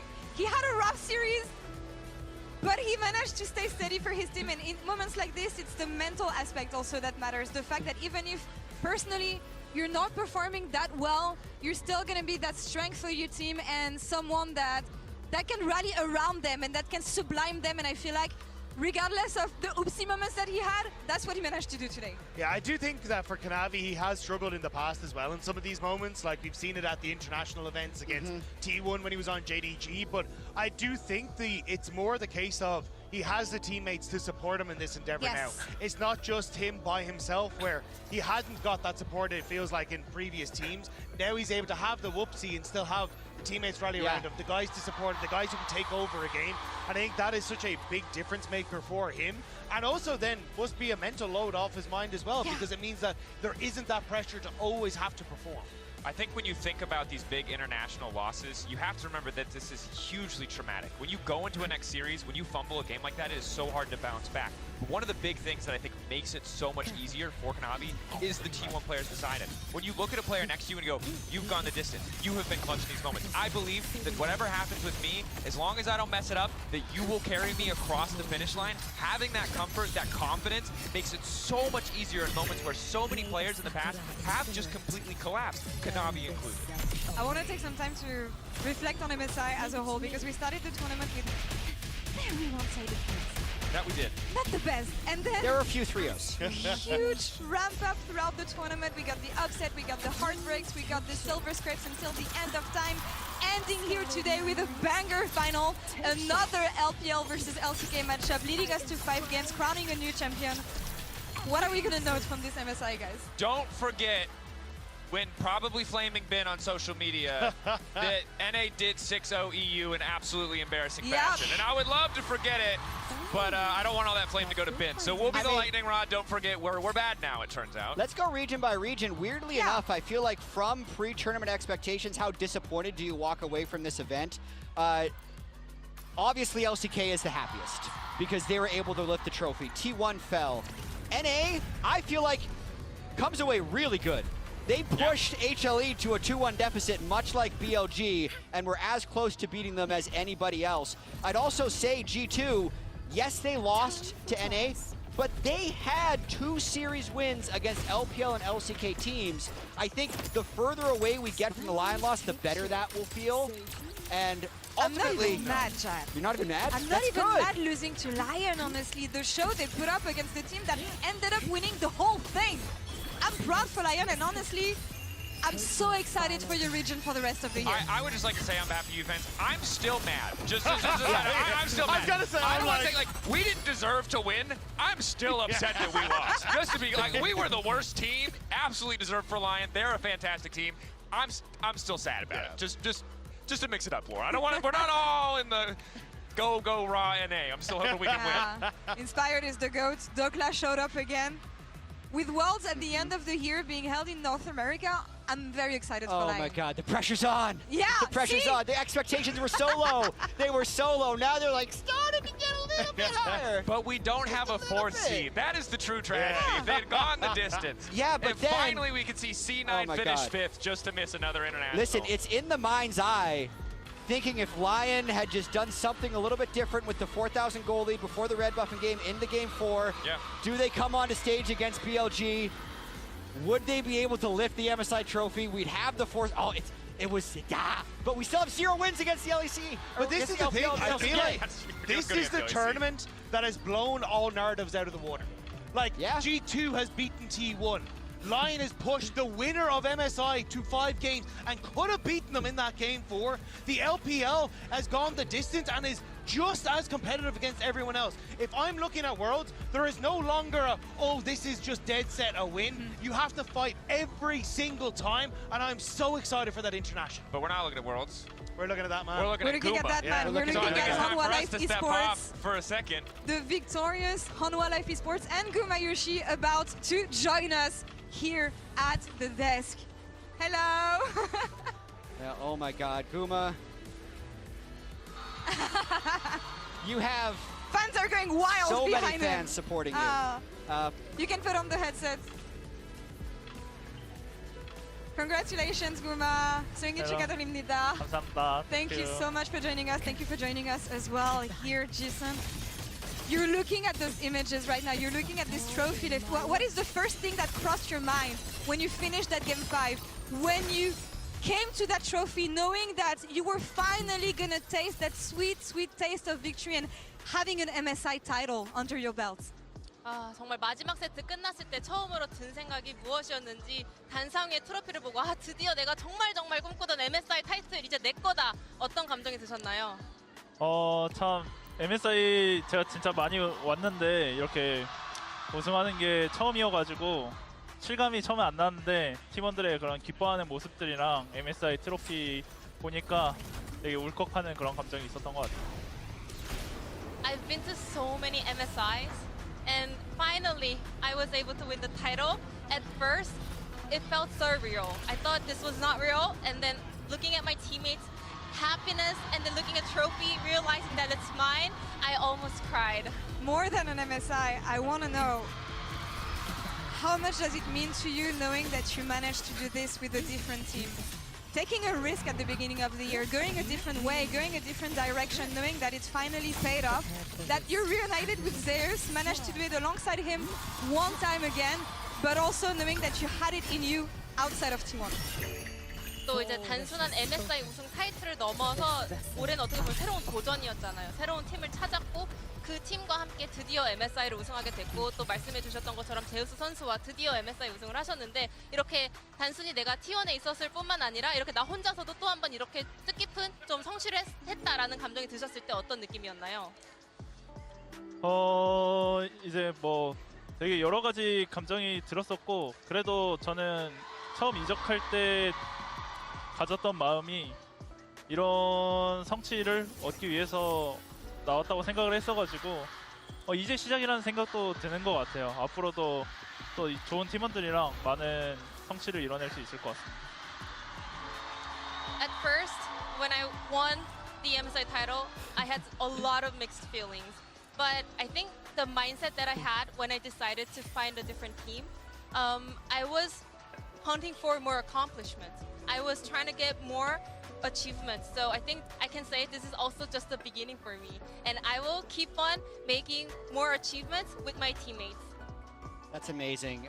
I have to say, in high pressure moments, you seem so calm. Not talking about the gameplay, what do you think you bring to a team that helps you win so much? 또 이제 압박감이 굉장히 높은 상황 속에서 침착함이 굉장히 돋보이는 것 같습니다. 단순히 게임 플레이적인 면모가 아니라 정말 이런 구마요시라는 선수가 이런 상황에서 팀에게 또 어떤 긍정적인 요소를 가져다 준다고 생각하시나요? 일단은 워낙에 좀 결승 진출도 많이 하고 큰 무대 경험이 많기 때문에 그런 데서 이제 긴장하지 않고 좀 중심을 잡는 역할을 팀에게 도움을 줄 수 있다고 생각을 해가지고 그런 부분에서 조금 도움이 되고 있는 것 같아요. I've been to so many finals. I've been to so many big stages. So I know what to do to not let the jitters get me. You know, I think I know how to be the pillar of the team when the stakes are high and the pressure is really high. So I think in that aspect, I can provide a lot of help. It's very impressive. I wanted to ask you about the draft strategy for the series because Mage bot lane seemed deprioritized, and I saw Zeus was playing a lot of like raid boss champions like Mundo or Swain that become unkillable. Was that something that you guys saw before the series and planned to bring out? 오늘 뱀픽 구도에 대해서 좀 여쭤보고 싶은데 많은 분들의 예상과 다르게 이런 B1딜 AP 바텀이 많이 안 나오고 오히려 탑 쪽에서 제우스 선수가 정말 레이드 보스 같은 문도 스웨인 같은 픽을 많이 꺼내 들었는데 이 오늘 시리즈 하기 전에 아 이게 해답이다라고 깨달아서 준비해 오신 그런 전략인가요? 저희가 실제로 좀 BLG전을 준비할 때 바이퍼 선수의 B1D를 많이 견제하려고 뱀픽 쪽으로 준비를 많이 했었고요. 스웨인이나 문도 같은 픽도 이제 상대가 원딜에서 DPS가 안 나올 때 좀 좋은 그런 효과를 낼 수 있는 픽들이라 준비해서 갔던 것 같습니다. Yeah, first off, when we were prepping for the BLD series drafting, we were making sure that we were going to target Viper's mage bot champion. And also, we figured out that if the enemy AD carry doesn't really have a high DPS champion, Swain Mundo will be a huge problem. Thank you. You hate mage bot lanes, but in the end it doesn't matter. What I think is really funny is the fact that it's the second time that you defeat BLG in a finals in 5 games after receiving a snack on stage. Food buff, OP. 이제 저희가 좀 엄청난 평행 이론을 발견했는데 벌써 이제 BLG를 국제전 무대 결승에서 옥곽 간 다음에 잡은 게 2번째거든요. 근데 2번 다 그 전에 무대에서 간식을 먹었어요. 혹시 간식 버프인가요?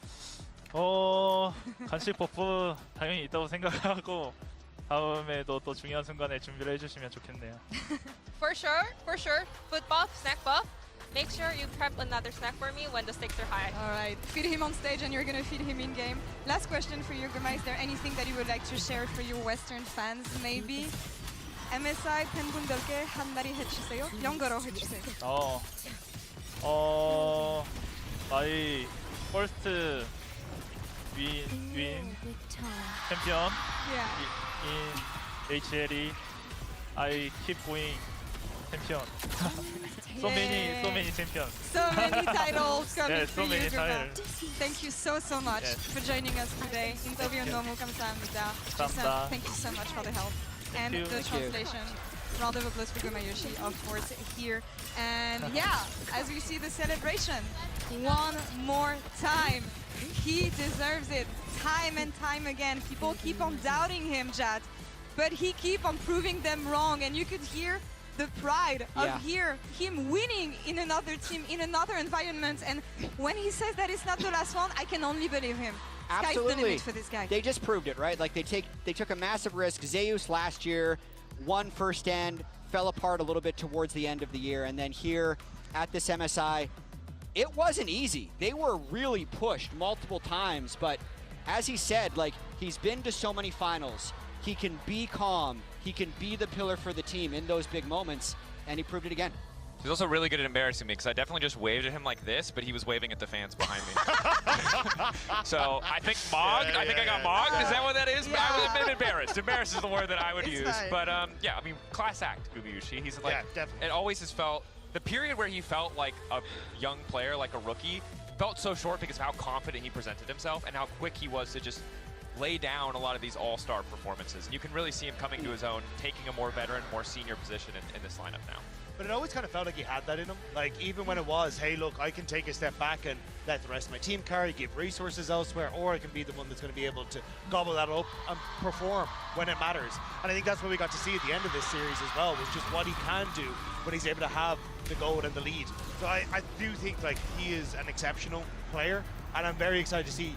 Like this, it's mad to think that this only feels like almost the start, like a midway point, if even, of his career. Like, there's so many more years ahead of him. Also, again, the Grand Slam is so cool and so hard for any other team to replicate because first stand happens so early in the year. Yeah. If you don't keep the same roster, you only send one seed from your, it's really tough to actually, like, get in. And the tournament formats are scrappy. So while there are a lot of teams who've, you know, maybe got an MSI, maybe come close to a Worlds, there's a lot of Korean teams where you think maybe they could replicate this. It's going to take a long time before anyone else actually matches that title specifically. It's just going to be two people holding on to it for, I think, a pretty damn long time. Just because I like Golden Roads, I want to make up a new term. Will you let me? I want to. Can we get the term first? Yeah. I want to call it a traditional Golden Road. Win, spring, MSI, summer, and Worlds, and I'll give you a traditional Golden Road. which they would still be eligible for. They were the #1 seed, they won MSI, and they'd be going back. We'll see. We'll see. I don't know if it'll catch on. The yellow brick road is not quite as impressive as the golden road. I like golden road like a diamond road or something, just because we were Silver ready road. to hand out the golden road, and then they extended the road. Yeah.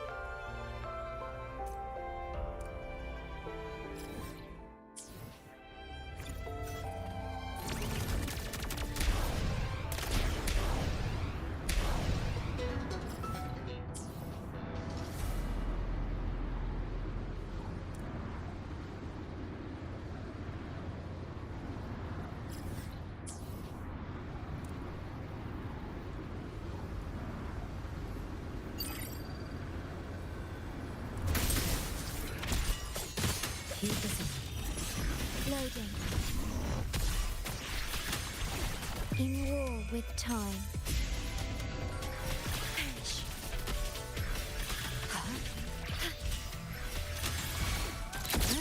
take shape. Hold still. Scattered memories. Take shape.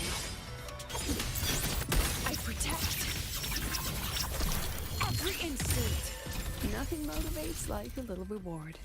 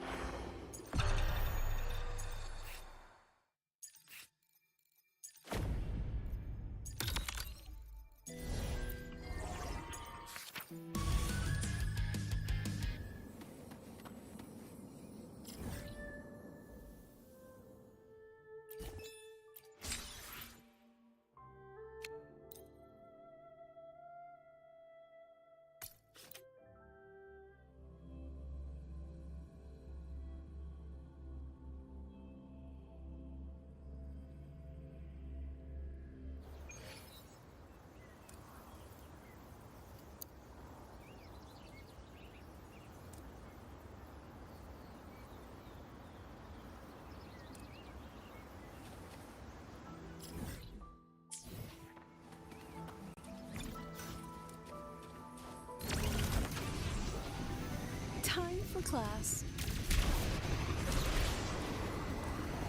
I'm sleepy.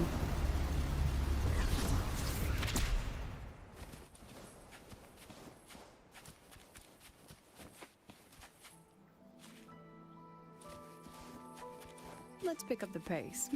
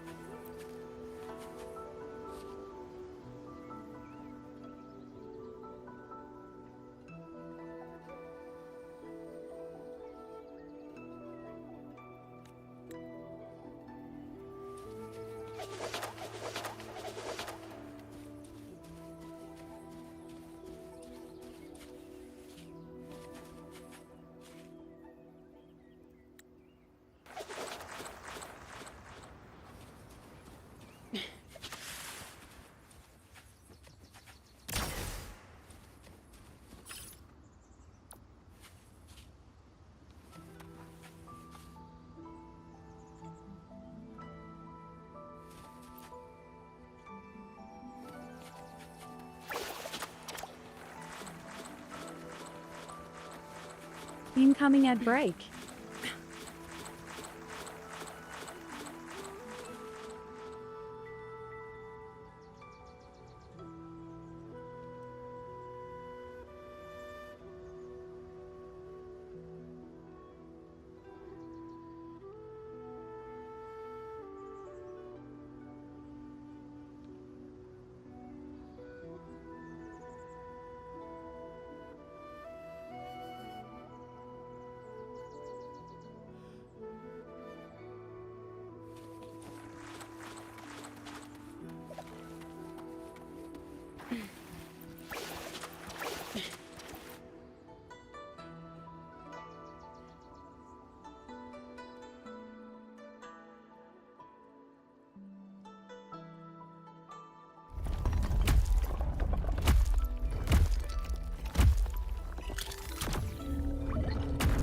Time for class. Memories take shape. Keep us up. The feeling of pain.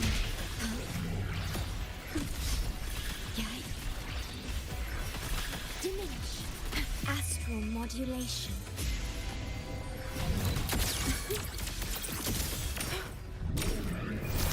Illusions of the past. Step forward. I witness every instant. You should have run.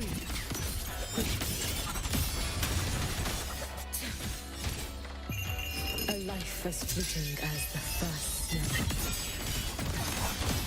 Precisely, feeding him.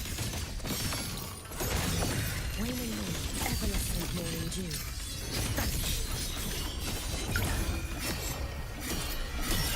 Roam above the inferno, gazing at the snow.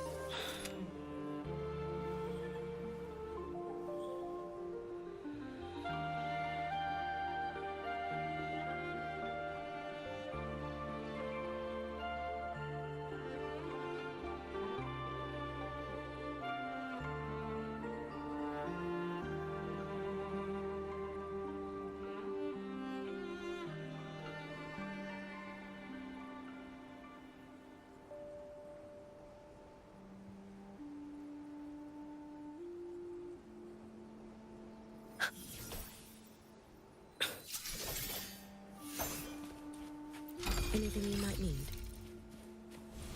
Let's get moving.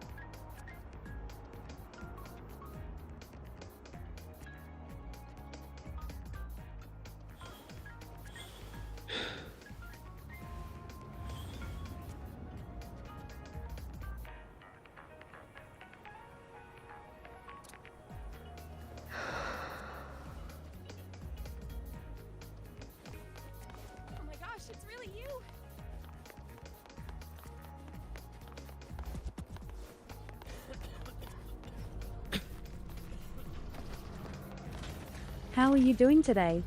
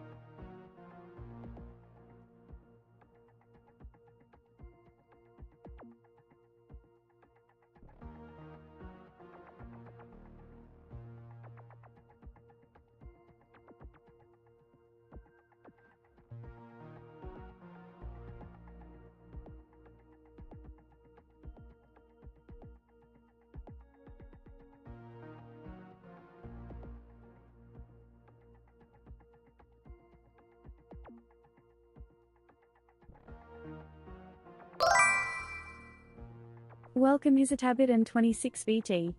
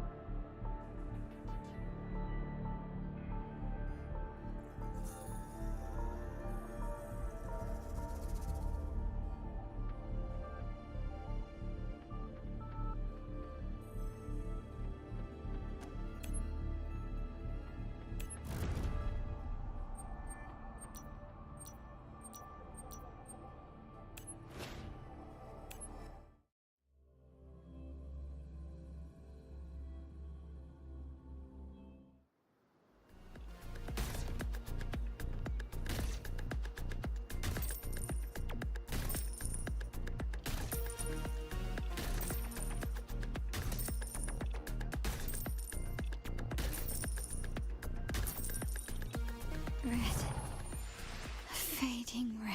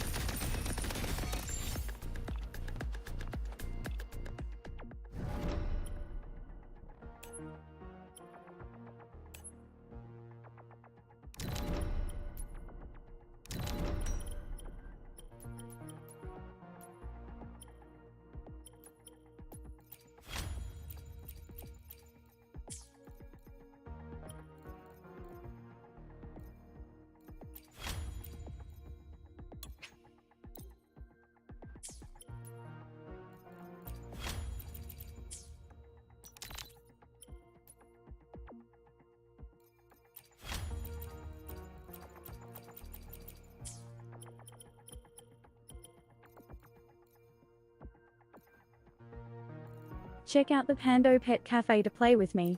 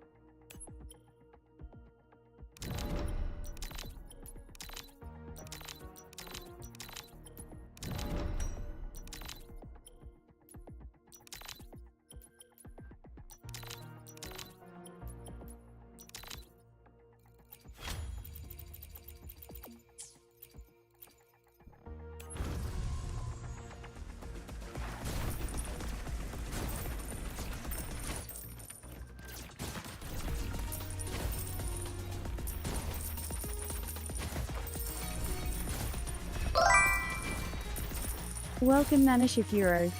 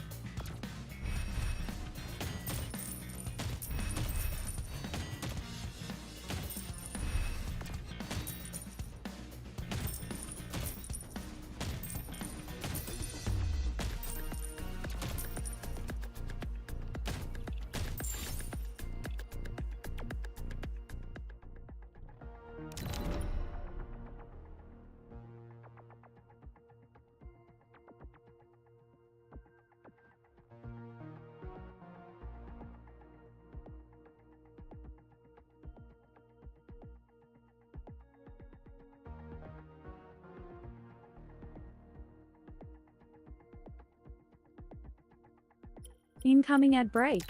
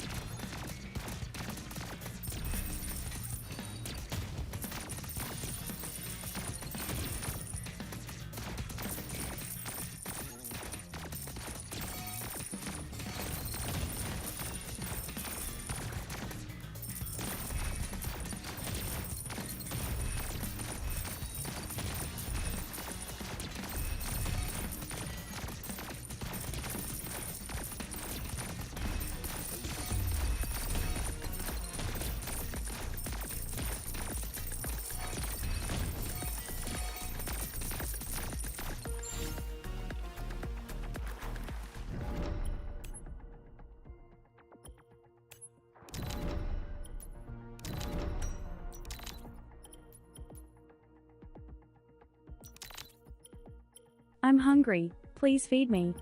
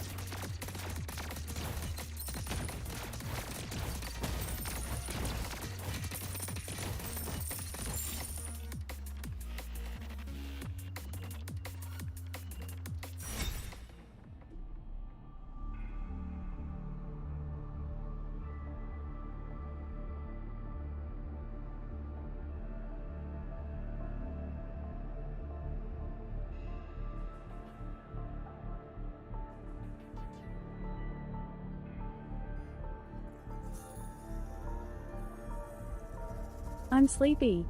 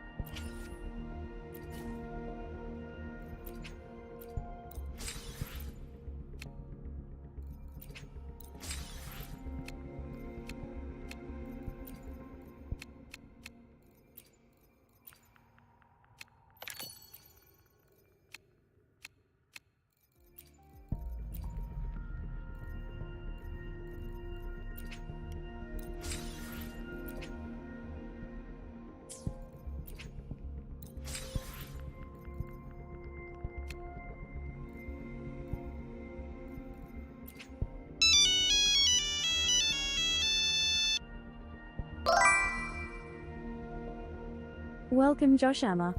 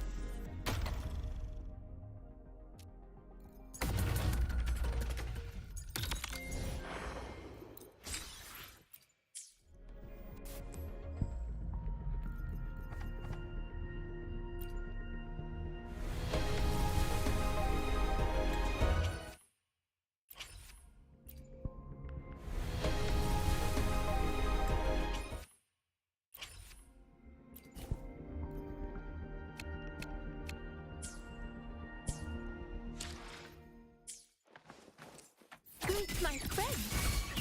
Leg cannon. Leave it to me.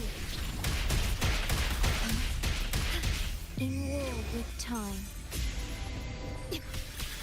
What sleeps within taboo?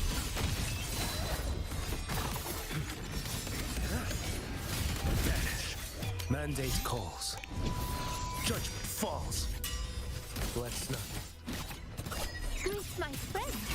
Step forth. Let me. My move is the blade. Straight to the stars.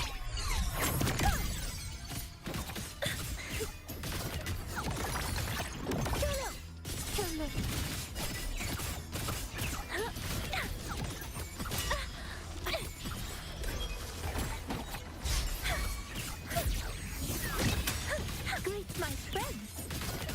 Know what explosion means?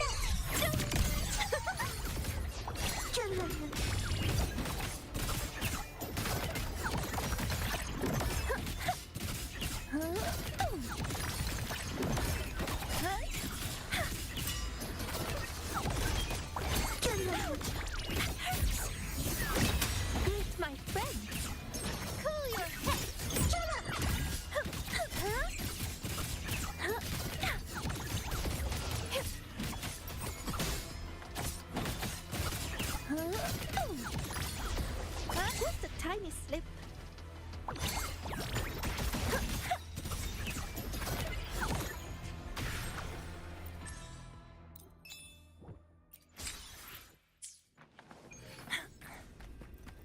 Faster than a rabbit.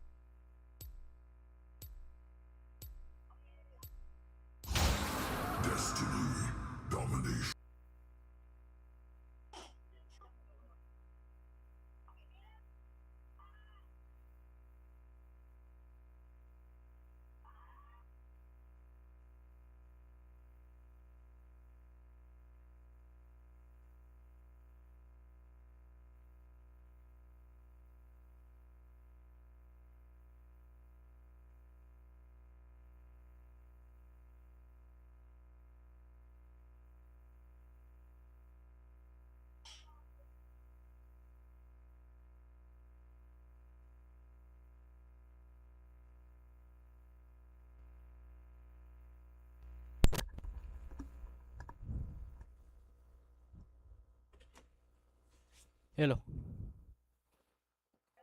Hello. Oh my god, what happened to my screen? Hello. Hello. Hello. Oh my god, look at this. Oh no, tinapon ko yung range. Upgraded Zonias. First item Zonias. I don't care. The first item na binili Zonias. I'll probably get Rift Maker. I honestly don't know how good yung si Mordekaiser sa Era Mayhem.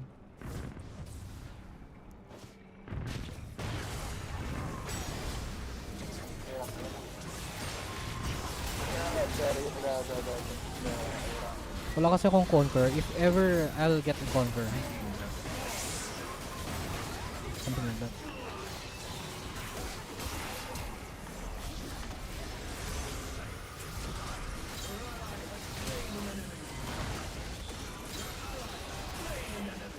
Free hitting Ay, hindi kinuha.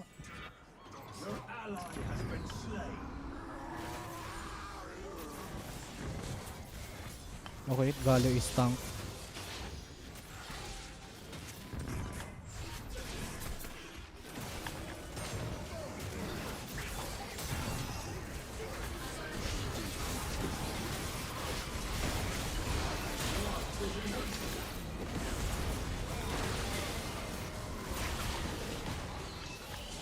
No, I can't play tank.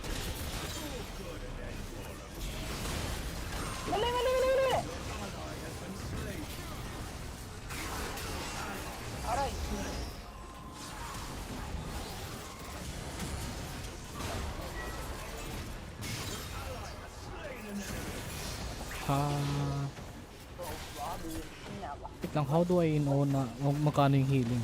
Remaining shield as health. Kaya pala.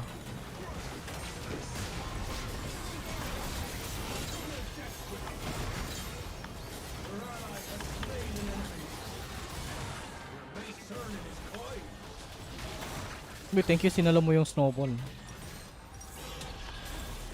Mamamatay na yung bata.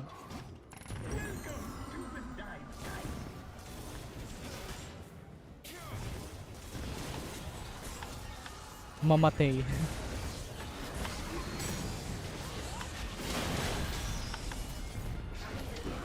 I'm so soft. Ano yun? Putro. Lantern! What lantern? Lantern, the lantern. I was right clicking. Bigla na binigay sa akin. No, for me. No, I don't know. I'm just trying to back. Kinuha ko yung lantern.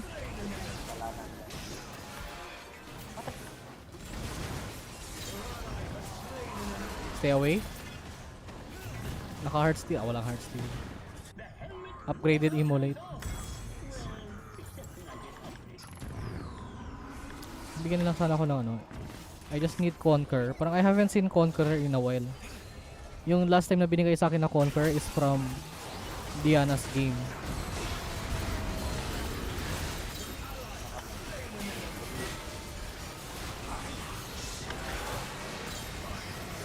Oh my god.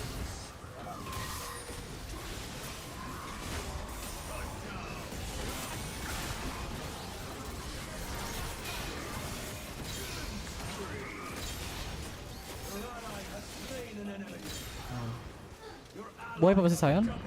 Oh, he's dead.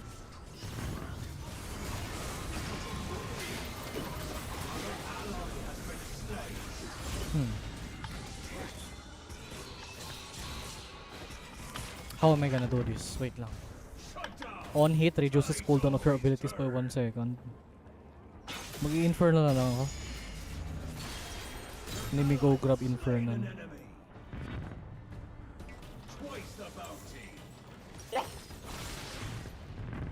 Paano na yan? Sunfire.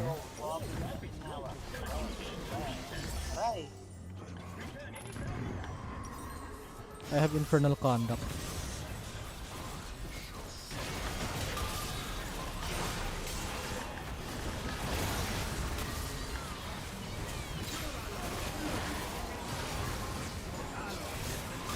turn. Ash, please.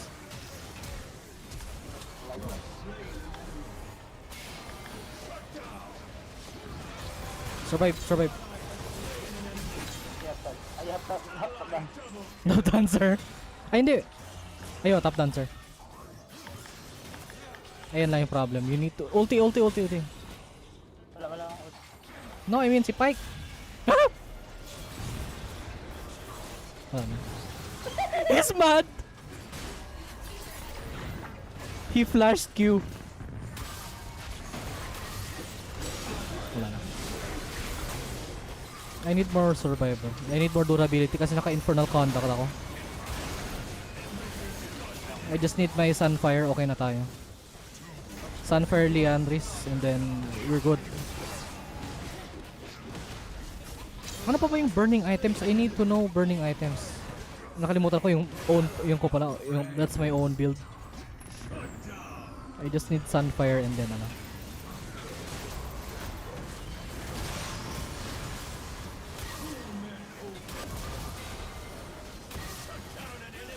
I can ulti Ash. Imagine ko if in-ulti ko yung dead body ni Sion.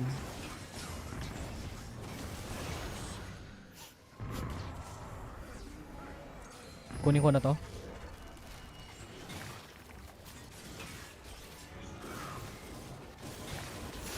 Kulang ako sa attack speed. That will be a problem. Stay away.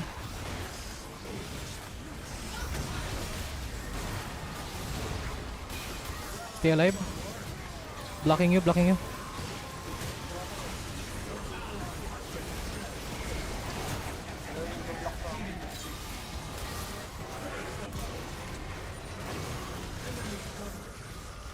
Naka-ano siya? Ayan, I just need emulate. Wala kasi akong Mercury threads. I'm getting CC'd by ano. Oh.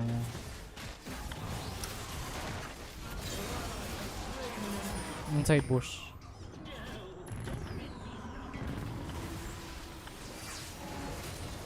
Okay na, I have infernal conduct. And I just need more HP. Bigyan na lang sana ako ng pressure cooker. Kahit late game, okay na.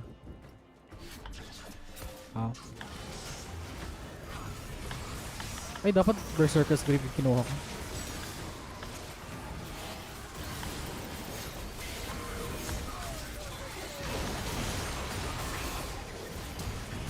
Hello? Ako yung na-ignore? They ignored me for some reason. Ayan, hinil ako. I'm not healing.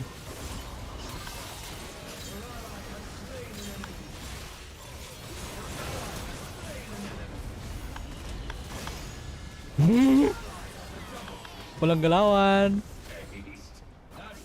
Ilang yung stocks? 70 stocks. Oh my god. 70 stocks.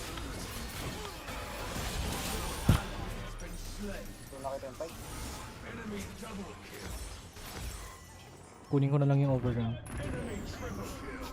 Bumili na ako ng ano, Glutinous Greaves para more healing.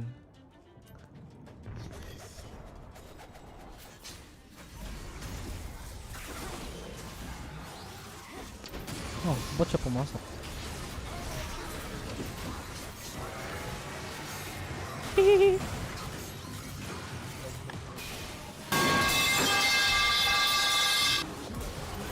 Help me!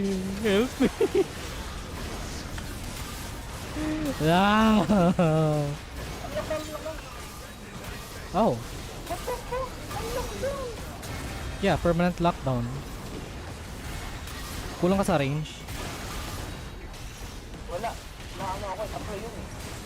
Yeah, I need Sunfire kasi kulang pa ako sa resistances. I actually got... makuha ko na sana sila, that's the problem. Hindi na ako nakakuha.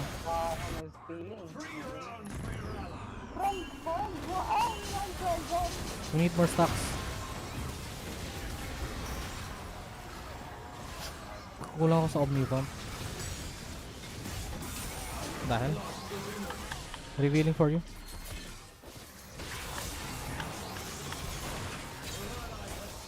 Stay inside, stay inside. Huwag ka lumapit sa bush. Just don't go walk. Huwag mag-walk up.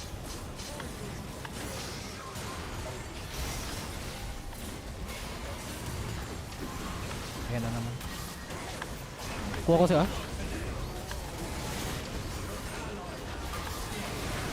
I'm trying my best. Oh no.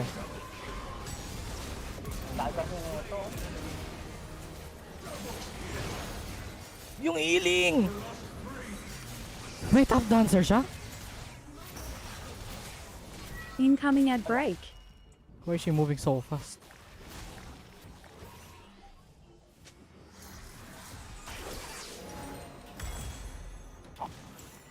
I think I need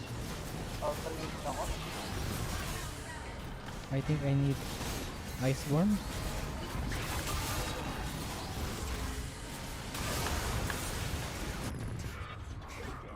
This will be a problem. How? How did I get her? Him.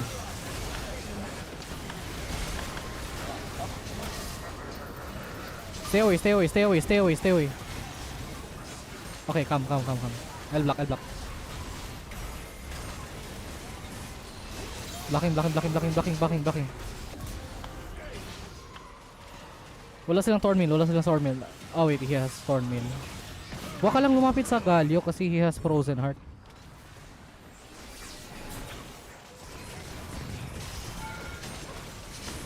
How am I tanking? Bakit ako nagtatank?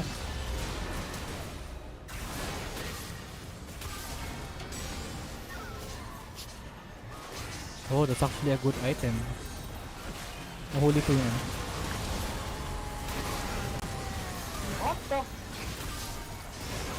Hindi ka makawala.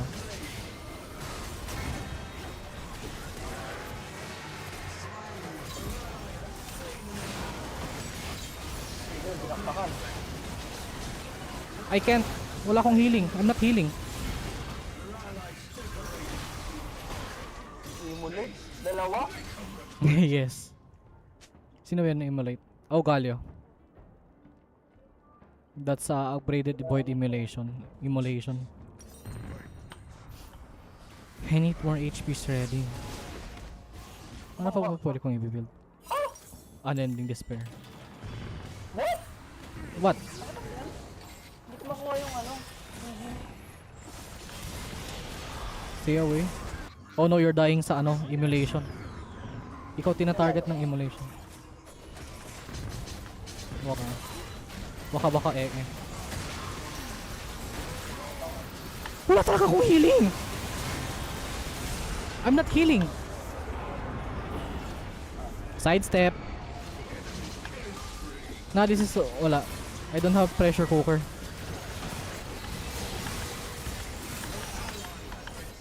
No. Stay away. Isang pasok ko lang ng ano, Galio. Follow up by Amomo.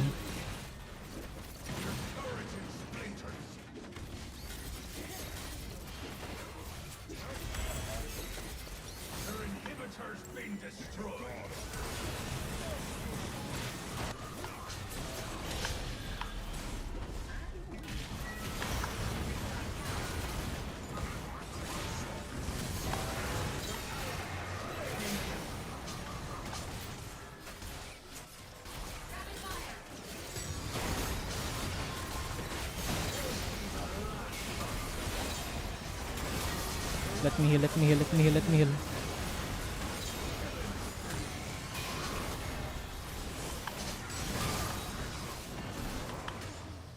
Hindi ko mahabol yung Ashe, naka ano siya.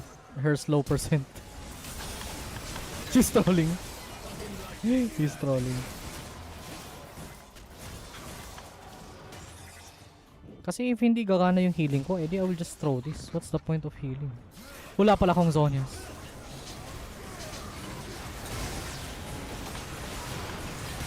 Stay away. Immolation. Yeah, it's the ano. It's the upgraded immolate kasi na-duplicate. Okay. Okay, heal. I'm healing. Ngayon lang nakakakita ng heal. I see the value.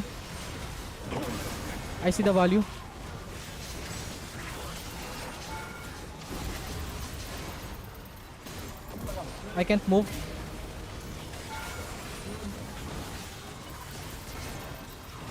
can't move.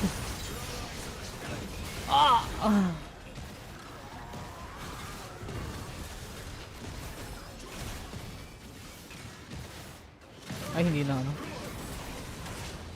Hindi na reset. Where's Ash? Ano, walang kukuha ng ano, inhibitor.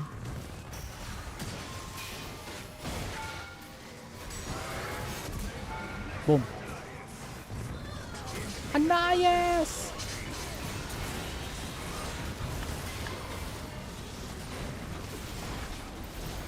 Okay lang. Not okay kasi na ano ko executed. Run away. Stay away. Sige, kite, move back and forth. Sige, move. Run away. Auto attack. Click. Go. Okay. Stay away from the queue. Ay, kasi nalo mo.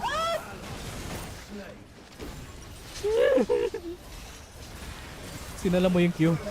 Nakabaliktad yung camera ko eh. What the hell? Wala pa akong board.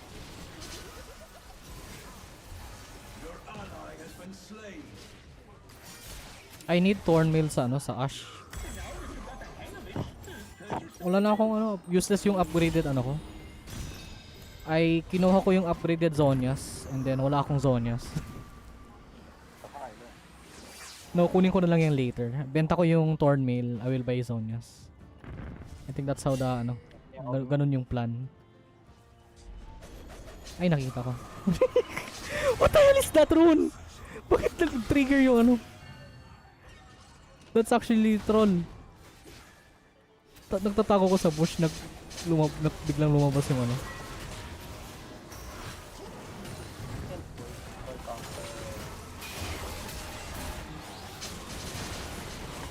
Stay away. Oh my god, tingnan lang. I can ulti him if you want. Oh, di ba? Wag lang si Amomo. Ay, wag lang si Sion. Okay na yun si ano. Please.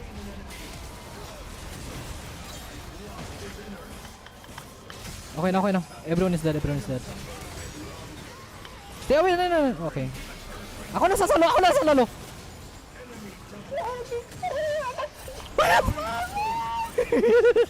No, it's gonna target you no matter what. Ganun talaga yan. Pag nagpatota ka sa kanya? No, it's upgraded immolation. Saan ba yung immolation? Sino ba yun? Ikatias fall kasi. We devour. After taking or dealing damage. Surround them. Burn nearby enemies. Ah, you were, ano kasi, nakatabi mo siya.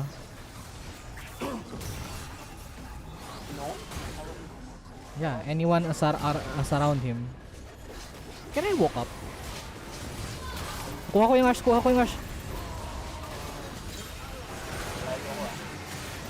Ah! Hindi ko na W.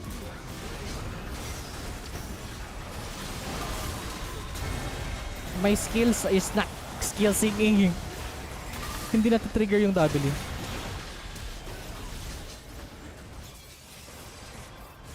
Wala kasi yung sidestep. Lebron for 3. Oh my god.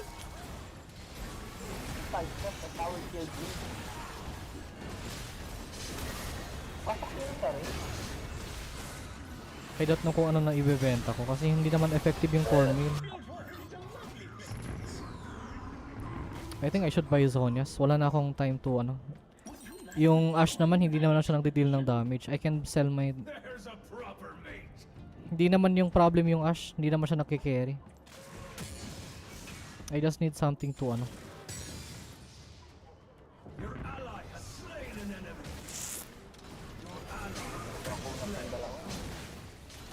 Bala kayo. Basta ako end ba ako. I can't even. Inhibitor respawn.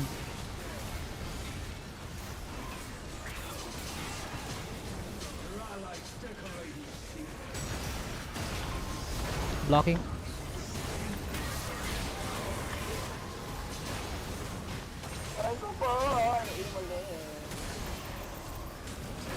I'm burning.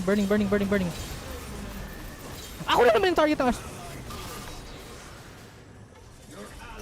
Bro, that's a dead Scion. Why are you slowed? I am slowed. I don't know. Bakit hindi ka nag-build ng Kraken? Ah, there's no time to build Kraken. Essential ba yung runans? You're actually trying to 1v1. Ayaw nga kasi yung bullets. Ang dami niya, no? Puro tank yan, no? Pag isa lang tinarget ko, wala din. Yeah, kasi the Kraken will be essential. Ah, hindi. 8 HP target. Never mind. I think babawi ka na lang sa substats. Maybe substats? Ano lang? I have substats. Yeah, how many upgrade? Kuha pa ako ng ano. I need more HP. HP, attack speed. Kulang ako sa attack speed. I need more AP. Ability haste. I can sell my boots pero naka 25 Omnivamp. 10% Omnivamp in ano, on field.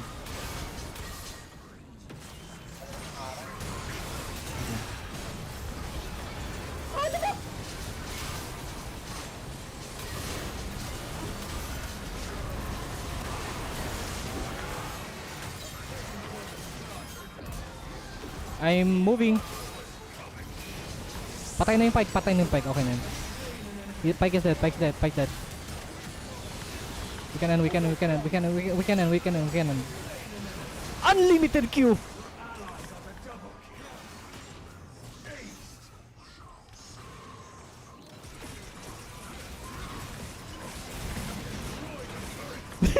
Ang OP pala nung passive with Zonius. Okay, I think dapat ng Zonius na ako. Ay, nakuha ko yung last hit. Golden big boy.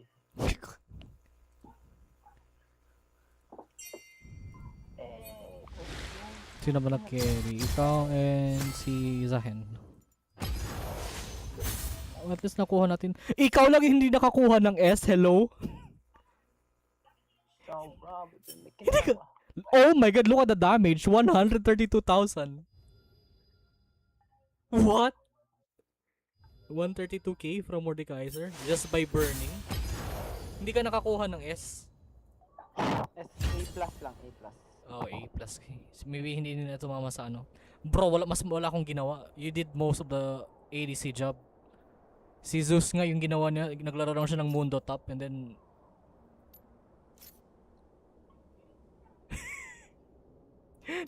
oh my god, si ano, si Gab sama daw pala siya sa ano, sa Era Mayhem.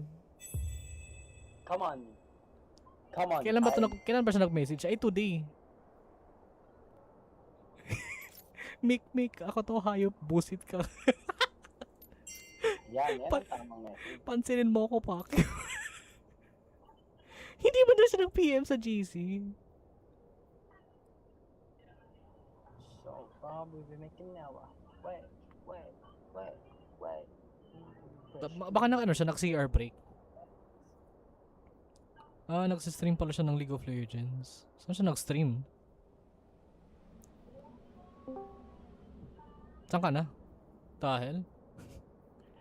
Kanina mo ba ako pinipm, hayop ka? Sumali ka sa amin, nagdano lang naman kami. Oh, sorry, my bad. Lang din kami. Okay, bye-bye, love you. Ew, Void Nocturne. Salid ako tayo sa kanila. Oh, okay.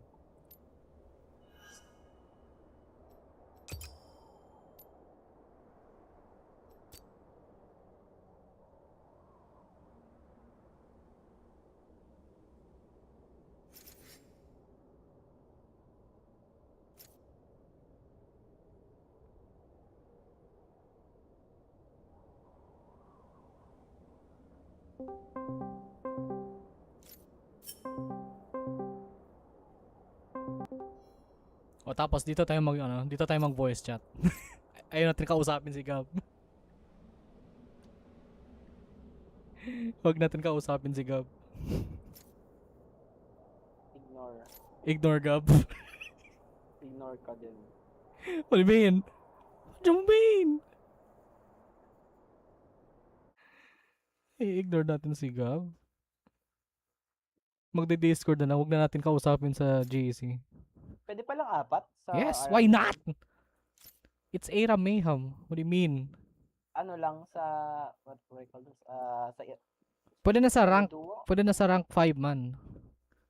Wala na Flex silang pa, rank wala flex like 5 man competitive. Wait lang, doon lang tayo sa Discord maybe. Kasi kawawa naman yung si Gab. Kawawa naman yung sa Discord, sino yung kasama niya.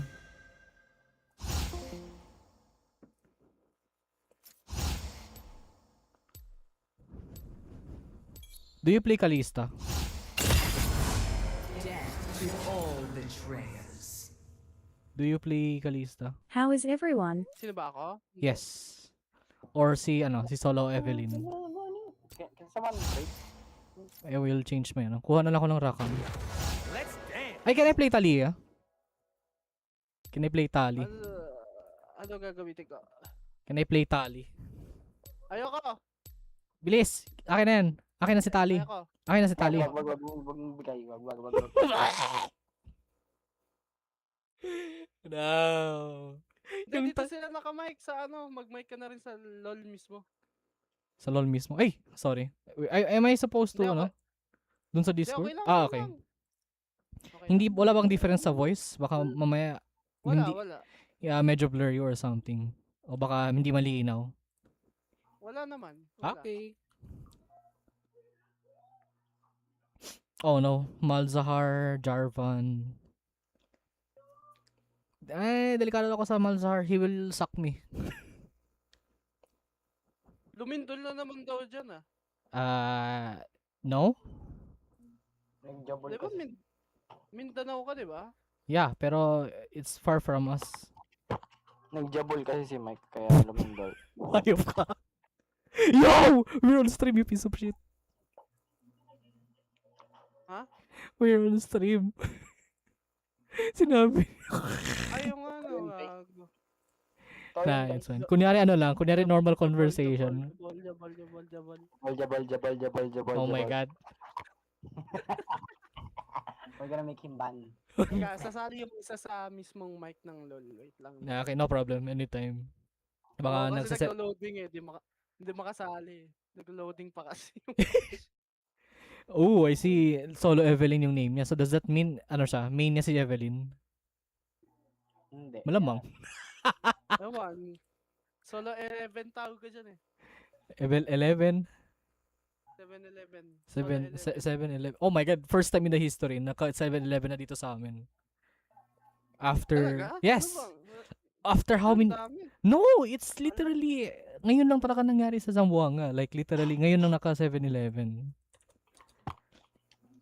And it's because of the mayor. Diba? Diba kung... wala na, sarado na. Anong sarado na? Sarado na yung 7-Eleven. Hindi ko... Kakaano lang ng... Magulo yan siya. Ganyan yan siya. Magul ko usa. Oh my god. Hello. Hello. Doble yung mic mo kada. Okay lang siguro sa kanya. For him. If pumasok pa ako sa Discord, baka dumoble mas lalo. Lalong dumoble yung voice.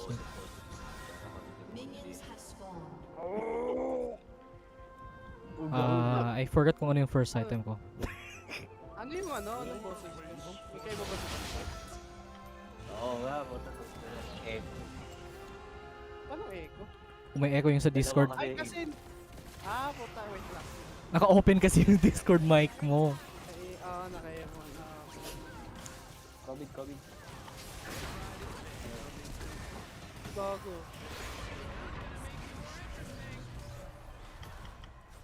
Saluhin mo, Gab. Saluhin mo. ko. Yung J4. Ayan! Ayun, kuha. No. No! Nice try. My bad for not flashing. It's all my fault.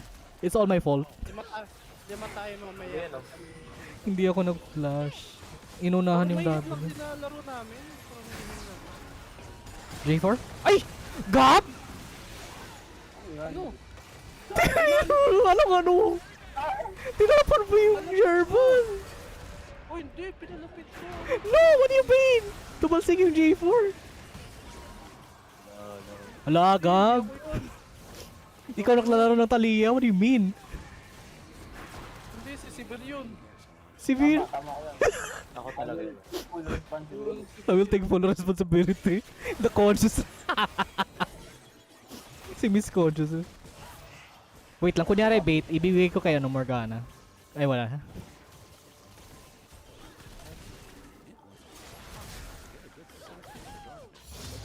Pakisalo, please. Ayan all, please! Thank you. Get alone. Ang ina ngayon pala first blood. Yes, it was supposed to be J4. Hindi, tinapon mo lang kasi yung J4. Kasalanan mo. Kasalanan mo. Hindi ba kasi kinuha si J4? Stay away. Kuha ko ng cleanse. I will buy Mikael's para hindi kayo ma-ultihan ng Malzahar. I'll just buy bundle pipes first item.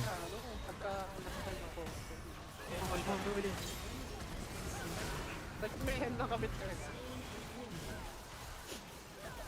Magdamag.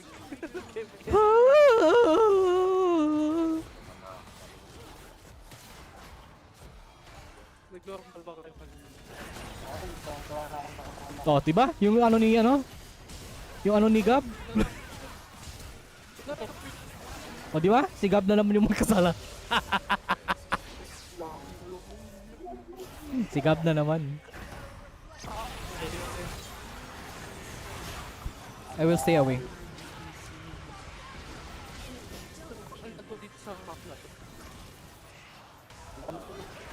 Bata ko niya yung ulti. Inultihan ako ng J4. J4 no ulti. J4 no ulti.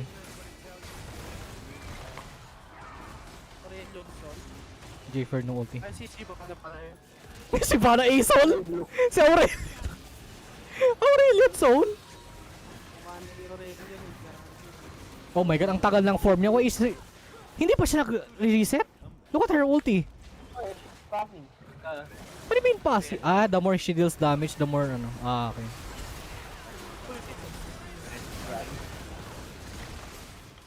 Wala na. It's AP, ano, AP Severe. Ay, AP Severe, AP Shibana. Uy, go! Mamatay na kayo. No, it's because ano siya. She's spamming her E, kaya lumalakas yung ano niya. Hindi na pala instant yung ano nito. Dati instant yung third player. May tao pala sa push. Ako yung target. Nice. Get your quadra. Ay, sayang. KS. KJ. KS. I will take accountability. Kasalanan ng augment. Kasalanan ng augment. May critical missile. Ay, gago. Hindi ko na rin double click yung ult. Naman na, di ko naman kailangan yung ult ko dito. Yeah, if makuha. Oh yes, kasi naka-infernal conduct ka. Oh my god, Gab, can you please stop building Archangel? Kasi naka-infernal conduct ka, you need to build 3 burning items. Kuha ka ng black. Bro, use my intelligence of building league items. Oh my god. Naka-infernal conduct ka, you need to build 2 burning items. Leandris and then black stuff. Sayang yung ano, augment. It's pretty cringe, you're not using it. Hindi mo ginagamit yung augment. First item, Archangels. Oh my god, kung kumuha na lang ng Lost Chapter. Hindi, kuha ko lang na ito. Kuha ko lang na ito. Benta mo na yan. Benta mo na yan. Nah, it's okay. It's for his own protection. Okay na yung Infernal Conduct. Later na. Since naka-amplifying tone pa na, you can just buy 1 burning item. 1 burning item and then black stuff. Salohin mo. Bouncy house. Kita ka. Careful. Oh my god, yung Shyvana. AP Shyvana proxy. No, kasi may pursuit of haste. She can spam E. Nakakainis ang late game. Bubuga si si Shyvana.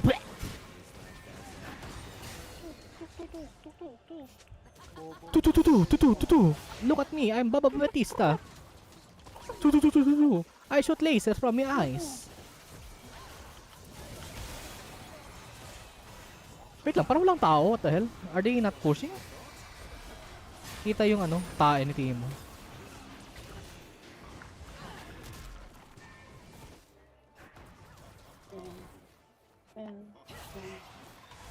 Yung bata.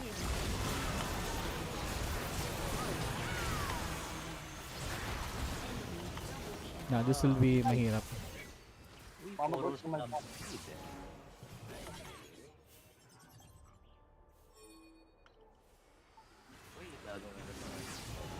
Huwag mo na lang saluhin yung ini Shyvana.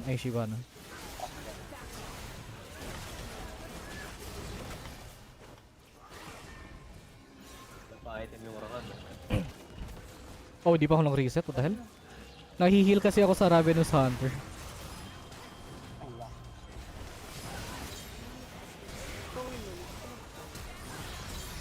Thank you. May may Fey Magic. Taki na, Wall of China. Why did you ulti? Sakala ko ba hindi ka kukuha ng ulti? Let me get Mikael's. My own item. Ay, nasa bush. Nag-hide on bush dito. Meron dyan. Where? Ay, hide on bush. Meron dyan. Yung yung Kha'Zix. Kha'Zix? Tight. Bait. Did you know you can pet Dali mo me? kay Shivir. Ay, Check out the pet cafe. Shivir. Ayan yung sinabi ng Wild Rift team. Sinabihan nilang Sivir. Wrong pronunciation sa name ni Sivir. Saluhin mo. Ayun na, nakuha na ako. Sige, pasok. Putangin mo. Hoy! Uy! Tumalon! Hindi na-stun yan? Inasal! Hindi, tumalon. Kaya hindi na-stun. Hindi. Na-stun ko siya pero yung pass niyang talon, tumalon. Help please. Ay, napalayo ka. Help please! Inamin ko. Yung patalong ko, patalong ko. Ano ba yun? Leandris and Blackstaff, please. Maganda yung Talia build late game kasi you're just gonna keep burning and spamming your skills. For your protection na lang yung For your protection na lang yung Seraph's Embrace.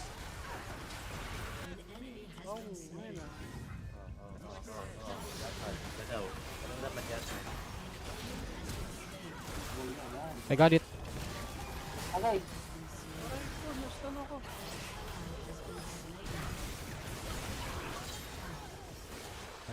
Sa kanya pala yung Rites of Ascension. Nag-reset sa kanya yung jump. Nag-reset yung jump ni Kha'Zix. Okay. Ano ba? Black Torch? Yeah, Black Torch? Ah, yeah. Yung Black Staff, Black Torch. Black Fire Torch. Yeah. What? Wait, guys. Ay, bawal yan.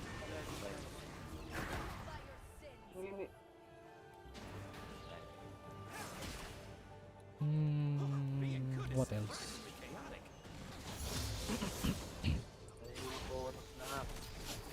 Delikado to sa Shyvana late game. I think we need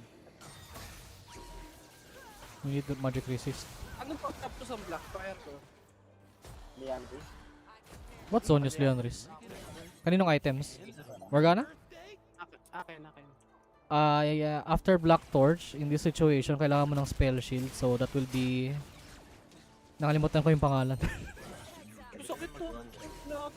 You will need Banshee's Veil para makalapit ka.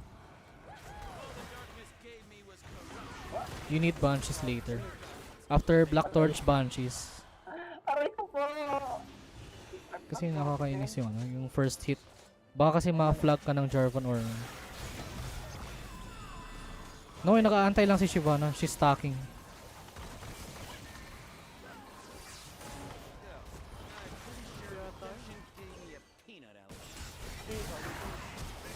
Naka-engage Shyvana. Ako tatalo na nun eh.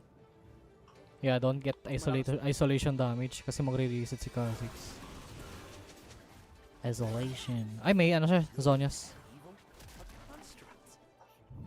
Ay, ano na, 29 yung LOL. Rose Camping. Yeah, July 29. Meron na ba? Miss na? 29. I can go in. Oh, you can. Ay, walang China. Ay, puta, yun naman sumama. Wala na, kasalanan talaga ni Gab. Kasalanan talaga ni Gab. Ginawa ko talaga yun kasi bagal mo. Tingnan mo, nanalo tayo, di ba? Muribin! Nanalo tayo. Nanalo tayo next game. Next game.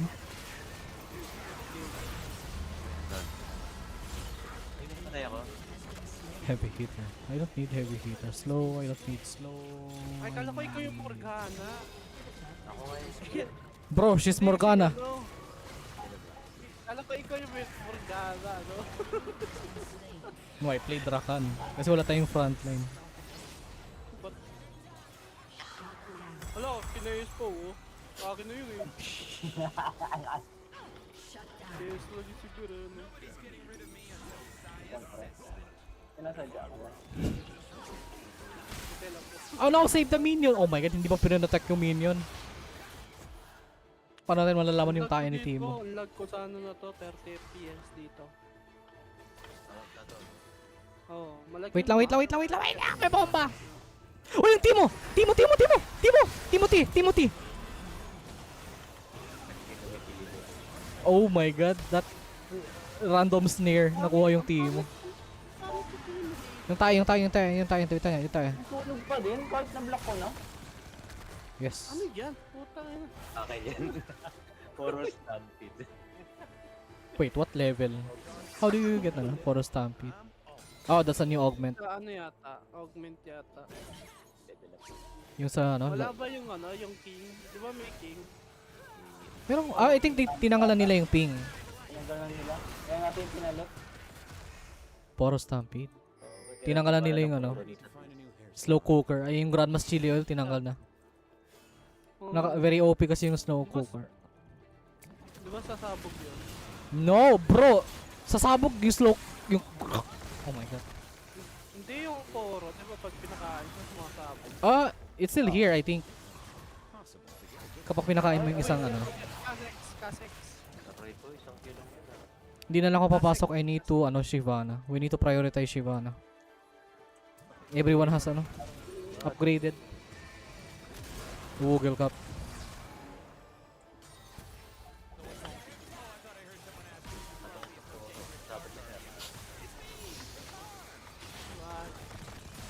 Akin na pakainin nga. Dami na Matay. Yay! Keep multi tawag. Yay! Ina, minus 10 FPS. Wala pala tayong frontline nung nasa likod kasi. What do you mean? All of you are front... Ako yung nagpa-frontline, I can't stay in. If I go in kasi wala kayong ba... Boom.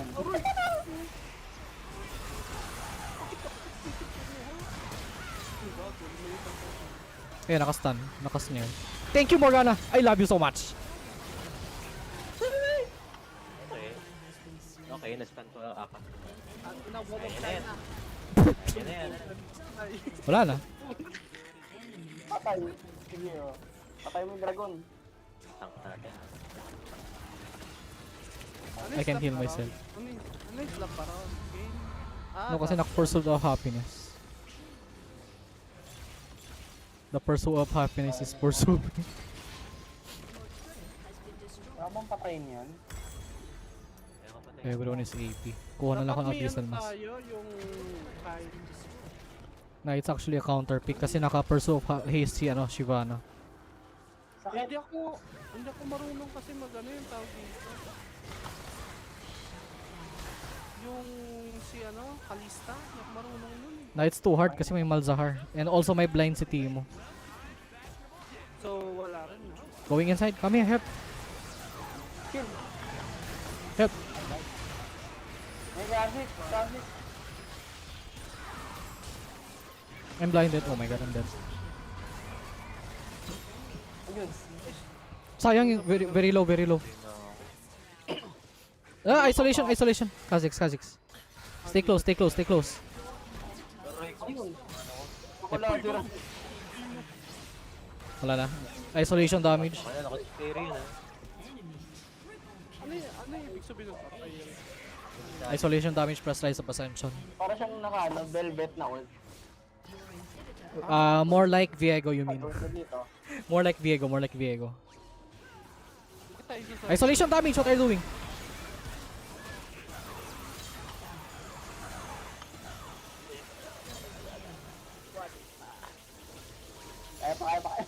Kaya pa, what do you mean? Isang sapak lang ng Shyvana, you're dead. Kaya pa mag-last clash kasi. Wait lang, baka may Timo. We don't know kung nasan yung Timo.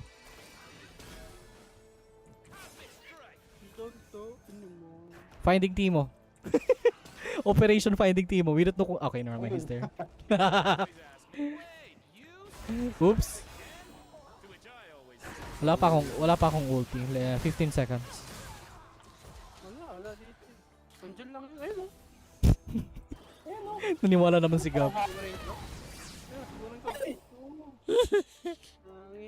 Imagine mo if may Kiana, namatay si si Savior. No, they're waiting for you. Kasi if papasokin ko, I'm going in.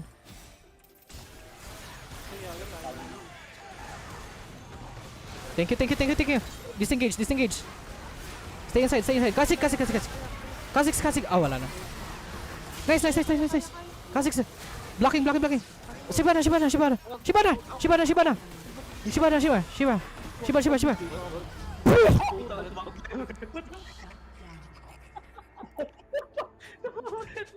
Dumikit kasi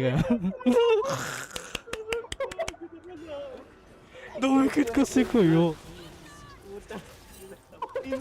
Gago, instant triple kill, gago. Can you buy Mo of Malmortius? Benta mo na lang yung... Never mind. Benta mo na lang yung... Ay, hindi na. You're the ADC, never mind. Wag na. Parang kulang tayo sa Mo of Malmortius. I'm the same. Aray ko, gago ka lahat buhay ko. Yes, exactly. Kasi that's AP Shyvana. Malakas kasi yung scalings ng Shyvana. Nice try. Grabe yun. Nakatapo na nakakuha ng Pursuit of Haste. Sayang. Sino yung honor ko? Si Gab or si Solo Evelyn? Kahit sino. Hindi. Sino ba nag-carry? Si Morgana. We will give it to Morgana. Lagi ko na in-honor si Gab, kaya wag na muna siya i-honor. Kaya nga nag-level 4 yung honor ko eh. Oh my god. Talaga Okay na yan. Madami na yung honor si Gab. May honor na yan sa niya. Yun ang trash talk 2-8. Trash talk 2-8. Jarba. Jarpan. Dahil ididido. Nanood. Hindi kasi lumalabas yung message ni Gab sa sa in-game. Sa in-game chat. Kaya hindi ko nakita yung message niya. Binlock mo yata si Gab. No, kaka-chat ko lang nga. He said, let's play. Ano ba yung sinabi niya? Sali ka, ay ramiham lang kami mikmik. Ako to, buset ka. Pansinin mo ko, pak yun. Ayun yung sinabi ni Gab.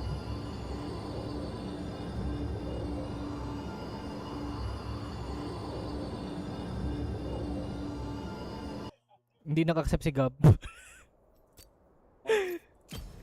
Report. Ay, hindi pa siya in-game. Mabagal nga ni. Mabagal what? PC. Yuck. Ah, he's gone. He's gone.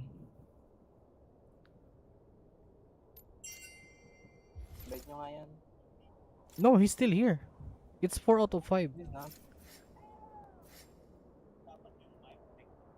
Naka 4 out of 5 si Gab. He's inside the client. Kaso wala siya. He's inside but he's gone.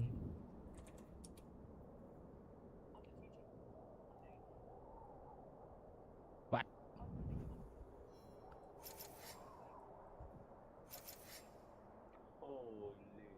No, wala talaga. Baka na-crash yung PC. Baka naglo-loading pa yung ano niya.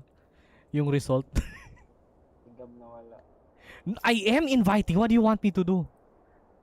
You can only invite once. Hindi mo na yung pwede i-ano. Unless i-exit ko yung tab. I am dragging his name sa group ay sa game. I-invite ko rin siya eh. Yeah, I think it's yung client niya siguro yun after the match.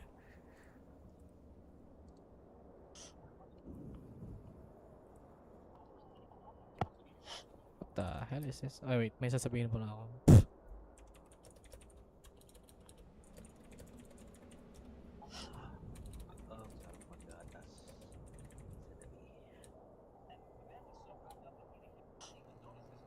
Ayan. Tapos i-block natin si Gab. Ba't di ko ma-pro... No, I can't start the game. Dapat yung owner daw mag... Party begin matchmaking. Oops. Hello. Welcome back. Hello po. Who you Hindi ko po? tuloy na ano. What? Na wala ko na ano kasi puta na nag-black screen. Kawawa ka naman. Ako, wala nakakain ba? Hindi, ano siya? Ganito talaga yun. Ayo, black screen. I remember. Pero sa ibang map, hindi ka naman malag. Hindi. Hindi, kahit ano ngayon lang yun. Ngayon lang nangyari yun.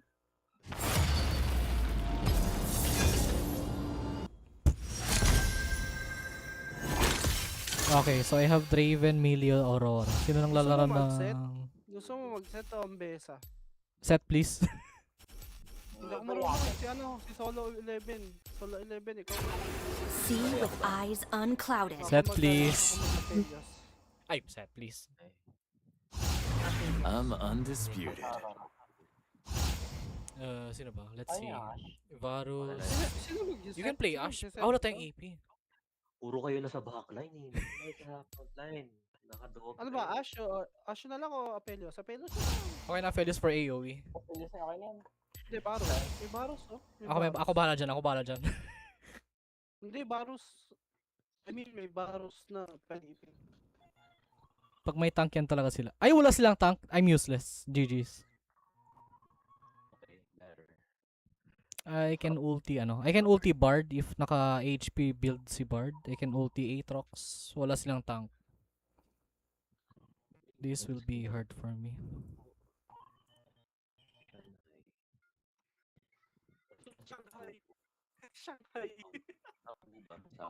Flicker shot.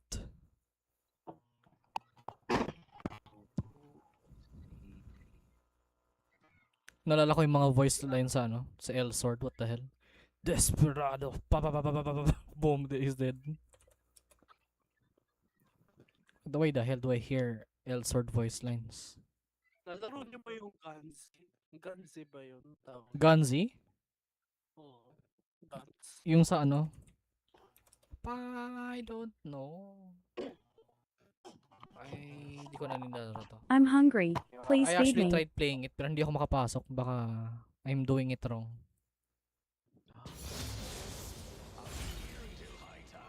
Ravenous healing face breaker heals me, dealing damage, celestial body. Permanently increased to uy. I have it. Maganda ba sa akin yung Siphon? Soul Siphon.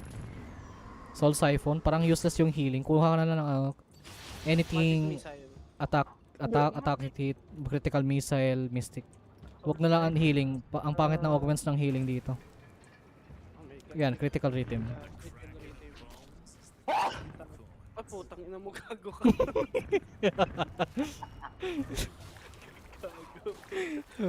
healer type yung ano yung bard. APC bar, delikado si... Gusto ko yung... Oh my god, look at his name, sub bottom. Hey!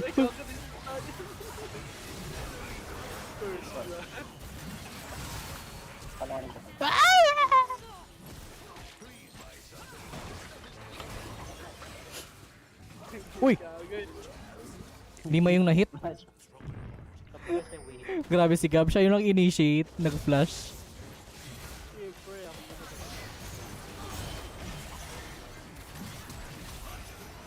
Boom! Yung bata! Hinaymaker yung bata. No flash. May isa pang siya flash! Yeah, naka-triple flash yung ano, Kaisa. Ay, puta. Triple flash. Be careful sa mga runes nila. Delikado si Aatrox, may healing. Can we go anti-healing? Bala na si Batman. Gab, kung pwede lang, can you buy anti-healing? Kahit yung 800 lang please, kasi ikaw naman yung hit. Por favor. Por favor, mijo. Iyon, di ba? Maglalapag ng Mijo. Oh no, please, it hurts. Ano yan? Calibron niya yun. Ay, oo nga pala. Parang parang buhay. Yeah, it's Miho and Miha. It's like a little boy, little girl. Or you can just call it to... Ano yan? Root yan? Nawala ng internet, nawala ng internet, nawala ng internet, nawala ng internet. I might DC kasi alam nyo na. Konting hangin lang yan, mawawala na ng internet. Okay lang yan, may hangin ka naman sa ulo. Tama. Konting hangin, nawawala ng internet. Ano yung connect? Di ko lang na-gets, sadyang hindi ko na-gets. What the hell is this skin? Oh, siya na high scroll. Can you get healing? Isa kay Shama, dalawa kay... Hindi ko kasi na-identify yung name ni Kada kasi nakita ko... Thank you. Nice reset. Let's go!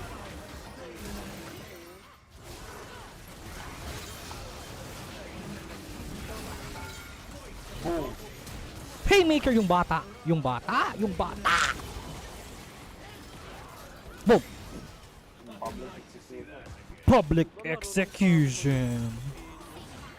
Marunong mo mag-Helios sa kanya.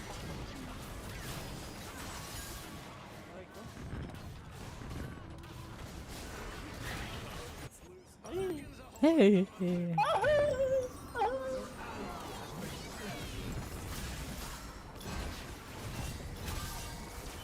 Wait lang. I'm trying to do something.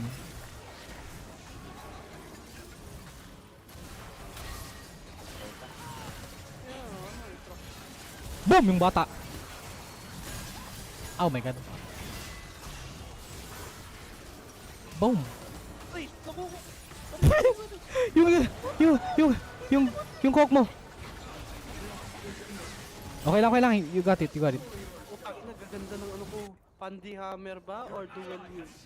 Sino ba to? Si Gab? Ano kukunin ko? Hindi ko ma-identify yung bosses niyo ni ano. Hindi ko ma-identify yung bosses ni Solo pati si Gab. Okay na yung fan hammer, kuha ka na lang ng critical missile later. Hindi ko ma-identify yung bosses nila. Speaker ka kasi. What?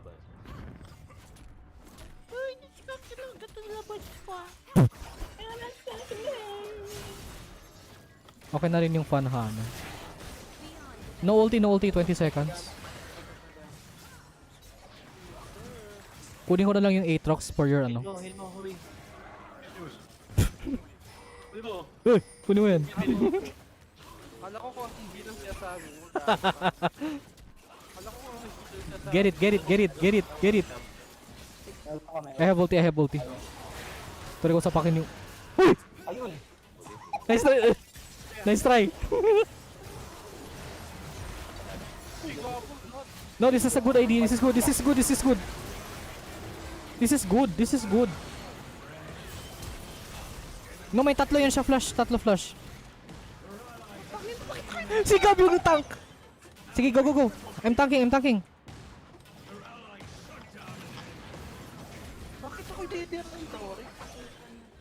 Yeah, kasi you were walang minions and then everyone pushed. Oo, tapos Sino ba to? una, tapos ako yung ano, ako yung nasunod. Tama lang. What is this? King me? Kuha ba ako ng King me?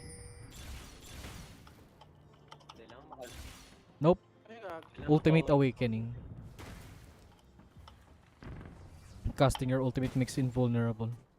Kuha na lang ako ng Fey Magic. We need more CC. I will get to the Fey Magic.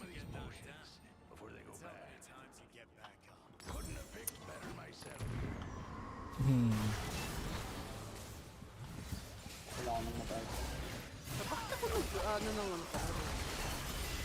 Boom! Thank you. Baka kaya hindi ako. Sige, walk up, walk up, walk up! Wag na.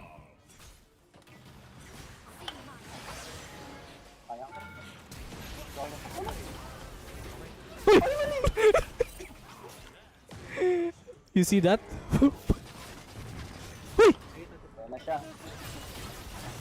Wala. He's missing shots.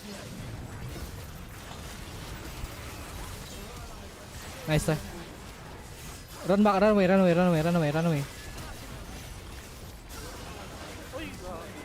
ano yung masago? Nice. No, naka-enhance Q si Fiora. That's permanent Q. Delikado yung Q niya.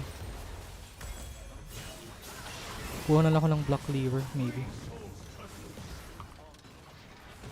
Maybe Sterax. Oh, grabe naman yung puta no, sumabot sa tenga ko na. No ulti. Play safe.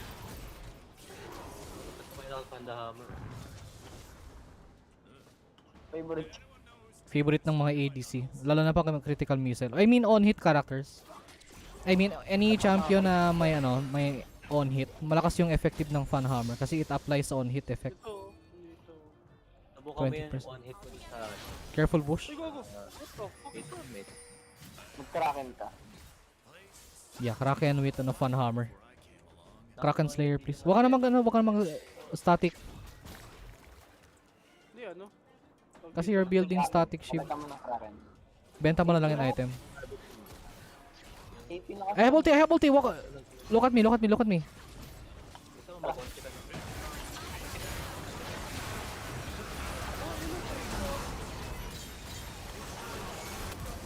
Nice.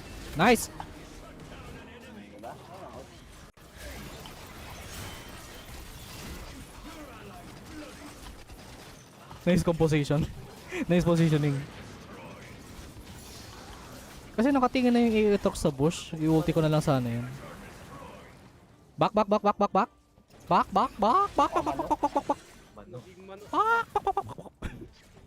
kailangan ko item. O sige, ikaw na, good luck. Paisa-isa lang reset. Ay, wala na tayong utilities. Kasi wala na tayong utilities. Baka it will be hard for us to natakot yung Kaisa nag-flash. Ano ba, Kraken or Collector? Kraken please kasi naka-Fan Hammer ka. Ay, bumili ng Runans. What? Okay na yung Runans. Kraken Slayer na lang please. Ano ba naman yan? Patay ulit ako. Reset. Kaka-reset lang ni Gab. Nag-reset ako. 20 seconds. I have ulti. Asa, expect. Play safe. Kaysa use flash, one flash. Di ako sure kung ilan pa yung flash niya. Baka dalawa pa. Because -1 and 2 equals 2. What the hell? Because 3 minus 1 equals 2. What the hell? Quick maths. I have ulti. Wala kang ulti. You have ulti.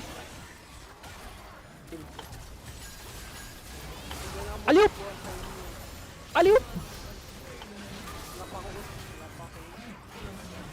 Protect Gab.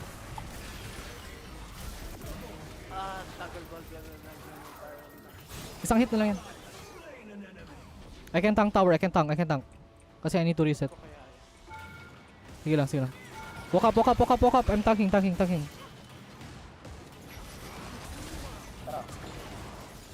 Torre. Moira del Torre. Boom! Ay! Walang tinamaan yung ulti ni Gab.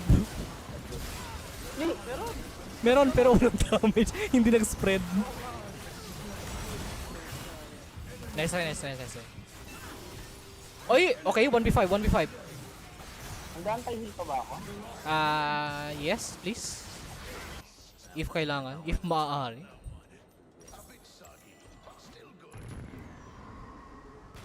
I'm still trying to figure out kung ano pa ba yung i-build ko na AD. Activate ko na ba yung lahat ng healing? Baka kasi kunin nila.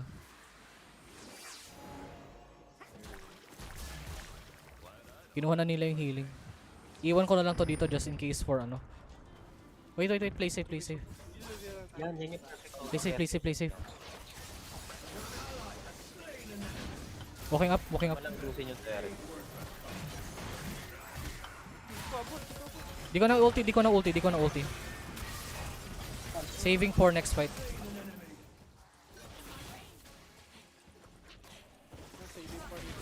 Walk up. Help Ambessa. Tatlo yung flash niya, be careful. Ay, we can end. Kunin yung 1k. Ambessa, let's go. I'm clapping. Easy game. Easy. Tama, easy. Bakit yan? Dalawa na naman yun. Walang ginawa si Gab, honor ko si Ambessa. Sino ba yung besa? Yung kasama mo, what the hell? Hindi mo kilala? Uy, honor niyo ako. Sino ba yan? Ano kasama mo yan? I thought you know him.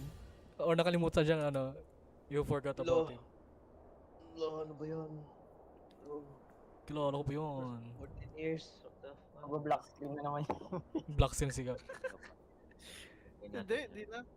First game, ano lang to? First. Ngayon lang yun. First game. Handyan ako. Pasensya na kung papatulugin lang muna ang pusong napagod kakayabol. Nakanood ng hentai.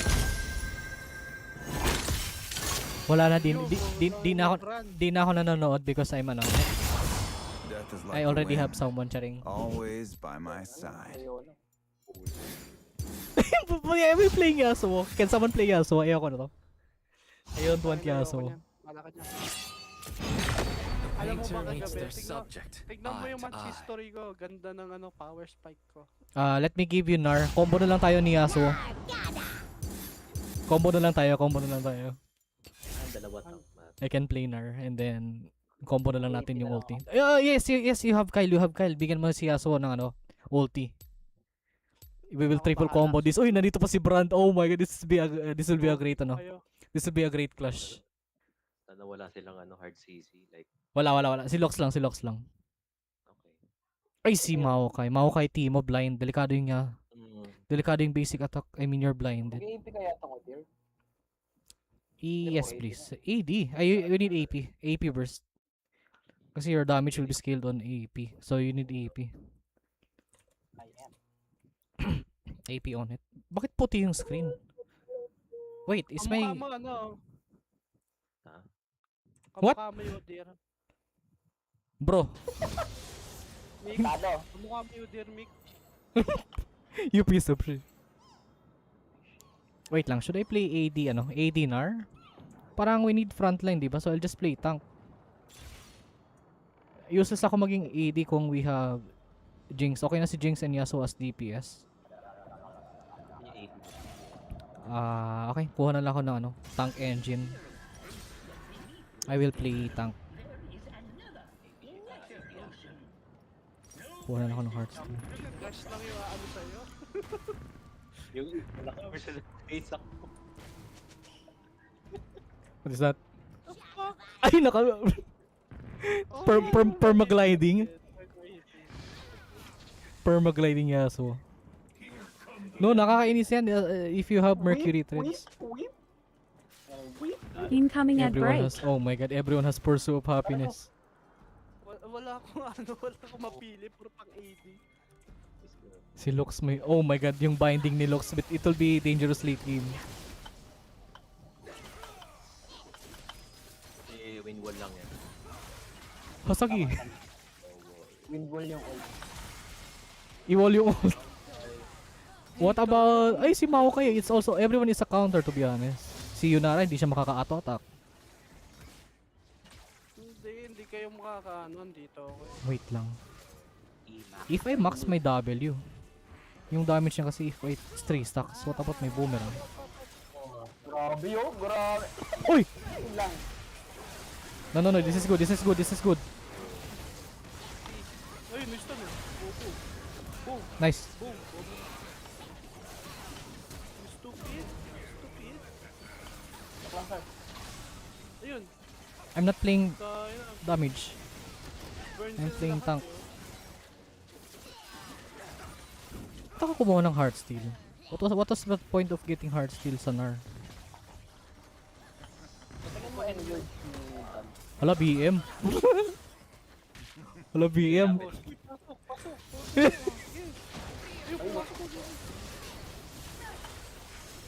Pasukin ko. Let's go. Ay, wala akong ulti! No, my jump, hindi na trigger yung jump. Hindi nag-mega form.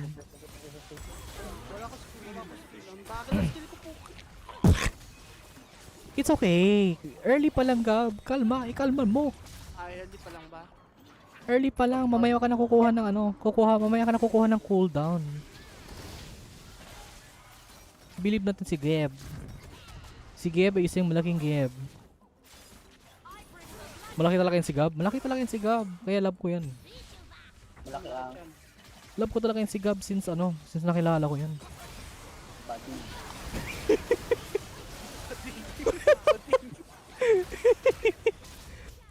Oh my god.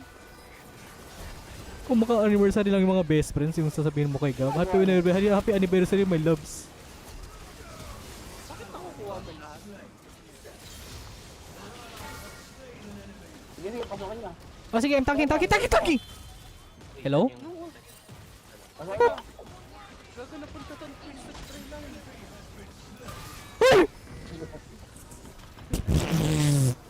Thank you. Pasensya na.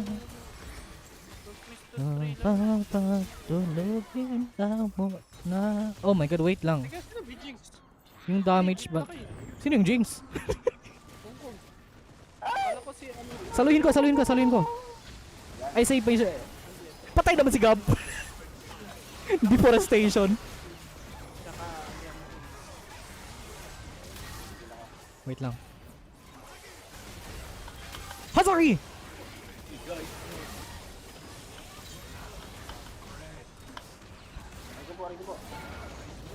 Naka-Yorika pa. Naka-Yorika pa ako.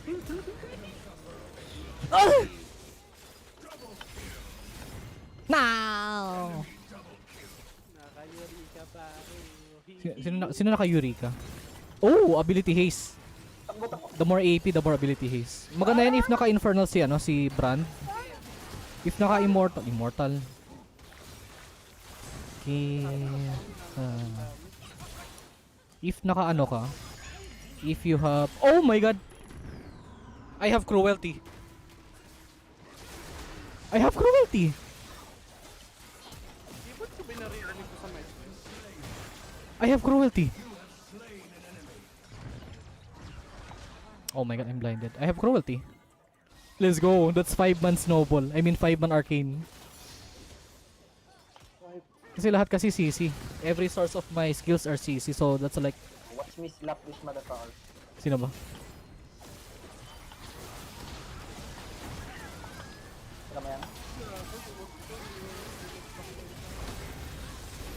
Oh my god, I'm down. I missed my shot.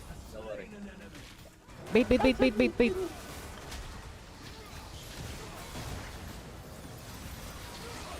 hindi ako napubuhay.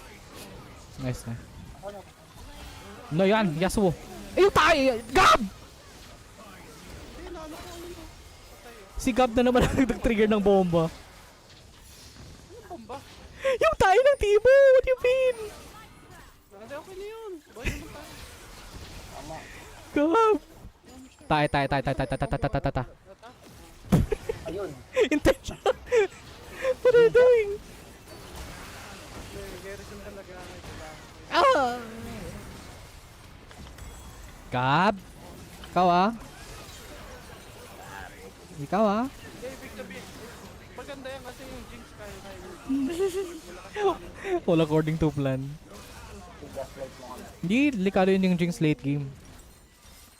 Bakit nag-magic resist si Udyr? I'm not even AP.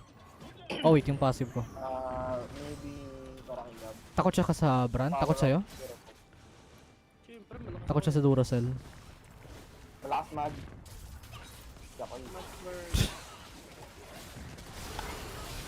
Oh my god! Ikaw yung nag-shoplift! Oy, haharap, butag. Yung tayo. Oh my god. Ayaw pa po. Ba't di na pinapak yung ano? Bakit mo hindi pinaproc? Ano mo?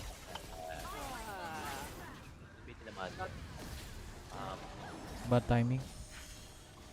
I want to go in. Get alone! Ha! Imagine ko if inulti. Oy! Hindi, akala nila naka... Yeah, I thought na, akala niya siguro naka ano siya, naka-mark.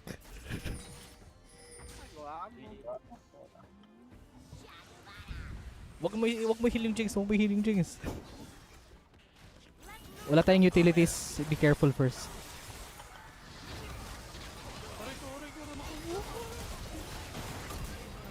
Thank you. Follow up please. I block you. Low na. I have ulti. I'm down. Careful tayo. Makakill naman ako. Islam. Oh my god. Ako tagit namin. I have Fey Magic. Ano sinabi ni Gab? Kawawa naman si Gab. Boom. Boom tiyaya, boom eh. Waiting lang ako sa bush. Oh my god. Help me. Bye-bye.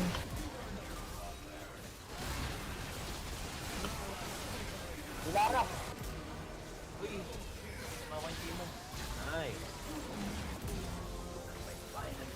Ay! Out of range.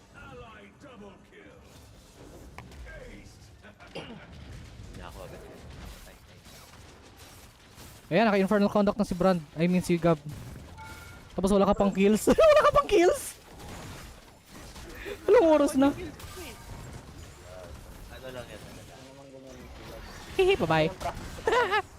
Hihi.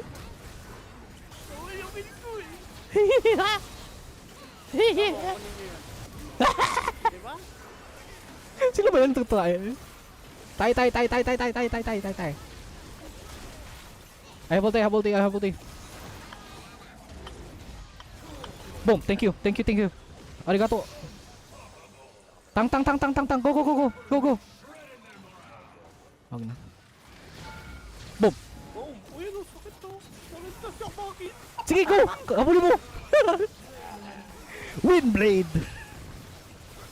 Who's this? Who's this? Who's this? Sige. Sige, I have my... Okay, go. Boom. Uy! Sigap! Nag-flash! 0-4! Wala ka pang kills! I'm blocking.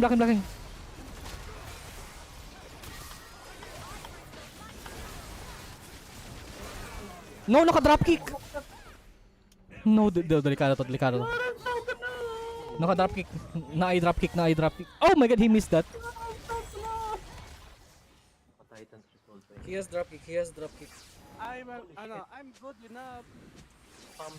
The pussy girl. Wala kang Iceborne? Ito na. Akin na to eh. Time ko to. It's your time to shine. Tapos... Oh no!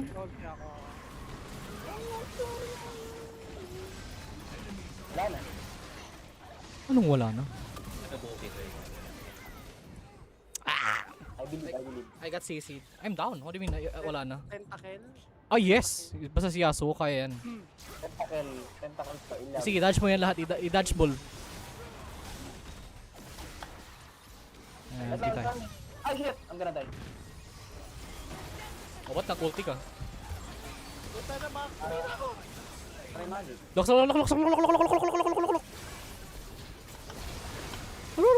Blinded.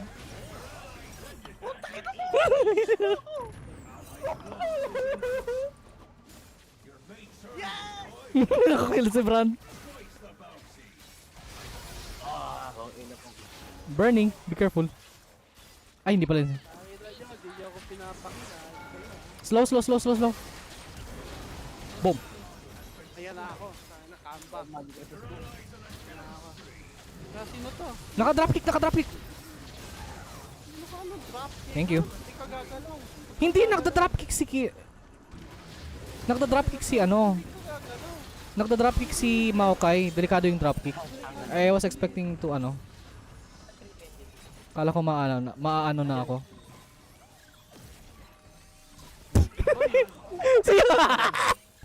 Gago sumide-step ako. Tama mo yun. Taba mo. Tama mo. Lumakpa ako yun. Sikap! Hindi pa ka side-step. Wag mo ko niyan. Bala ka sa buhay mo. Sumide-step ako. No, wala akong stocks. Daming tayo. Yes, because naka-ultimate haste ata yung team. Ay, oo, naka-ultimate haste. Magic! Patay yung Jinx. I need stocks. Wala akong flash, pero I have pinging stocks. Oh my god. Okay, 95%, 75.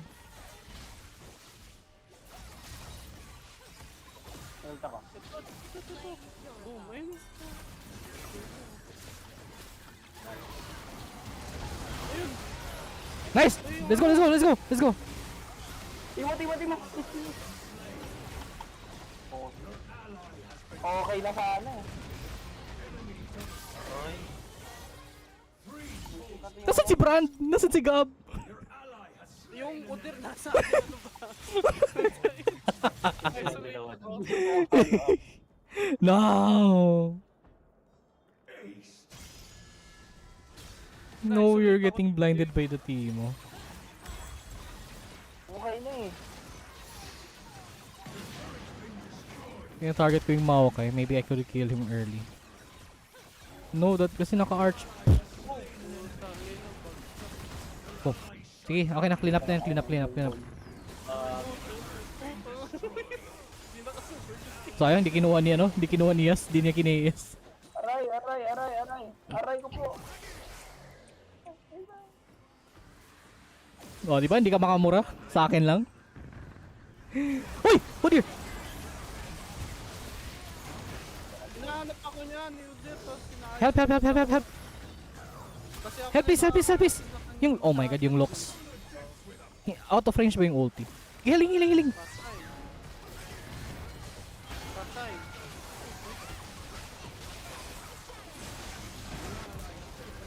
I'm down. Stay away, stay away, stay away. Timo is alive. Ay, Yunara, Yunara. Huwag ka na lumapit, wala kang range, wala kang range. I was trying to polymorph. Ano yung polymorph? Kay magic ako. Walang damage yung ulti. Okay na, okay na. He's dead, he's dead, he's dead. Okay, okay, okay. 1v1. Burning, burning, burning, burning, burning. Nice, nice, nice, nice, nice. I need magic resist. Yung Timo yung pumapatay sa akin. Ah, force of nature.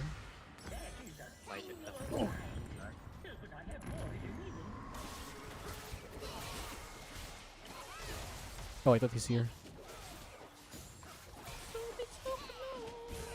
Stuck it, tuck, tuck, tuck.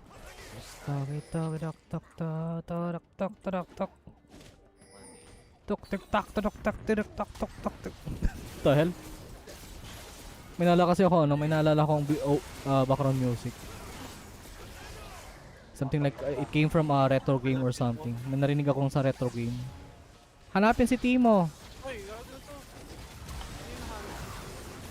Leave me, leave me. No, no, no, no, no. Pabayaan mo na ako. No. No, that was my bad from me. I saw the opportunity pero hindi pa tayo ready. Wala na akong flash. Wala na akong flash. Ay! Wrong way.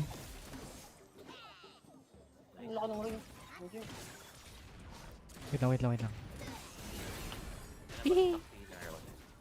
Tok! Madya may tumama yung ano, what do you call that? Yung boomerang. Tok! Tok!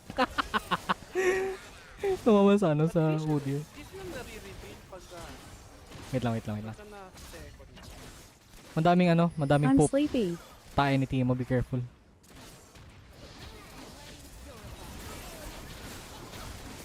I have stocks. Oh my god.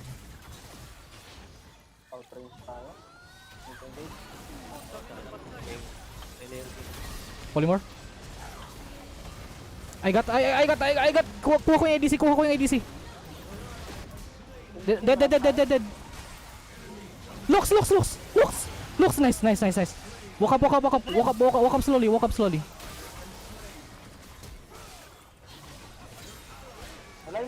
Drop kick. Timo lang. Ayan, naka-drop kick. Nice try. Nakakainis kasi he has pressure cooker plus drop kick. Hindi magic ano ko boy.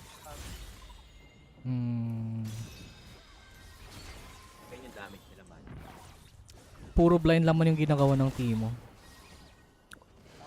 Kasya pa ba yung pera mo for ano? Mercurial? Yung white sash? Kasya pa ba yung items? For ano? Anti-blind? Anti-bulag? I have Timo.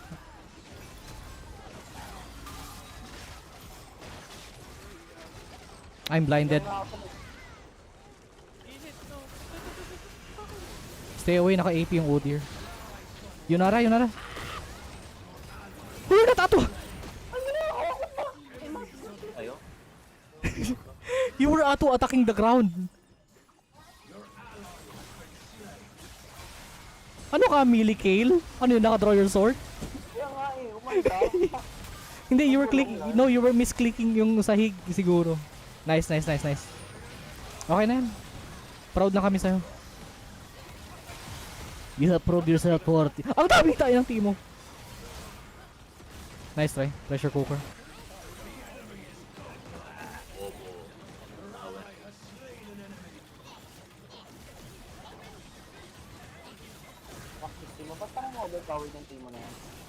No, kasi he has Archmage.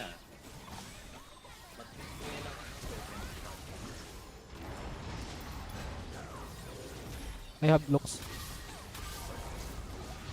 Wala na akong dami. Thank you. Let me hit, uy! Pag inubos yung minion, putik na yan. Sino ba to? Oh, dear. Heal ako eh.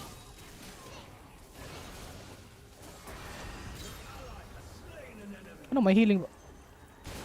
Nawala ng internet. Oh my god. Sweaty naman ang game na to.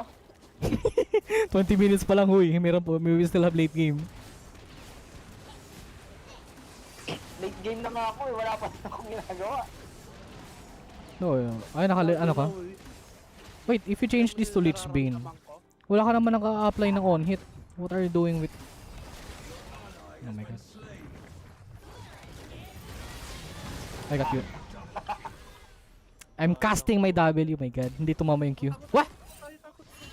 Run away, run away. Gab, ulti. Blah. Yeah, nice. Isa pa.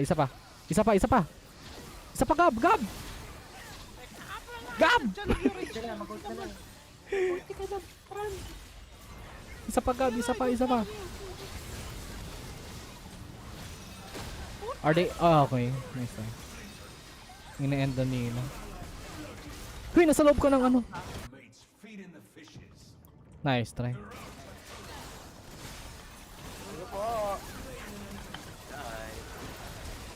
No, kasi I'm blinded!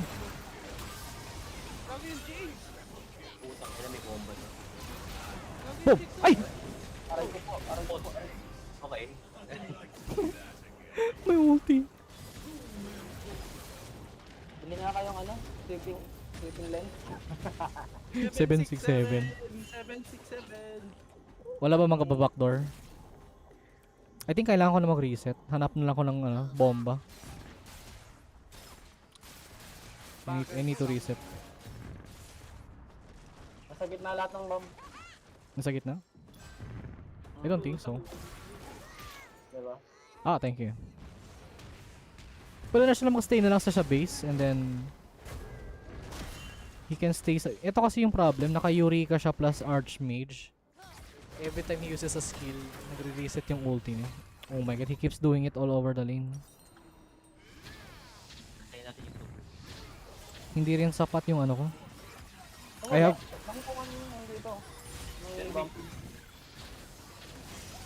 Play safe. I have ulti. Ah, wala pala akong rage. Ayun, patay ako. I have flash.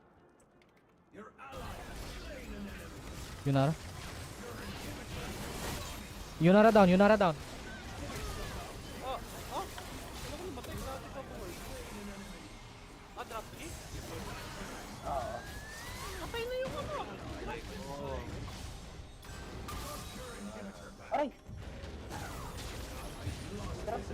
Help, please.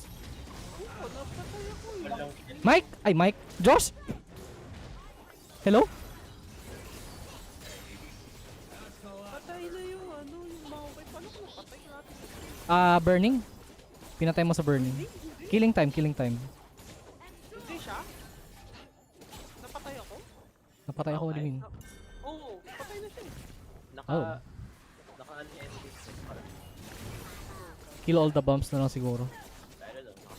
Okay na, reset. Nag-reset yung keyboard mo. Si Gab yung reset yung keyboard niya. Wala na, GG's.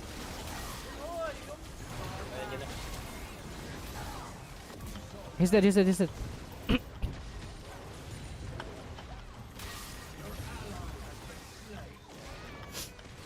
Okay na. Go.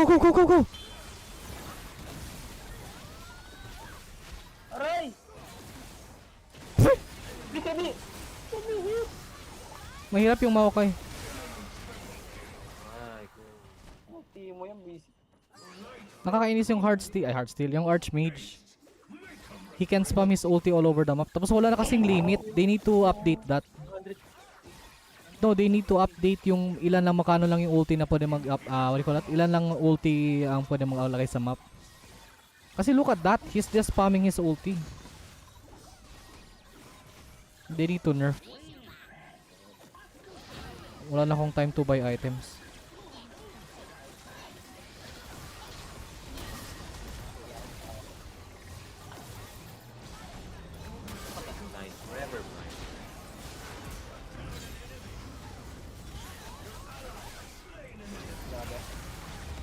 I'm down. I'm not down. Oh, I'm down.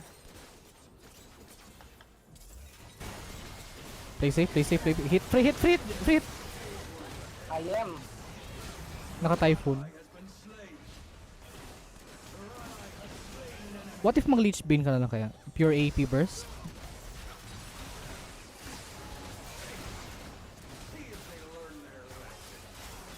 I think the leech bean will help you when it comes to putok. Bago ako makalapit, I'm dead. Oh, sabagay. I forgot to buy ano. Okay pa to. This will be ano, this will be a fun game. Ito yung HLE versus BLG. Ay, tama na, HLE BLG. Kasi pabalik-balik, back and forth kasi yung gameplay nila. Kaya ang dami niyang ult eh. Pa back and forth kasi yung game nila. There's a chance, there's a chance, there's a chance. Nice. Tower, tower, please. We have 30 seconds.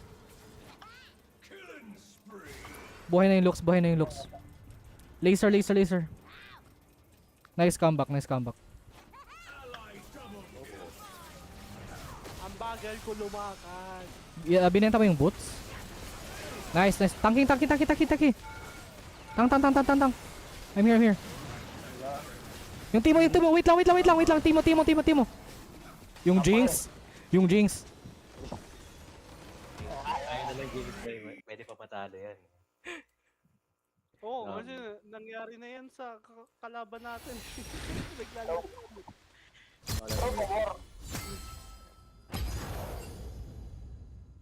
Sheesh. Carry. Kilo.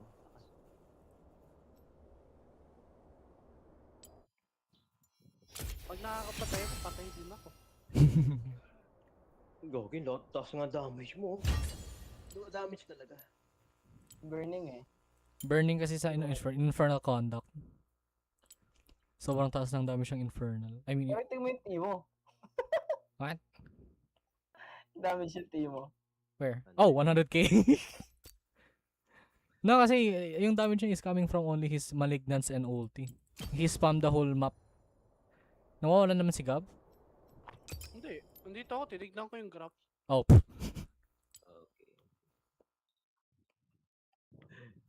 Pinalitan mo na naman kasi yung name mo, kaya hindi ko na nakilala. Sabi ko, sino ba tong si Tarnished One? Ako si ano. Ay, nakalaro ka na ba na ano? Lagay mo. Lagi to. Nalagay ka na. Si Gab Cruz na pogi na maganda.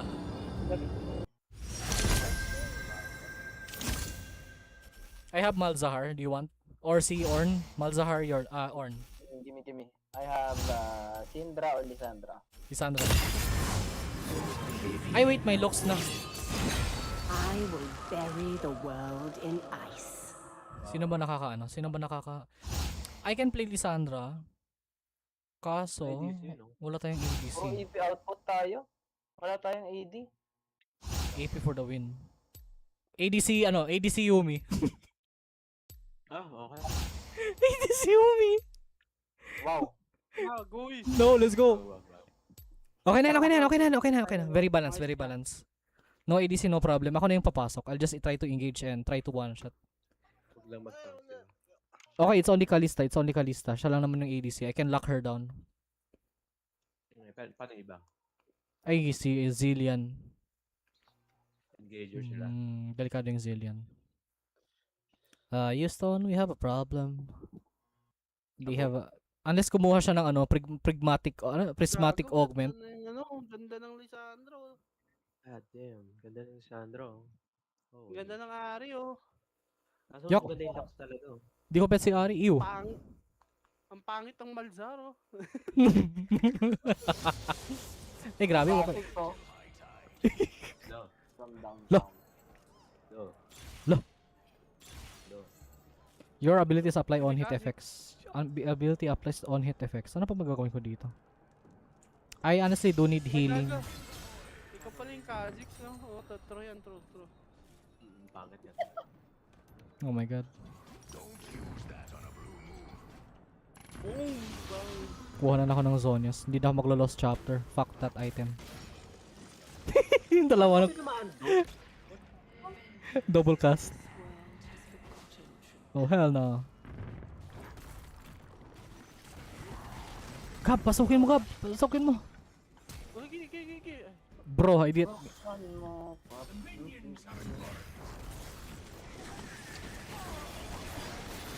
Stay away.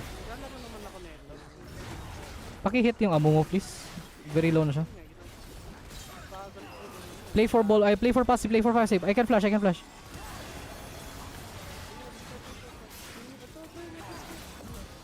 Okay, thank you, thank you, thank you. No, no, no. Kulang sa passive.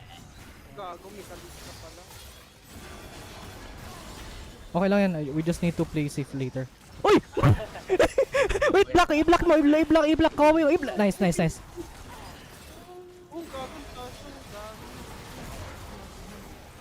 Play for passive, play for passive, play for passive. Kunin mo. Oh, nice. Thank you, thank you, thank you. Uy, yung kalista!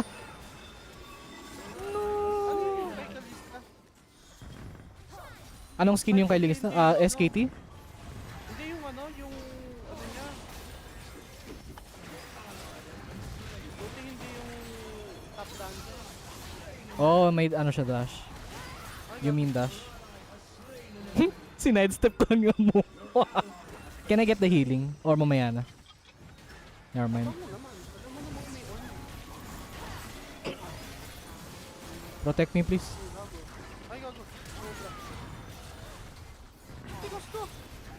No, ignore. Huwag mo na yung Nautilus. Huwag na yung Nautilus.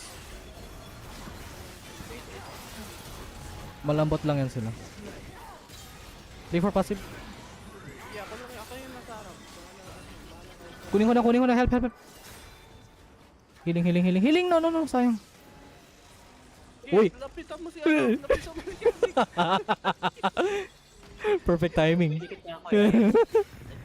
Inside bush.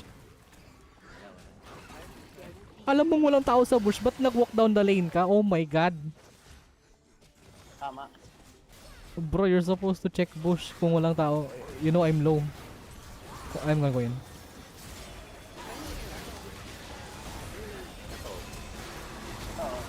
Mali, wrong ulti. I didn't ult myself.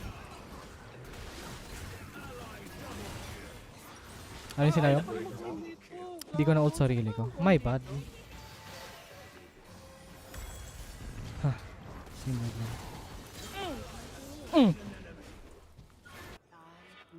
Trend, put. Don't look at that. Don't look at that. Kung saan ako ng ano. Oh no, I misclick. Di ko tinamaan yung Ari. 1 HP na lang yung Ari. No, di ko tinamaan ng Q. My bad. Hindi ako tinamaan ko ng ult kanina. Kasi 1 HP na lang yung tira sa kanya. I just need infernal conduct kasi oh my god. Stay away. Amo mo ulti.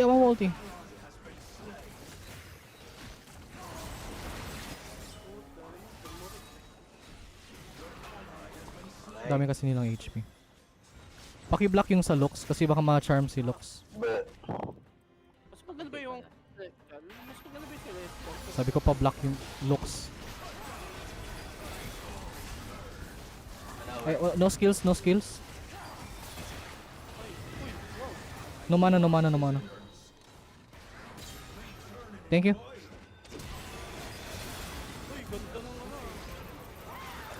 Naka-reset. Aray ko po! Ano yung slap around? Maganda ba sa akin slap around? Yes, maganda yan. Pero it will only boost your damage, pero wag na lang. It's only gonna boost your damage, wag na lang. It's not a good idea. Mag-ano lang siya, hindi ka naman nagsa-scale ng damage, so wag na lang slap around.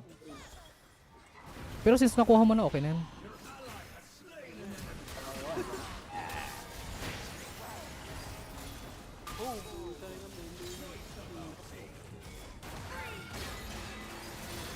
Thank you. Ay, hindi pala yung kasama natin.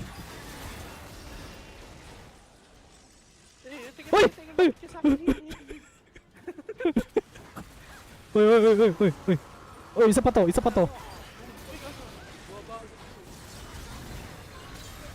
Wala na ulti. Ayaw mo. Ay!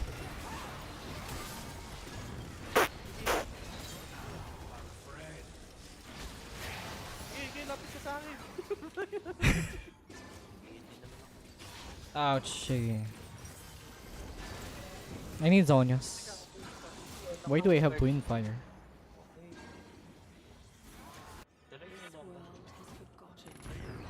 Ano sinabi ni ano? Ano sinabi ni Shama? Buksan mo, papasukin ako. Pagpasok mo pala. I'm down. I got CC'd. Everyone is a tank, mahirap sa akin. Galit na, galit na. Because you're COVID. Teka, mag-a-undying spare ako or ano, roker. Maganda sana yung cruelty sa ano? Cruelty sa Arn. Kailangan mo ng dropkick by any chance if nakuha mo yung drop. Eh, naka-tank engine pala ka. You have tank engine.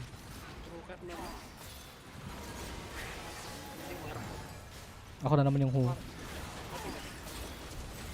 Okay lang, okay lang, okay lang. Play for passive, play for passive. Ari. Ari bush. Ari.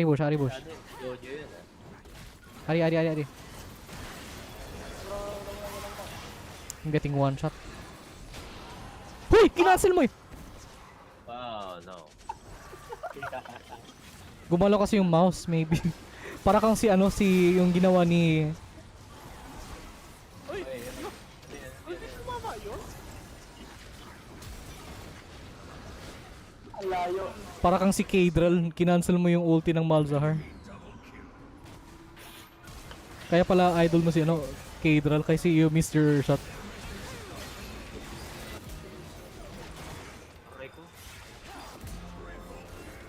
I got this, I got. I didn't use my W, naka cooldown. I was supposed to heal myself and throw my Q. Magalit ko mag-stuck ng ano. Yeah, malakas yung downtown niya, lalo na if it's very far away. Oo. Oy! Akin na yan. I need gold. Wait, oh. Oh my god.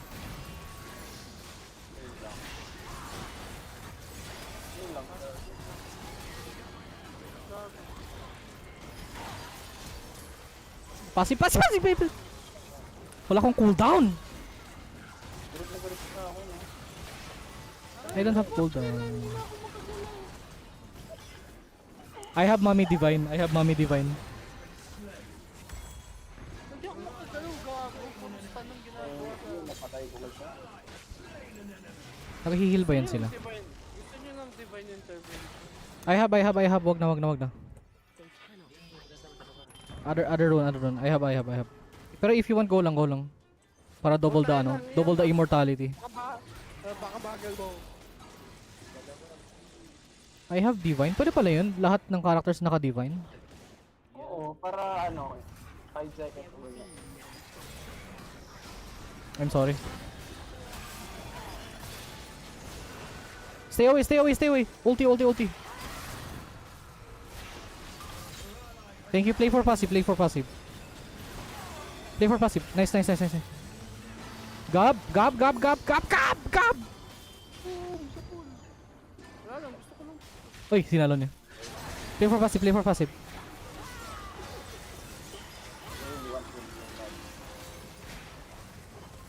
Gusto ko lang mag-push dito. Gusto ko I need anti-healing. inuulo eh. Be careful.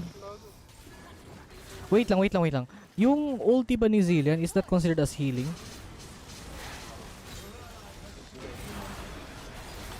Baka kasi pag ano niya. Play for passive.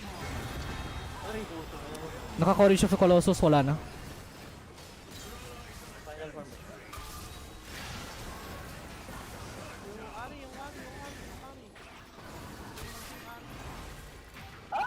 Kuha na lang ako ng Morello Nomicon. Just in case.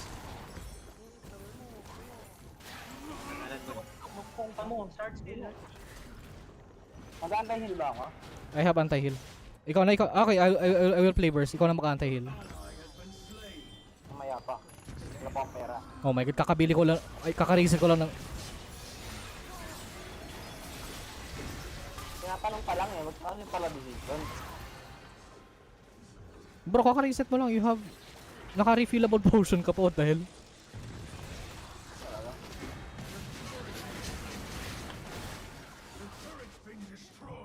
I need more burst.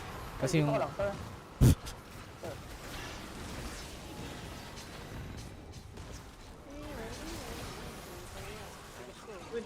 Engage, engage, engage. I have flash, I have flash. Ah, wala pala ako dito.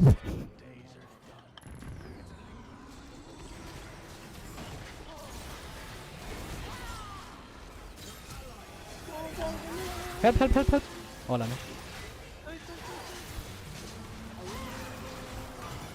Hindi na reset.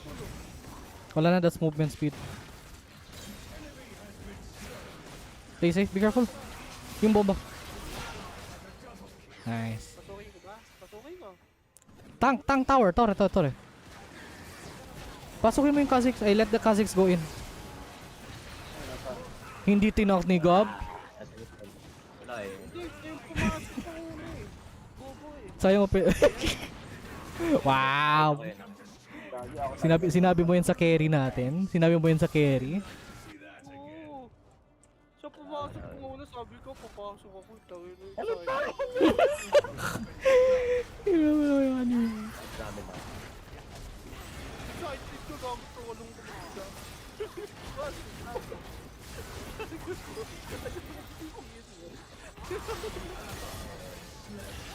I can't fight against tanks. Oh my god, I'm not burning. Tama to, no? Believe ko tournament sa mga. Careful. May isa pa yan. Mat frozen heart ako para kay Kalista. Yeah. Pero sa sobrang dami ng wala siyang attack speed augments. What is she building? No, wala siya She doesn't have... Ang pangit ng augments. I think first time Kalista. Hindi, baka wala siyang makukuha From downtown ang putya. Yung Q. Ay, ngayon ko lang na-realize. I thought marunong siya makalista. Kung ano-ano yung runes yung kinuha. Tulgo na ako sa backline. Ano, gago pa yun? What the? Upgraded tower. Upgraded cannonball. Sa kanya pala yun. Ayun. No. Play safe. Kasi buhay yung Zillion.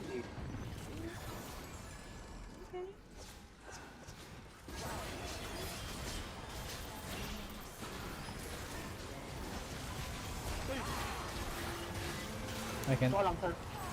Nasa bush. Thank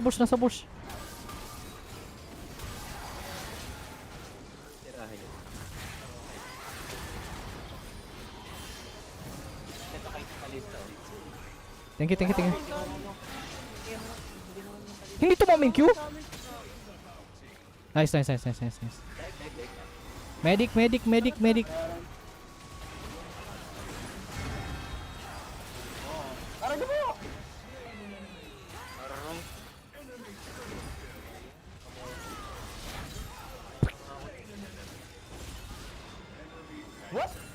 What the fuck? Yes, nakapenta. He's playing tank. May kasi siya, kaka-immobilize niya, ang dami na ng AP. What the fuck? Yeah, nilasit niya tayong lahat. Uy, what is this? I have shark bait. No, we just need magic resist. Kuha na lang ako ng abyssal mask. Ayun lang. No, let's go if you want.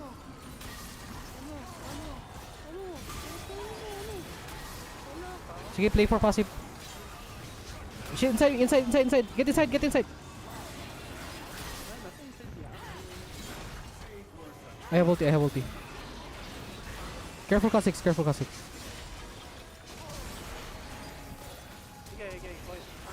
Ulti. Reset. Penta. Ouch. Siba. Sige, ako bahala. Minions. Kanino? Healing. Healing galing. Nakuha yung Lux. Look.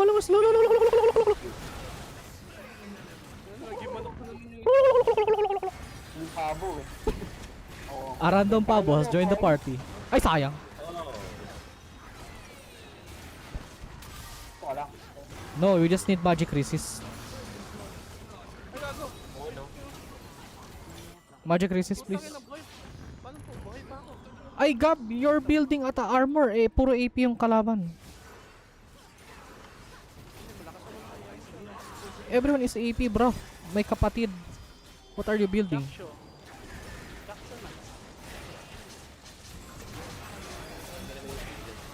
It's okay. I'm coming in hot.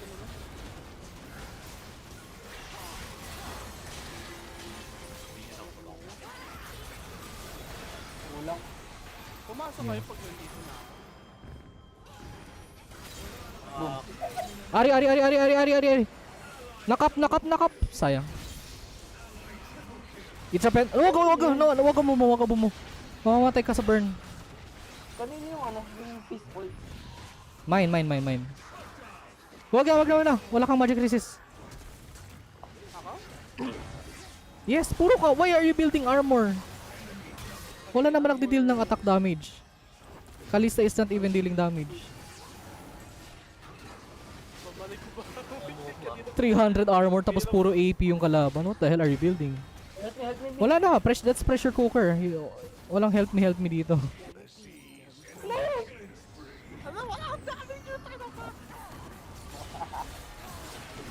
I missed my shot. I missed my Q. I missed my E. Iniwan ko si Gab sa ere. I miss Gab. No, he's gonna clean up. That's actually high IQ bait. High IQ, ano dyan. Never mind, he's dead.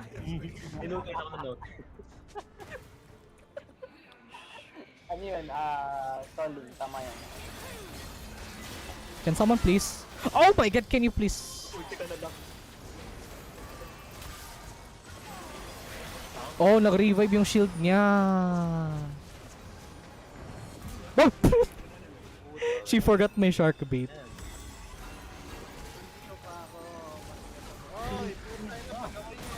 Cuidado. Guido.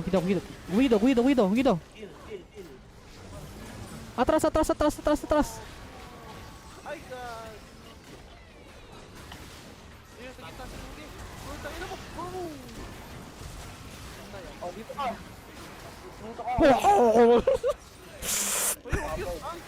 Go. Yung Ari. No ulti sila. No ulti. Nice try.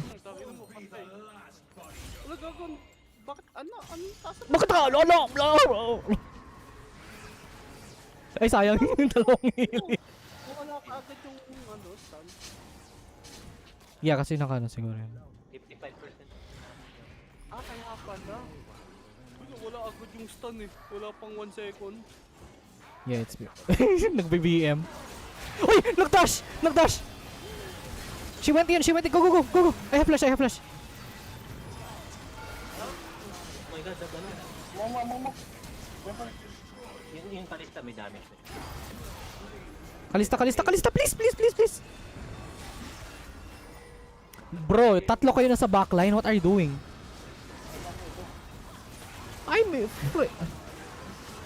Okay na yan. Oh my god. Ay lang. Stay away. Ikot ka lang kay Thorn. Ikot lang.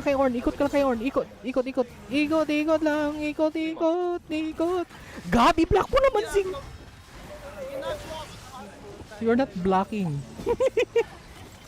Hindi mo binablock. No, silence. Ayun, silence. Hindi pala siya nasa-silence. Ginawa ko naman lahat. Oo, tas misi pa ako, no? Puta.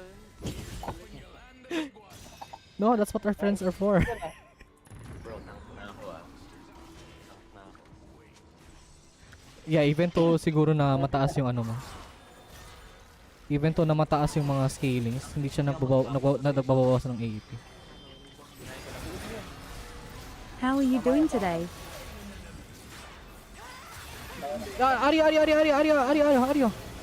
Ari. What? Bro, you have ulti. Oh, sige, try mo